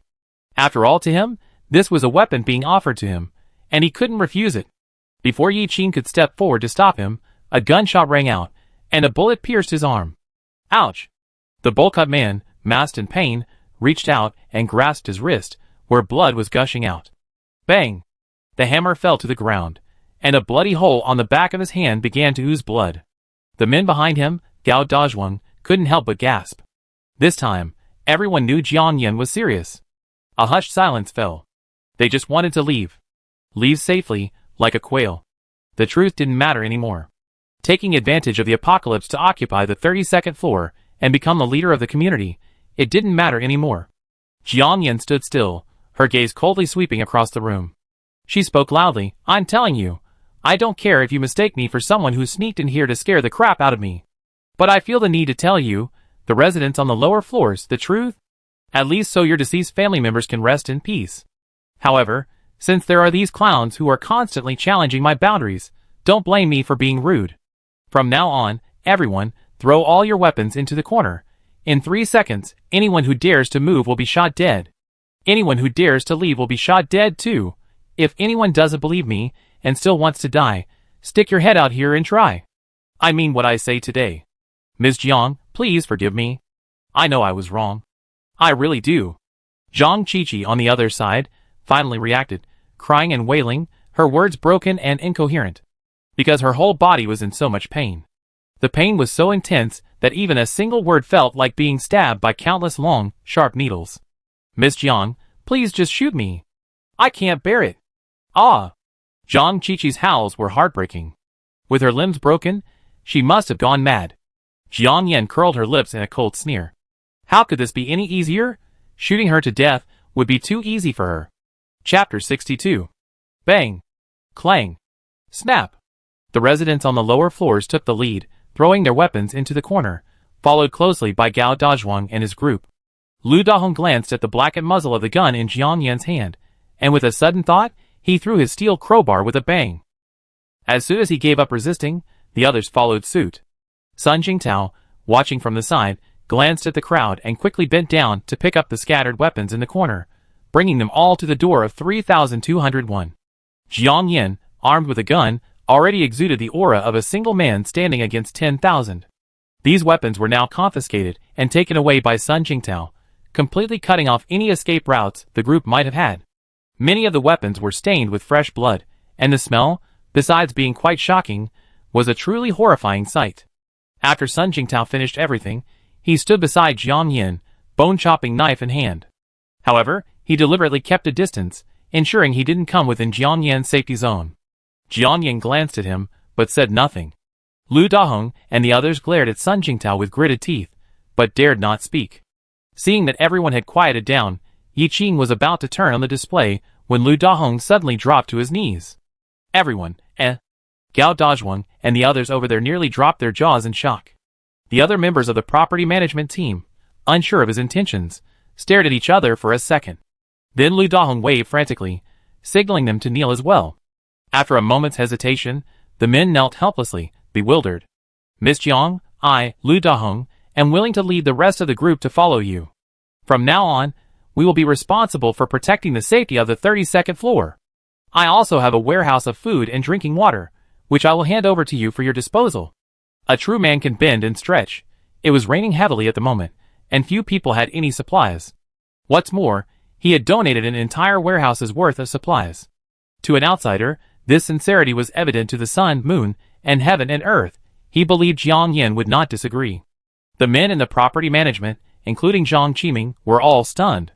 The fact that they had a warehouse of supplies was a secret they had agreed to keep secret, even at death. How had Lu Dahong revealed it so quickly, and he even took the lead in prostrating himself?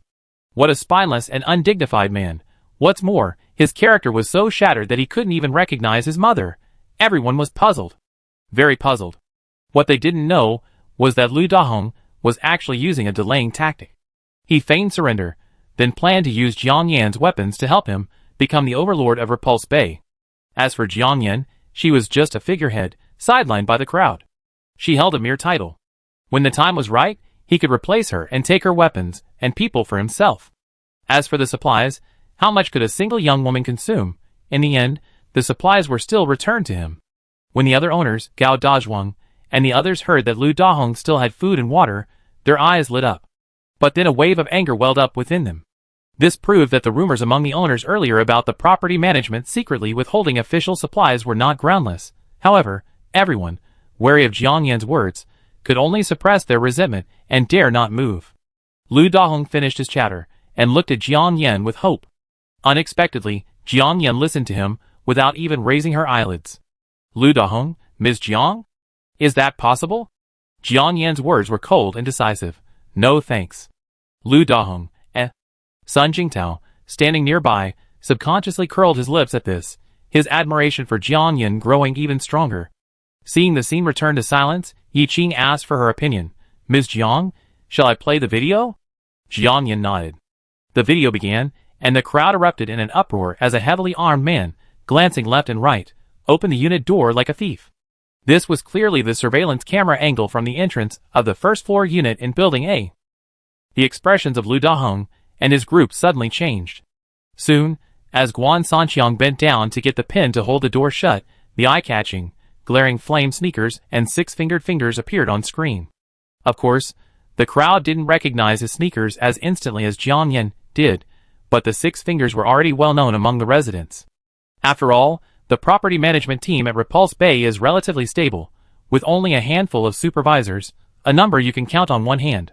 Furthermore, these residents have lived here for years, seeing each other constantly, and their identities are readily apparent.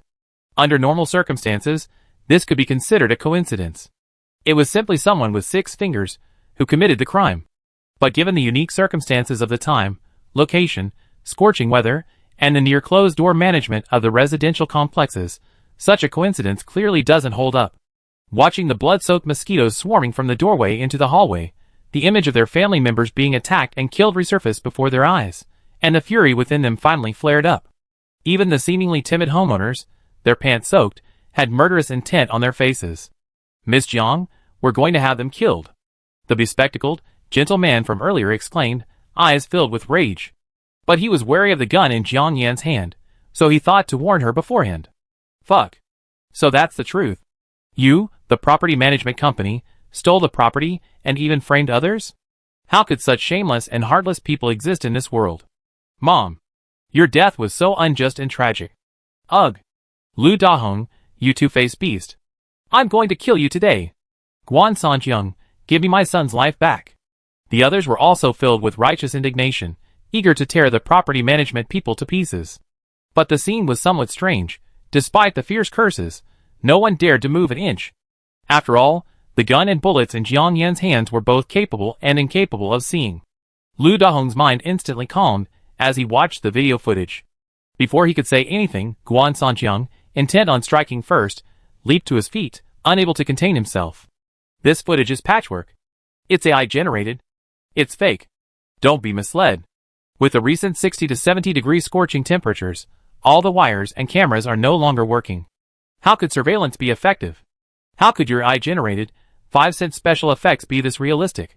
The property management is deliberately reducing the population so they can take up the supplies provided to us. How cruel."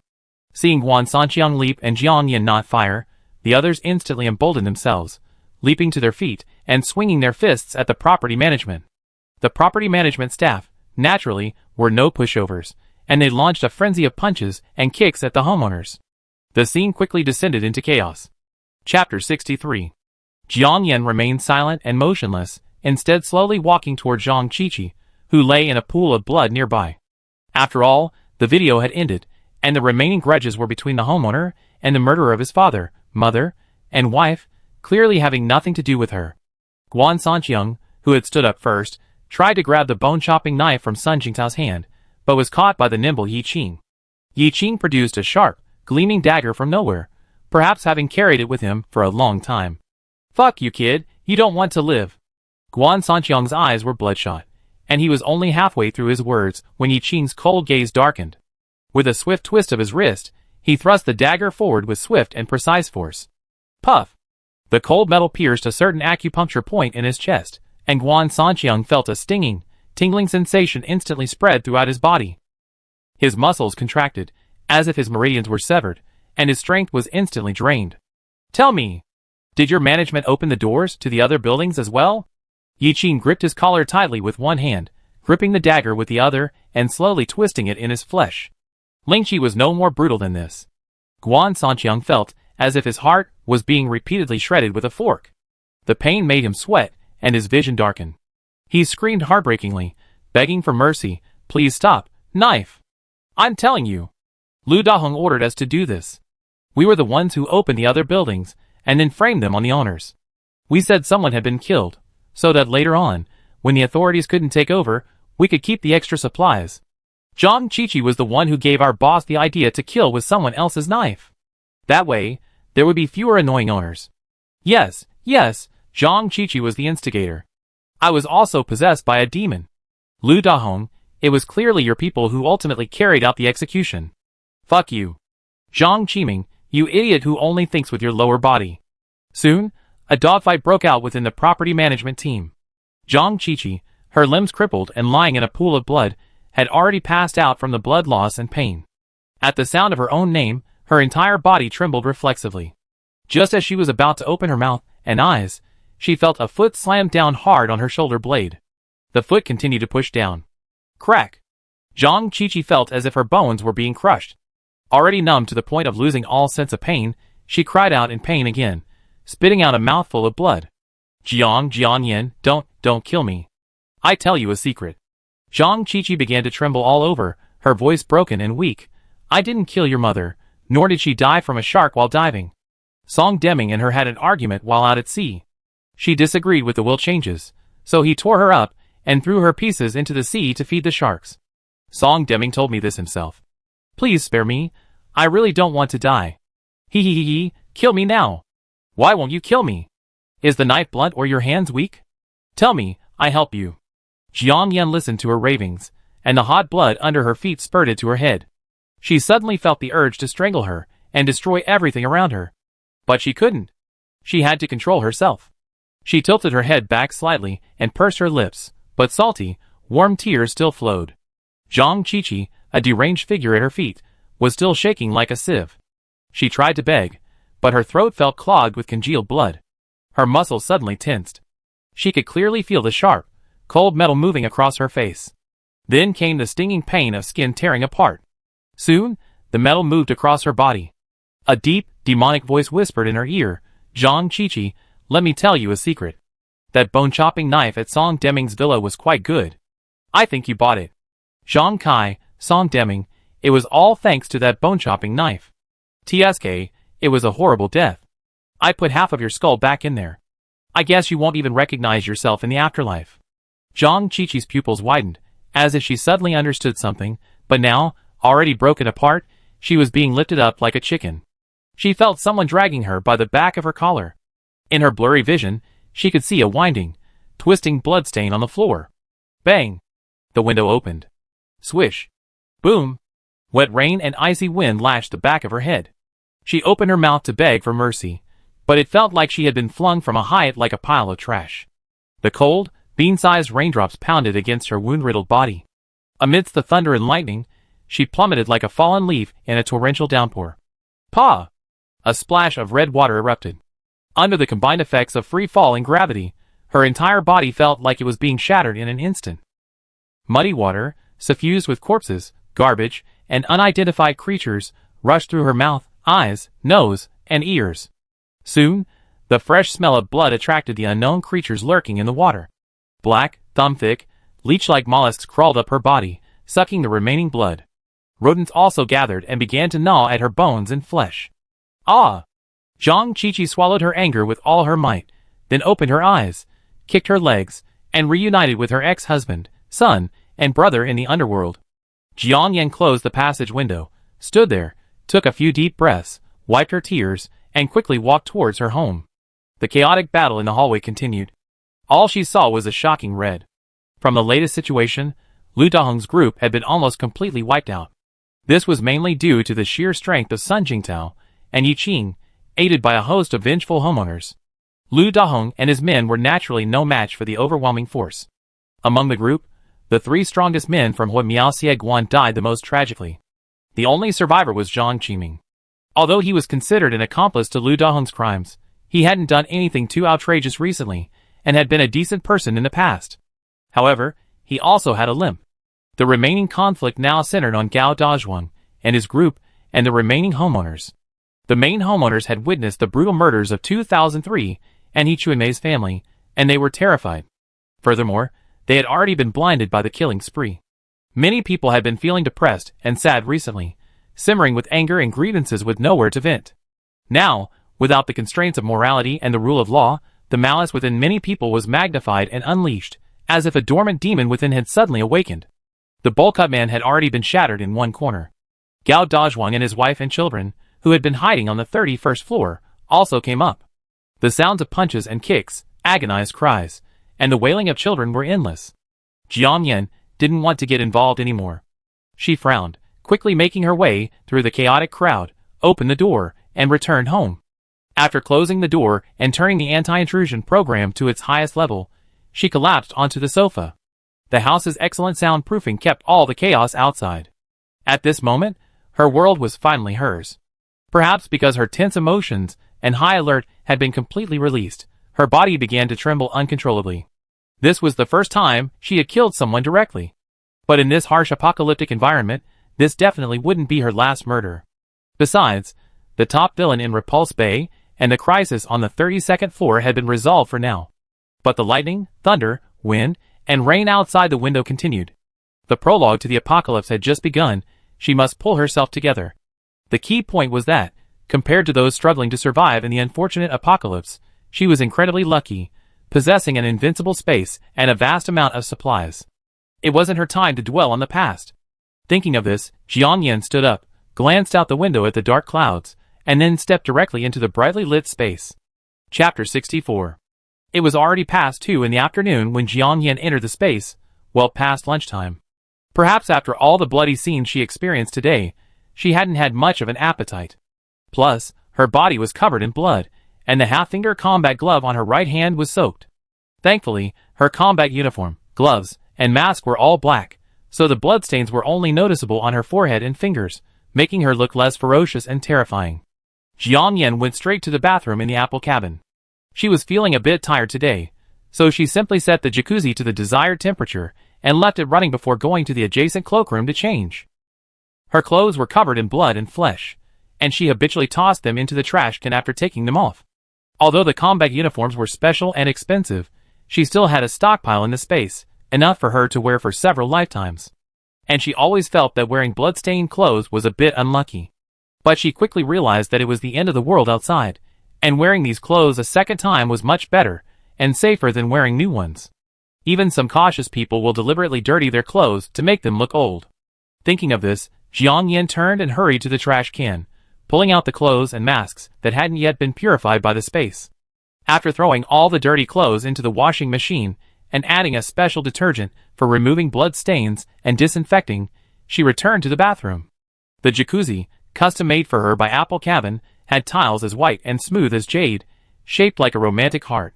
There were 4 water inlets, front, back, left, and right. In less than 2 minutes, the water was almost full. Jiang Yan sniffed the faint scent of blood on herself, then glanced at the gurgling water. She felt like something was missing from the empty 3-meter bathtub. Fresh rose petals? The roses she planted earlier in the black soil had indeed sprouted buds. However, they were only finger-sized.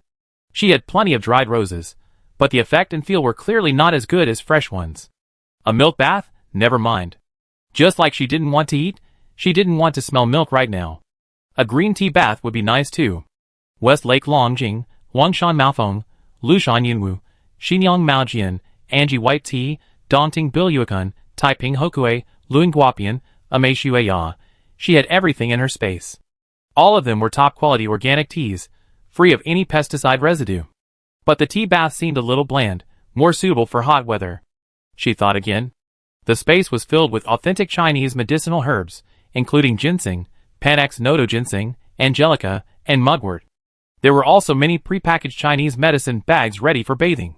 There were herbs for promoting blood circulation, relieving fatigue, relaxing the meridians, beautifying the skin, and refreshing the mind. But she didn't really want to smell the scent of those herbs right now. Jiang Yan pondered for a few seconds before an idea struck her.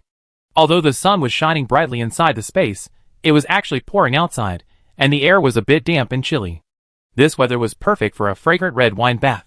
Scientifically, the high temperature of hot water dilates the body's pores, while red wine can penetrate beneath the surface of the skin and stimulate capillaries, promoting smooth blood circulation. The antioxidant polyphenol in red wine also help improve blood circulation. Furthermore, after soaking in red wine, the body releases a substance called yuan alcohol. Yuan alcohol can suppress nervous system excitation, helping to relieve anxiety and stress, resulting in a cheerful and enriched mood. Bingo, that's it. Jiang Yan, with a thought, estimated the amount of water in the bathtub and retrieved 3 bottles of ordinary red wine with floral and fruity aromas from the storage area.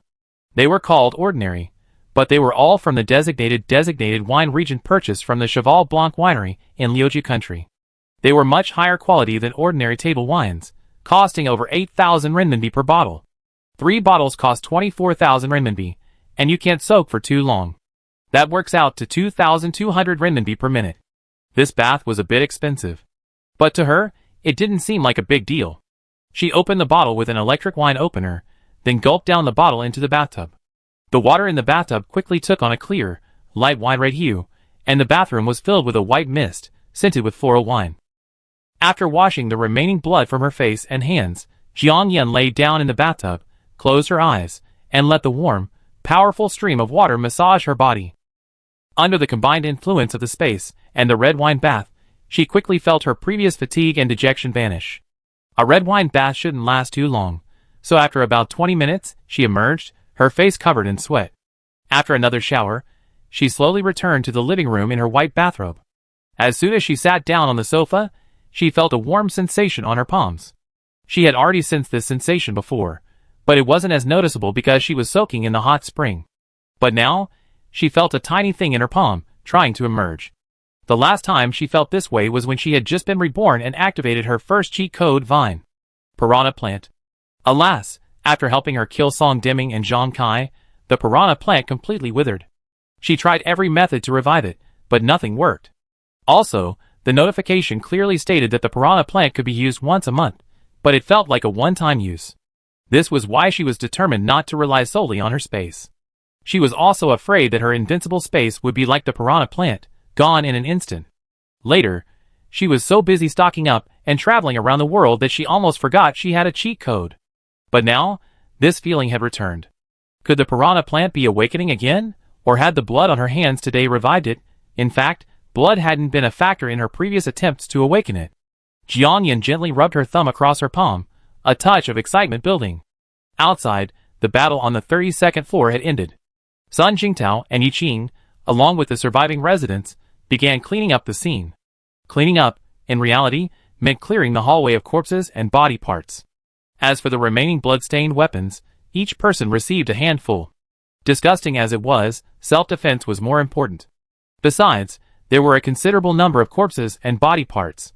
Throwing them all out the window into the water below was unrealistic. While that was the simplest and easiest solution, the waters surrounding the building were now like stagnant, still water, except for the constantly rising water level.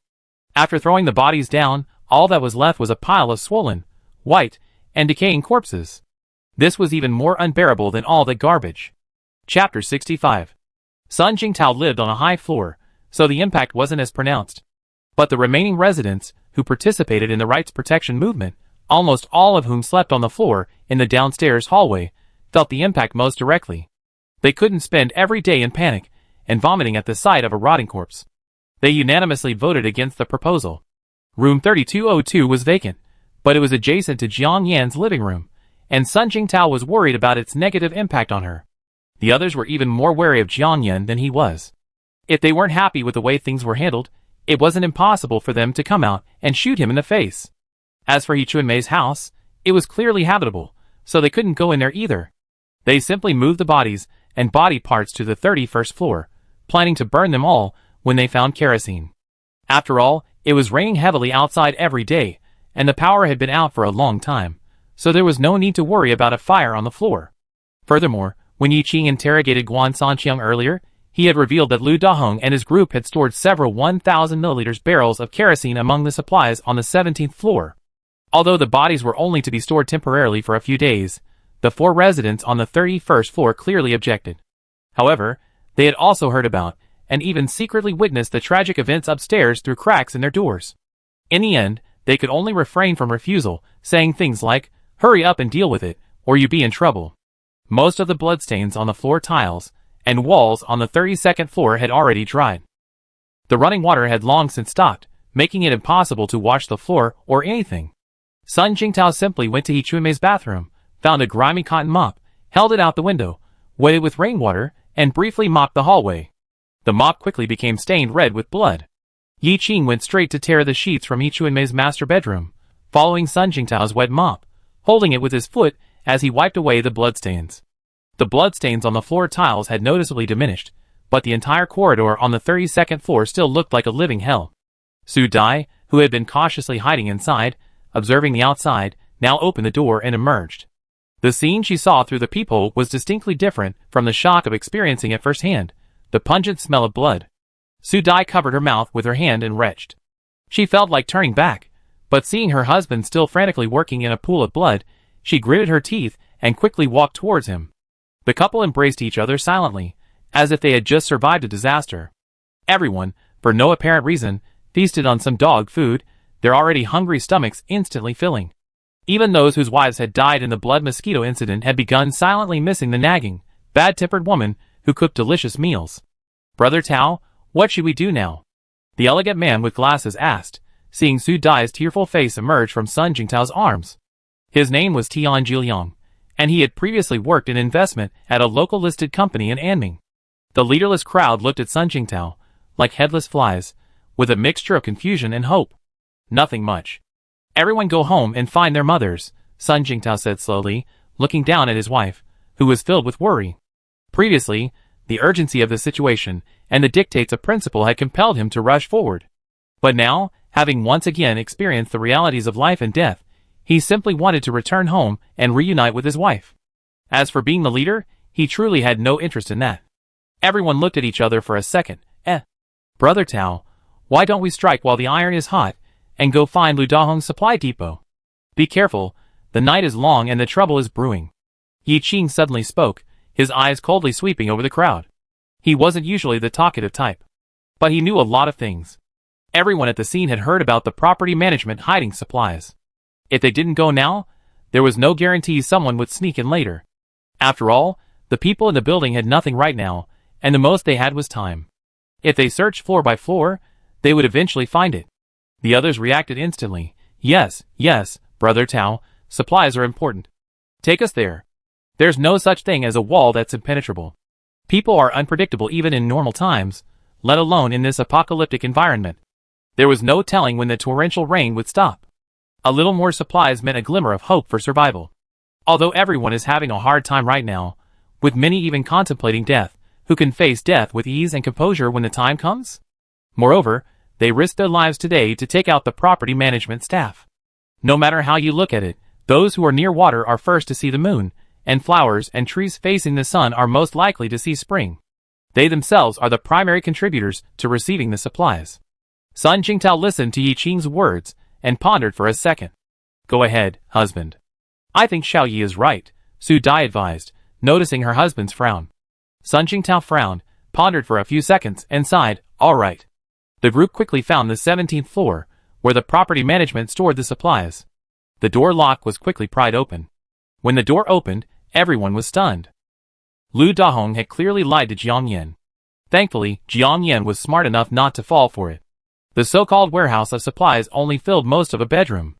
There were 6 boxes of canned bread, 8 boxes of bagged sugar, 20 boxes of braised beef-flavored instant noodles, 5 boxes of dehydrated beef jerky, 10 boxes of canned meat, 8 boxes of dehydrated vegetables, 7 boxes of dehydrated fruit, 8 boxes of compressed biscuits, and 30 small bottles of drinking mineral water. The remaining items included some instant rice, Snickers bars, and self-heating hot pot, which had long since deflated and spoiled in the heat. The crowd was filled with righteous indignation, wishing to drag Lu Dahong and the others up and whip their corpses. The property management staff would rather let these supplies spoil than hide them secretly. They were truly heartless and cruel. After all, when the underground temperatures were high, they were so short of water that they had to drink urine. Sun Jingtao took a quick look and said, "I personally suggest giving a portion of the supplies here to Miss Jiang in 3201, and we divide the rest equally among all of us. How about that? After all, if she hadn't been here today, many things wouldn't have ended the way they did." The others were naturally reluctant, as that would mean even less for themselves. After all, they had large families, with elderly and children, all starving. And Miss Jiang, from her complexion, clearly had no shortage of food and clothing, and her family would be completely unaffected by her well-being.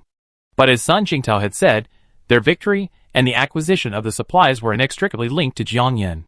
Furthermore, among the crowd present, Sun Jingtao and Yi Qing were the most skilled fighters, and it was clear they were on the same side.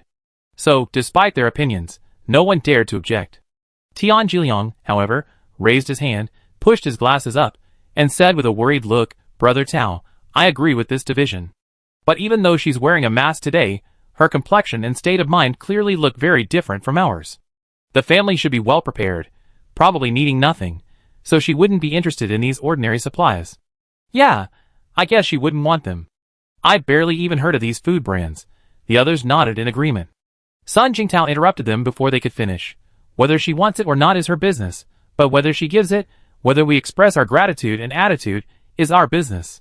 Chapter 66. Sun Jingtao's words made sense. Among the crowd present, aside from Yi Qing, who was still in college, the others were seasoned veterans with years of experience in the workplace and personal life, and they understood the basics of social etiquette. They were also well aware that the girl in 3201 was armed, though they didn't know where she got it.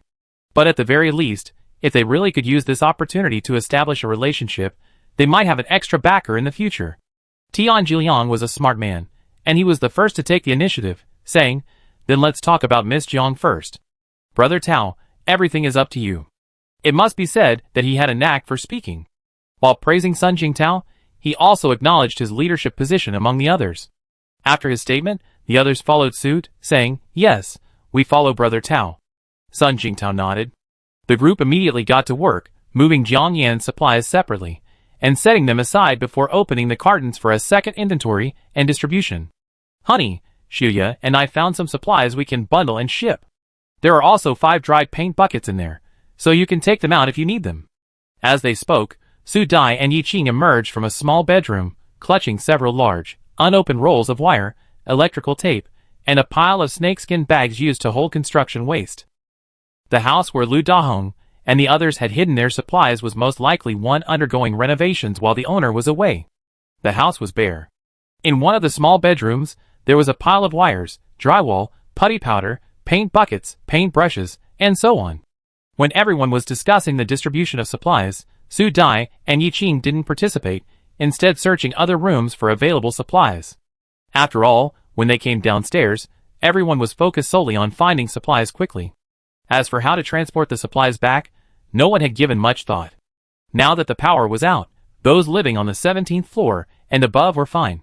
For those on the top floor, like Sun Jingtao and Su Dai, even a separate trip wouldn't be a problem. The supplies weren't actually that many, nor were they too heavy, but the difficulty lay in their scattered distribution.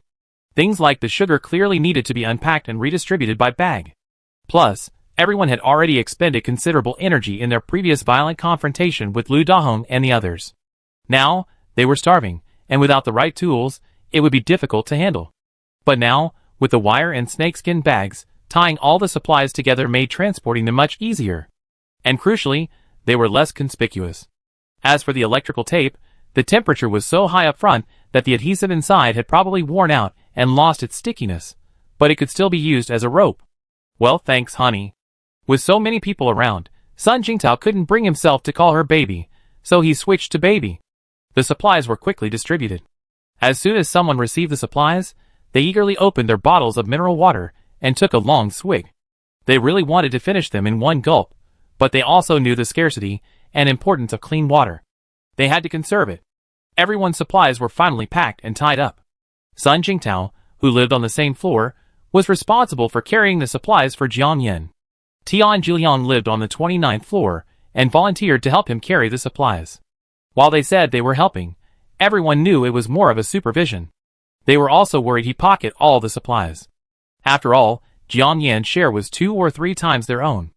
Everyone, carrying bags on their shoulders and in their hands, walked out, their faces filled with excitement and joy. Tian Jiliang was at the front of the group.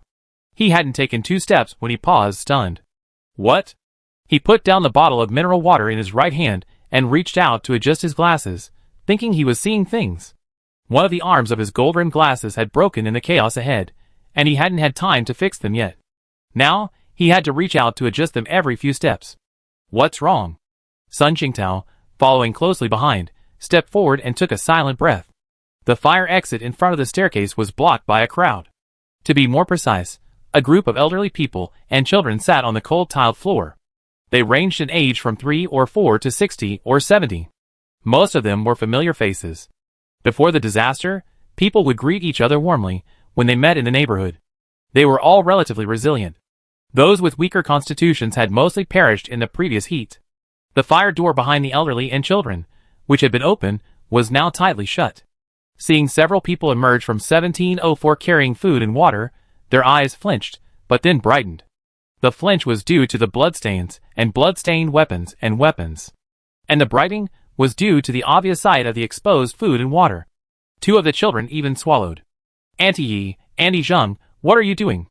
Tian Jiliang choked mid-sentence and reacted instantly. It was obvious they had been targeted when the main group descended. It was still pouring outside, with thunder and lightning. Everyone had been silent as they descended the stairs, taking the direct staircase. The footsteps shouldn't have been noticeable. But the chaotic fight on the 32nd floor had likely drawn the attention of the residents on other floors. Of course, there were definitely residents on the 17th floor as well. So, it wasn't impossible they turned their attention to them. But since they were armed, the neighbors naturally wouldn't dare provoke them. So, the self-torture tactic was employed. Yi Qing glanced at the group, a faint mist covering her once clear eyes. As the only woman in the group, Su Dai smiled and politely stepped forward, saying, "Uncle, Aunt, we're going upstairs. Please make way." Sun Jingtao watched silently. Intuition and professional habit told him that besides these elderly and children, there must be a number of adults as well. And these adults were definitely hiding behind the fire exit. They might even be armed. Su Dai's voice was gentle, and the elderly people remained motionless. "I own this mountain, I planted these trees. If you want to pass through here, leave me some money." A little boy, about 3 or 4 years old, stood up, hands on his hips, and said in a baby voice, "Everyone, what could a child of that age know?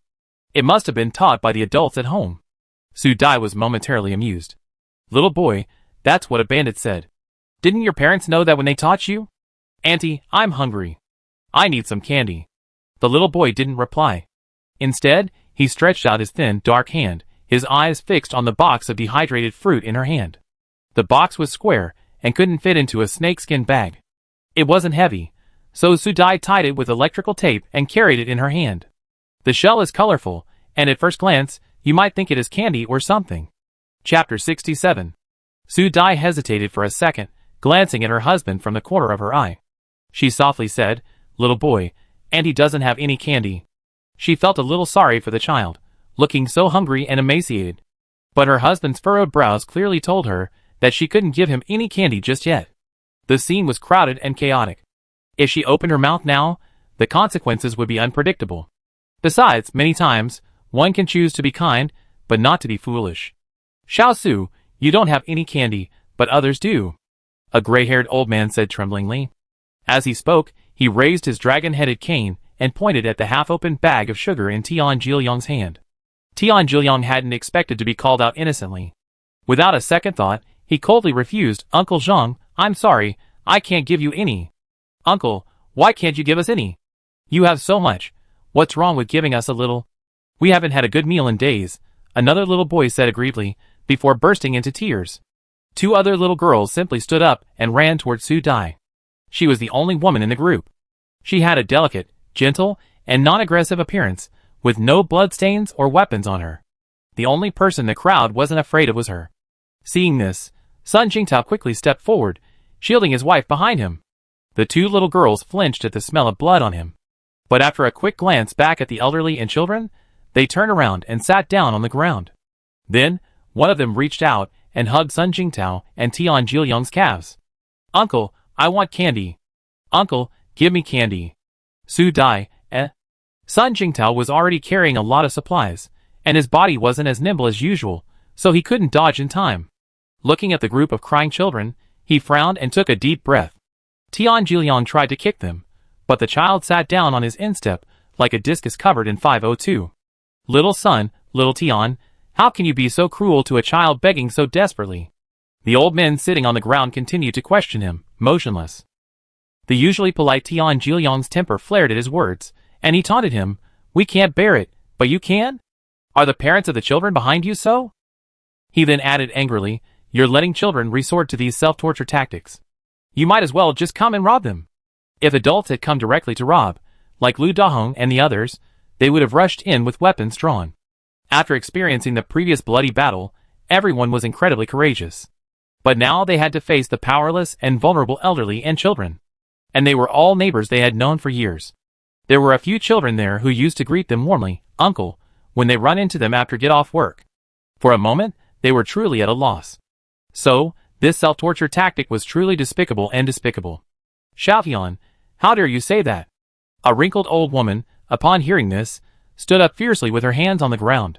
Perhaps from sitting on the cold ground for too long, her legs were a little numb, and her sudden rise had deprived her of sufficient blood flow to her brain, causing her to lose her balance and sway a few times in midair. What are you talking about? Auntie Yi, you're about to poop and pee right over us, and you're still blaming us for not passing you toilet paper? Fuck. Xiaotian you. Auntie Yi choked on his words, her face flushing. Bang. Someone bumped into the fire door, a sound of metal slamming against it echoing. Hearing this, one of the elderly men and women quickly changed the subject. The key is, you can't embezzle these supplies. That's right. These supplies were originally sent to us by the government, and they should be distributed equally. Why are you taking them for yourselves? Sun Jingtao had initially considered holding back and trying to persuade the other party. But given the situation, it was clear that this wasn't going to work. The other party clearly intended to continue the fight, so he gritted his teeth and said in a deep voice, "Uncle, madam, we're going upstairs. Please move aside. If you don't blame us for being rude. Hey Xiao-san, I remember you working in a public institution. Don't be so harsh. If this natural disaster is over, and one of us makes a random report under our real names, you'd be in big trouble. It would have been better if he hadn't said that. Hey Sun Jingtao, who are you threatening? I'm telling you the truth. Either everyone leave half of their supplies behind before you go, or walk over our bodies. We're buried up to our necks in the dirt anyway, so we're not afraid of death." The old man with the dragon-headed cane slowly stood up. Sun Jingtao almost fainted from his unreasonableness. "Old Zhang, don't be disrespectful. Do you think we dare?" Tian Jiliang almost jumped up. The old men and women's faces were completely expressionless, as if they had clearly understood their limits and limits. Sun Jingtao's frown deepened. "Brother Tao," Yi Qing suddenly stepped forward and leaned over to whisper something in his ear. While the others were arguing with each other, Yi Qing had been quietly discussing something with the others in the background. It was only at the end that it was his turn. Sun Jingtao listened to his plan, a look of embarrassment on his face. "This isn't good. Brother Tao, my parents died because criminals took children and an elderly person hostage. We lost our temper and sacrificed our lives for them. Little did we know that the elderly and child were actually the criminal's parents and son. What's the difference between what these people are doing and what the criminals are doing? They knew they were in danger, yet they pushed children and parents out as human shields. They're no different from scum." After Yi Qing finished speaking, noticing Sun Jingtao's conflicted expression, he added, "Brother Tao, remember this. In the apocalypse, your kindness won't satiate the evil of humanity." Sun Jingtao stared at his cold, thin, and serious face, his eyes fixed on him.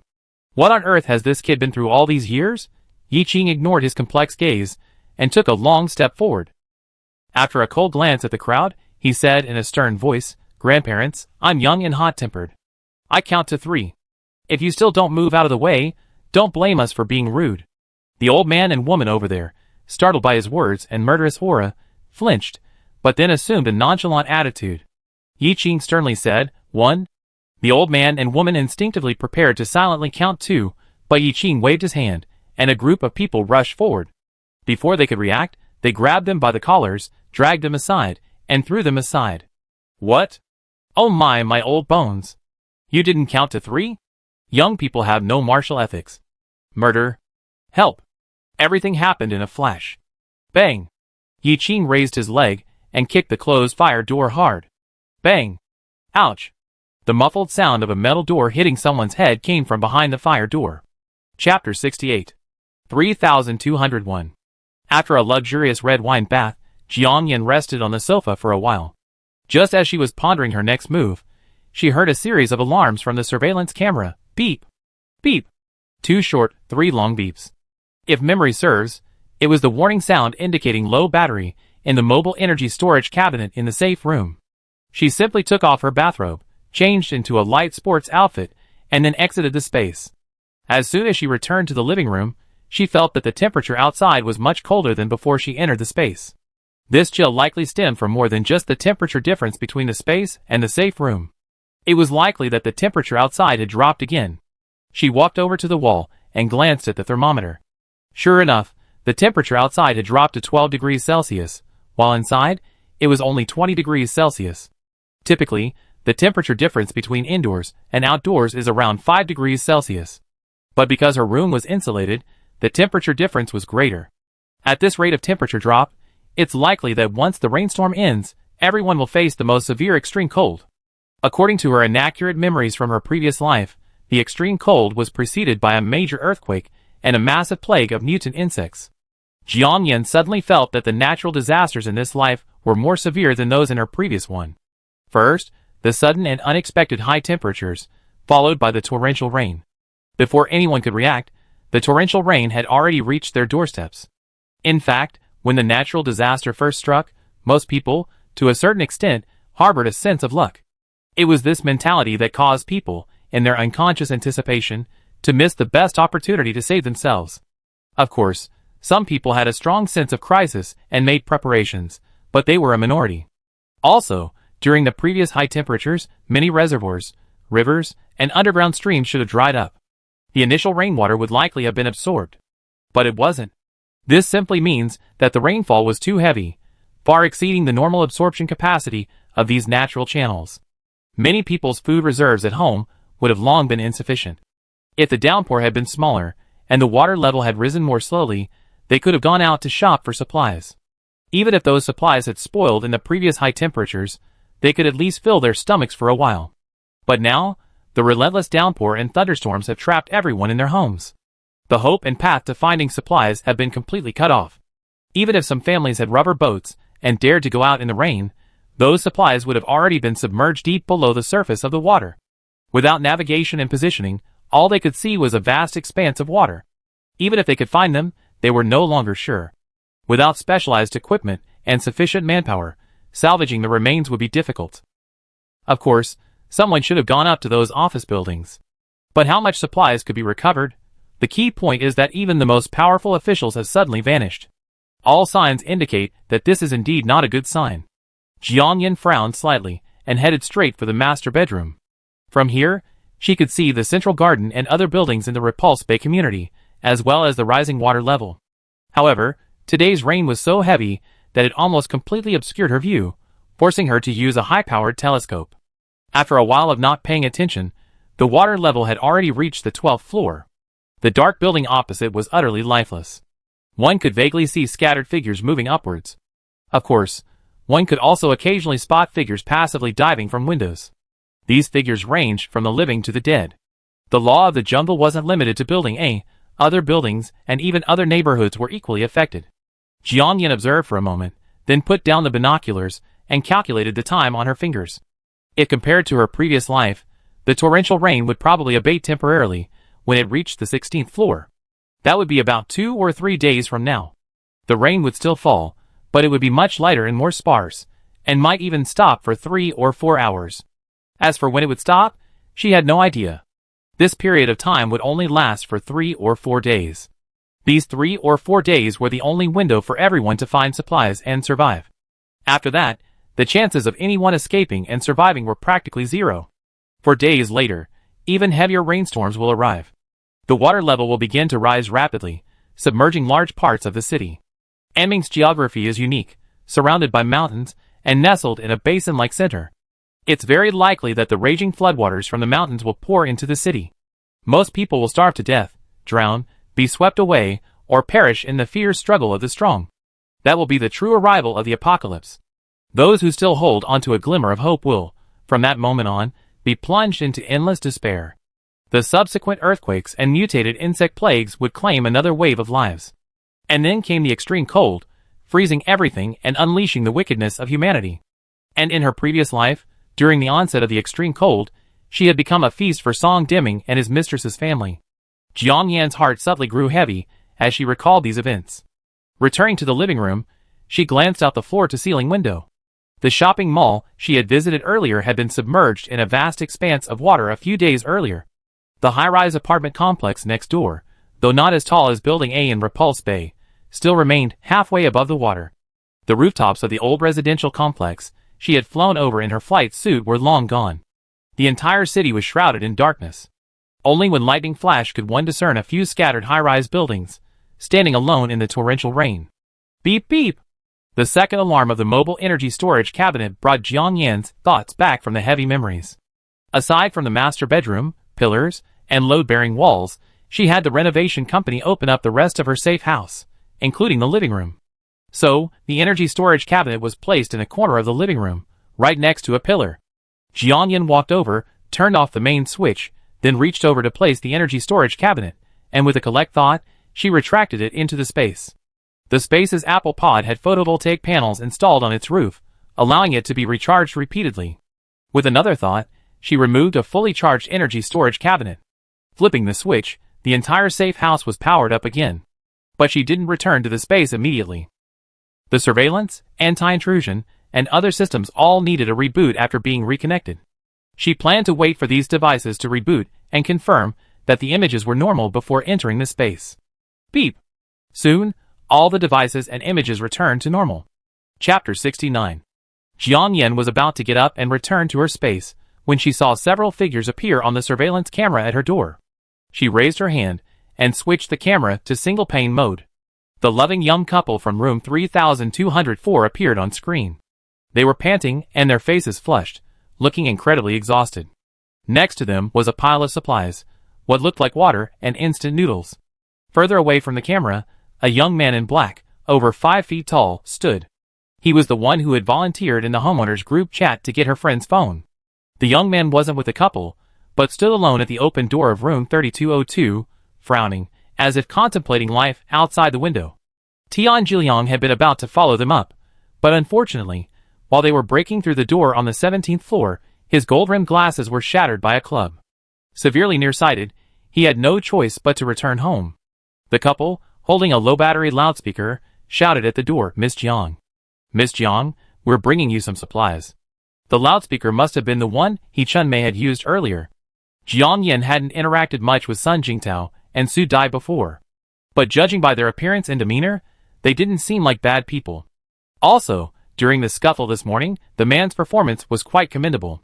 Although she could handle it on her own, still, having someone to add to the fun wasn't such a bad thing.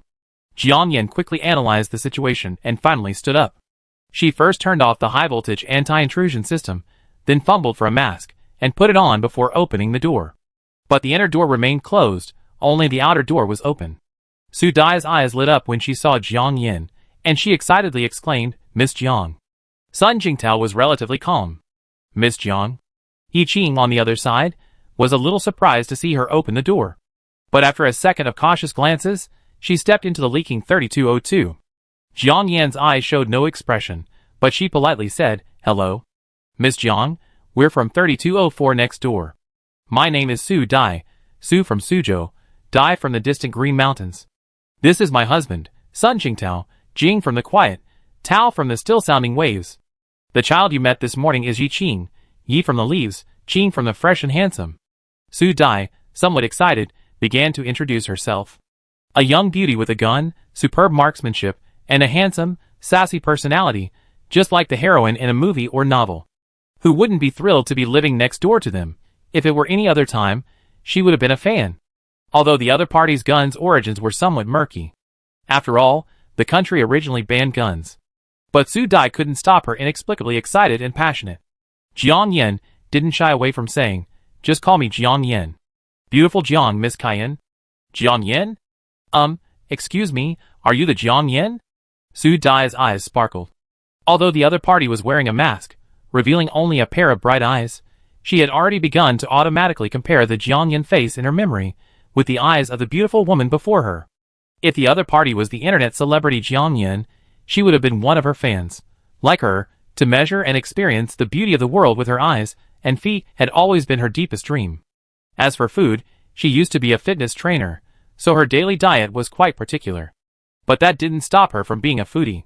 She also watched food bloggers share their experiences and indulge herself online through the screen. Although the rumors and public opinion surrounding Jiang Yan's parents and her reputation weren't good, and it was the end of the world, who cared if she was an internet celebrity or not, or how many followers she had, Su Dai's affection for this little sister, Jiang Yan, remained undimmed. And she had also seen her domineering performance this morning through the cat's eye.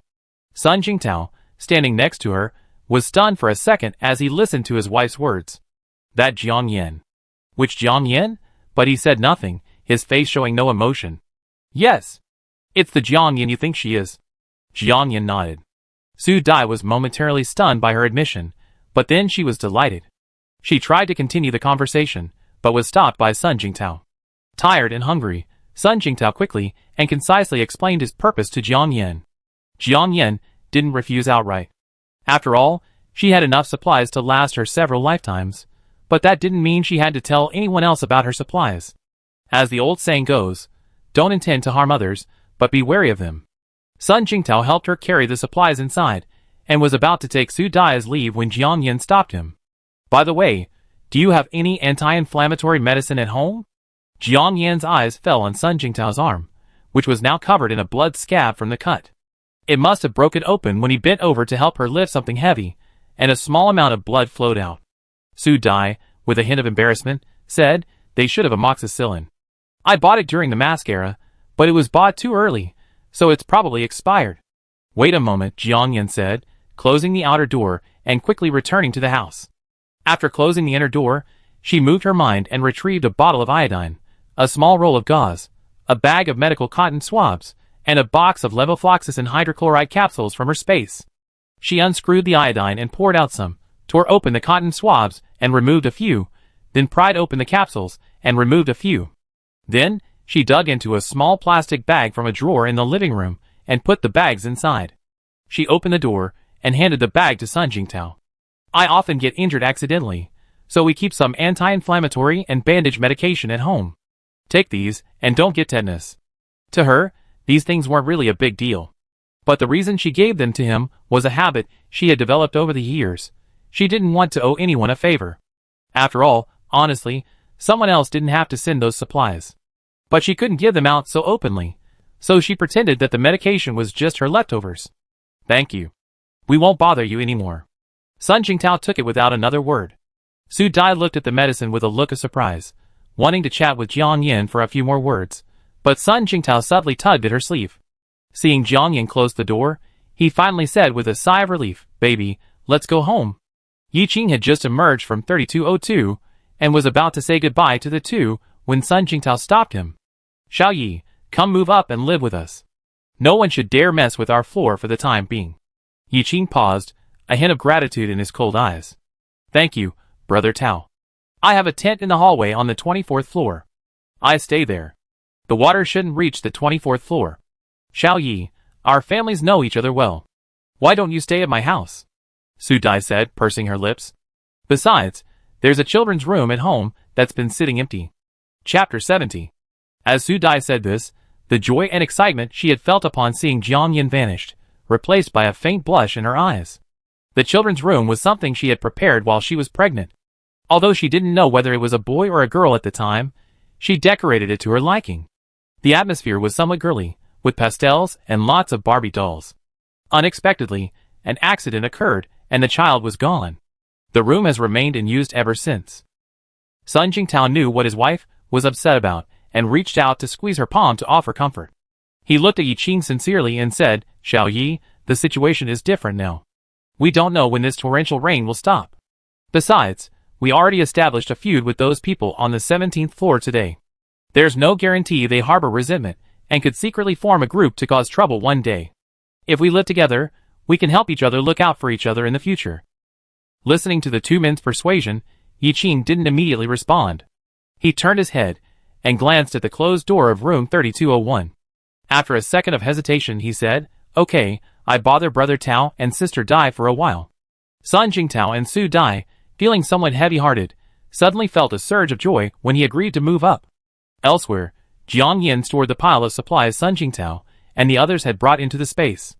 The safe house was damp and chilly, and she didn't bother turning on the air conditioning, so she simply went into the space. Looking at the lush green vegetables growing on the black soil, she suddenly felt an appetite after not eating anything all day. She knew what she was going to eat today. Old BJ's hot pot lamb. The cabbage and greens I planted earlier had already grown to a full palm's height. They were tender, crisp, and sweet, perfect for hot pot. There were also plenty of fresh seedlings in the storage area. However, since they were planted by myself and freshly pulled from the ground, The flavor was bound to be extraordinary. Plus, people say that vegetables like these are grounding and beneficial to the body's magnetic field. She immediately got to work. She took a small, colorful plastic basin from the kitchen, put on her rain boots, and went to work. Thankfully, there were no signs of insects in the vegetables and flowers in this space. Since she was a child, her biggest fears, besides snakes, were mollusks like caterpillars, cabbage worms, and earthworms. If she were unlucky enough to accidentally touch one with her finger, it could kill her heart in an instant. Speaking of insects, Jianyan thought of the fruit seedlings she hadn't had time to plant yet. A previous agricultural tutorial video mentioned that 90% of the world's fruits and vegetables, such as apples, strawberries, pumpkins, and tomatoes, require bee pollination to produce fruit. Wheat, rice, and oats, on the other hand, rely on wind pollination, so the presence of bees doesn't matter. If she planted these fruits, but lacked bees, would they still produce fruit? Or would they even produce tasty fruit? Artificial pollination is possible. It's just a matter of using a cotton swab or a small brush to work with the stamens, but the workload. She suddenly realized that she needed everything except a swarm of buzzing bees. This sounded a bit unprofessional. If she told anyone about it, it would be unimaginable to those starving people out there who had no food to eat. She would either be laughed out loud or get dozens of glares. Speaking of bees, she remembered that Emming had a bee research institute and a bee base. She had seen them before while driving by. They were located on the mountainside west of the city, less than a kilometer apart. The reason they made such a deep impression on her was that she was quite surprised that there was someone in the world specializing in bee research. The terrain there was relatively high, so it shouldn't be completely flooded yet. However, there were flash floods and mudslides there, so she wondered if the institute and base still existed. And with the temperature so high earlier, she wondered if any bees were still alive. Jianyan thought for a moment, her eyes glancing at the pile of green vegetables still covered in dirt in her hands. She decided that eating was more important. After all, she hadn't eaten all day. She stood up and went to the kitchen to wash the freshly picked cabbage and green vegetable sprouts. Then, with a thought, she pulled out a set of the old BJ hot pot lamb meat set from the storage area. There were lamb rolls, beef rolls, hand-cut lamb and beef tendons, lamb tripe, fresh shrimp balls, frozen tofu, lotus root slices, potatoes, lettuce strips, and enoki mushrooms. Everything was available. There were also some of her favorite traditional BJ specialties, like donkey rolls, ailawa, and jujube flour crisps. Each item was small, but the variety was comprehensive. In addition, she packed the original pot and dipping sauce for the BJ hot pot, along with the ingredients. The pot was a traditional copper cooking pot, with a charcoal fire in the middle, and the hot pot on the side. It's said that campers can use dried cow dung they find in the wild as a substitute for the smokeless charcoal. For the pot base, she didn't use the restaurants. Instead, she lined the pot with ice cubes, added a few slices of fresh ginger, a few red dates, 2 scallions, a few drops of red wine, and finally poured in a bottle of natural mineral water before covering it. She had tasted this way of eating many years ago at a small, privately owned restaurant hidden in a residential area in northern China. The typical mountain spring water base preserves the original flavor and aroma of the ingredients. She lit the smokeless charcoal with a kitchen lighter and, while waiting for the water to boil, prepared 2 dipping sauces. The standard sesame sauce dish for old BJ's hot pot mutton, with a little bit of the soul of chives added. However, she wasn't really used to the taste of chives, she was just tasting it. So she prepared another bowl of the classic local dipping sauce, chili peppers, fermented bean curd, sesame oil, oyster sauce, chopped sesame seeds, chopped peanuts, cilantro, minced garlic, a little soy sauce, and balsamic vinegar, and a large spoonful of chopped Hautuinia cordata, the soul of the local dipping sauce. This dipping sauce maximized the freshness and aroma of the ingredients, and was truly delicious. After dinner, Jianyan took a short walk outside the apple cabin, admiring the flowers and plants she had planted, before returning to the multi-purpose audiovisual room on the second floor to recharge and study. It was a little before 10 o'clock in the evening when she went to bed. After listening to light music and reading for a while, she closed the blackout curtains and lay down to sleep. Time like this was casual, lazy, and beautiful. But Jianyan felt like something was missing. Was it because she'd been cooped up at home for too long? But before she could begin to think, after her morning battle mode and the red wine bath, she quickly fell asleep. In the middle of the night, all was silent. Suddenly, a soft rustling sound filled the room. Jianyan, who always found herself relaxed in her own space, hummed a few times, then turned over and fell back into a deep sleep. The rustling sound echoed again. 2 seconds later, a palm-sized, slender leaf with a serrated outline gently lifted the quilt and slowly emerged from inside. Chapter 71. The leaf, as if equipped with a small radar, stood upright at the edge of the quilt and scanned its surroundings. Soon, a slender vine as long as a wrist and another leaf emerged. Then, a fist-sized piranha plant with a mouth full of sharp, buck-toothed teeth emerged from under the quilt. It crouched beside Jiang Yan's bed, its bright black eyes darting around. It took in the surroundings and the still sleeping Jiang Yan. It extended a vine and pulled the quilt upward, covering her exposed back. Then, with a flick of its tongue, it gently leaped off the bed. There was no night in this space. The sun shone brightly 24 hours a day, so when Jiang Yan slept, she not only closed the curtains but also the door. The piranha plant peered through the crack in the door, then, with a swish, transformed itself into a paper-like piece and slipped out through the crack. Looking out at the spacious, brightly lit living room, the piranha plant instantly grew excited. The 2 leaves on the slender vine danced involuntarily. Wah wah! It instinctively extended its scarlet tongue to lick its jagged fangs, then closed its small eyes and sniffed the air. Then, its head paused at a certain point. With its buck teeth curved upward, the hungry piranha plant suddenly opened its eyes. Its eyes gleamed, and 2 leaves curved downward, transforming into legs. Bayou, bayou, bayou, it tiptoed toward a set of intricately carved golden Nanmo cabinets in the corner of the living room. After stopping in front of the cabinets, it turned its head and cautiously glanced toward the bedroom. After confirming that the occupant inside was still awake, it extended a leaf and rolled towards the drawer arm. Jiang Yan was alone in her space, so there was no need to lock up valuables. The cabinet slowly opened. A pile of high-end jewelry boxes of varying sizes appeared before her eyes. The vine stretched forward, its leaves gently curling, and the boxes were pulled out one by one. Snap, snap, snap. With the sound, the boxes were opened one by one. Looking at the neatly arranged gold necklaces and jade bracelets inside, the piranha plant couldn't help but exclaim excitedly, "Wah wah!" It extended its tongue and slurped a 100-gram 999 gold bar from the first box into its mouth.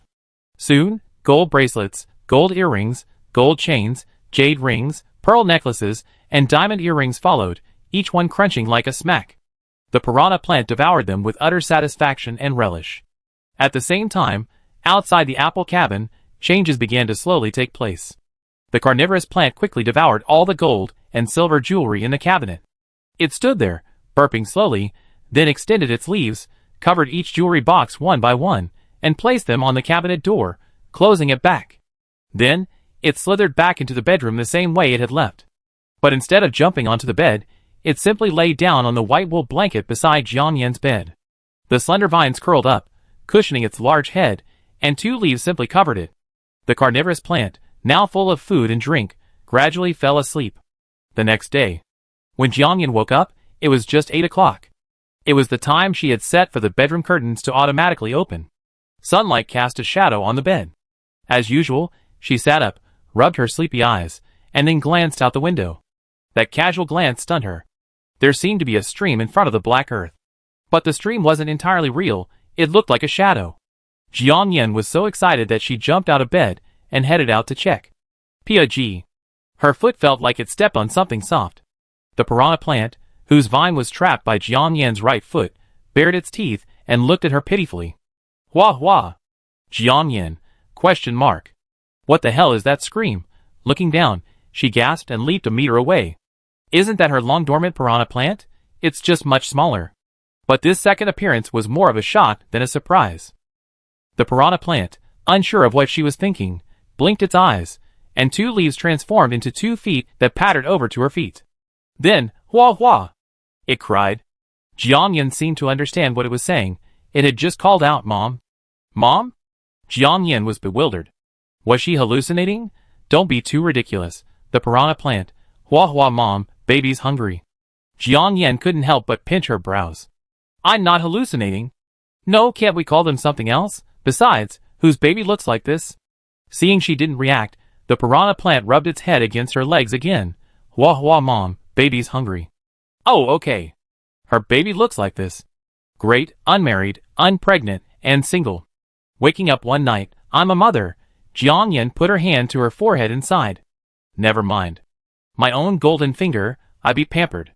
Besides, this piranha plant may look ugly and ferocious, but it's adorable. Thinking of this, Jiangyan squatted down and locked eyes with a grinning piranha plant. What do you want to eat? Hopefully, the answer isn't human. Wah wah. Mom, anything else? The piranha plant said, one of its leaves cautiously pointing toward the living room. Jiangyan walked over and opened the door, catching a glimpse of jewelry boxes piled on the floor in the corner. This? She asked, her brow furrowing slightly. You want to eat gold, silver, and jewelry? The piranha plant nodded frantically. Great, a second shock. But this answer was clearly much better than human. After all, the thing she had the most was gold, silver, and jewelry. This was all her mother's legacy, worth tens of millions. After retrieving it from the vault, she placed it directly in the living room. And the large pile she bought at the jewelry company's processing plant was simply dumped into the storage area. Jiangyan stood up and headed for the jewelry box. The piranha plant followed her with a clatter. Looking at the pile of empty boxes, Jiangyan seemed to understand something. She picked up an empty box and asked, Did you eat all of these? The piranha plant nodded innocently.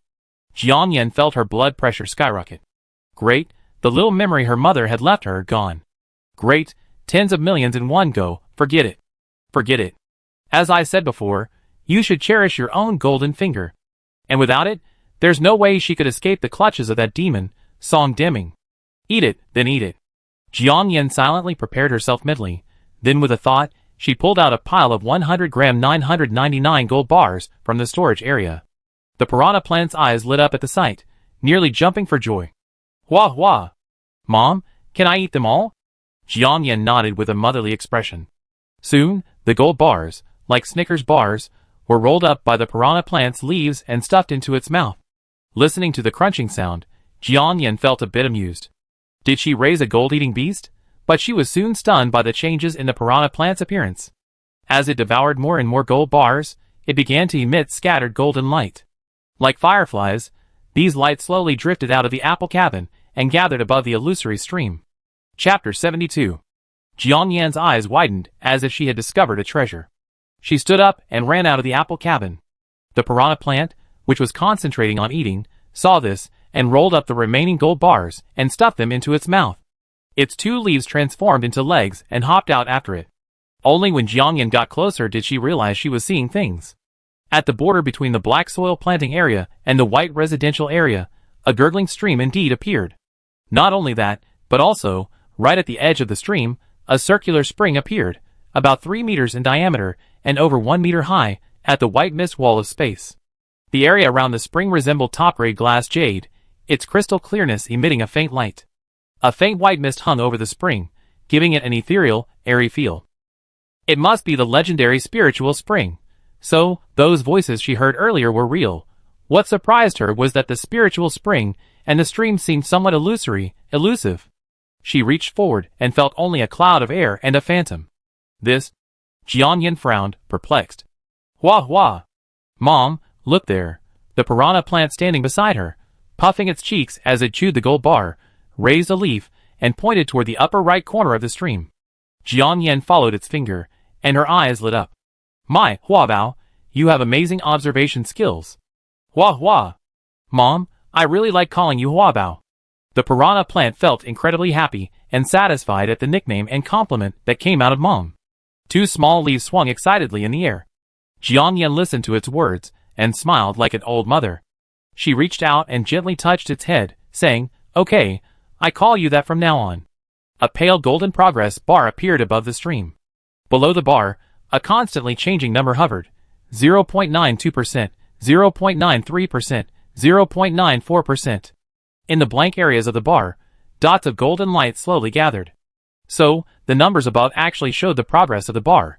Jiangyan looked away, observing the golden light emanating from the piranha plant. She instantly understood. She reached out and gently touched the piranha plant, and a subtitle appeared.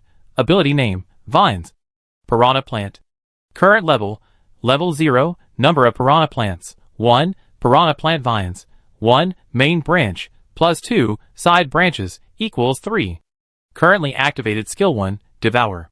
Other skills are pending upgrades. Functions and uses. 1. Can be used to control the direction and target living creatures for devouring with mind control. 2. Current number of living creatures devoured per month, 1. 3. Using mind control, the vines can transform into different forms, such as gold, wood, water, fire, earth, and air. As expected, the piranha plant's level remains the same. It seems that upgrading the space is likely tied to the piranha plant's level.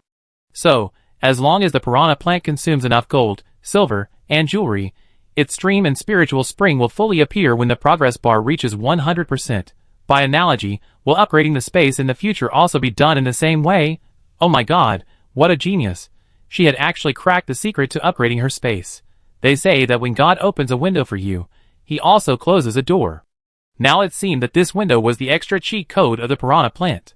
And the door God had closed was the standard space features of others, streams, and spiritual springs. But now she had pushed it open again, though it would still require a little more time and a lot of gold, silver, and jewelry. To put it bluntly, it was time for her to spend money. All the jewelry and jade had gone to the piranha plant, but there were still plenty of gold bars left. That was what she had spent several small amounts of money on during the high temperature period. Thinking of this, Jiang Yin had a sudden thought and checked the remaining gold bars in the inventory. Then, she roughly estimated the amount of gold and jewelry that the piranha plant had eaten, and worked backwards. After this calculation, her fiery heart felt like a small bucket of cold water was poured down. There was still a long way to go before the progress bar reached 100%. This meant she needed a lot more gold and silver jewelry. She also wondered if the progress bar would be like a computer download speed, fast at first, but incredibly slow at the last 1%. Or perhaps, if she needed more at the beginning, the progress wouldn't necessarily be fast later on. Or maybe she shouldn't upgrade at all. She could just stick with her current space. But the thought of the gurgling, crystal clear stream, and the legendary spiritual spring that could heal everything made her heart flutter. After all, the further she progressed, the harsher the living conditions would become in the apocalypse. With the spiritual spring's help, her life in the apocalypse would probably be better. Thinking of this, Jiang Yin picked up the piranha plant and asked, "Hua Bao, how many gold bars do you usually eat per meal?" Although she was eager to see the actual stream and spiritual spring, she was also worried about the plant getting too full. Hua Bao's eyes darted around. Hua. Mom, there's no limit. I'm a big eater. I can keep eating forever. Jiang Yin, Paishio, clearly, this was good news, but also not so good news. Jiang Yin pouted. What if you eat it all in one sitting? What happens to the rest? You can't just eat it once and have it last forever. Hua. Mom, do you know the green-leaf sea snail? Sea snail? Jiang Yin shook her head. This time, the piranha plant didn't speak. Instead, one of its leaves quickly extended and wrapped around Jiang Yin's finger. At the same time, a piece of knowledge surfaced in Jiang Yin's mind. It turns out that the green-leaf sea snail, also known as the green-leaf sea beetle, is a real species in nature. It only needs to eat once in its life. Then it can survive on sunlight alone until death. Its secret to surviving on sunlight is that it can photosynthesize, just like plants. Really, more bizarre knowledge has been added. After receiving the piranha plant scientific tidbit, Jiang Yin looked at it with curiosity. So, you can photosynthesize too? Hua.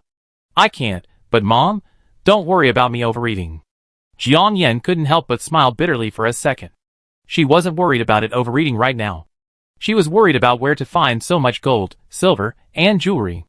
If the incessant rain hadn't flooded the entire city, she could have gone out and done a sweep, buying for free. When the high temperatures first arrived, many jewelers didn't realize they needed to relocate. By the time they realized, it was too late, and they no longer had the opportunity or ability to do so. Jewelry stores are typically concentrated in a single area. Finding one meant finding a small piece of the puzzle. Chapter 73. Jewelry stores have another unique characteristic. They are almost all located in shopping malls, and like those big-name brands, they occupy prime locations at the entrances of the entire first floor. According to Jiang Yan's memory, the rainstorm would stop after it reached the 15th floor. That meant that almost all of these jewelry stores were at least 45 meters underwater. She had the ability to collect supplies into the space with a touch of her hand, which didn't involve professional deep-water salvage. But this did require her to dive deep into the jewelry stores. The average person snorkeling with fins and a snorkel could only dive to a depth of 3 to 5 meters, and the maximum depth was no more than 40 meters. However, As a veteran travel blogger, she had a professional diving certification and could scuba dive. She had even previously live-streamed several underwater cave explorations.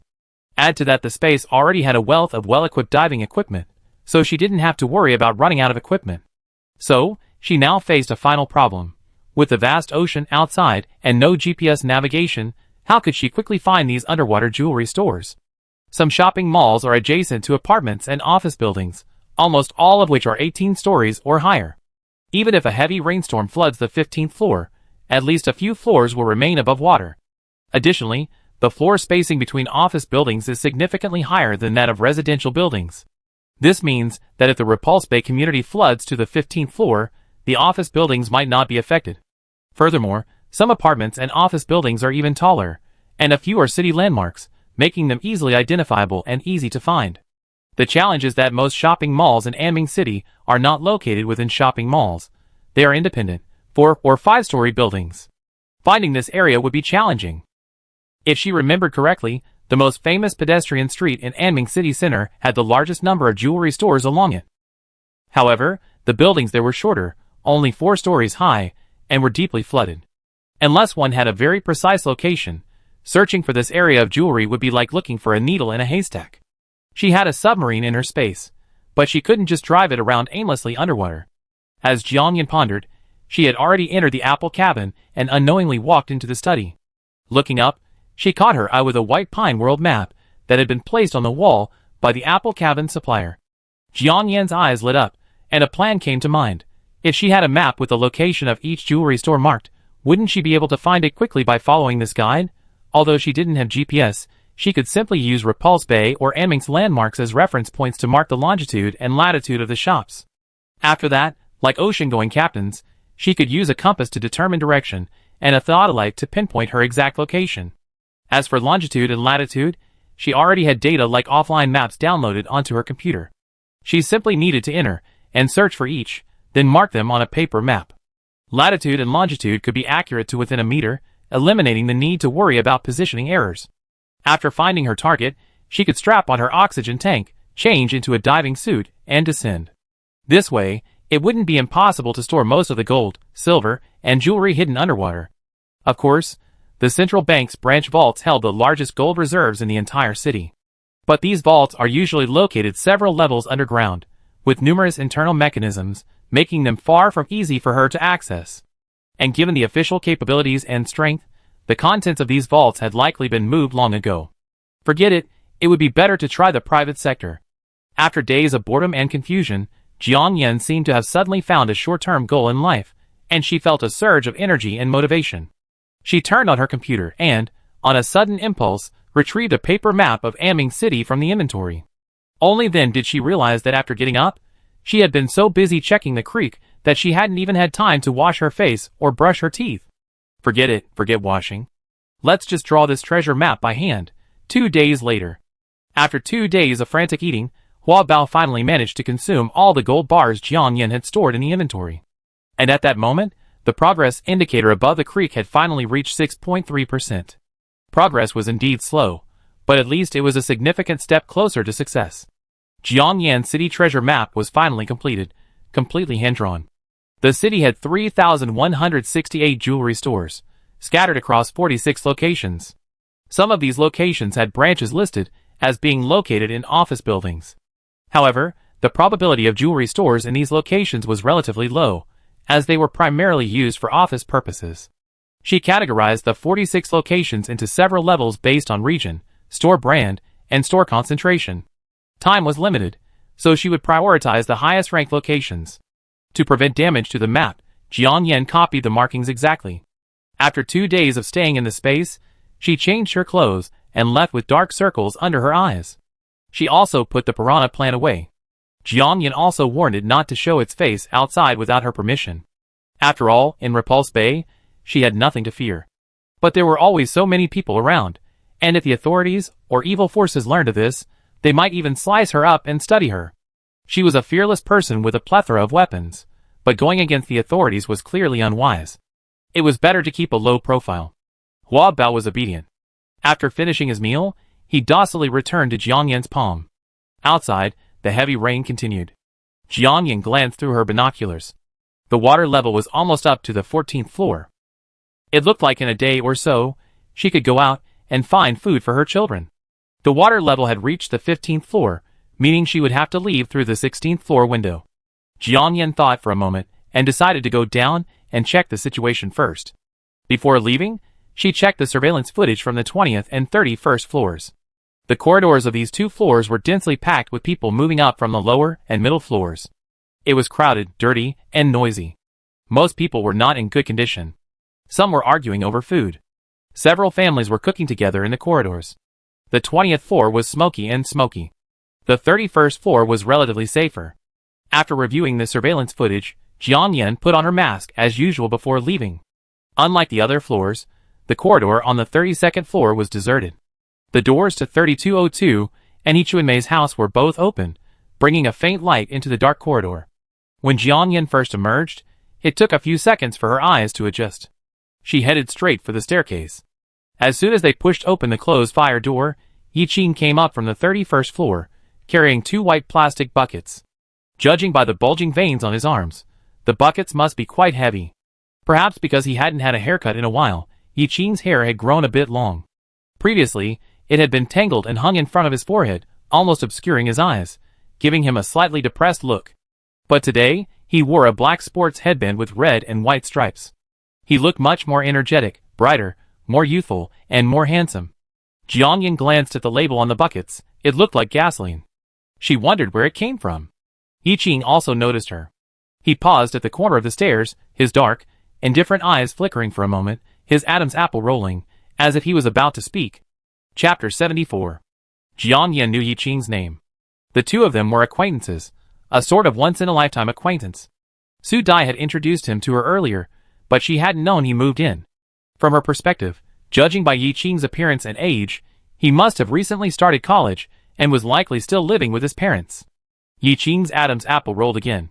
He asked, "Are you going downstairs?" Jiangyan nodded and said yes.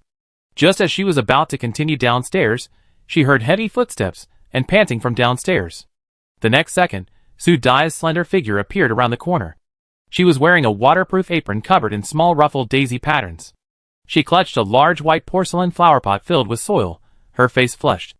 Jiang Yen. Seeing Jiangyan, her eyes lit up, and the corners of her mouth curled up in a charming curve. Hi. Jiangyan arched her brows politely. Are you going downstairs? She walked to the corner landing, set down the flower pot, and stood beside Yiqing, panting, hands on her hips. Jiangyan murmured, Su Dai wiped the sweat from her forehead, glanced downstairs, and lowered her voice. Jiangyan, it's a good thing you had the foresight to wear a mask. Let me tell you, the smell and the scene down there are indescribable. Jiangyan smiled, non-committal. The scene on the 32nd floor was also indescribable. Although no one lived in the corridor, the long-dried dark red bloodstains on the walls on both sides told of everything that had happened here. Adding to the humidity, the corridor was filled with a strong, fishy odor, like rusted metal. It's just that they lived here all their lives, so their sense of smell is probably accustomed to it. Those people didn't dare move to the 32nd floor, partly out of fear of them, and partly because they were wary of the bloodstains covering the walls. However, Jiangyan suspected that after a while, when the water level rose sharply again, this place would be packed with people. Even the leaking room 3202 wouldn't be spared. Not coming up now would only give them some options, and a way out. Su Dai, who was speaking, bent down, picked up the flower pot on the ground, and said to Jiangyan, by the way, Jiangyan, don't come down yet. We made a new discovery. It's not too late to come down after we tell you. Jiangyan paused. New discovery? Yes. But it's not convenient here. Let's go upstairs and talk. Su Dai glanced cautiously downstairs, then climbed upstairs in one breath, holding the flower pot. Jiangyan wasn't in a hurry to go downstairs, so she stepped back and helped her open the fire exit. Behind her, Yiqing also came up, carrying a gasoline can. What did you find? Jiangyan asked after Su Dai placed the flower pot on the ground. Su Dai pushed open the fire door and peeked into the hallway. Then she turned around and lowered her voice. Xiaoyi noticed that the water level outside has been rising more slowly these past 2 days. He said there's a good chance the rainstorm will subside in a couple of days. She really wanted to invite Jiangyan home for a chat and discuss this later. But the house was a mess, with nowhere to step, and she felt a little embarrassed. Besides, after delivering the supplies to Jiang Yan, Sun Jingtao had specifically reminded her that in this situation, everyone should be more vigilant and have a strong sense of boundaries. He told her not to cross the line easily when she met Jiang Yan again. The boundary Sun Jingtao was referring to was actually the psychological safety distance of ordinary people. The smallest distance was the intimate zone, ranging from 20 to 50 centimeters. Generally, this was reserved for lovers and close friends, and actions like hugging and touching also fell within this range. Next was the familiar zone, also 20 to 50 centimeters. If someone they didn't know well entered this zone, they would feel threatened and uncomfortable. So, he urged his wife to avoid entering Jiang Yan's familiar zone. After all, he could sense that his wife's admiration and appreciation for Miss Jiang was extraordinary. But the latter clearly disliked being too close. Oh! Listening to Su Dai's words, Jiang Yan glanced at Yi Qing beside her with interest. Su Dai finally realized Yi Qing was beside her. She reached out and patted him, saying, "Xiao Yi, you're smarter. Why don't you come talk to your sister Yan?" Yi Qing glanced at her and put down the gasoline can. But he didn't mention his new discovery. Instead, he looked at Jiang Yan and said, "Thank you for helping me find the real culprit who killed my grandparents in a bloody mosquito attack a few days ago." He actually wanted to apologize. After all, he had once had the urge to kill her. But he felt it was inappropriate, so he suppressed it. Su Dai didn't know why he suddenly brought up this matter. She sighed silently and said, "Jiang Yan, Xiao Yi is a loyal child. He grew up with his grandparents, so he has a particularly deep affection for them." In fact, she had learned from her husband that, perhaps influenced by the atmosphere of a police family and the tragic deaths of his parents at the hands of criminals, Yi Qing inherently hated evil. This personality trait seemed somewhat contradictory, but it was truly concentrated in him. Sun Jingtao's personality was somewhat similar to Yi Qing's, but he was noticeably more mellow in his outward dealings. But he also lacked Yi Qing's decisiveness. However, these were Yi Qing's personal matters, and it wasn't her place to judge. Jiang Yan listened to Su Dai's explanation without much expression. She simply said to Yi Qing, "It's just a small favor." Afterward, she added, "My condolences." Yi Qing's eyes froze slightly. "Thank you." "Xiao Yi, now tell me what you discovered," Su Dai urged, rubbing her sore arm. Yi Qing hesitated for a second before speaking.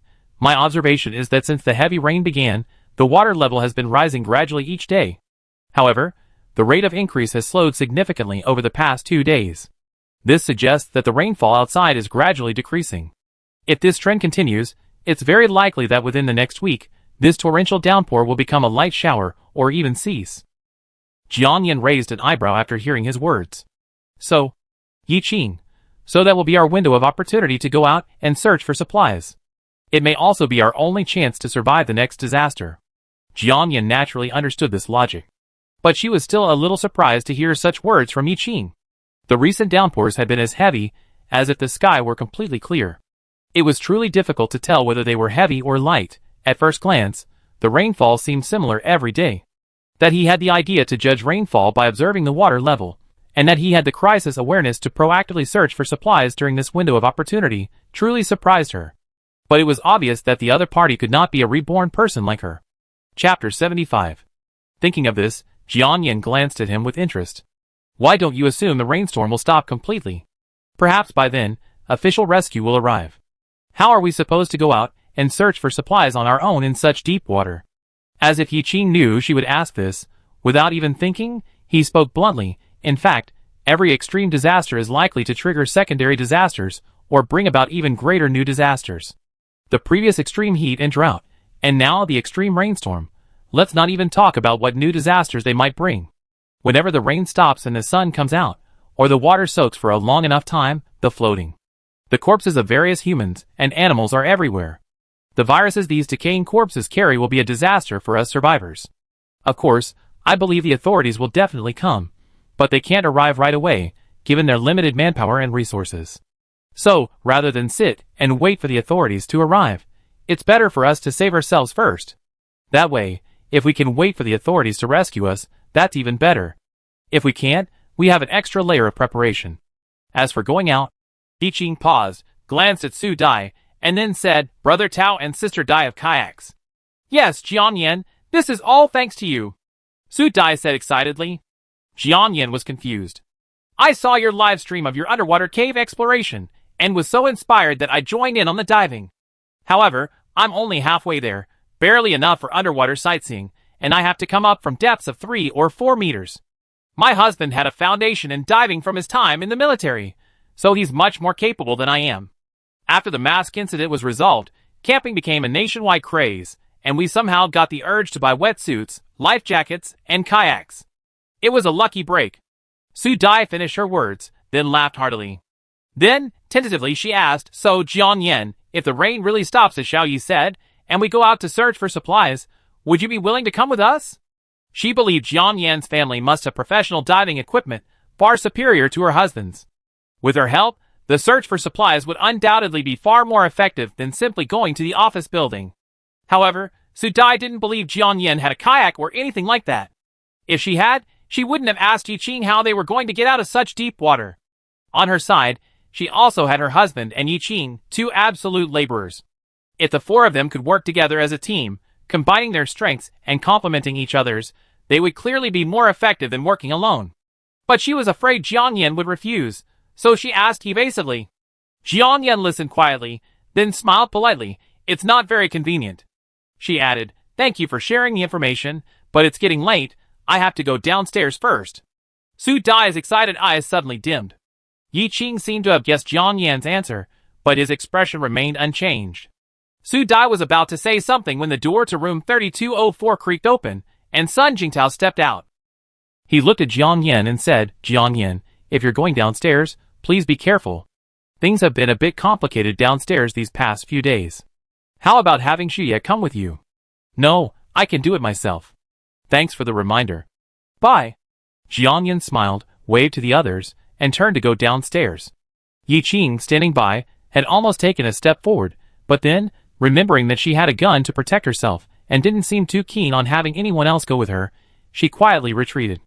"Honey, wouldn't it be great if Jian Yan came with us?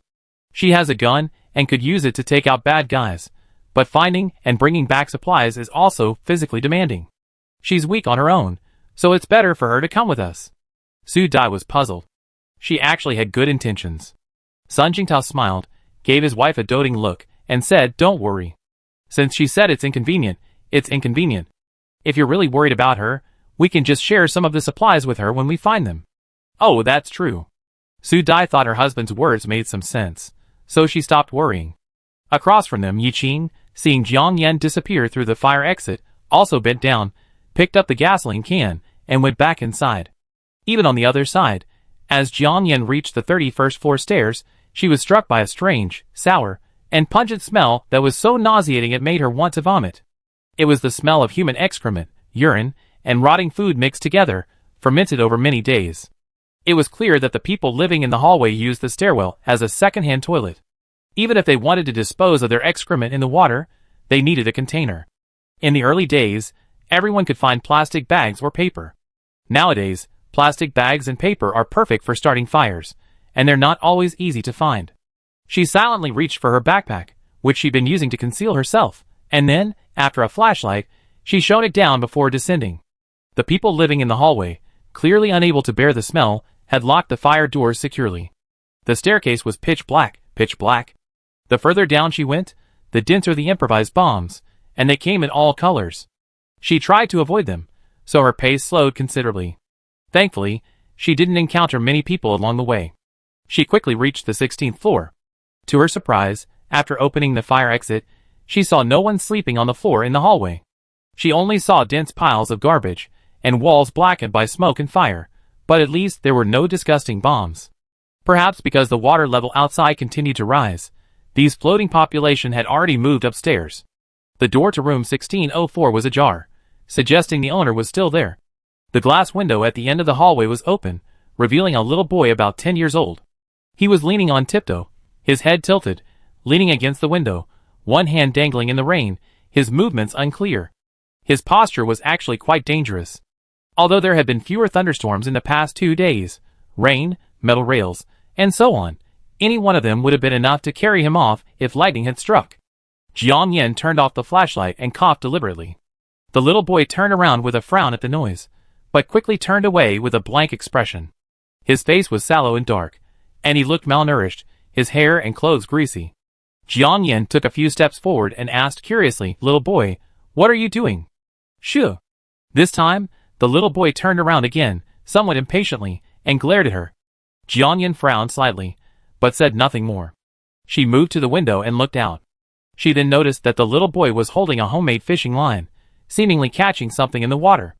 Attached to the line was a small red balloon. Bean-sized raindrops clattered into the garbage-filled water, and the balloon rose and fell, and it was unclear what he might have caught. Jiang Yan glanced at it, and was about to look away when she saw a dense mass of black mollusks, each as thick as a calf, crawling along the wall below the window, not far above the water level. The mollusks moved very slowly, and from a distance.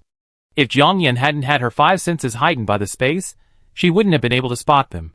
She took another closer look, and instantly all the hairs on her body stood on end.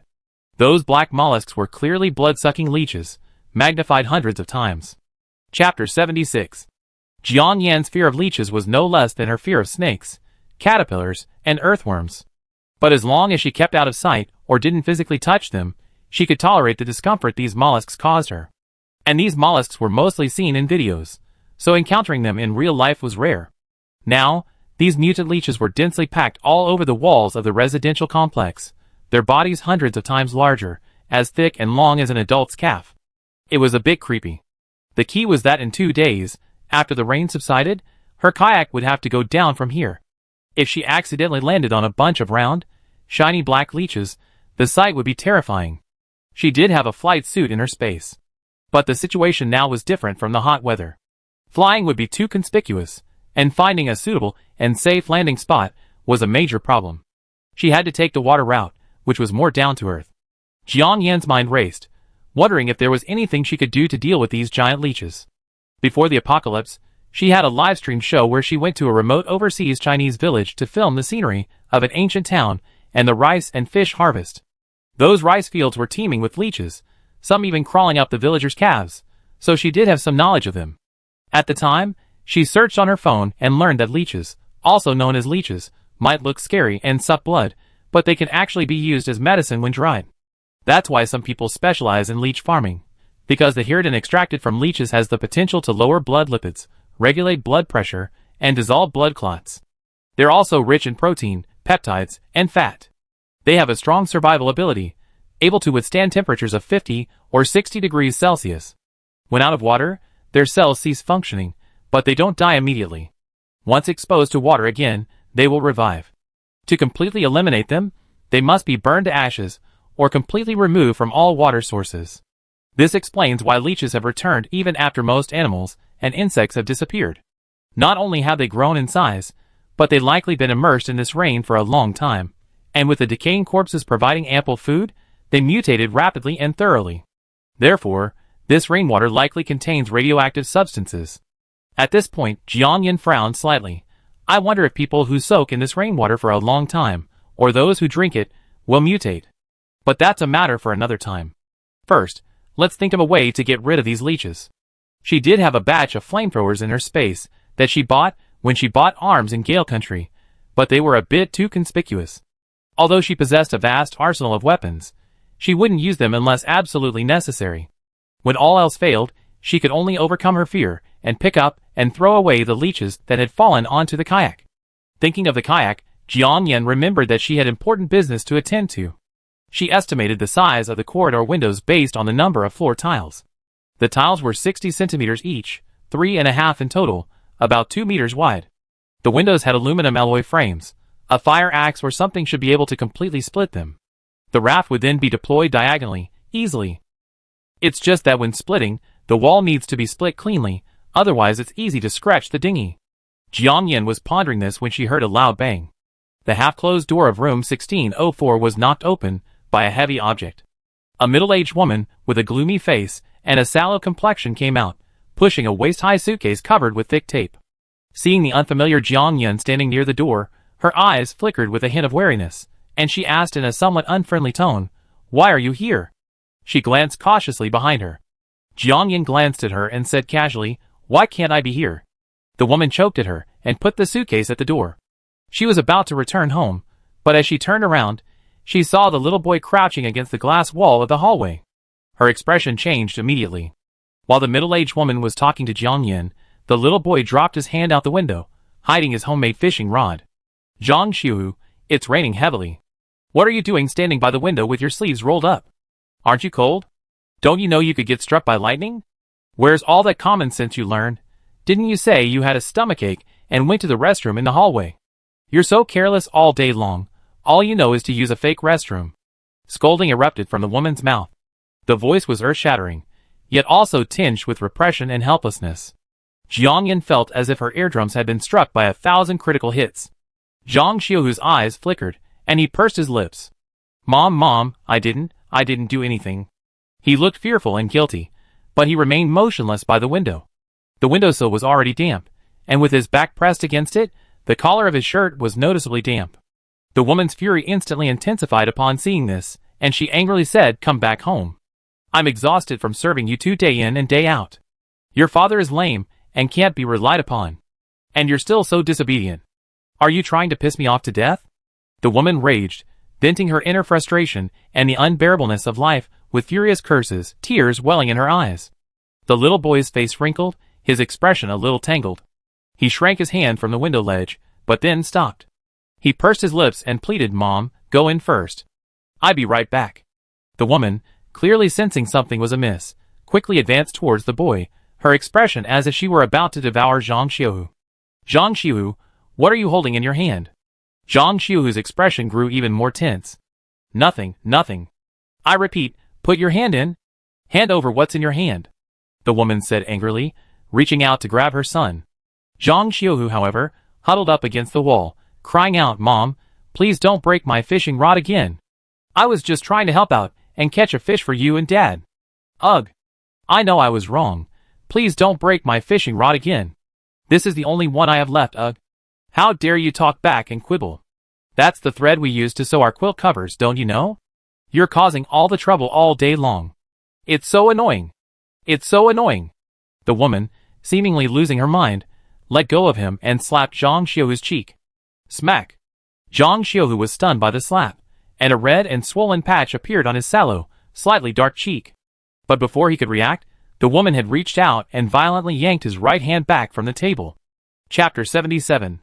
With Zhang Xiuhu's right hand came not only his crude homemade fishing rod, but also a dark, slowly twisting object, one end dangling in the air. It was firmly attached to his wrist. But due to its size and length, it not only covered half of Zhang Xiuhu's hand, but also left much of it exposed. Jiang Yin, who was about to turn and enter the fire exit, saw this scene, her pupils constricted, and her steps suddenly stopped. It was a larger leech. When a leech first attaches to a person's skin, it doesn't cause pain, but it does feel itchy. But that was the leech before it mutated. This leech was so large now, not only was its contact area with his skin much larger, but its weight and dangling feel were also noticeable. Logically, Zhang Xiuhu shouldn't have been unaware of it. Unless he feared his mother's scolding, he didn't dare turn his head to see what the heavy object stuck to his hand was. The woman had obviously seen it too, and she let out a sharp, ghostly cry of "Oh my God!" "Pa!" Another slap struck Zhang Xiuhu across the face. The woman cried bitterly and violently, "What the hell are you holding in your hand now? I beg you, can you please stop worrying? If I keep this up, you and your father will drive me crazy sooner or later. Do you think you'd be happy if you drive me to death?" Jiang Yin, watching this incredible move, was dumbfounded. "Sister, your son got bit by a leech.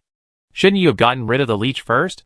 When she was little, her parents would be furious if she accidentally broke a cup or bowl or fell while walking.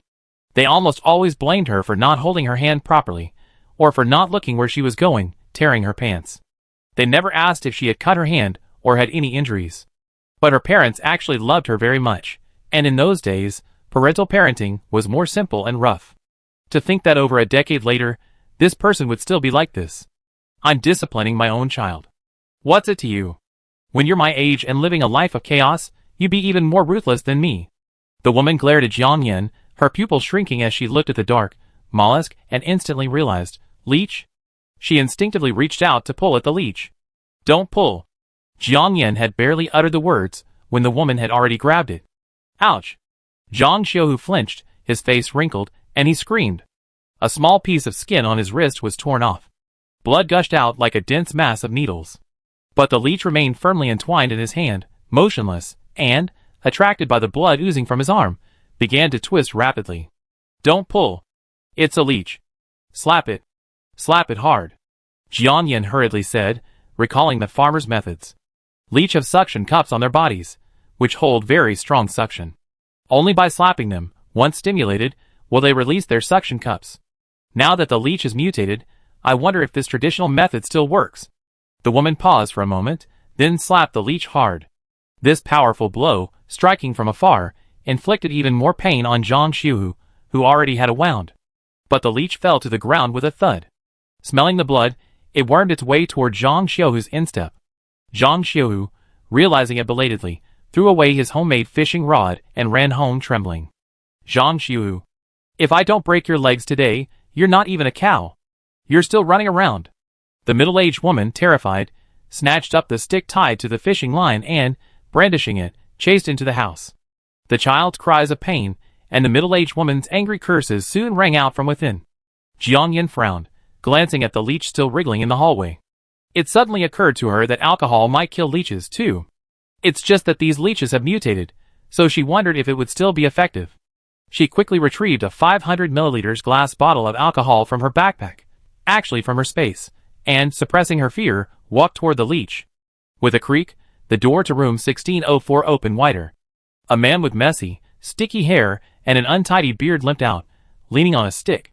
His leg was bandaged with strips of torn cloth from old clothes, and there were faint traces of blood, probably a fresh wound. I saw it. Right outside our door. It's ours. He glared at Jiang Yin fiercely, raised his stick, and stabbed the leech with a snap.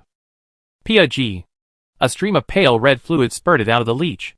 Jiang Yin's pupil shrank, and she instinctively took a step back. The leech began to thrash wildly in pain. The man, unfazed, pulled a crumpled plastic bag from his pocket and, using the stick in his hand, slowly tucked the leech into it. He slowly squatted down, holding onto the stick, deftly tied the bag shut with both hands, and threw it into the house with a bang.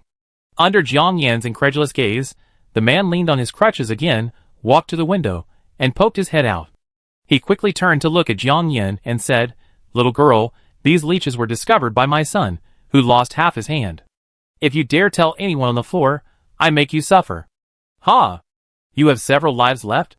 Just come and try," Jiang Yan said coldly, disdaining to argue with someone like him and turning to go upstairs. It was obvious that this man was planning to use these mutant leeches as food. It sounded a bit unbelievable. However, in times of famine, some people would eat leaves, bark, and guanine soil to fill their stomachs. What's more, this was fresh, high-protein food delivered to her door. Just because she was afraid of leeches didn't mean others were afraid too. If he could deal with all these leeches, it would save her a lot of trouble. Thinking of this, Jiang Yin felt a sense of relief. Now that she was sure no one was around, she summoned a flashlight from her space-time space, shone it into the dark hallway, and hurried upstairs. As she reached the 19th floor, she heard the sounds of a man and woman engaging in unspeakable acts coming from behind the fire exit. They were probably on the floor in the hallway. The noises were quite loud. Jiang Yin frowned. It was broad daylight. Just as she was about to continue her ascent, she heard heavy, chaotic footsteps approaching the fire exit. "Damn, Zhang San, you're really impressive. Doing things in front of everyone. Brothers, this is exciting. Wow. Sharing happiness is worse than enjoying it alone. Count me in." A group of people chattered in a flurry, and judging by their youthful voices, they didn't seem like residents of Building A.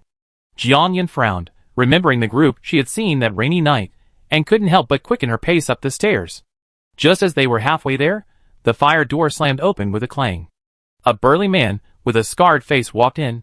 Judging from the way he reached for his belt, he must have been heading to the hallway restroom. The man, having clearly spotted Jiang Yin, raised his lip wickedly, grinning. "Hey, little girl, you weren't hiding behind the door just now, were you?" Chapter 78. The scarred man finished speaking, glancing at the tall Jiang Yin from head to toe with a lewd expression.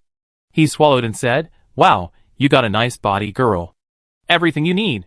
Everything you need to be curvy. Look at those big, watery eyes. They're practically taking my soul away. Look at that tiny waist. I could pinch it with one hand." As he spoke, he extended a hand with long nails into the air, then made an indescribable gesture toward Jiang Yin. In the past, Jiang Yin would have pulled out a knife and chopped off his paw. But now, after experiencing some things, she was noticeably calmer and more composed. In some situations, before you know someone's identity and background, it's better to remain calm. Bang! The fire door was pushed open by several men dressed like the scarred man. They were about to speak, but the overwhelming stench from the hallway forced them to shut their mouths. Jiang Yan glanced coldly at the crowd, tucked her hands into her pockets, and continued walking upstairs. From her detailed observation, these men were undoubtedly the group that had broken into Building A in the middle of the night. They were wearing black work uniforms.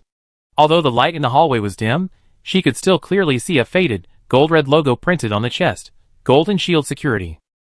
She remembered the name. Du Ziting had introduced it to her when she had previously visited Repulse Bay to look at houses.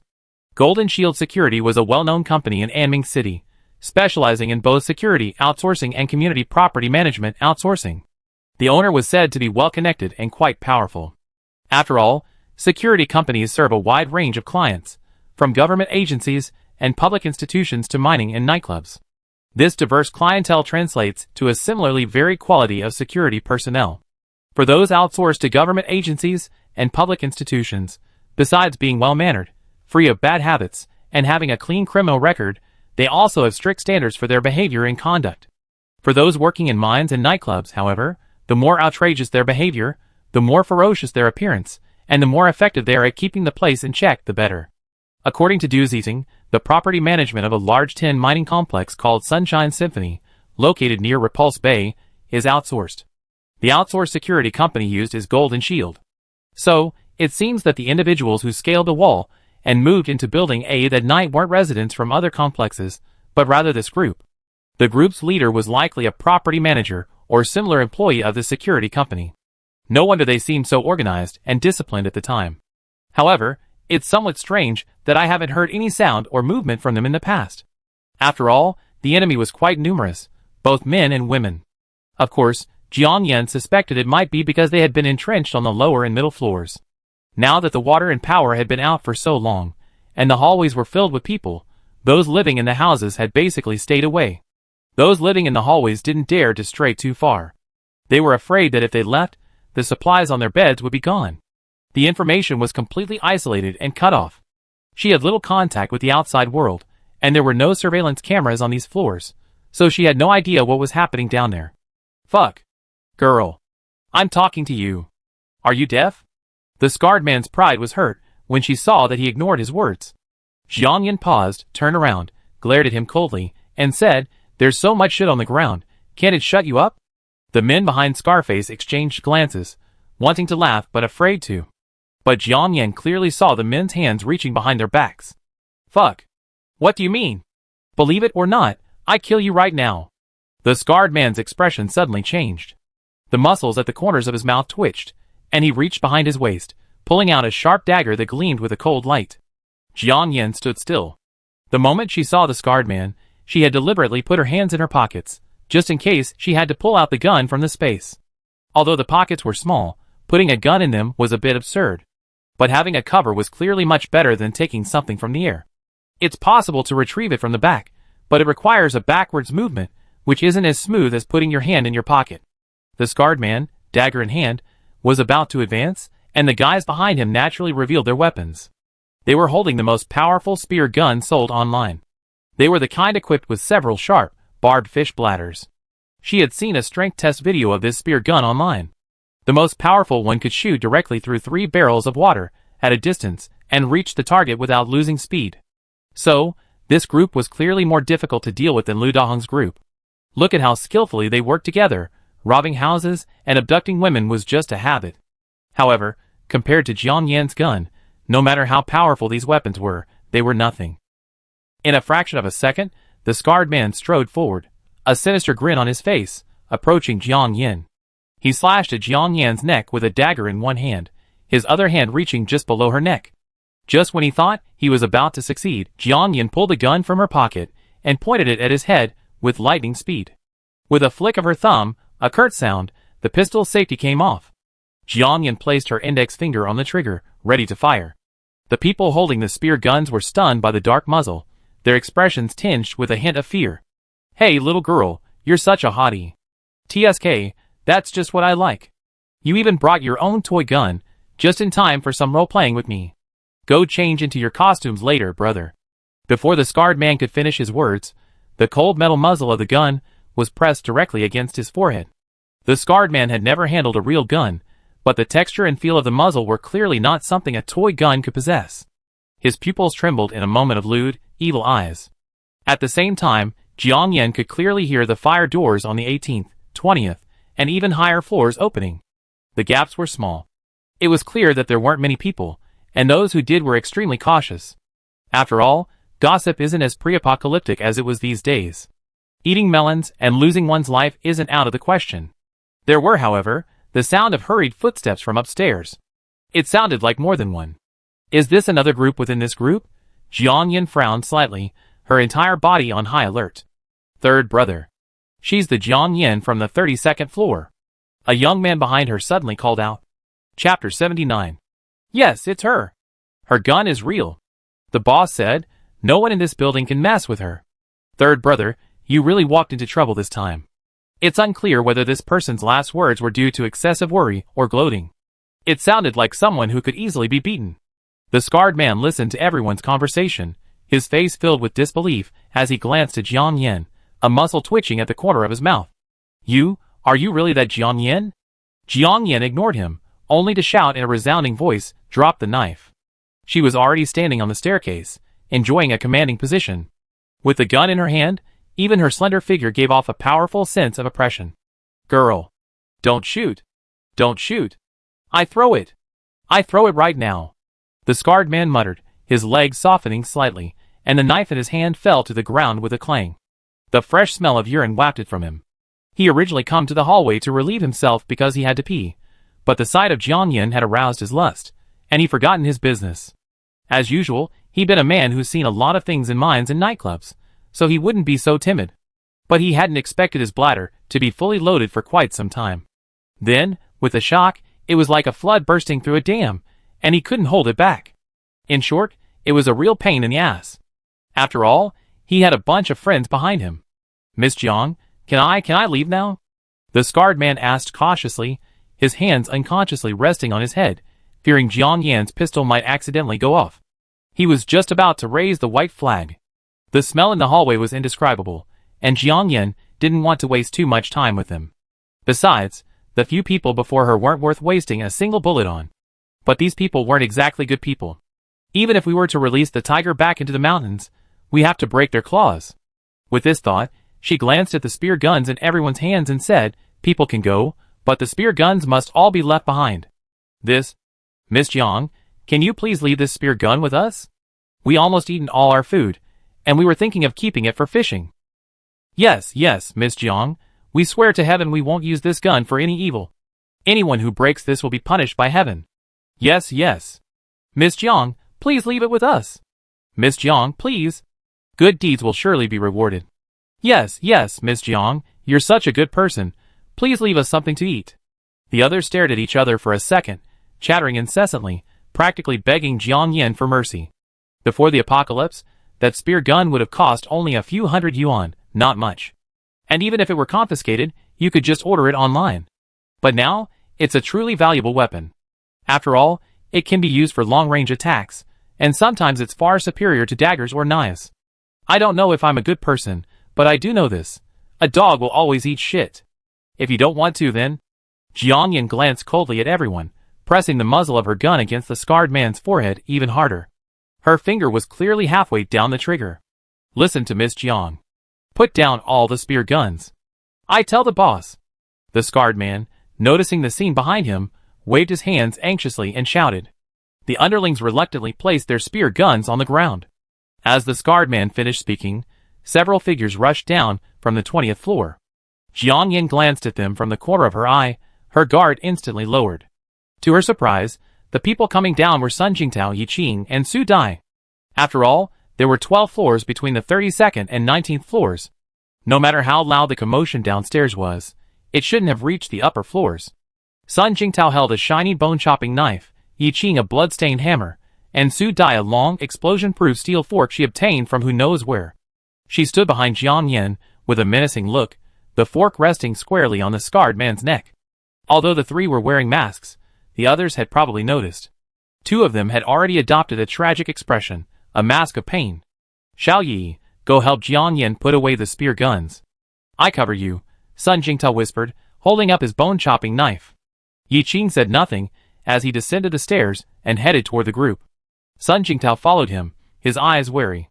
Yi Qing quickly gathered the spear guns, 6 in all. Miss Jiang, can I leave now? The scarred man, held at gunpoint and impaled by Su Dai's explosion-proof steel fork, looked completely hopeless. All the humiliation he endured in his life was over today. Seeing Yi Qing and Sun Jingtao retreat, Jiang Yin coldly spat out a single word.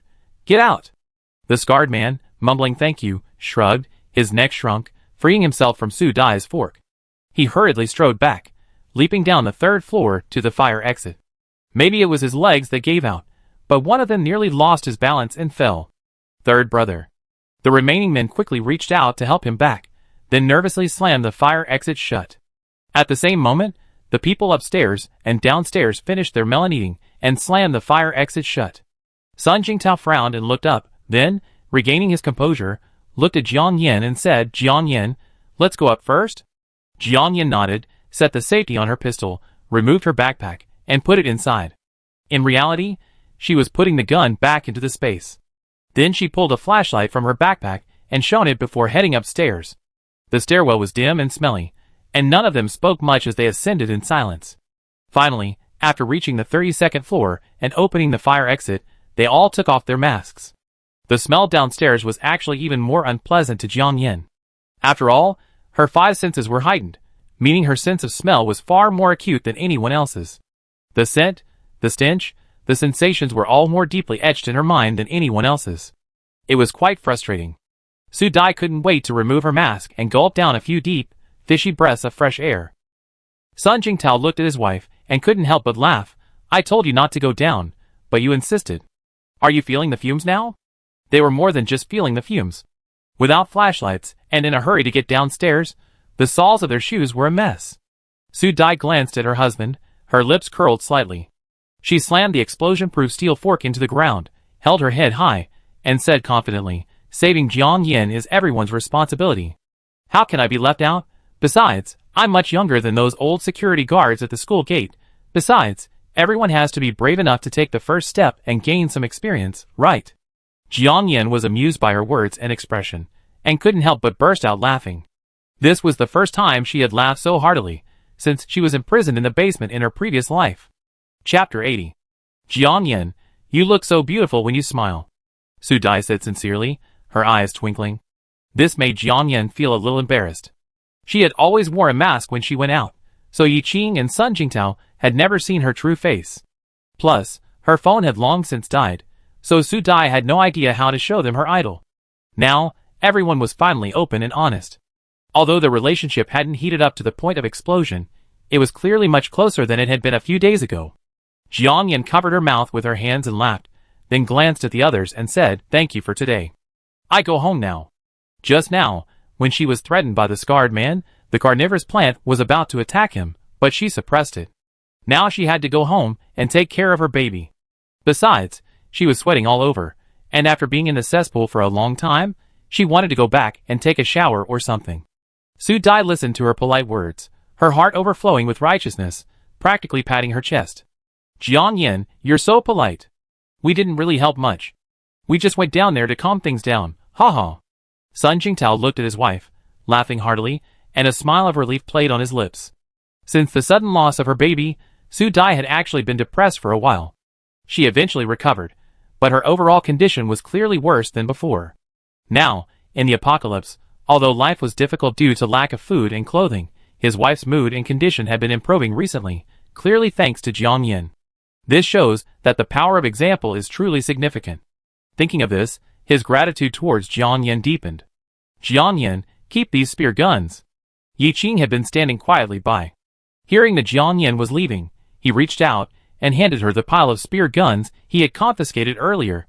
Su Dai, who was standing nearby, heard this and slapped him on the arm, neither too hard nor too soft, feigning anger. Xiao Yi, you're so disrespectful. Call me sister. Yi Qing, Calling me sister makes me old. Shouldn't I call her little sister? Sun Jingtao, influenced by his wife's mood, jokingly interjected. Yi Qing glanced at Jiang Yan, whose face was younger than his own, and his Adam's apple rolled, but he ultimately held back. The remaining three laughed again. The atmosphere was warm and welcoming, not even feeling like the end of the world. Forget it, forget it. It doesn't matter what it's called. Names or titles, they're just code names. Whatever comes to mind, just call it what you like. Jiang Yan said, then changed the subject, taking the 2 spear guns from Yi Qing and saying, I just take 2. You can keep the rest. Su Dai was anxious when she heard this. Jiang Yan, how can you do that? These are the spoils you confiscated. I don't need so many. Jiang Yan smiled. She had everything in her space, including spear guns. The spear guns Scarred Man and his men had were primarily for small freshwater fish, with limited range. The ones in her space were specifically designed for sea fishing, targeting large marine fish. The size, force, strength, range, darts, and ropes were all specially made. They were far more effective for fishing and hitting people. If she didn't take them, it would be obvious something was wrong, so she took 2 as a token gesture. Su Dai was about to say something, but Sun Jingtao stopped her.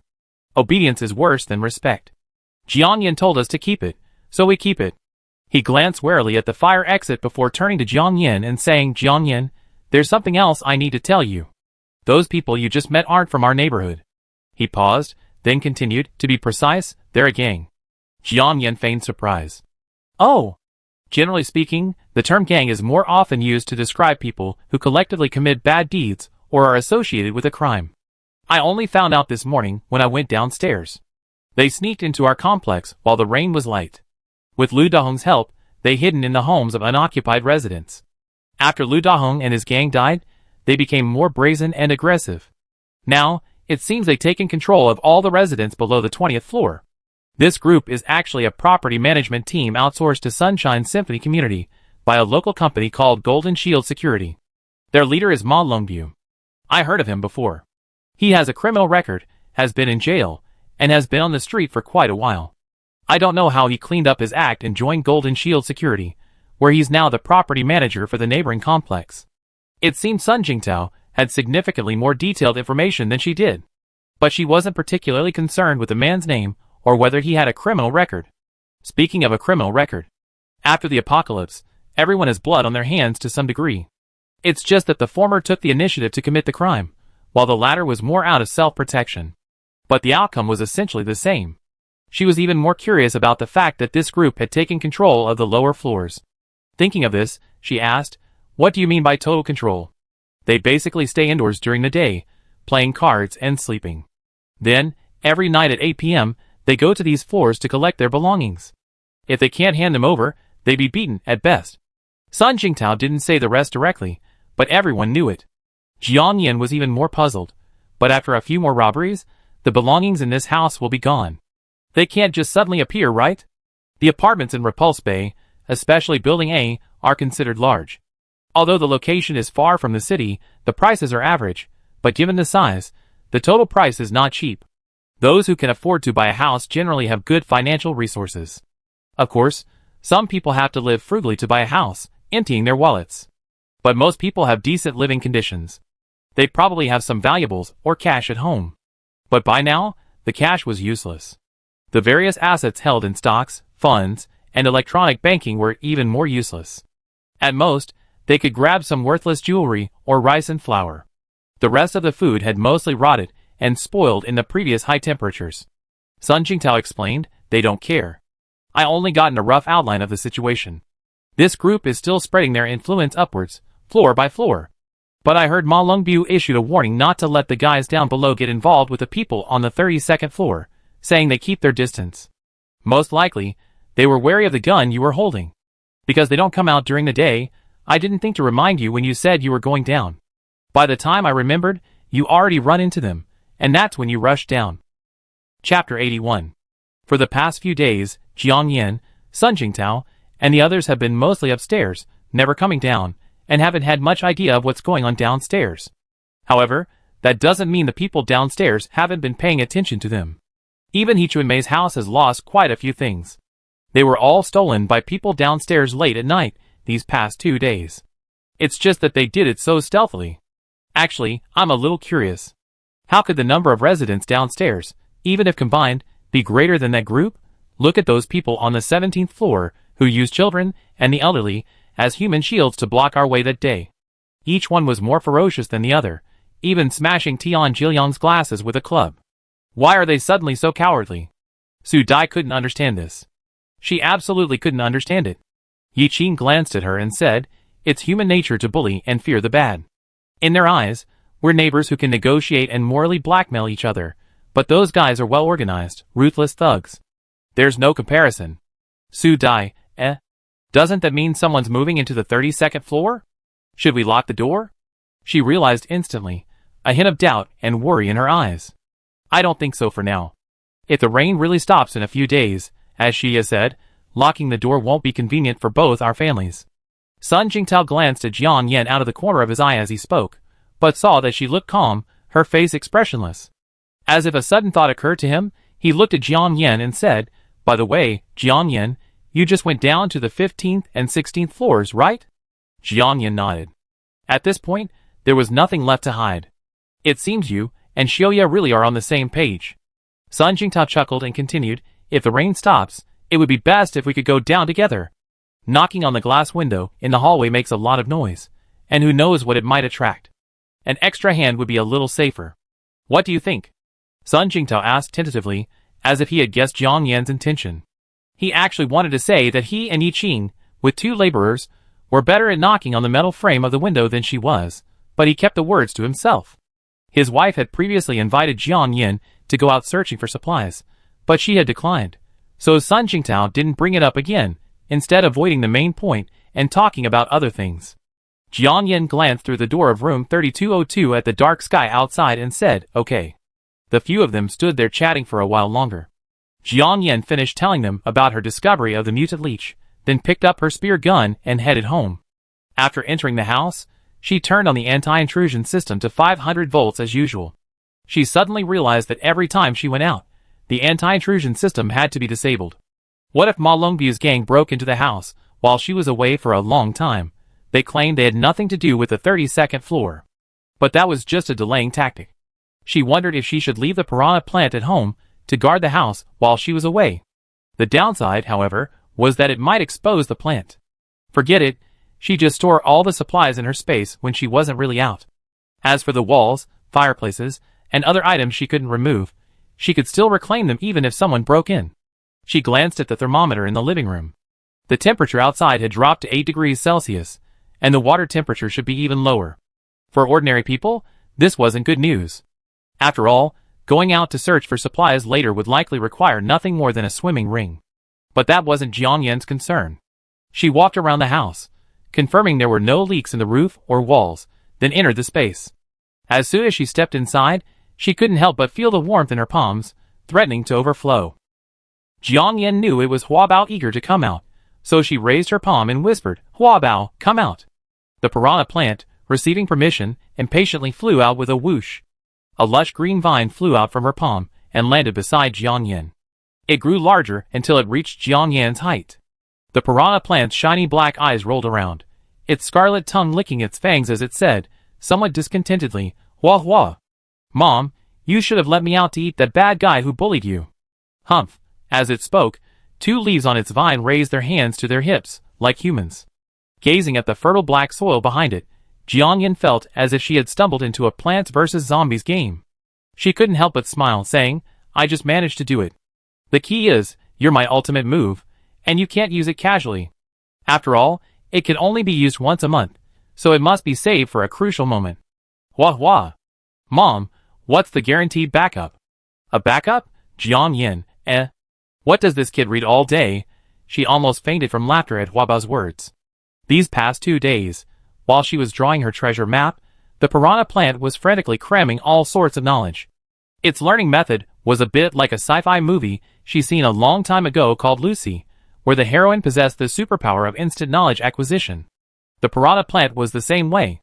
It simply extended its leaves and touched a book or computer, absorbing the knowledge within into its brain. And it absorbed it so quickly, faster than an 8G internet connection. It absorbed all the encyclopedias that Jiang Yan had downloaded offline onto her computer. It also tore through all the books she bought from the bookstore. It even devoured all the movies, TV shows, and anime that had been downloaded onto its computer. The speed was astonishing.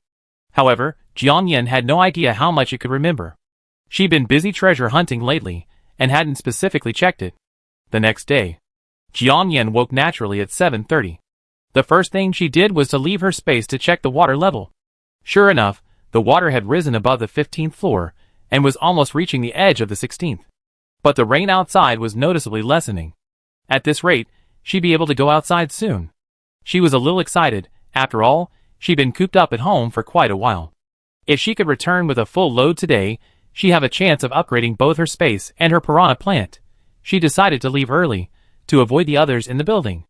The rain was so light, it was clear that the people on the other floors would also be trying to find a way out. It was just that others were looking for food and drinking water, while she was looking for gold and jewelry. With this in mind, Jiang Yin quickly got up, washed up, and ate a bowl of Taiwanese-style beef noodles, followed by a large caramel macchiato. Although the combination was a bit odd, it provided enough calories and energy. She had already prepared the compass, theodolite, diving equipment, and other items from the storage area. After a quick warm-up at home, and storing what supplies she could find in her space, she carried a nondescript rubber boat and headed out. Chapter 82. Just as Jiang Yin reached the fire exit, the door to room 3204 creaked open. Jiang Yin, Yi Qing, carrying a black backpack, stepped out with his long legs. Behind Yi Qing, Sun Jingtao and Su Dai, carrying a red rubber boat, followed suit. The temperature had dropped significantly today, and all three wore masks and windbreakers. Jiang Yin paused and temporarily placed one end of the rubber boat on the ground. The moment Su Dai saw her and the rubber boat, her eyes lit up, and her jaw nearly dropped. My God! Jiang Yin, I didn't expect her so thin and yet so strong. She was about to marvel at Jiang Yin's own rubber boat, but she stopped herself. She was filled with excitement and joy. Since Jiang Yin also had a rubber boat, and they happened to meet her by chance, it made sense for them to team up and search for supplies together. Jiang Yin smiled, but remained silent. Her rubber boat weighed over 40 kilograms, heavier than 2 buckets of water. In the past, carrying it on her shoulders like this would have been difficult, given the uneven force. But now that her body had been lifted by the space, carrying 2 more was not impossible. Yi Qing had already approached and offered his hand. Let me help you carry it down. Thank you, but I can do it myself, Jiang Yin politely declined. Over there, Su Dai had already locked the door and walked over with Sun Jingtao, one in front and one behind. Jiang Yin, just let Xiao Yi help you.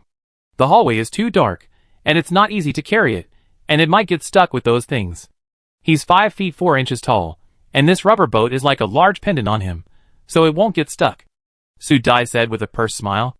Jiang Yin, Su Dai had a point. Although it was the end of the world, who cared about cleanliness or sanitation? But if those things were actually hanging on the rubber boat, it would really dampen the mood. That's fine. I light it for you then. Before Jiang Yin could finish her words, Yi Qing had already taken her rubber boat. She had no choice but to dig out a flashlight from her backpack. Now, whenever Jiang Yin went out, in addition to wearing a mask, she would always carry her backpack, mainly to conceal the fact that she was taking things from the space. Besides, people nowadays went out to search for supplies, so going out empty-handed really didn't make sense. Jiang Yin, don't you have your diving equipment? Su Dai asked, perplexed, glancing at the backpack in her hand. As far as she could remember, Jiang Yin always came fully equipped when she did her underwater cave exploration live streams. The scuba system alone weighed over a dozen kilograms, not to mention the oxygen tanks, which also weighed over a dozen kilograms. The backpack she was carrying clearly had no room for anything. Of course, she probably couldn't carry so much stuff. Jiang Yin didn't say much, just smiled and said, no. Ah? Then?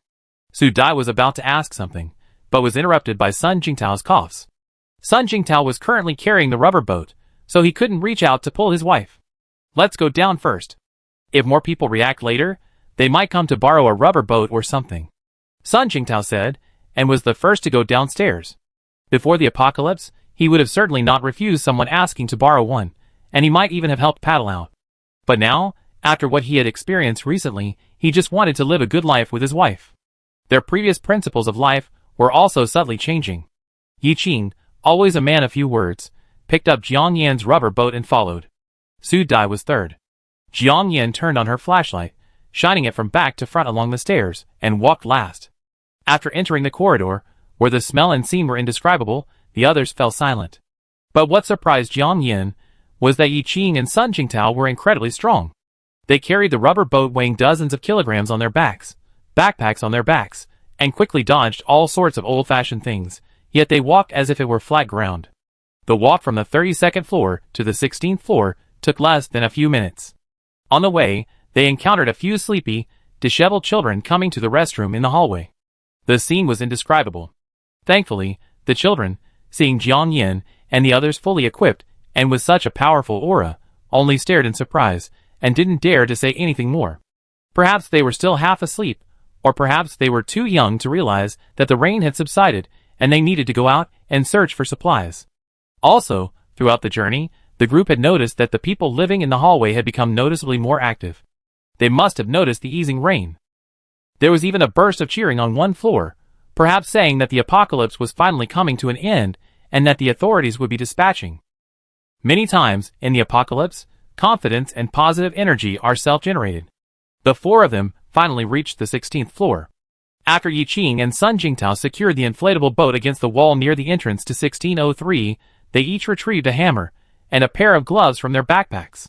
The corridor window remained open, as before, and the floor tiles near the window were completely soaked by the incoming rain. Near the window, a thick, reddish liquid clung to the floor and walls. Some were dried, others damp and fresh. Su Dai casually glanced at it, her pupils shrinking. She recalled Jiang Yan's story about people catching leeches for food, and instantly leaned over to her side, retching. Jiang Yan glanced over, and saw that the door to room 1604 was closed. They had probably been moved upstairs. She quickly and cautiously approached the window and peered out, her eyes startled.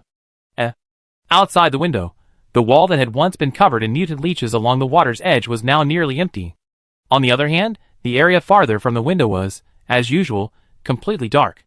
This wall had only one window, the corridor glass, otherwise Jiang Yan suspected the giant mutant leeches nearby would also be gone. Sun Jingtao happened to lean over to take a look, a wry smile playing on his lips. He sighed and said, "Back when we were on missions, eating centipedes, caterpillars, leeches, and the like was considered basic wilderness survival.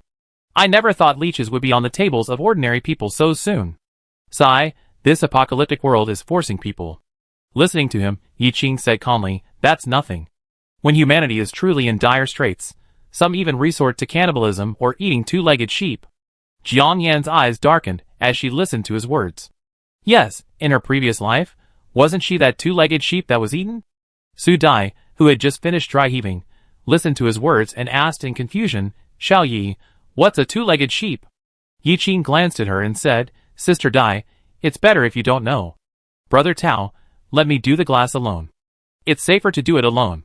Yi Qing said, then turned to Jiang Yin and Su Dai and said, "You guys should step back too. Be careful of the broken glass." Jiang Yin and Su Dai quickly stepped back. Chapter 83.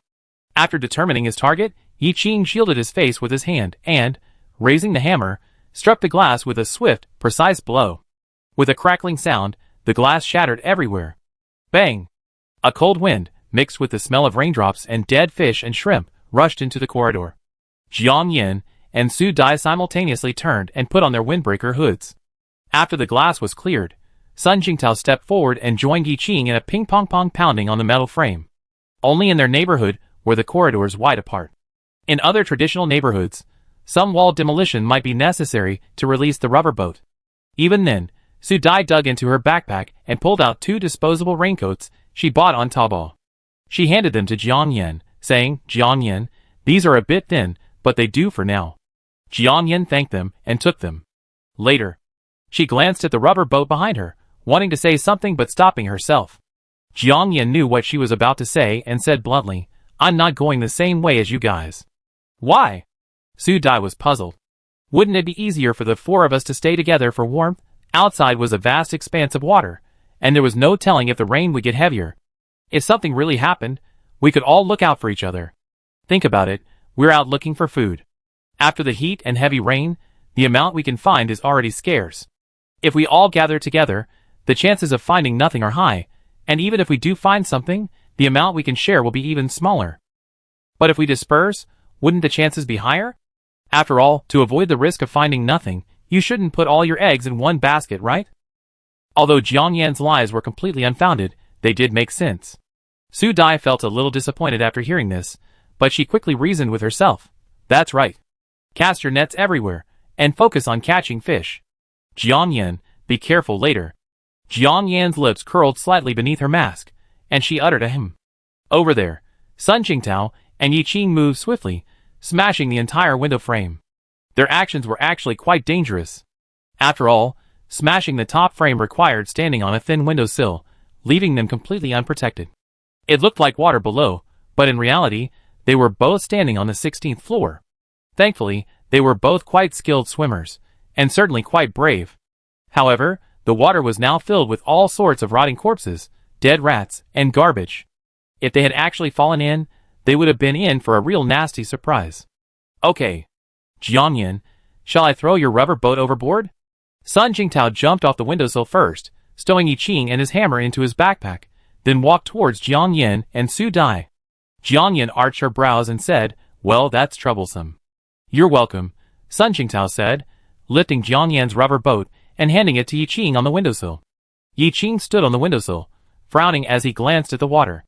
Jiang Yan, you dare jump from this height, right?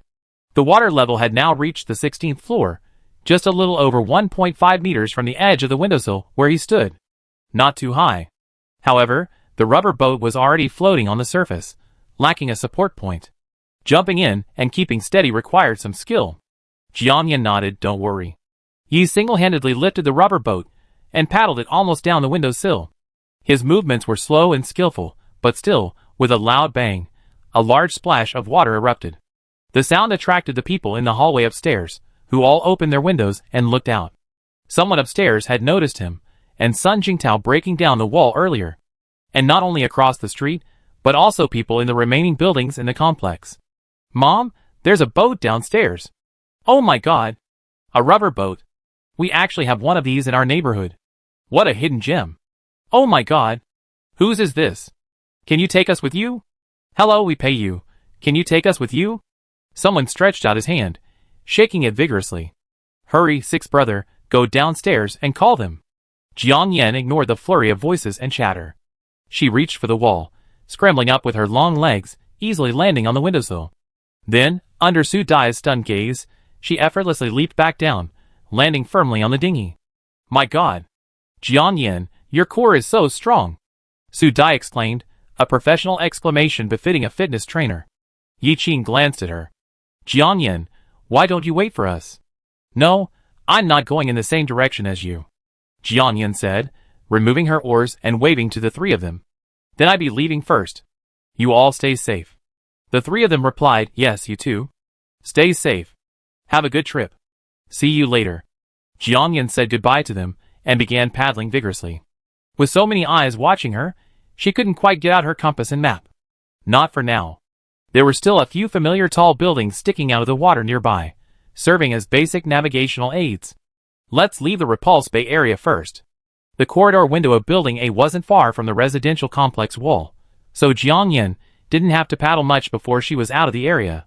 After she had gotten some distance away, Yi Qing dropped the three of them into the dinghy. By the time the three of them had donned their disposable raincoats and settled into their dinghy, ready to paddle away, Jiang Yan and her dinghy were reduced to mere specks in sight. The rain continued to fall. A cold wind blew. Thankfully, Jiang Yan's clothes were windproof, waterproof, and warm, and since her body had been enhanced by the spatial transformation, she wasn't affected too much. The first stop on her treasure hunt today was the city center. That area was crowded with high-rise buildings and crowded with people, but it was also home to a concentration of shopping malls and jewelry stores. It was the kind of place where they either stayed open or stayed profitable for 3 years, so it was her first choice for this trip. Perhaps because she had left early, there weren't many people in the city with rubber boats. Along the way, she didn't encounter many living people. But she did encounter a lot of dead people. Adults and children alike. There was even a baby with a flocculent umbilical cord. But they were all swollen and white from the water, unrecognizable. These rotting corpses were densely crawling with plankton, wriggling maggots, and those glossy black mutant leeches, making the sight of them physically unpleasant. Because they had to avoid high-rise buildings, Jiang Yan had essentially taken a detour. When she saw the high-rise buildings were about out of sight, she conjured up a speedboat from her space. This speedboat was similar in color and style to her current rubber boat, the only difference being that it had a motor. She'd be going underwater for free shopping all day today, which would be quite exhausting. Plus, rowing by hand was too slow, the speedboat would be much faster. But the motor was loud, easily attracting attention. She could only continue to avoid high-rise areas, and switch back to the Loki rubber boat once she reached the city center. Chapter 84. Jiang Yan steered the speedboat, following the compass and theodolite, toward the city's central business district. She didn't go too fast, fearing she might accidentally crash into the 14 or 15-story buildings that were just submerged. These buildings, not far from the water's surface, resembled hidden reefs. After half an hour, the number of high-rise buildings visible above the water gradually increased. She had no choice but to retrieve the inflatable boat from her space again, and then stow the speedboat back inside. The vast expanse of white water dominated the landscape they passed. Seeing many familiar street spots and small shops she had once loved to check out, now submerged 40 or 50 meters underwater, Jiang Yan, a native of Anming, felt a pang of sadness. To be on the safe side, when she was about a kilometer from the nearest tall building, she pulled out a high-powered telescope from her space. Gaze upon the image emerging through the telescope, Jiang Yan held her breath. Perhaps realizing the rain had stopped, people in the towering skyscrapers near the city center, like she had before, began to throw rubber boats from their windows. Someone else was driving a speedboat. Invariably, they were carrying a large number of people. Land in the city center is extremely valuable, and those living in these high-rise buildings, like those in the upscale villas surrounding the city, have considerable financial resources. It's not surprising that they could afford these things. Of course, speedboats and rubber boats aren't that expensive, but not many people, like Sun Jingtao and Su Dai, are willing to buy them and keep them at home. After all, if you're going camping on a regular basis, you can just rent one nearby. They take up quite a bit of space at home. Some people, wearing lifebuoys, car tires, the green crocodiles, giant yellow ducks, and pink swans that children ride at water parks, and the hoverboards adults use when learning to swim, were all swimming out simultaneously. They were most likely swimming from their residential buildings to nearby office buildings to search for supplies. The water was very cold, and most of these people were swimming in swimsuits. Even if the distance was short, you can imagine how uncomfortable it would be. In fact, beneath the surface of the water near those high-rise buildings are a plethora of shopping malls, large and small supermarkets, and a variety of snack shops. Although much of the food had spoiled or become damp and unusable after the high temperatures and heavy rain, it was still far more than what could be found in the office buildings. But asking them to dive directly underwater to search for supplies was obviously unrealistic. Due to water pressure and oxygen constraints, the human freediving record is only 113 meters, and professional divers can only reach 30 meters at most. Ordinary people obviously couldn't handle anything beyond 5 meters, let alone salvaging items. Jiang Yan even saw survivors desperately shouting and waving frantically in her direction. Someone even cut and straightened a metal hanger, tied a red dress or a colorful balloon to the end, and waved it from the window. They probably saw her in her boat. Jiang Yan's brows furrowed slightly. The human eye can see tall buildings several kilometers away, but a human face is less than 50 or 60 meters away. So, presumably, they had telescopes or something similar. After all, many families these days buy toy or full-fledged telescopes for their children. And that doesn't even include those astronomy enthusiasts. These scenes were truly beyond her expectations.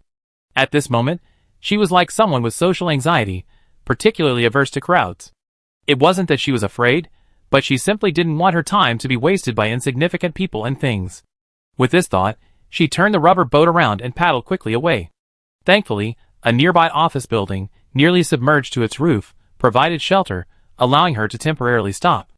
It seemed that her plan to head directly to the city's most upscale shopping malls was clearly out of the question. She could only enter through the underwater pedestrian street entrance, adopting a rural surrounding the city approach, first collecting the jewelry outside, and then heading directly underwater to the high-end shopping malls. There were also a few gold shops on the pedestrian street, the kind open directly to the public. The buildings here were only 4 or 5 stories high, and adjacent to them were some old town areas and older residential areas. It was at most 11 or 12 floors, and now it was completely submerged. Normally, walking further down the pedestrian street would have been easy. But now, submerged, visibility, and the various underwater obstacles created a significant obstacle. It could be said that the city center she once knew had become an underwater maze. Thankfully, she had a homemade treasure map, her vision had been enhanced, And her equipment was top-notch, so she didn't have to worry about getting lost underwater. Jiangyan pondered these things while constantly checking and replacing her diving gear. She also wore a diving headlamp and a diving flashlight on her arm. The piranha plant, which had been itching to emerge, was now freed. Gazing at the vast ocean all around her, Hua Bao felt a moment of confusion. To avoid detection, its body was now small, barely the height of a palm. It looked like a miniature, lifelike piranha plant figurine. Hua. Mom, are you going underwater? Having learned from humans, it quickly recognized the diving equipment on Jiangyan. Yes, Hua Bao, you help me navigate later, Jiangyan said, handing it a waterproof map and a scuba diving compass. The time had come for the old mother to examine her child's academic performance. Jiangyan wasn't sure if it could understand, and she hadn't considered asking it to digest the map before. It was only then that the idea suddenly struck her. She also had a theodolite in her space, though it was quite heavy and bulky. She was quite familiar with the area. As long as she knew the general direction, she could basically find it. Hua, tool man.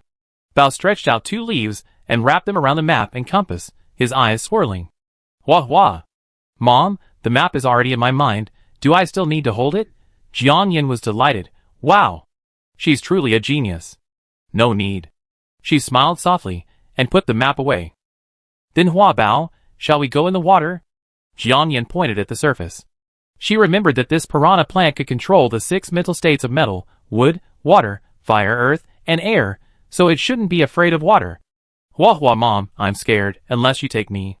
Hua Bao said, and with a swish, a vine stretched out and wrapped around her calf. Jiangyan couldn't help but smile bitterly for a second, then reached out and patted her left wrist. Okay, I can take you, but can you leave your legs unwrapped? Chapter 85. The piranha plant blinked at this, and quickly climbed onto Jiangyan's arm, hiding behind the diving flashlight. Jiangyan slowly inched to the edge of the rubber boat, and dipped her feet into the water to test the air. The water was even colder than the air, only about 4 or 5 degrees Celsius. Even through her wetsuit and diving boots, she could still feel the chill. But there was no other choice at this moment. The temperature would only drop further.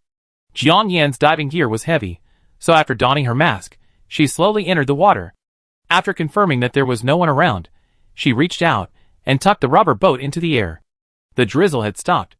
The wind was also very light. Perhaps because it was a commercial area, there were fewer corpses and garbage in this area, making it look much fresher. At first glance, the water shimmered, making it feel as if she were floating on the surface of the sea.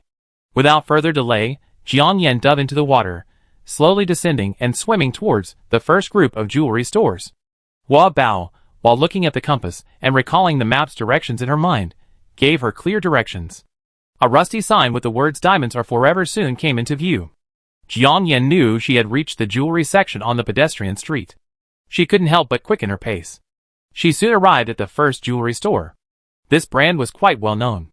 It was said that every diamond ring in their store required a man to have his ID card custom-made, and only one could be ordered once in his lifetime. Purchase also required signing a true love agreement or something. Whether it was true love or not was unclear, but it was a pretty good marketing gimmick anyway. Because it was a street-facing shop, the roller shutter outside was tightly closed. But this didn't faze Jiangyan at all. With a flick of her mind, she pulled out an underwater cutting gun from her space, capable of easily slicing through several centimeter-thick steel plates. This tool was far more useful than fire axes. Because of the resistance in the water, swinging a hammer or a baton wouldn't allow full force.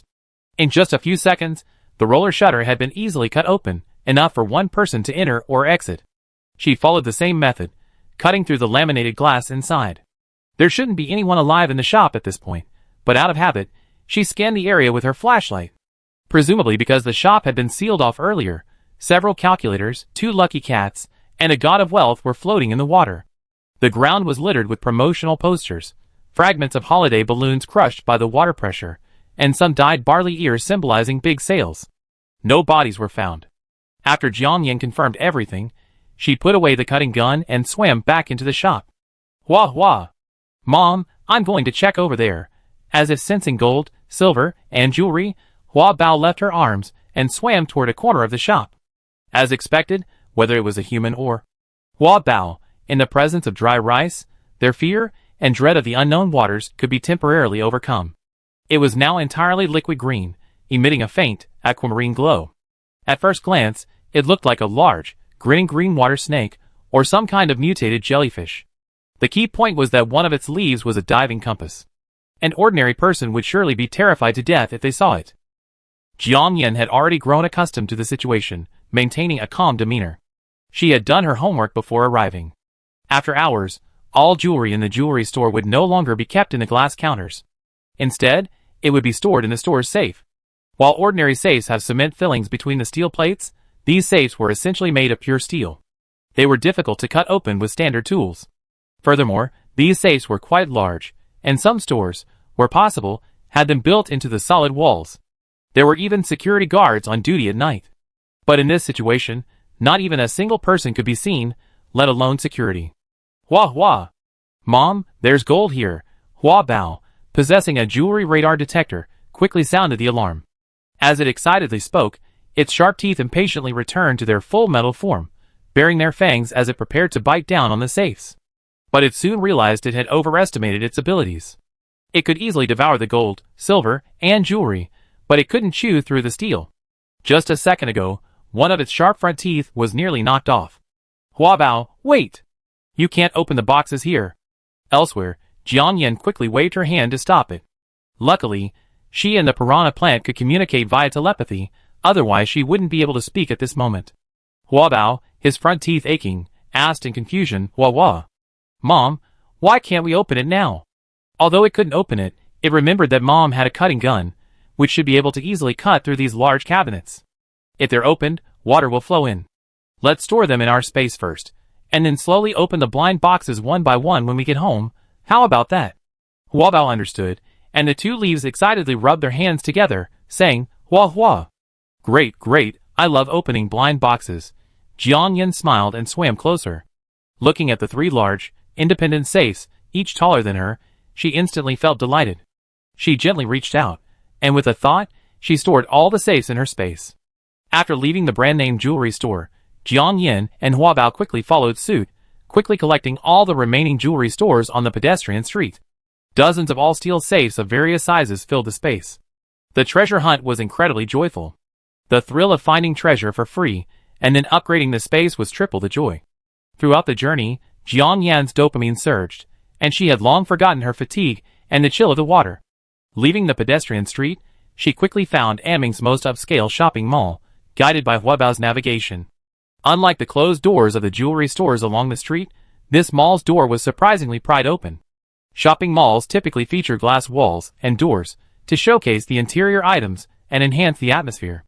After all, the surveillance and security measures here were thorough, and the internal alarm system was directly connected to the local police station's alarm platform, so there was no need to worry about outsiders breaking in and stealing. But just to be on the safe side, before closing time, the property management would install a U-shaped lock in addition to the standard electronic access control system. At this moment, a layer of mud had accumulated on the U-shaped lock that had fallen near the broken glass door. It was likely the work of the high temperatures. Even so, Jiang Yin cautiously checked the entrance before swimming in. The area here was significantly larger, and the layout was less regular than those of the other shops. However, with the help of Hua Bao's jewelry radar, Jiang Yin quickly found the safe storage area. Judging from Hua Bao's excited shouting of Hua, it is very likely that the value of the jewelry stored here is higher than that in the pedestrian street just now. Chapter 86. As usual, Jiang Yin retrieved her underwater cutting gun from her space, and quickly cut open the steel door outside the safe storage room. This room, approximately 20 square meters, was located on the basement floor. Next door was the shopping center's property management monitoring room, so one could imagine the level of security. From the outside, it looked ordinary, even featuring an acrylic sign that read utility room to conceal its presence. But only Jiang Yin knew that the walls of this room were likely lined with steel plates, just like her safe house in Repulse Bay, and the plates here were noticeably thicker. Although the room was flooded, one could still vaguely see the dense network of surveillance cameras covering the roof. Perhaps there were also infrared sensors and a high-voltage anti-intrusion system on her door. But now, after being without power and internet, and soaked in rain for so long, these high-tech anti-theft devices had long since become ineffective. Looking at the room's security level, Jiang Yin had a fleeting illusion that she wasn't in a shopping center, but rather a top-tier jewelry museum. As usual, she shone her diving flashlight around before cautiously swimming in. Wah wah. Mom, I smell red diamond pigeon eggs. Red diamond pigeon eggs? Jian hesitated for a second, then her eyes lit up with delight. Where are they? Red diamonds are said to be the most precious color of diamond. The next most precious are purple, blue, pink, green, orange, yellow, white, black, and brown diamonds. Scarcity makes things valuable, and diamonds are no exception. She remembered reading a report in a fashion news article that the world's reserves of red diamonds over 1 carat were no more than 5, so one could imagine how scarce they were. It said that any single diamond could buy a courtyard house in Beijing. If it could be called a pigeon egg, it would be at least 5 carats. The key point is that such a rare diamond appeared here, not at a jewelry exhibition or auction, which was truly beyond her expectations. It seemed like she had struck it rich today. Jian was quite pleased with this. Wah wah! Here, in the safe, Hua Bao's vines grew longer, and with a look of excitement, it wrapped itself around a strangely shaped safe in the corner of the house. This safe must have been a custom-made one. Unlike other rectangular standalone safes, it was 2 meters square, a perfectly square size. On top of it, a bunch of smaller safes were stacked like building blocks. It looked a bit obvious. Hua Bao was a little hungry, and its scarlet tongue couldn't help but lick the safe door. Jian smiled silently at its greedy expression. Despite her excitement, she finished collecting the pile of safes nearby before quickly swimming over and storing this one in a separate white living area within the space. She was actually eager to open it and see the rare red diamond pigeon egg, but thinking that the current environment wouldn't allow it, she gritted her teeth and held back. Hua Bao, let's go to the next stop. Jian, having successfully collected another batch of priceless jewelry from a shopping mall, felt increasingly relieved. Hua Hua. Go, go, go! Let's go. Hua Bao's blades transformed into propellers, and it had already swum out of the small room before her. After so much underwater exploration, it had become much braver. They were currently on the first floor below ground level. This upscale shopping mall, located in a prime CBD, boasts extremely valuable land. The ground floor's rent is the most expensive, decreasing with each floor, so some of the warehouses and staff offices are located in the least valuable and least airy underground space. When she and Hua Bao came down, they walked through the supermarket corridor on the basement level. Outside was a large imported supermarket, which Jian had visited several times before. But now, the items inside were either light and floating away or heavily weighted to the ground. Moss-covered towels and moldy, rotten freshly baked bread dangled from the shelves. Some were vacuum-sealed, but they would have to be scraped away bit by bit. Jian glanced at the dark supermarket area and ultimately gave up the idea of swimming in. Time was limited. Her main purpose for this trip was to find jewelry. If time permitted, she might also visit the bee colony or the hospital clinic to look for some medicine or other. Food is someone else's priority, not hers. Thinking this way, Jian had already exited the shopping mall. Just as she was about to continue on to the next mall, Hua Bao suddenly swished a leaf around her wrist. It pointed to a shop next to the mall, also decorated in luxurious and upscale style, and excitedly exclaimed, Hua Hua! Mom, there's food there too. Jian looked in the direction of the leaf's pointing and couldn't help but smile. Hua Bao, you have a pretty sharp eye. As she spoke, she followed it, swimming towards the shop. That was the only flagship store for luxury watches opened by Donkey Hennessy in Anming, spanning 3 floors. It specialized in selling several major watches from the entire group, and of course, there was also a small section selling watches from other world-renowned brands. Most of these watches were quite expensive, with the cheapest starting at 100,000 yuan, not to mention the 8-figure collector's pieces. Jian had previously purchased a watch from this brand store, when she sold it to a second-hand luxury goods website, when she was liquidating her assets. But it was from a sister store in another country, where some tariffs were waived. So, Hua Bao was not only perceptive and discerning, but also quite discerning. She didn't pick the best, just the most expensive. She was actually a little puzzled by the teeth of the piranha plant. Because some watch straps and dials, besides gold and platinum, were made of metals and exotic materials, such as stainless steel, titanium alloy, rhodium, ceramic, carbon nanofiber, and so on. There were also dials made of mother-of-pearl, enamel, sapphire, and so on. Could I feed it stainless steel, shells, or ceramics instead?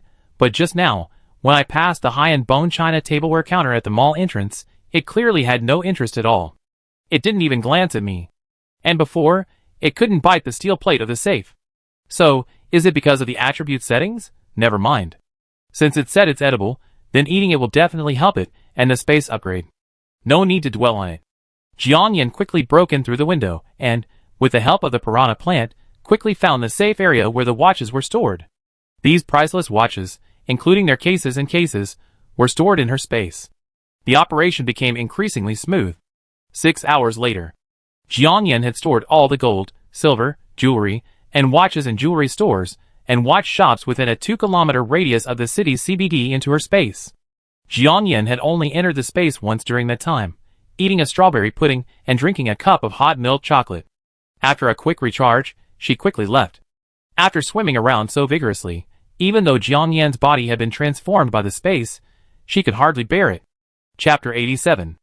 After clearing out the jewelry and watch shops in the core area, Jiangyan slowly swam toward the surface. However, she didn't immediately emerge from the water. Instead, she pulled out a periscope from her spaceship, poked it out over the surface, looked around, and only emerged after confirming it was safe. She was currently located near the city's second ring road, roughly to the west. Not far away, a glass-walled office building, more than 10 stories high, protruded from the water. Near the office building were old, low-rise residential buildings, a large construction site, and a sizable sports park, all now completely submerged. This building, at first glance, looked solitary, like an isolated island in the sea. Jiangyan thought for a moment. Returning to Repulse Bay and then emerging again wasn't practical. This morning, she and Sun Jingtao had reacted quickly, and their exit had been smooth. Any later, and the exit would likely have been overwhelmed by the survivors of Building A. Besides, the trip back and forth was exhausting. The time lost on the road was better spent resting. After all, she had another day of work to do tomorrow. This building was in the middle of nowhere. Although it was an isolated island, it was perfect for her to rest. This meant the chances of her encountering strangers were practically zero. After all, she had her portable space, a mobile home, so it wouldn't be a big deal. Thinking of this, Jiangyan slowly swam towards this conspicuous island. The windows were tightly shut and covered with sunscreen, making it pitch black inside. Jiangyan approached the window and peered inside with a flashlight for a long time before she could clearly see that she was currently located in the middle of a glass window on a certain floor. Inside was likely the employee office area of a large company, densely packed with cubicles. The building was well sealed, so the water only reached the cushions of the staff chairs. After observing the situation, she decided against breaking the window violently. If the terrain inside was low-lying, the instant the water rushed in, the overwhelming force and pressure would instantly sweep her in. She would be crippled, if not killed. Jiangyan thought for a moment, and didn't dare use the powerful fire axe. Instead, she took out a small hammer and gently tapped a tiny crack in the window. The glass used in the curtain wall was strong and impact-resistant, and with a sunscreen film on the inside, it wouldn't shatter instantly like ordinary glass. However, under the intense water pressure, it wouldn't last long. Without further thought, Jiangyan put away the hammer, turned, and swam quickly out. In just 3 or 4 seconds, the crack in the window widened under the pressure of the water. She even heard the crackling sound. Without further delay, Jiangyan flashed into the space with a single thought. It took about 7 or 8 minutes before she emerged. The powerful water pressure pushed the entire pane of glass apart. The water level inside and outside the room was now level. Jiangyan swam cautiously inside. Floating in the room were a pile of documents, books, cushions, and a few shards of glass that hadn't yet fallen to the ground. She quickly found the entrance to the office area and opened it the same way. It seemed to be on the 13th floor. The corridor was pitch black and filled with a damp, moldy smell. She quickly found the fire escape on her floor, listened for a moment, and scanned the area with her flashlight. Then, she sat on the edge of the stairs and stowed her bulky scuba system and oxygen cylinders into the space. After removing her mask, fins, and various other diving accessories, Jiangyan felt a sudden lightening of energy, as if she had suddenly come alive. After spending so long in the water, her face was covered in mask marks. Without further delay, she stood up and headed for the 14th floor. The hallway was pitch black, and cigarette butts littered the floor. High-rise buildings like this are generally non-smoking, but that doesn't stop people from stopping by for an after-dinner cigarette. They could also use their phones to watch videos, tip streamers, or play some scuba diving. They quickly reached the 14th floor. Jiangyan shone her flashlight on the door, and was instantly amused. The timeless character's Jinghua Dental came into view. What luck today! It was like a perfect match. This is a nationally renowned private dental clinic, both large and spacious. They are often located in 5A office buildings. Some even rent 2 or 3 floors. She had originally been thinking of looking for a hospital or clinic to buy some medicine for free, but she hadn't expected to find it here. Of course, dental clinics don't have a complete selection of medications, but they always have basic anti-inflammatory drugs, disinfectants, some emergency allergy medications, and cardiovascular medications. Jiang Yan retrieved a fire axe from her spaceship, smashed the glass door open, and quickly walked in. The 2 money trees and a pot of Phalaenopsis orchids in the reception area had long since withered. Further ahead, behind the simple, upscale marble reception desk, a white, pretentious fruit brand computer appeared. On the table lay a pastel-colored USB fan, a mini humidifier, various mini figurines, a bunch of Pop Mart blind box specials, a complete set of fruit green keyboards, and so on. This must be the workstation of a beautiful young woman who loves life. Employees at such workstations, dressed so conscientiously, and in a healing style, are generally dedicated to their jobs and won't leave easily. After unceremoniously taking a cute kitten, Jiang Yan continued walking inside. She skipped the food storage area and common areas, and quickly found the clinic's medicine warehouse. Hospitals and clinics have specific requirements for storing medications, so finding it wasn't difficult. She broke into the room with her usual force. Amoxicillin, metronidazole, ibuprofen extended-release capsules, dexamethasone, nitroglycerin, and a bunch of other medications she didn't recognize, all slipped into her storage with a light touch of her fingers. However, this batch of medication had been exposed to high temperatures, and she wasn't sure if its efficacy had been affected, so she had marked it separately. It was simply a reserve for extreme conditions. The warehouse also had several refrigerators, probably for specialized medications that needed to be kept at a constant temperature. The refrigerator had lost power, and the temperature had been extremely high, so the medications were clearly ineffective. Jiang Yan didn't collect them. She suddenly realized that when she purchased medications abroad, she should have bought some vaccines. Even if she could buy vaccines for free now, they were mostly inactive. After collecting the medications, Jiang Yan left the luxuriously decorated dental clinic. There was actually a lounge and the director's office inside. But the occasional pile of dentures and craniotomy X-rays inside was a bit unsettling in the dim light. Besides, this was on the 14th floor. If someone came in later, they'd be easily spotted. She simply went up 2 more floors. Half of the 16th floor was rented by an e-commerce platform company that looked quite well decorated. She easily broke through the door. Halfway through the open office area, she saw a red and black striped speedboat sailing across the shimmering water not far away. Chapter 88. The red assault boat slowed down about 50 or 60 meters from the building. Seeing this, Jiang Yan hurried through the office area and approached the glass curtain wall. Using one of the slanted triangular steel frames as cover, she pulled out a telescope from her space and peered down. The room was dimly lit, blocked by the sunscreen, and since she was on the 3rd floor, it was nearly impossible for anyone on the assault boat to spot her. However, Jiang Yan still managed to duck sideways behind the steel frame. On the large, 8-person assault boat sat 3 men and 1 woman, all wearing one-piece waterproof jackets, backpacks, and goggles. Seated at the bow was a man, approximately 26 or 27, with a stern expression and a straight posture. He held a black submachine gun, and the waterproof backpack on his back was a unique design, a large, specialized tactical waterproof bag large enough to hold a submachine gun. Seated in the middle of the assault boat were a man and a woman, also in their 20s, each holding a fire axe. The man had a mole above his left eyebrow, and his face was exhausted. He was speaking in a shrill, unamused voice, while the woman listened with a slight frown.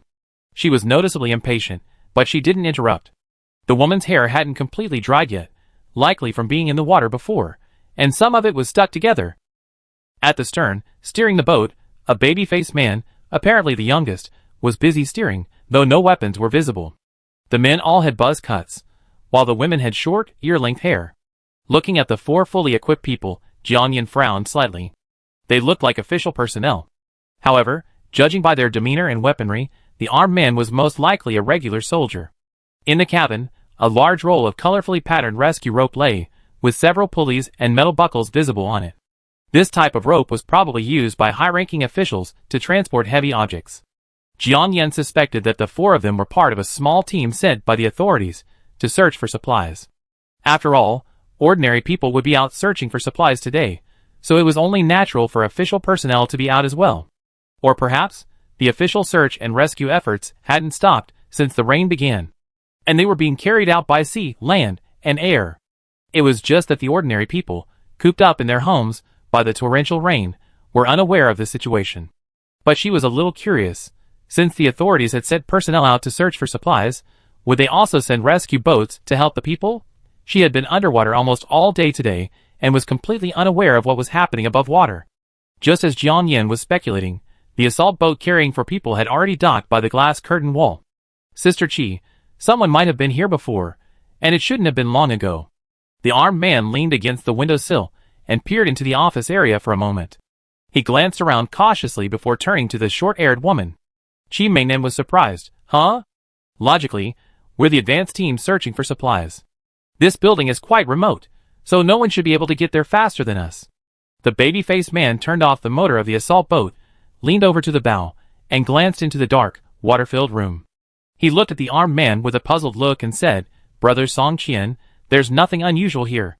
How did you know someone had just been here? Jiang Yin, brother, send money. There are some supplies floating in the water that haven't completely settled. There are shallow water marks on the plaster walls. Water must have rushed in recently, so the gap must have been opened recently. However, it's possible that the glass just broke. Everyone should be careful when you go in. Song Qian said this, taking another cautious look around. He then removed the tactical waterproof bag, placed the submachine gun inside, and then removed a small, sharp dagger from his leg.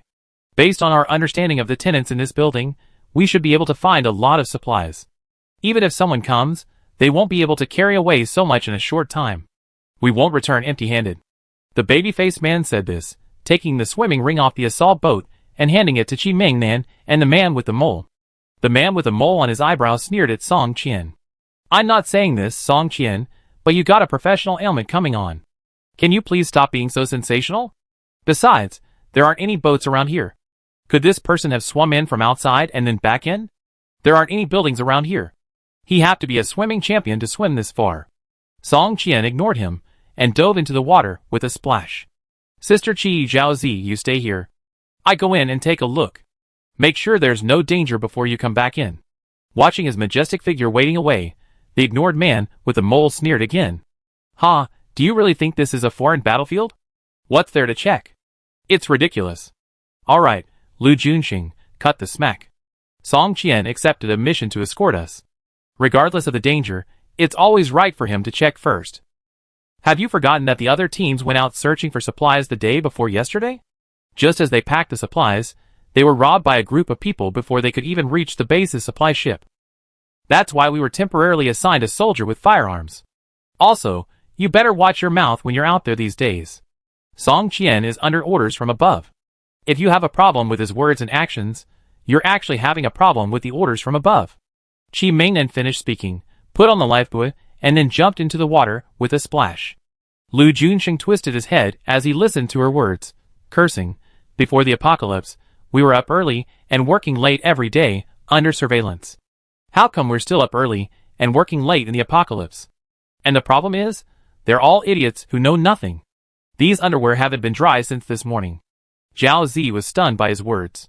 No, Brother Lu, are your waterproof pants soaked? What the hell? Lu Junxing said angrily. She glared at him angrily. Xiao Zi, then why do you say you never done it before? I'm sweating, isn't it? Lu Junxing glared at him.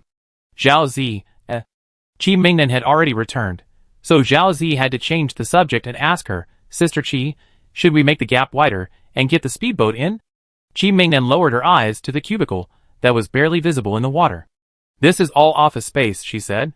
The water level might not be high enough, and the speedboat might run aground. Let's find a spot and anchor it nearby. Song Qian just found the private dental clinic upstairs. He and I will go up there to search. You guys can come up as soon as you moored the boat. Okay. Xiao Zi nodded, picked up a nylon rope, and said to Lu Junxing, Brother Lu, come and help me. Chapter 89. The higher-ups are asking us to do this kind of manual labor searching for supplies. Isn't that a waste of our talents? They're just messing around all day. All those years we spent at a prestigious university were wasted. Isn't this a classic waste of talent? Lu Junxing reached out to help Zhao Zi secure the assault boat, continuing his furious complaints. Hearing his words, Zhao Zi couldn't help but laugh. He jokingly said, "Brother Liu, look at what you're saying. Your IQ has improved, but your EQ hasn't. If anyone heard this, wouldn't it be a disgrace to your school? You're still a graduate of a prestigious university at this hour? You know the government suffered heavy losses in these two disasters. Manpower and supplies are severely scarce. Everyone's on the defensive, don't you? Forget about graduating from a prestigious university. Even if we graduated from the top programs in the galaxy at the University of the Universe, without a single bite of food, we starve to death in no time, you know? We can't just sit in an office and get paid from 9 to 5 like before, can we? Luckily, at least we have the government backing us up.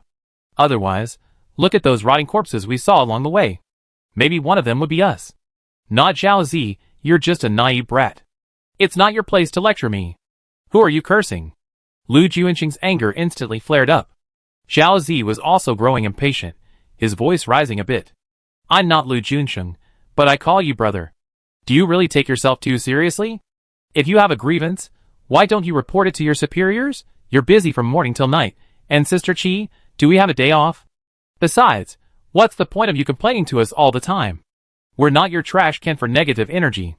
Zhao Zi finished his barrage of words, grabbed a large coil of rescue rope, slid it around his arm, and leaped overboard with a plop. "You?" Lu Juanxing glared at his back, his gaze lingering on the knotted rope of the assault boat. Finally, he gritted his teeth, grabbed a lifebuoy, and dove into the water. Silence finally fell outside.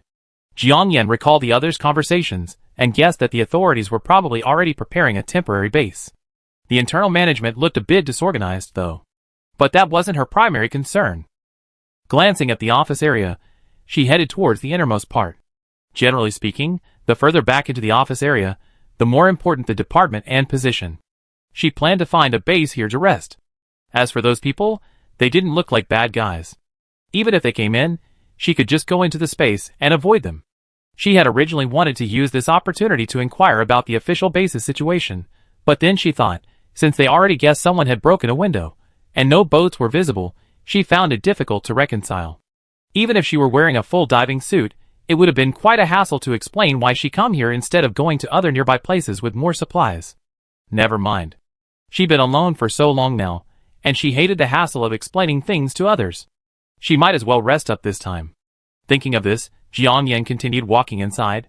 She had turned off her flashlight when she saw the assault boat, and as usual, she didn't turn it on to avoid being discovered. Thankfully, it was around 6 or 7 o'clock outside. Although the light was dim without sunlight, it wasn't pitch black. Jiang Yan quickly spotted a room labeled General Manager's Office, but the door was currently closed.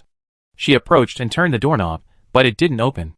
Since someone was downstairs, and since she was using this place as her base for the night, she couldn't force the door open. Looking back, she saw a screened-off workstation outside the General Manager's office, with the blue workstation card of the General Manager's secretary taped to it. Jiang Yan's brows relaxed, and she quickly walked over. The desk was clean, save for a computer, a calculator, and 2 blue filing baskets filled with various documents and books. She reached into the baskets and rummaged through them, but found nothing.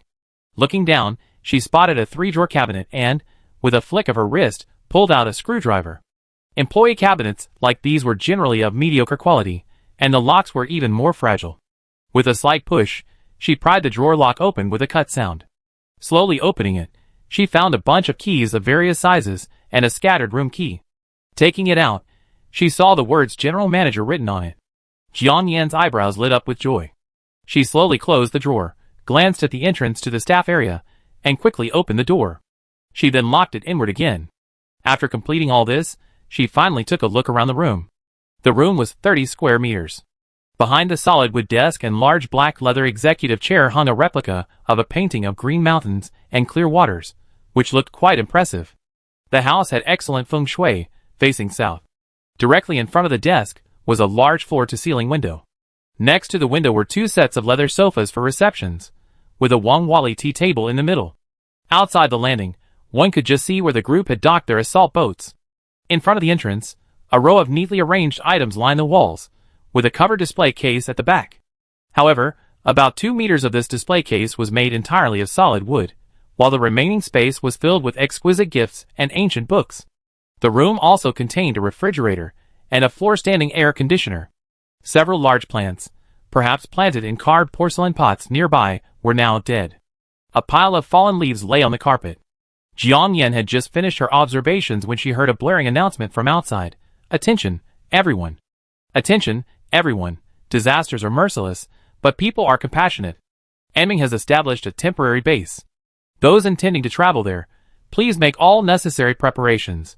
Official ships will soon be picking up residents along the route. Please spread the word and make preparations. Attention, everyone. The horns blaring sounded repeatedly, drawing ever closer. Jiang Yan raised her eyebrows slightly.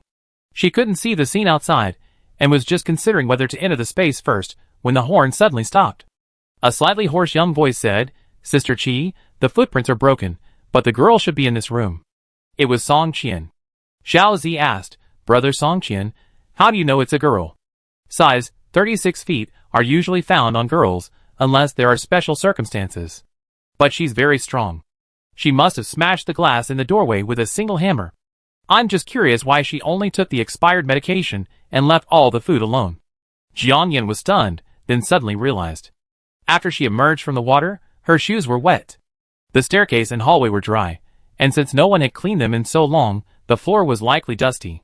The temperature was low and the air was humid, so her footprints would have a hard time drying. So, her whereabouts were easily exposed. Chapter 90. That only means she's not short of food at all right now. Not only is she not short of food, but she's quite well fed. Qi Mingnan frowned, pondering for a second before analyzing. She held a fire axe in her hand, a loudspeaker strapped to her chest. Though she chatted casually, her eyes were warily scanning the surroundings. The voice announcing the base had just come from the loudspeaker. As a temporary search team dispatched by the Anming authorities, they were not only responsible for searching for supplies, but also for informing any potential survivors that the official base was under construction. Xiao Zi listened to her words with astonishment. Sister Qi, not short of food? That's ridiculous. Even the top leader of Anming City wouldn't dare claim to be food-free. Besides, even if there's no shortage of food, some people still exploit others. That's why they say the experts are among the common people, Song Qian said calmly, winking at the two, signaling them to continue their loud chatter. He pointed at the closed door of the general manager's office, and approached with very light steps, submachine gun in hand. Xiao Zi, you're right.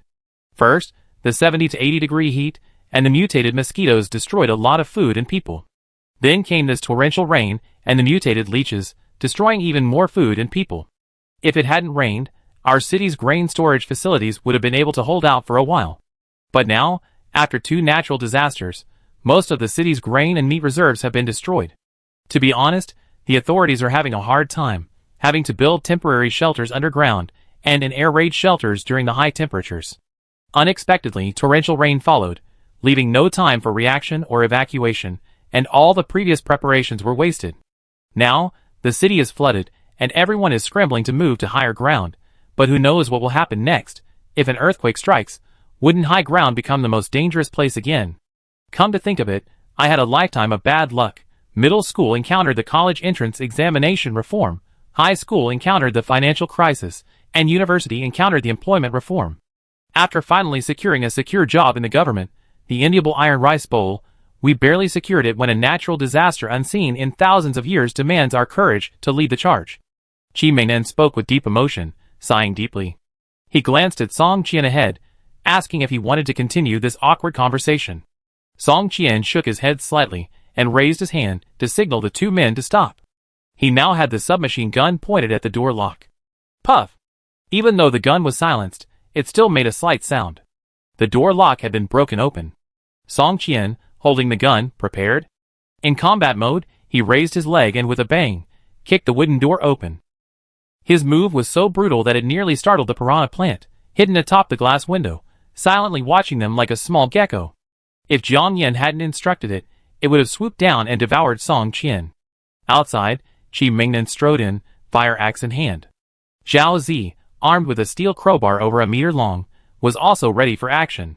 The room was small to begin with, and the three of them quickly searched all the possible hiding spots, only to discover the room was completely empty. The three of them stared at each other in shock for a second. The footprints clearly disappeared outside the room. The footprints inside were dry, so that was easy to explain. But those damp, Fresh footprints in the hallway coming out from the 13th floor. Could they be a ghost? Seeing a ghost in broad daylight? And a female water ghost? Don't be too far-fetched. Zhao Zi was about to speak when Song Qian raised his hand to silence him. He then slowly walked towards the antique display case facing the main entrance, gun in hand. He fumbled briefly with the solid wood panel to the side, then, bang, pushed it open, and a hidden door and a small secret room appeared before his eyes. Zhao Zi's eyes widened, and he exclaimed, "Holy shit!" and quickly stepped forward. Qi Mingnan's brows relaxed, and he quickly followed. The room was pitch black. Song Qian had already activated the tactical flashlight on his submachine gun. Wherever the light reached, the gun was pointed. Inside, there was a single 1.5-meter-long tatami mat, placed flat against the floor, with a bedside table next to it. Further in, there was a simple shower room. Shining the flashlight on the other wall, a solid wooden wardrobe came into view. "Damn, brother Song Qian, you're amazing. You even figured out this trap," Zhao Zi said, quickly moving towards the wardrobe. A tatami mat flat against the floor couldn't hide anyone, and Qi Mingnan checked the shower room, but there was no one there. The only option was to hide in this wardrobe. Zhao Zi gripped the crowbar tightly, and gently approached the wardrobe door. Song Qian's flashlight and gun were already pointed at him. The wardrobe door was swiftly opened by Zhao Zi, and a strong scent of cologne greeted him. The three of them paused as they peered inside. Inside was a row of neatly ironed Armani suits of the same style and color. Near the corners, a few bunny girl costumes and black stockings hung. Further to the right, on a shelf, were various unspeakable toys and an unsealed box of raincoats. Below, there was a small drawer. Pulling open, it revealed several unopened stacks of 100 yuan bills from the bank, 10,000 yuan each. Zhao Zi reached up and tugged at the round, furry bunny's tail, grinning. "This general manager is quite creative. So that girl just vanished out of thin air?" Qi Mingnan was a little incredulous, but she quickly recovered. "Never mind, whether she's human or ghost, let's collect what we can first. Zhao Zi, these clothes and condoms can be packed up and taken away. As for the money, even though it's useless now, take it too." As she spoke, she pulled a large waterproof bag from her backpack. "Yes. But our main reason for coming to this building is to go to the clinic and get those anti-inflammatory drugs. So Sister Qi, you guys keep this here for now. I go check the air conditioning vents inside. Maybe he's hiding there." Song Qian finished speaking and quickly walked out, but quickly turned back. "Sister Qi, did you notice that Lu Junxing is missing?" "Oh yeah. I was thinking it was finally getting quieter." "Hey Zhao Zi, where's Lu Junxing?" Qi Mingnan paused, looking at Zhao Zi beside her. They were the last to come in. Zhao Zi glanced outside, shrugged, and said helplessly, "I don't know. We just got to the 13th floor, and he said he had a stomachache and needed to go to the bathroom. He told me to come up to see you first, so I did. Then I saw those strange footprints and forgot about it." Chapter 91. Could he have encountered those mutant leeches? But those leeches are usually only found near residential areas. This area is sparsely populated, so they shouldn't be there. Qi Mingnan's heart skipped a beat despite his analysis. Not good. Song Qian, sensing a bad premonition, left the secret room, gun in hand, but he quickly stopped in front of the French window in the outer room. Outside the French window, where they had previously parked the assault boat, a noticeable wave was now forming. Song Qian remained silent. He focused his attention, raising his submachine gun, the muzzle pointed at the point where the assault boat had emerged, his eyes fixed on the scope. The piranha plant, which had been perched on the top of the glass window, had no idea what he was going to do. Its small eyes rolled around, and it turned almost imperceptibly to look out the window. Qi Mingnan and Zhao Zi, who were busy collecting supplies in the secret room, were startled. They immediately strode out, waterproof bags in hand. "Has Lu Junxing defected? No wonder he kept asking me how to drive a speedboat. Damn! I knew he had bad intentions." Zhao Zi slapped his head, suddenly realizing. "We can't lose our speedboat." Qi Mingnan was startled and tried to run, but Zhao Zi grabbed her. "Sister Qi, with brother Song Qian here, he can't get far. Chasing him now won't help." Qi Mingnan, As she hesitated, the roar of a speedboat's engine ignited from outside the window. In just a second or two, the red speedboat with black stripes rushed out of the gap. "Song Qian, shoot," Qi Mingnan said impatiently. Song Qian didn't act immediately, but silently assessed the enemy's trajectory. He fired a submachine gun like a sniper. Lu Junxing on the water, couldn't see the people in the window, but he held the motor with one hand and raised his middle finger toward the curtain wall, a scornful smile on his face. Zhao Zi nearly jumped in anger. Lu Junsheng had already turned away. At the same moment, Song Qian pulled the trigger. Bang! The French window shattered. Puff! Immediately, another bullet left the chamber and flew toward Lu Junsheng with a whoosh. Lu Junsheng's body stiffened, and after a few shudders, he slid down into the cabin with a plop. The speeding assault boat began to spin in place. Such accurate marksmanship from such a long distance left Qi Mingnan and Zhao Zi stunned for a second. Gosh, brother Song Qian, you truly deserve to be Eming's best marksman. Let's go! Song Qian ignored Zhao Zi's praise and rushed out with the other two. The room quickly returned to its previous tranquility. The piranha plant, which had long been unable to stay where it was, scurried up to the doorway. After confirming that the three had gone downstairs, it quickly sent a telepathic message to Jiang Yan. Hua hua! Mom, they're gone! Jiang Yan received the message and emerged from the space. After putting the piranha plant away, she glanced out the window. Song Qian and the other two had already rushed downstairs and were swimming swiftly towards the speedboat. After Lu Junsheng's disruption, Jiang Yan suspected they wouldn't return to this room. After some thought, she decided to return to her space first. Outside, it was gloomy and cold, but inside, the space was sunny and warm. Jiang Yan slipped into the dimension just as Song Qian fired through the door. But before entering, she had a sudden inspiration and decided to experiment with Hua Bao. She could enter and exit the dimension at will, but after using it for a while, she discovered two problems. 1. Her entry and exit points were fixed. This meant that wherever she entered the dimension, she would reappear exactly there. 2. She couldn't see what was happening outside the dimension.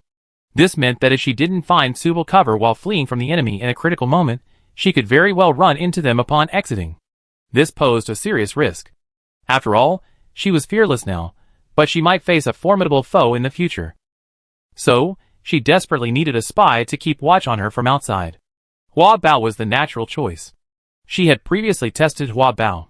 Generally speaking, when not in the dimension, Hua Bao couldn't be more than 10 meters away from her in a straight line. And if it wants to enter or exit space, it must be carried by oneself. But what is this space that she possesses, independent of the real world? Jiang Yan had previously read a book called Parallel Universes and speculated that it might be a parallel spacetime, or perhaps a multidimensional spacetime that has been folded. If it is a multidimensional spacetime that has been folded, then she and Hua Bao, one inside the space and the other outside it, would most likely be no more than 10 meters apart in a straight line. Now it seems her speculation was correct, and the second experiment was a success. Of course Hua, the tool, Bao now has a new and glorious mission. Jiang Yan affectionately called it the Special Guardian Mission in times of crisis. The piranha plant wasn't interested in the name of its new mission. As long as it stayed away from its mother, everything was fine. It quickly recounted everything it had seen outside to Jiang Yan. Afterward, it looked at her with anticipation and said, Hua Hua. Mom, I did great today, didn't I? Jiang Yan beamed and gave it a thumbs up. Yeah, great. Absolutely great. At this moment, she had already taken off her wetsuit, rinsed briefly, applied essential oil to her hair, wrapped it in a shower cap, and casually donned a white bathrobe. She was about to head to the jacuzzi for a medicinal bath and a face mask to rest. Working in the water for 6 or 7 hours straight was truly exhausting. Besides, she wasn't a professional. To avoid any after effects, she felt it necessary to rest up today. For example, after a bath, she might have a good meal. After all, a good meal and rest would give her the energy to work. As for lunch and dinner, they already decided. A sweet and delicious coconut chicken hot pot was a must. The thought of the fragrant preserved meat clay pot rice with the coconut chicken made Jiang Yan's mouth water. As they chatted, the man in the flower had already reached the apple cabin's door. Jiang Yan was about to step in when a vine of a carnivorous plant suddenly stretched out and entangled her. Hua Bao extended a leaf and pointed at the square safe, which stood alone at the apple cabin's door. Her eyes whirled around. Hua Hua, she said, her scarlet tongue licking her fangs frantically, her stomach rumbling with hunger. Jiang Yan thought of the pink diamond pigeon egg inside the safe and couldn't help but smile. Hua Bao, you're not hungry, you're just craving something, right? Chapter 92. Hua Bao's 2 green leaves curled up shyly, blinking a few times as she said, Hua Hua. Mommy, I'm greedy, but I'm hungry too.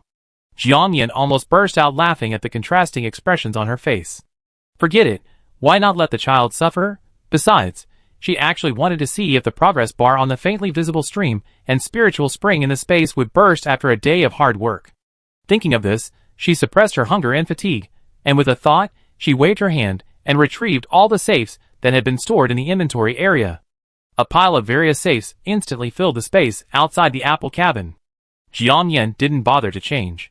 She rolled up the sleeves of her bathrobe and, with another thought, she retrieved a pair of professional sunglasses, a pair of earplugs, and a special lithium battery unpacking saw. Putting on her sunglasses, Jiang raised the corner of her mouth and said to the piranha plant, "Come on, Huabao, let's open the blind box." Hua hua! Great, great! The piranha plant was already rubbing its hands together impatiently. Jiang had done some research and found that the back of the safe was the most vulnerable part, so if she wanted to cut it open, she had to start from the back. And the back also happened to be where the supplies were stored. Thankfully, these supplies were for Huabao to eat, so accidentally cutting them wouldn't affect their value. The supplies in the space were all controlled by her mind. With a thought, she casually waved her hand, and the large and bulky safe adjusted its shape, placing its back in front of her. Buzz, buzz, buzz! Amidst a piercing roar, dazzling sparks began to fly everywhere. Although the sparks shouldn't have any effect on the floor, Jiang temporarily turned off the chainsaw and placed a fire blanket underneath before continuing to cut. In less than a minute, the square safe had been sliced open by her chainsaw. The back panel of the safe surprisingly contained a miniature camera and an infrared detector. What surprised Jiang and the piranha plant even more was that the safe contained not a high-end jewelry box, but a smaller, all-steel safe. Jiang frowned. Why was there a nesting doll inside? But this also meant that the only thing inside was probably the pink diamond pigeon egg, and it was quite valuable. Jiang continued this process, cutting open this smaller safe. There was another safe inside. Jiang was stunned, then gritted her teeth and continued cutting. The further into the safe, the thinner the steel plate, making it easier to cut. She speculated that this design was likely intended to delay the thieves. Finally, after cutting through 5 nesting doll-shaped safes, a luxurious Tiffany blue jewelry box, the size of a palm, appeared before her eyes. Jiang carefully removed it and opened it.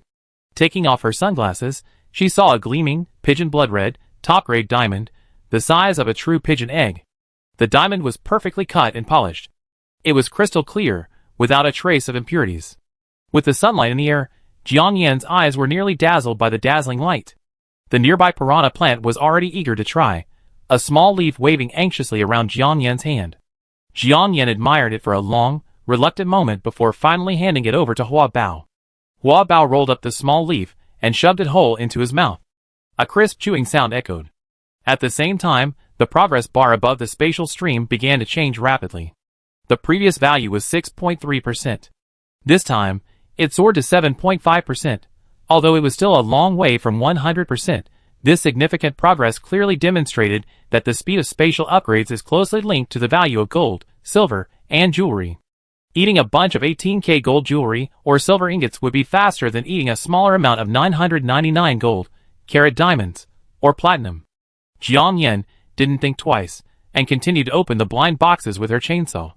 Soon, after destroying a large number of brand new chainsaw blades, she had opened all the jewelry safes she had found that day. Over 10,000 gold bars of various sizes, over 9,999 gold necklaces of various designs, over 8,999 gold bracelets and bangles, and countless earrings, pendants, rings, brooches, lucky charm beads, longevity locks, and more. Over 8,000 PT950 platinum necklaces, over 6,000 bracelets, and over 9,000 earrings, pendants, and rings. Over 8,000 top-quality jade bracelets, necklaces, bangles, pendants, brooches, and more. Among these jades, there was a full ice cream jade necklace and a jade bracelet, worth several small coins. Over 9,000 top-quality pearl necklaces, bracelets, pendants, rings, brooches, and more. There were also tens of thousands of relatively inexpensive items of carat gold, PT900, silver jewelry, and small pearls. There were so many jewels, and almost all of them were astronomically expensive. Huabao's eyes widened. It looked as if it had been starving for centuries. 3 leaves transformed into 3 hands, frantically scooping up all sorts of jewels and shoving them into its mouth. The broken safes were all made of high-quality steel plates. Jiang Yan didn't throw them away, but returned them to the storage area. Gazing at the rapidly changing progress bar above the stream, her already exhausted energy suddenly returned. She took out a bottle of pineapple-flavored pulse and gulped it down, then downed a bottle of Red Bull. Then she put on sunglasses and earplugs, picked up the chainsaw, and continued working. Soon, she had also opened the pile of safes she bought for free at the luxury watch store. There were 86 Patek Philippe watches of various series, 138 Vacheron Constantin watches of various models, 378 Rolex Submariners, Green Submariner, Black Submariner, etc., 450 Jaeger-LeCoultre watches, and thousands more from Omega, Chopard, Panerai, IWC, and others. Many of the watch straps and dials were encrusted with diamonds, and some were handmade, commanding impressive prices. Jiang Yan did a rough calculation and concluded that the market value of all the gold, silver, and jewelry, including these luxury watches, was well into the tens of billions. In the past, just a few of these collectibles would have made her heart race, her heart pounding. But now, her heart raced too, but for the progress bar whizzing past the stream. Scarcity makes things valuable. But now, this pile of priceless items lay on the ground like unused merchandise, devoid of the luxury and prestige they once held on the counter and under the spotlight. They looked more like a pile of fake goods from a small private workshop. Fortunately, they were all packaged in boxes, so Huabao could simply open them when she wanted to eat them. Jiang Yan couldn't help but feel a bit like she was squandering the treasures, but she truly didn't have the energy to clean them up. Although she could control objects with her mind in the space, and the chainsaw felt weightless in her hand, the strong vibration when the chainsaw sawed the steel plate still made her arm numb for a while. Chapter 93. Jiang Yan used her mind to control objects, a bit like something that consumes mental energy. She had worked hard all day, and had also exhausted her mental energy. She was now exhausted, so she left the pile of jewelry and watches lying outside, and went straight into the bathroom. Over there, Huabao was also having a toothache. With a big eye and a small stomach, it temporarily gave up its intention to continue eating and conscientiously carried the pile of jewelry boxes to the second bedroom next to Jiang Yan's, stacking them neatly together. Jiang Yan gave Huabao that second bedroom to stay in. However, it had never lived there, and every day it slept on the white wool blanket beside Jiang Yan's large bed. The next day, Jiang Yan rose at dawn. After a quick wash and breakfast, she changed into a warm diving suit and left the space. As soon as she returned to the room she had entered earlier, she saw a large open-top tourist boat docked below. The seats on the sightseeing boat had been completely removed, now piled high with items packed in waterproof bags. Some items were still being transported down from the rooftop via pulleys and ropes.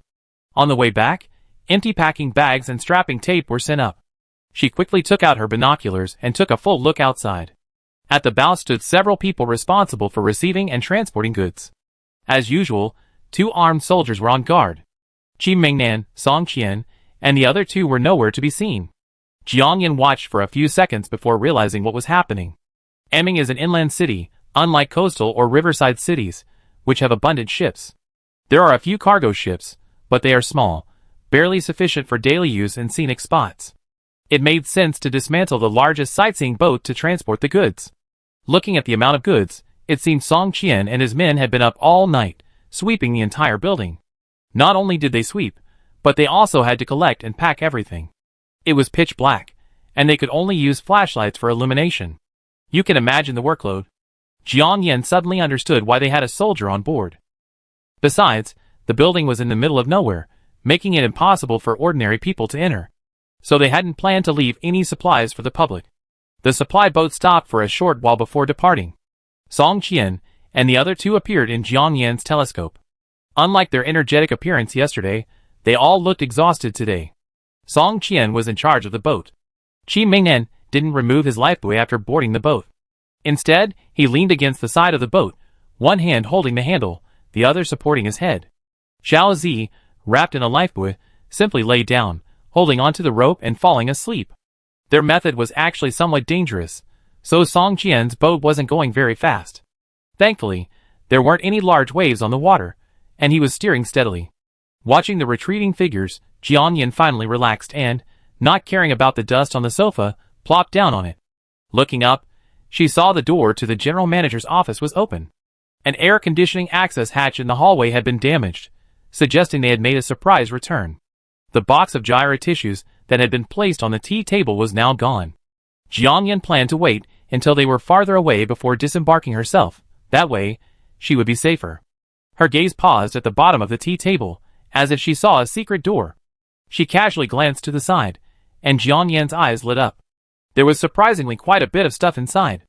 There were the more expensive Banjiang and Bingdao tea, as well as the more common jasmine tea and small green tangerines, and a large box of 30-year-old dried tangerine peel. Perhaps the tea table's door was somewhat hidden, so the others hadn't noticed and left everything behind. Whether the Banjiang and Bingdao tea were real or fake wasn't clear, but the dried tangerine peel was a valuable commodity, so Jiangyan simply stored all the supplies in her space. After about 10 minutes, Jiangyan finally stood up. The temperature outside had dropped again. The sky was gray, and the clouds were thick, suggesting rain.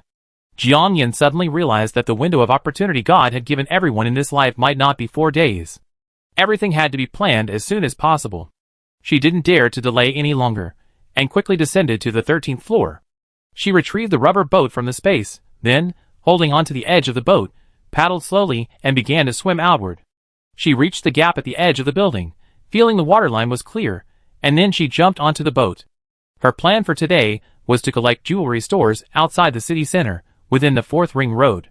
The outer ring was much larger than the inner ring, but the number and density of jewelry stores were much smaller, and there weren't many luxury watch stores outside, so she spent most of her time traveling. And unlike her previous trips downtown, where she could visit a small jewelry area and then swim directly to another, today's route was limited to visiting each location, collecting items, returning to the boat, and then continuing on to the next destination. This involved switching to a speedboat, which was even more tiring than yesterday. She encountered several other groups of people searching for supplies in rubber boats along the way. But everyone was wary of each other, preferring to stay out of each other's way. Even those who asked for supplies with a smile weren't forthcoming. After all, if they couldn't transport all the supplies in one trip, they would hide them, like squirrels moving house, and come back later. By around 6 or 7 in the evening, Jiangyan had finally searched over 90% of the jewelry stores on her homemade treasure map. She also stumbled upon several connected gardening shops in an alleyway behind a tourist shopping street. The seedlings inside had long since rotted and damaged from the heat and heavy rain.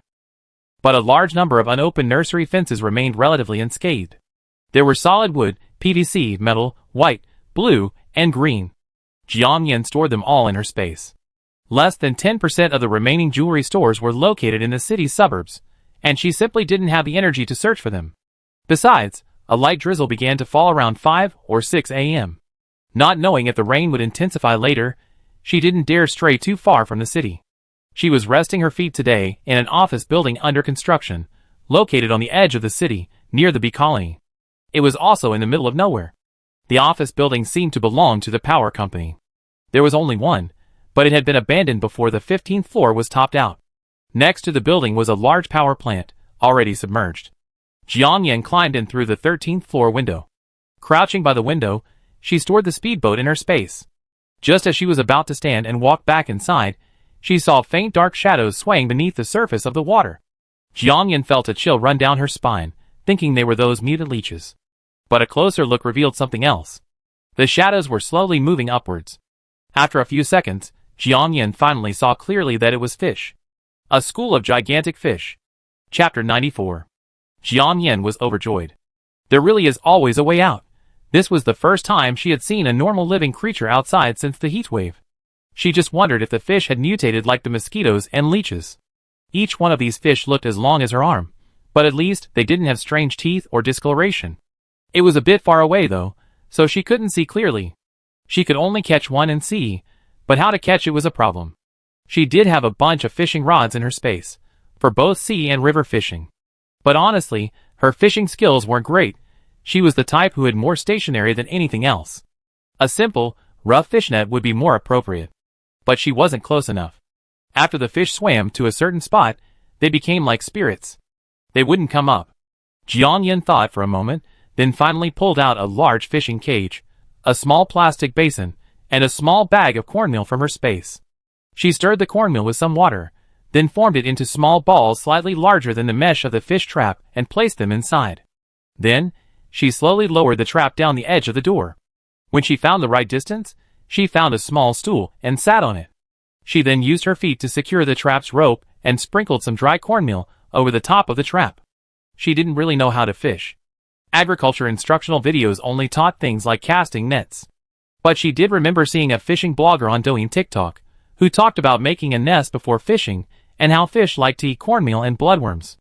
So, she copied his method and made some improvements. While others wait for the rabbit to appear, she now waits for the fish to enter the net. With everything ready, it's now just a matter of slowly waiting for the fish to enter the net. The fish are still swimming. Some quickly pick up the aroma of cornmeal and begin to slowly swim upwards.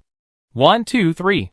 About 10 minutes later, a brave fish finally makes it into Jiang Yan's trap and devours the cornmeal with relish. Judging by their starving appearance, these fish must be living on a one-night stand. After all, the power plant is quite remote, not as plentiful as in the city. But that food is hard to describe. The water quality around here is much better though. As for the fish's ability to grow so large despite the lack of food, Jiang Yan suspects mutation is likely a factor. To be honest, it's truly unscientific to explain mosquitoes, leeches, and fish mutating in such a short period of time. But just like her rebirth, her ability to gain space and a piranha plant, it defies scientific fact. Jiang Yan didn't let her thoughts wander, instead focusing her attention on the water. Soon, seeing the lead fish safely feeding in the trap, the remaining fish followed suit, one by one. The fish were large, but only about 7 or 8 of them filled the trap. Jiang Yan felt she had almost caught them, so she secretly grasped the rope she had placed her feet on, then stood up and yanked the trap upwards frantically. The fish reacted, but it was too late. Jiang Yan's immense strength yanked the trap directly to the ground. The fish inside, their mouths open, frantically leaped and spun. Jiang Yan didn't immediately store them in her space, but took a closer look. The fins and bodies of these fish were very recognizable. They were all tilapia. Slimmer tilapia. She was puzzled. Tilapia are actually tropical fish that prefer warm water, and are not picky about their environment. They can even live in stinking ditches, earning them the nickname trash fish. When the power plant was operating normally, some residual heat cooling water would be discharged, leading to the abundance of tilapia in the small ditch outside. Later, this gave rise to a number of farmhouses specializing in tilapia farming. The most famous dishes were spicy tilapia and grilled tilapia. The water temperature outside was only 3 or 4 degrees Celsius, hardly suitable for tilapia. But just now, in the water, they seemed unaffected. Natural selection, survival of the fittest.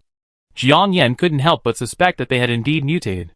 But despite her thoughts, she decided to store them in the space first. After all, after a while, when Huabao had eaten all the gold, silver, and jewelry, perhaps there would be a stream in the space. A stream without fish is soulless.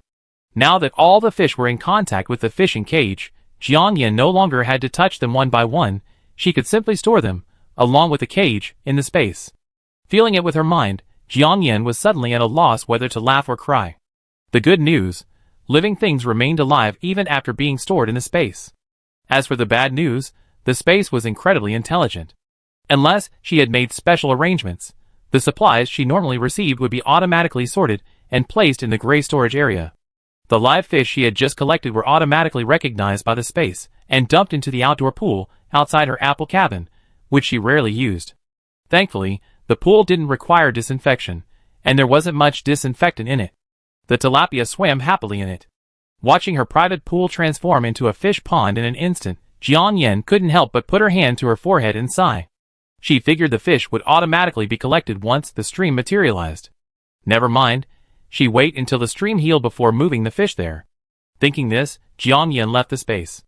Then she repeated the process, catching more fish and adding them to her luxurious fish pond.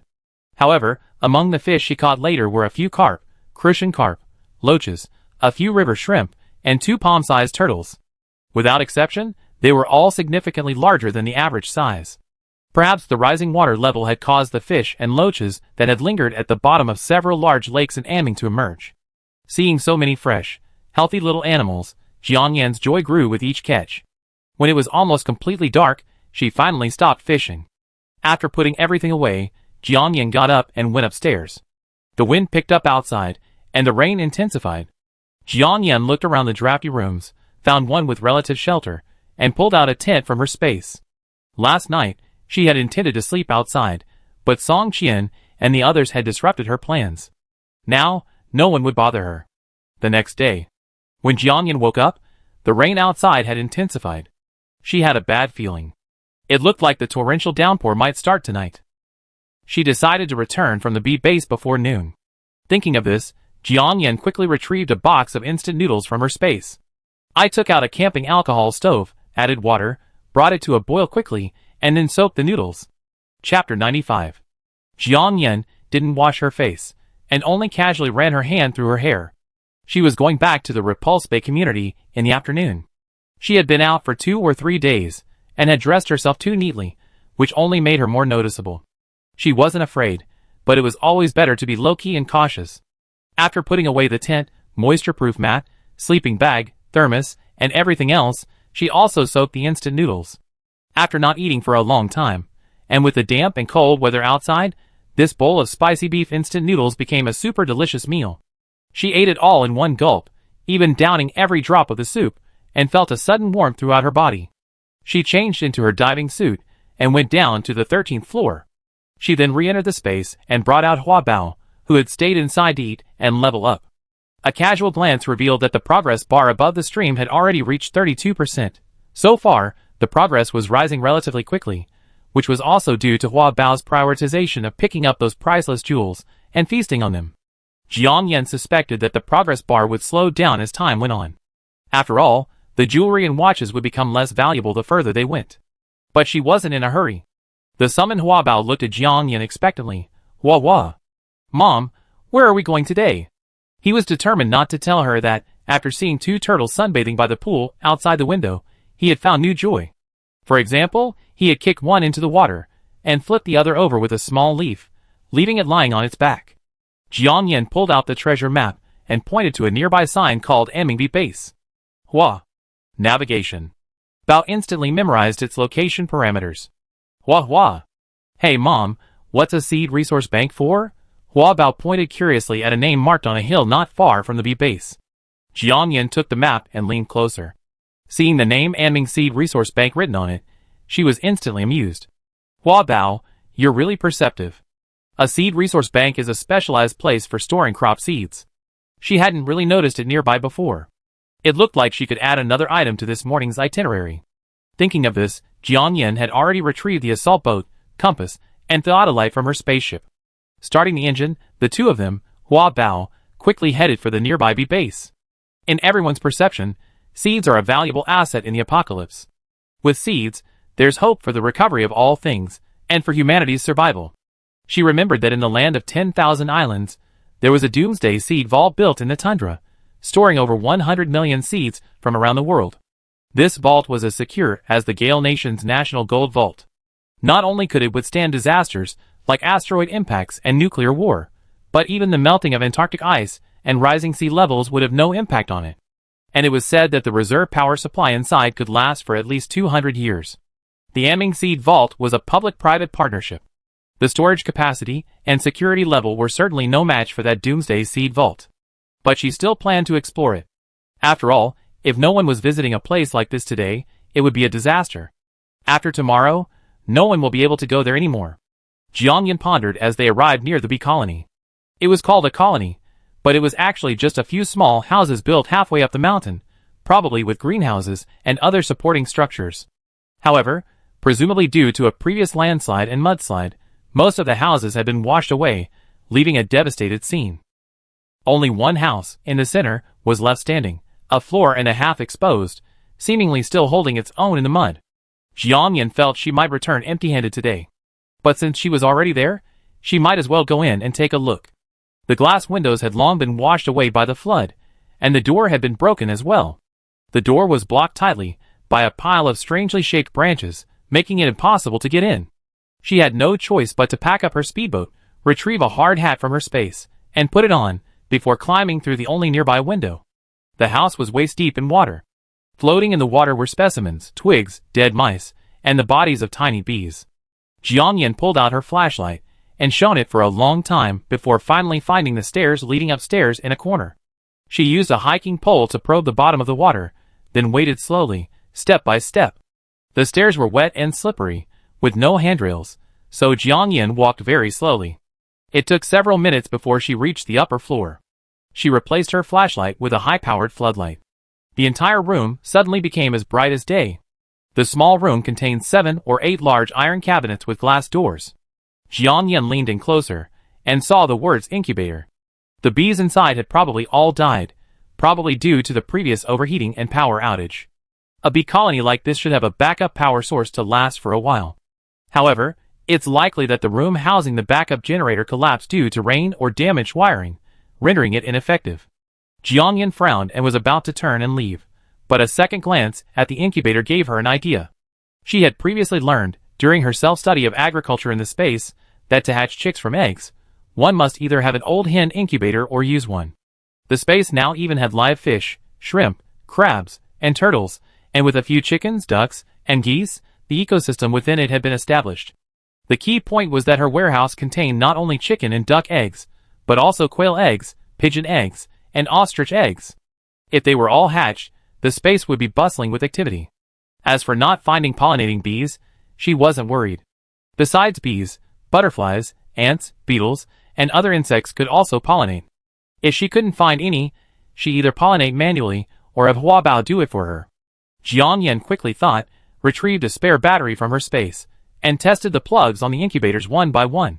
After testing, she found that only 3 of the 8 incubators were working. She cleared the dead bees from their bodies, and stored them all in her space. She decided to hatch eggs in her space when she had nothing to do during a rainstorm, a chance to test her agricultural studies. Back on the speedboat, Jiang Yan noticed the rain had intensified. Not daring to delay, she quickly headed for the seed repository, guided by Huabao's navigation. Halfway there, she stopped the speedboat and, out of habit, took out her binoculars for a quick look. A small boat with a flag was parked nearby. It looked like an official vessel. Looking further out, Jiang Yan was stunned. The landslide near the seed repository was incredibly severe, seemingly covering the entire entrance. A group of people in black rain boots were buried in the mud, clearing it with hose and crowbars. Others were working together to remove branches and debris from the interior. Without the help of an excavator, it was unclear when this manual cleanup would end. But that wasn't Jiang Yan's concern.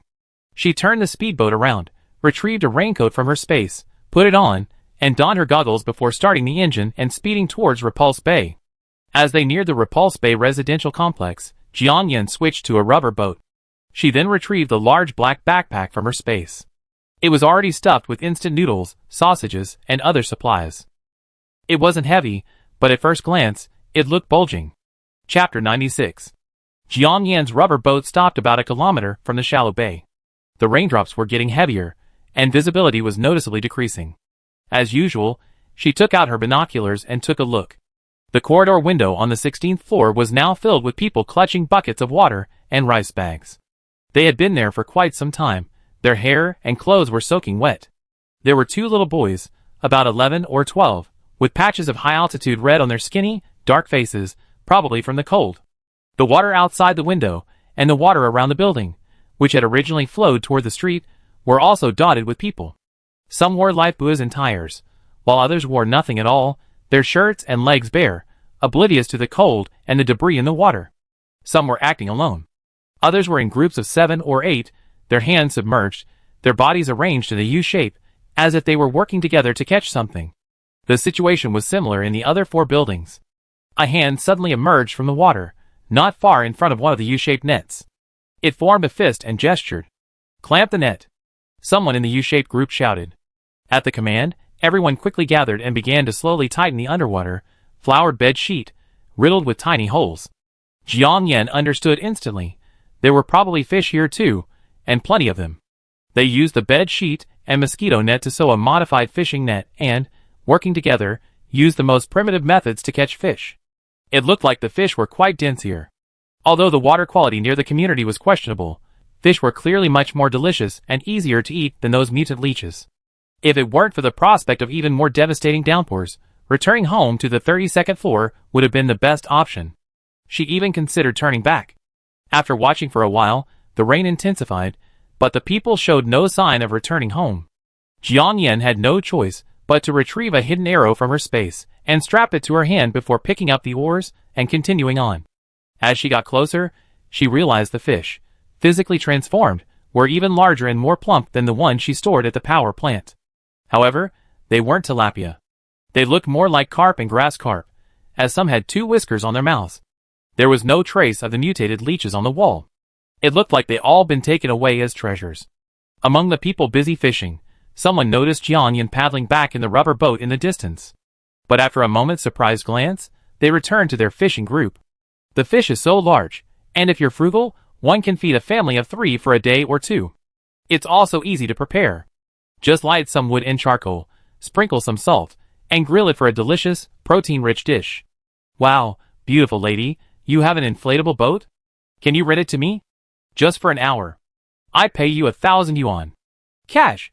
A lone man caught a wildly writhing water snake, and had just asked his son to take it to his wife, who was waiting by the window. He happened to catch Jiang Yan, wiped the rain off his face with his arm, and politely said, judging from the direction his son was swimming back, he should be heading towards Building B. As soon as he said this, the rest of the group's eyes suddenly turned to Jiang Yan. Jiang Yan finally saw clearly that many people had goose bumps on their arms, and several had blue faces and pale lips.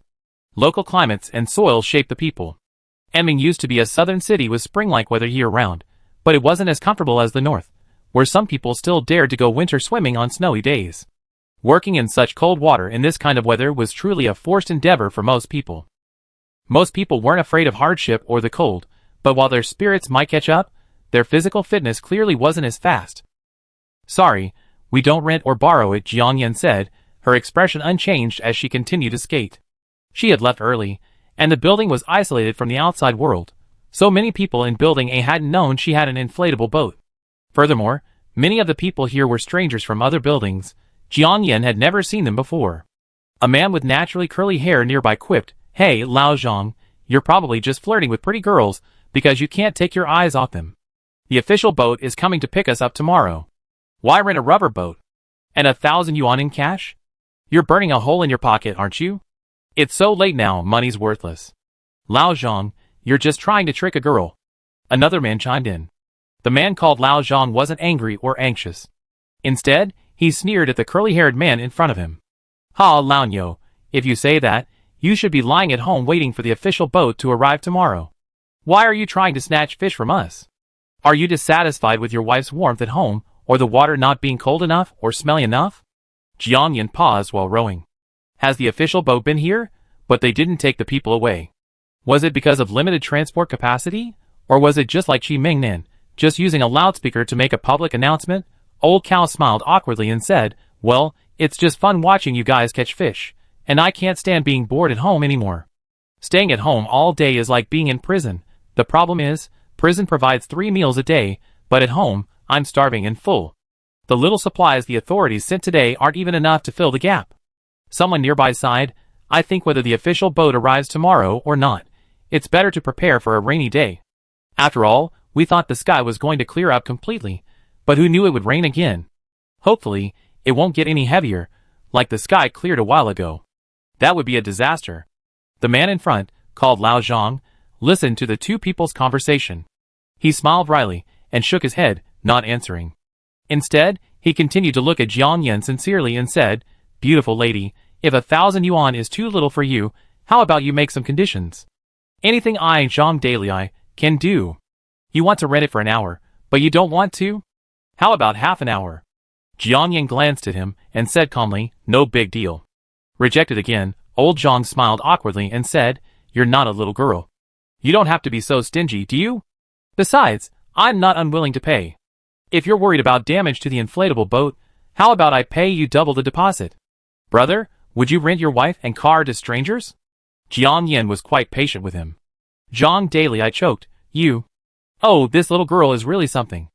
A grown man has lowered himself to beg you in front of his son, and yet you're still so cold. What a hard-hearted and cruel person." The man who didn't mind making a fuss was another man. Chapter 97. Jiang Yan gave him a cold look, her eyebrows raised, and her lips curled. "Oh, you're so soft-hearted? How about you give me half of the fish you caught? No, you're just making excuses. How can this even be true?" The man bristled. After all, Jiang Yan was just a little girl, and in his eyes, she posed no threat at all.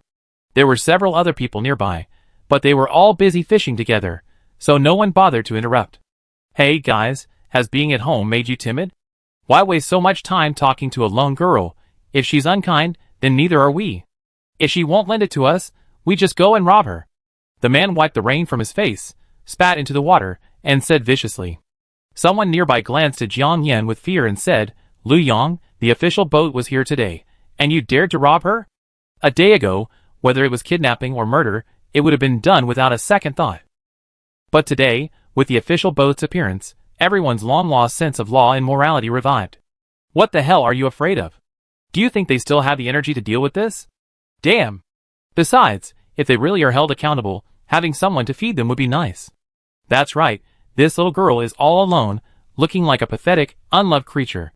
Otherwise, she'd have a boyfriend or a father by her side. If she's alone, why should we be afraid of her?" The others looked at each other in bewilderment for a second.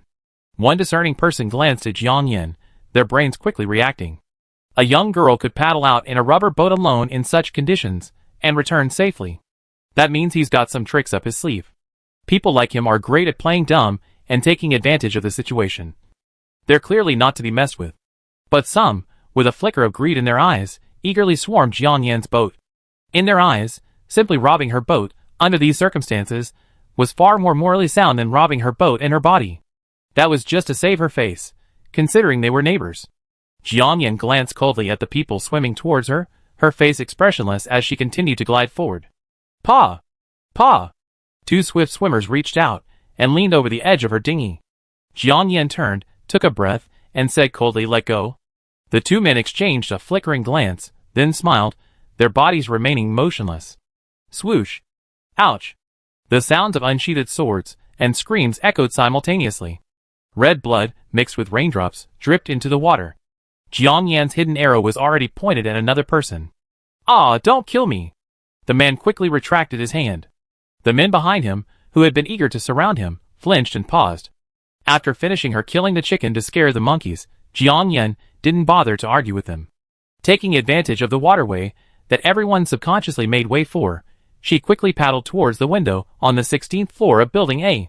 "Old Zhao, that looks like that thing on the 32nd floor of Building A." A man from Building A, who had been staring at Jiang Yan, suddenly asked, "What that thing?" Another man from Building A, who had also come from Building A, looked at him as if he were stupid, then glanced at Jiang Yan. Then, realizing what was happening, he unconsciously stepped back a little. Jiang Yan wore goggles and a raincoat, so even those who knew her wouldn't recognize her at first glance. Furthermore, some people here only knew her by name, never having seen her in person. Many people, for having uncovered the truth about the bloody mosquito and led the destruction of Lu Dahong and his gang, felt a mixture of admiration and gratitude. Of course, there was also some trepidation. After all, rumors circulated that she possessed a gun and was a sharpshooter who could hit anything she pointed. Some were even gossipy and suspicious. Although the internet was gone, some still connected Jiang Yan to the real-life disappearance of the multi-billionaire whose mother had staged a disappearance incident. After all, given her status and wealth, her appearance in Repulse Bay was indeed strange. But whether it was her rise to fame or her fall from grace was merely a topic of conversation. The remaining crowd, naturally confused by the meaning of the two men's conversation, stared at each other and fell silent. They were all from other buildings and didn't recognize Jiang Yan, nor did they recognize the 32nd floor of Building A mentioned by the person earlier. But the arm of the first provocateur had already been pierced by a strange, sharp sword. Such scenes used to exist only in TV dramas and movies. Seeing it in person now was truly terrifying. The group of people crouching in the windows of Building A on the 16th floor naturally saw everything happening on the water. Watching Jiang Yan's rubber boat paddling toward the corridor window, several people who had been blocking the entrance to the corridor consciously moved closer to the wall. The rubber boat quickly reached the window.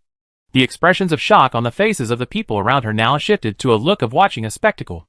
After all, the rubber boat was large and heavy. They were all watching to see how she would pull it up. Of course, some people were prepared to be invited to help push the rubber boat. The water level was still the same as it had been 2 days ago, perhaps even lower. Jiang Yan first pressed the rubber boat against the wall, then, with both hands propped up against the windowsill, she quickly and easily slid up. Then she tightened the fixed rope and yanked upward, pulling the rubber boat aloft.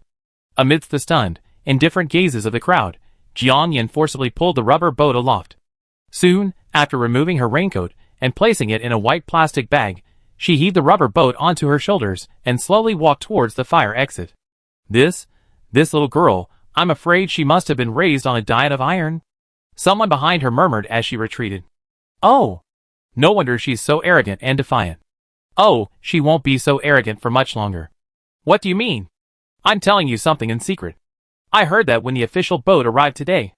Jiang Yan couldn't hear what was said after that. She wasn't interested. The stairwell was deserted.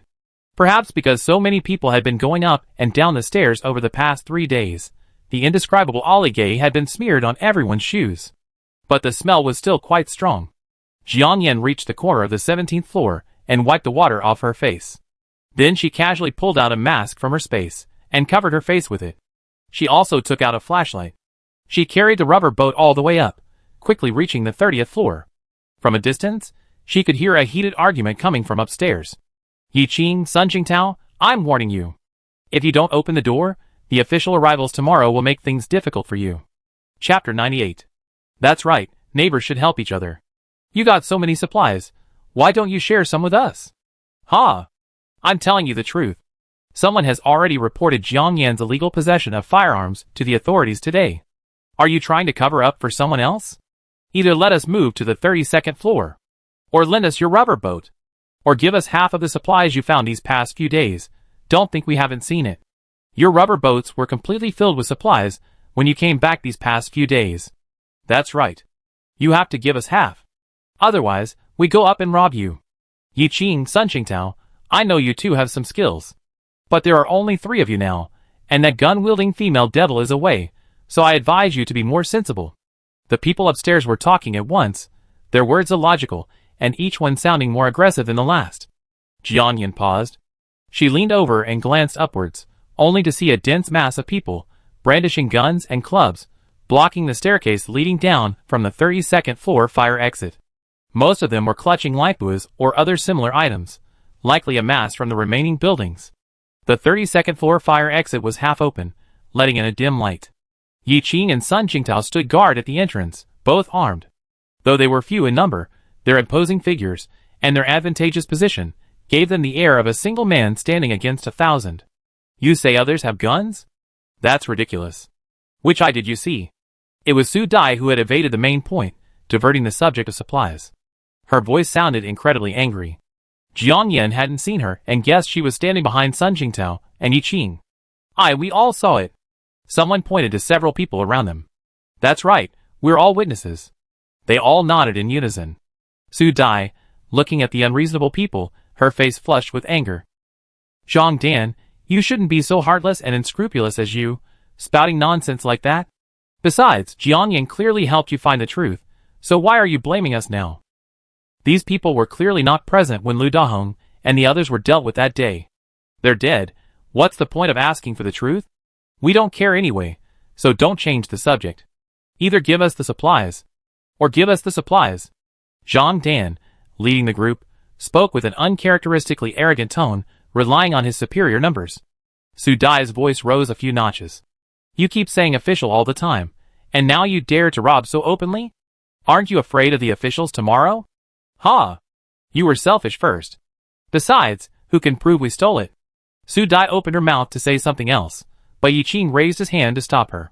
Yiqing glanced at the crowd with a cold gaze, finally pausing on Zhang Dan's face. He spoke word by word, you want supplies? If you're handless, I wouldn't mind giving you some. As he finished speaking, murderous intent flickered in his eyes. You little bastard, you haven't even grown all the hair on your mouth yet. Who are you threatening? Bang! With the dull sound of a blunt object hitting the head, bright red, warm liquid splattered everywhere. The people in the hallway had no idea he would suddenly strike such a blow. Everyone, their eyes shrank as blood splashed across their faces, and they recoiled. They were all from other buildings. They heard about the incident on the 32nd floor of Building A during their outings over the past 2 days. But after a few rounds of word of mouth, Jiang Yan had become known in the minds of those in the other buildings as a lunatic, driven by the trauma of her mother's tragic death, who had become a gun-toting, murderous lunatic. Don't mess with lunatics. Especially not with gun-wielding lunatics. That was the consensus. As for Yiqing and Sun Jingtao, they were known only as a veteran and a college student. They sounded like decent people, so they weren't particularly fearful.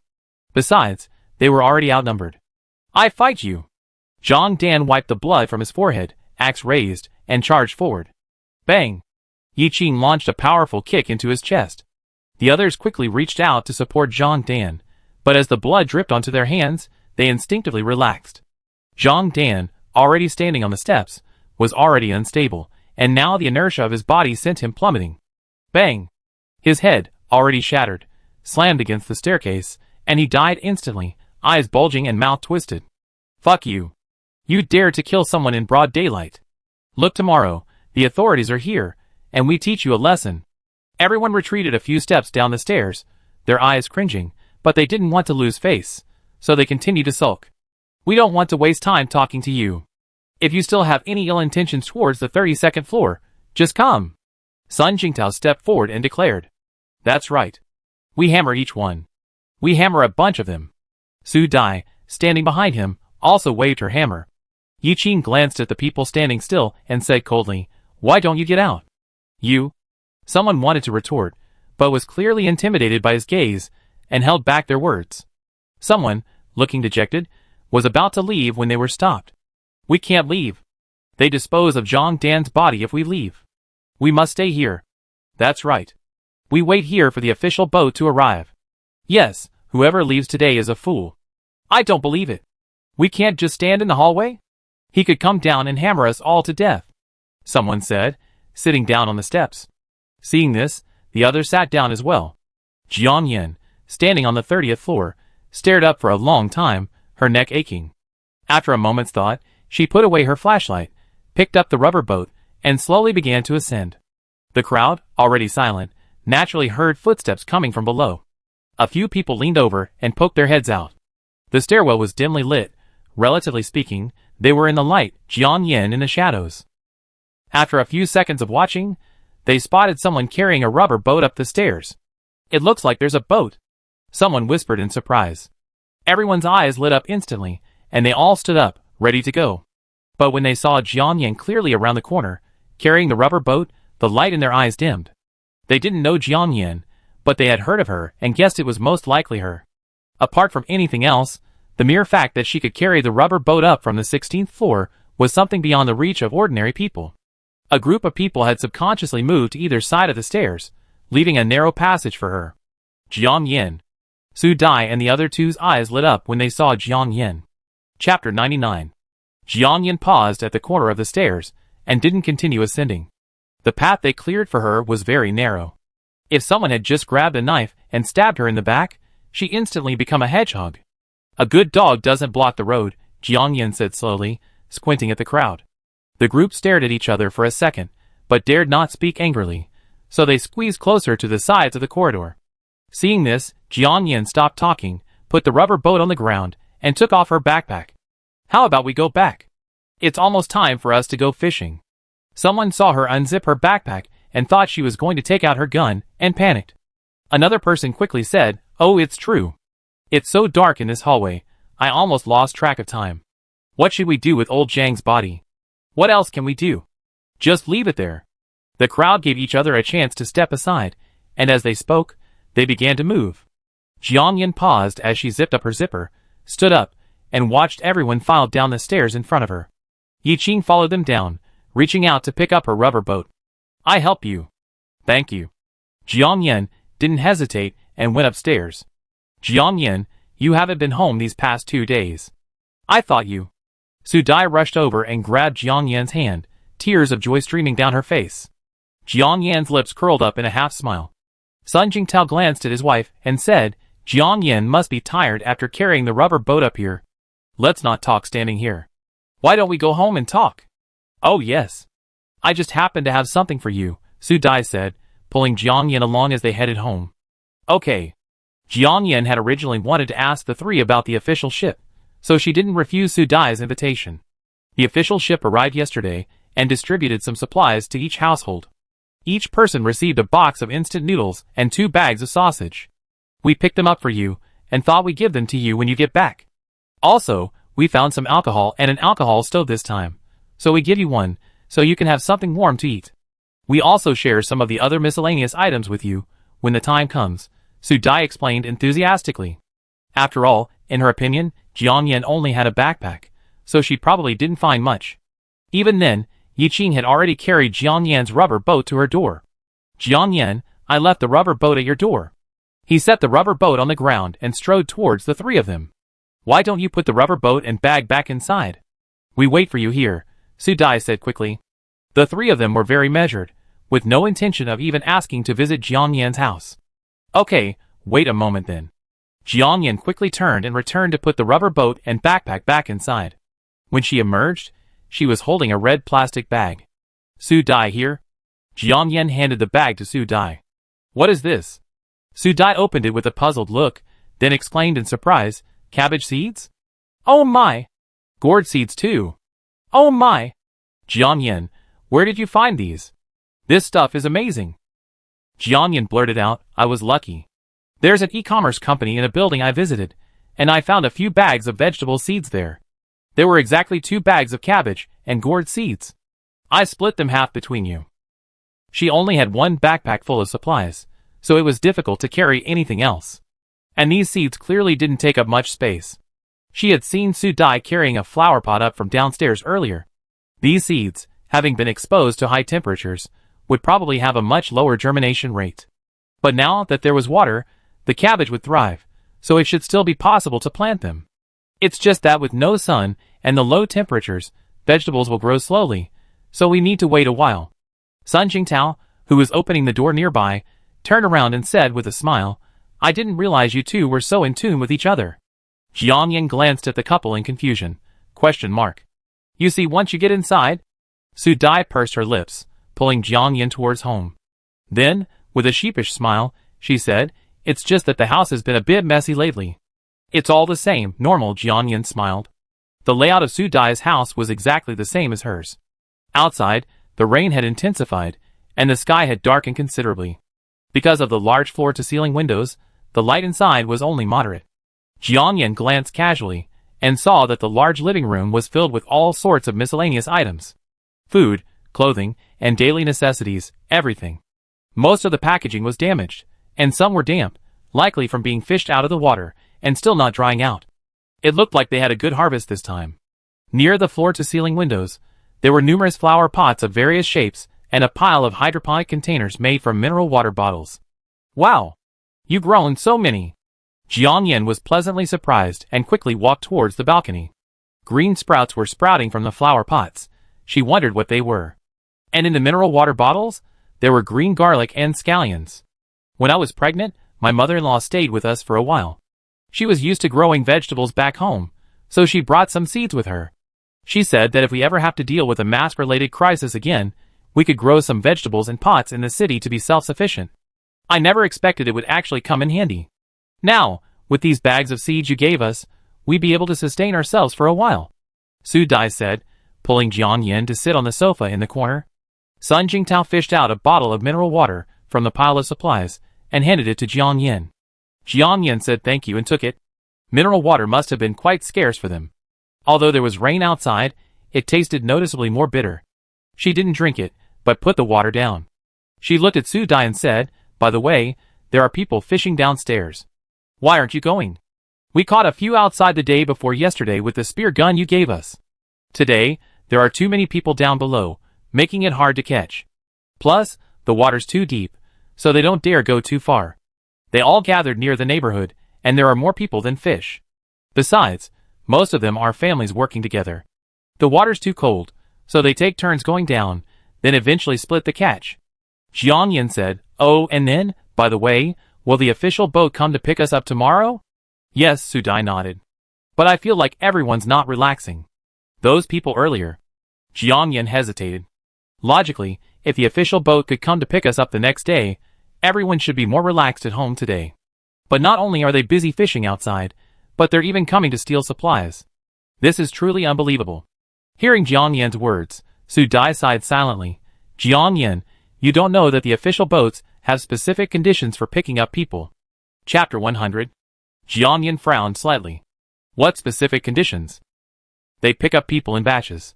Tomorrow's pickup will be men between 16 and 35, and women between 18 and 30. Of course, if you have special skills like carpentry, welding, cooking, or are a good swimmer, the age range will be relaxed. The boat that picked up today was full of young people from other places. There's limited space left, and several people from several buildings in our community have squeezed in. However, if you come on your own, the authorities will accept you. Their current base is at the Anming Twin Towers. Both towers have over 60 floors, so there's still room for some people. Su Dai looked. She glanced out the dark window, pursed her lips, and continued, actually, we all feel that this is clearly a screening out of the most suitable young and middle-aged labor force, and the most fertile women. The authorities say that subsequent batches will arrive to take over the rest, but anyone with a discerning eye can guess what's going on. Most families have elderly and young children, and in such inclement weather, it's impossible to leave them behind and go alone, so the number of people choosing to go isn't actually that large. But Anming has a population of several million, so even if the number of people going from each place is small, it adds up to a significant number. This doesn't include those living in the high-rise residential areas near the Twin Towers, who used to have much more convenient access. Jiang Yin wasn't surprised by the authorities' actions. Before the apocalypse, disaster relief efforts prioritized the elderly, the sick, the disabled, and pregnant women.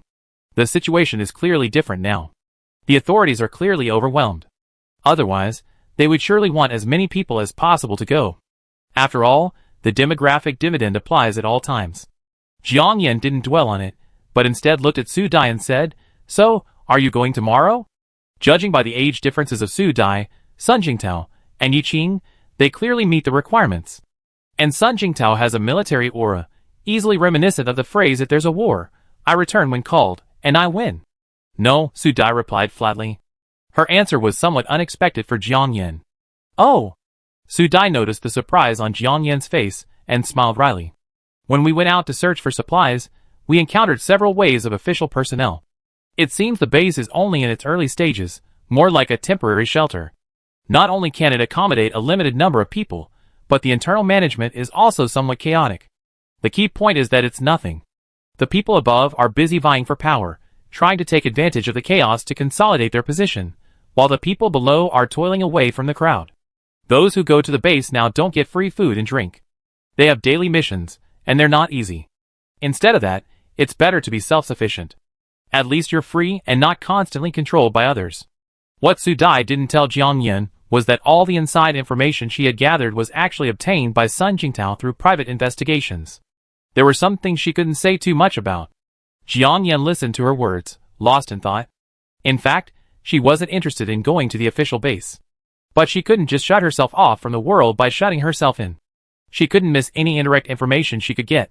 In her opinion, future natural disasters will be ever-changing, but as long as humans survive, there will be hope of solving and defeating them. After all, during the 5 million years since apes evolved into humans, there have been numerous natural disasters, many of them devastating.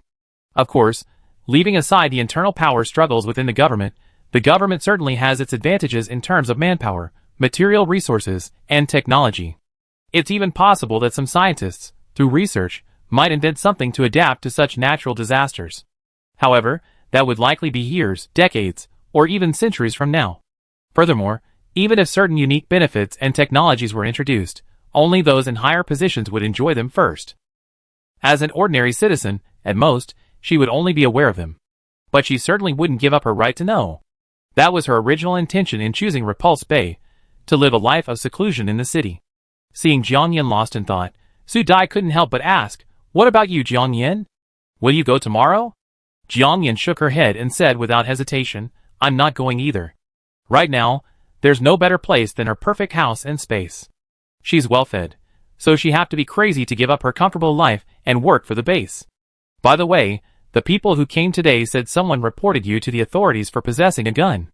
Do you want to hide your gun tomorrow?" Su Dai's eyes lit up, remembering this and quickly reminding her. Jiang Yin smiled and said casually, "No need. I'm just afraid they come and cause trouble for you tomorrow." Su Dai still felt a little worried. It wasn't that Jiang Yin was illegally possessing a gun, but rather that firearms, like firearms, have a powerful deterrent effect in this environment and are clearly a popular commodity in the eyes of many. Those with an insatiable thirst for power will not be spared either. It's not impossible to find a legitimate and reasonable excuse to seize both the person and the gun. Whoever claims must provide evidence. Their report is one thing, but whether they can find evidence is another. Besides, at a time like this, the officials might not be so idle, Jiang Yan said calmly. She flung the gun into the space, and the bullet-riddled bodies and bullet casings were long gone. Even if they turned the entire repulse bay upside down, they wouldn't be able to find them. Besides, judging by the weather outside, those official boats likely wouldn't be able to leave. Even if they did, she wasn't afraid. If they wanted to fight, they could fight. If they didn't, they could just slip back into the space and see who could outlast the other. Seeing Jiang Yan's calm and fearless expression, Su Dai's worry faded. Outside the window, the raindrops grew heavier, and the wind howled fiercely, the raindrops rustling in gusts so thick that you could even see the wind's pattern. Plus, her balcony only had ordinary glass, no soundproofing. It felt like the roof could be blown away in an instant. Su Dai was about to say something when the door creaked open, and Yi Qin walked in. His hands were stained with blood, probably from dealing with Zhang Dan's body. Bending down, he casually picked up a cloth and wiped them, then pulled a key from his pocket and handed it to Jiang Yan. Jiang Yan, for safety's sake, Brother Tao, and I found a lock for the fire exit on the 32nd floor. If possible, we should go in and out together. If you need to leave under special circumstances, please let us know. Okay. Jiang Yan took it. The fire exit actually had a lock, but regulations meant it couldn't be locked on a regular basis, so the property management key had long since disappeared. Now that it wasn't normal, locking the door would indeed be safer. Although everyone was wary of a few people, there was no guarantee someone might have some malicious intentions.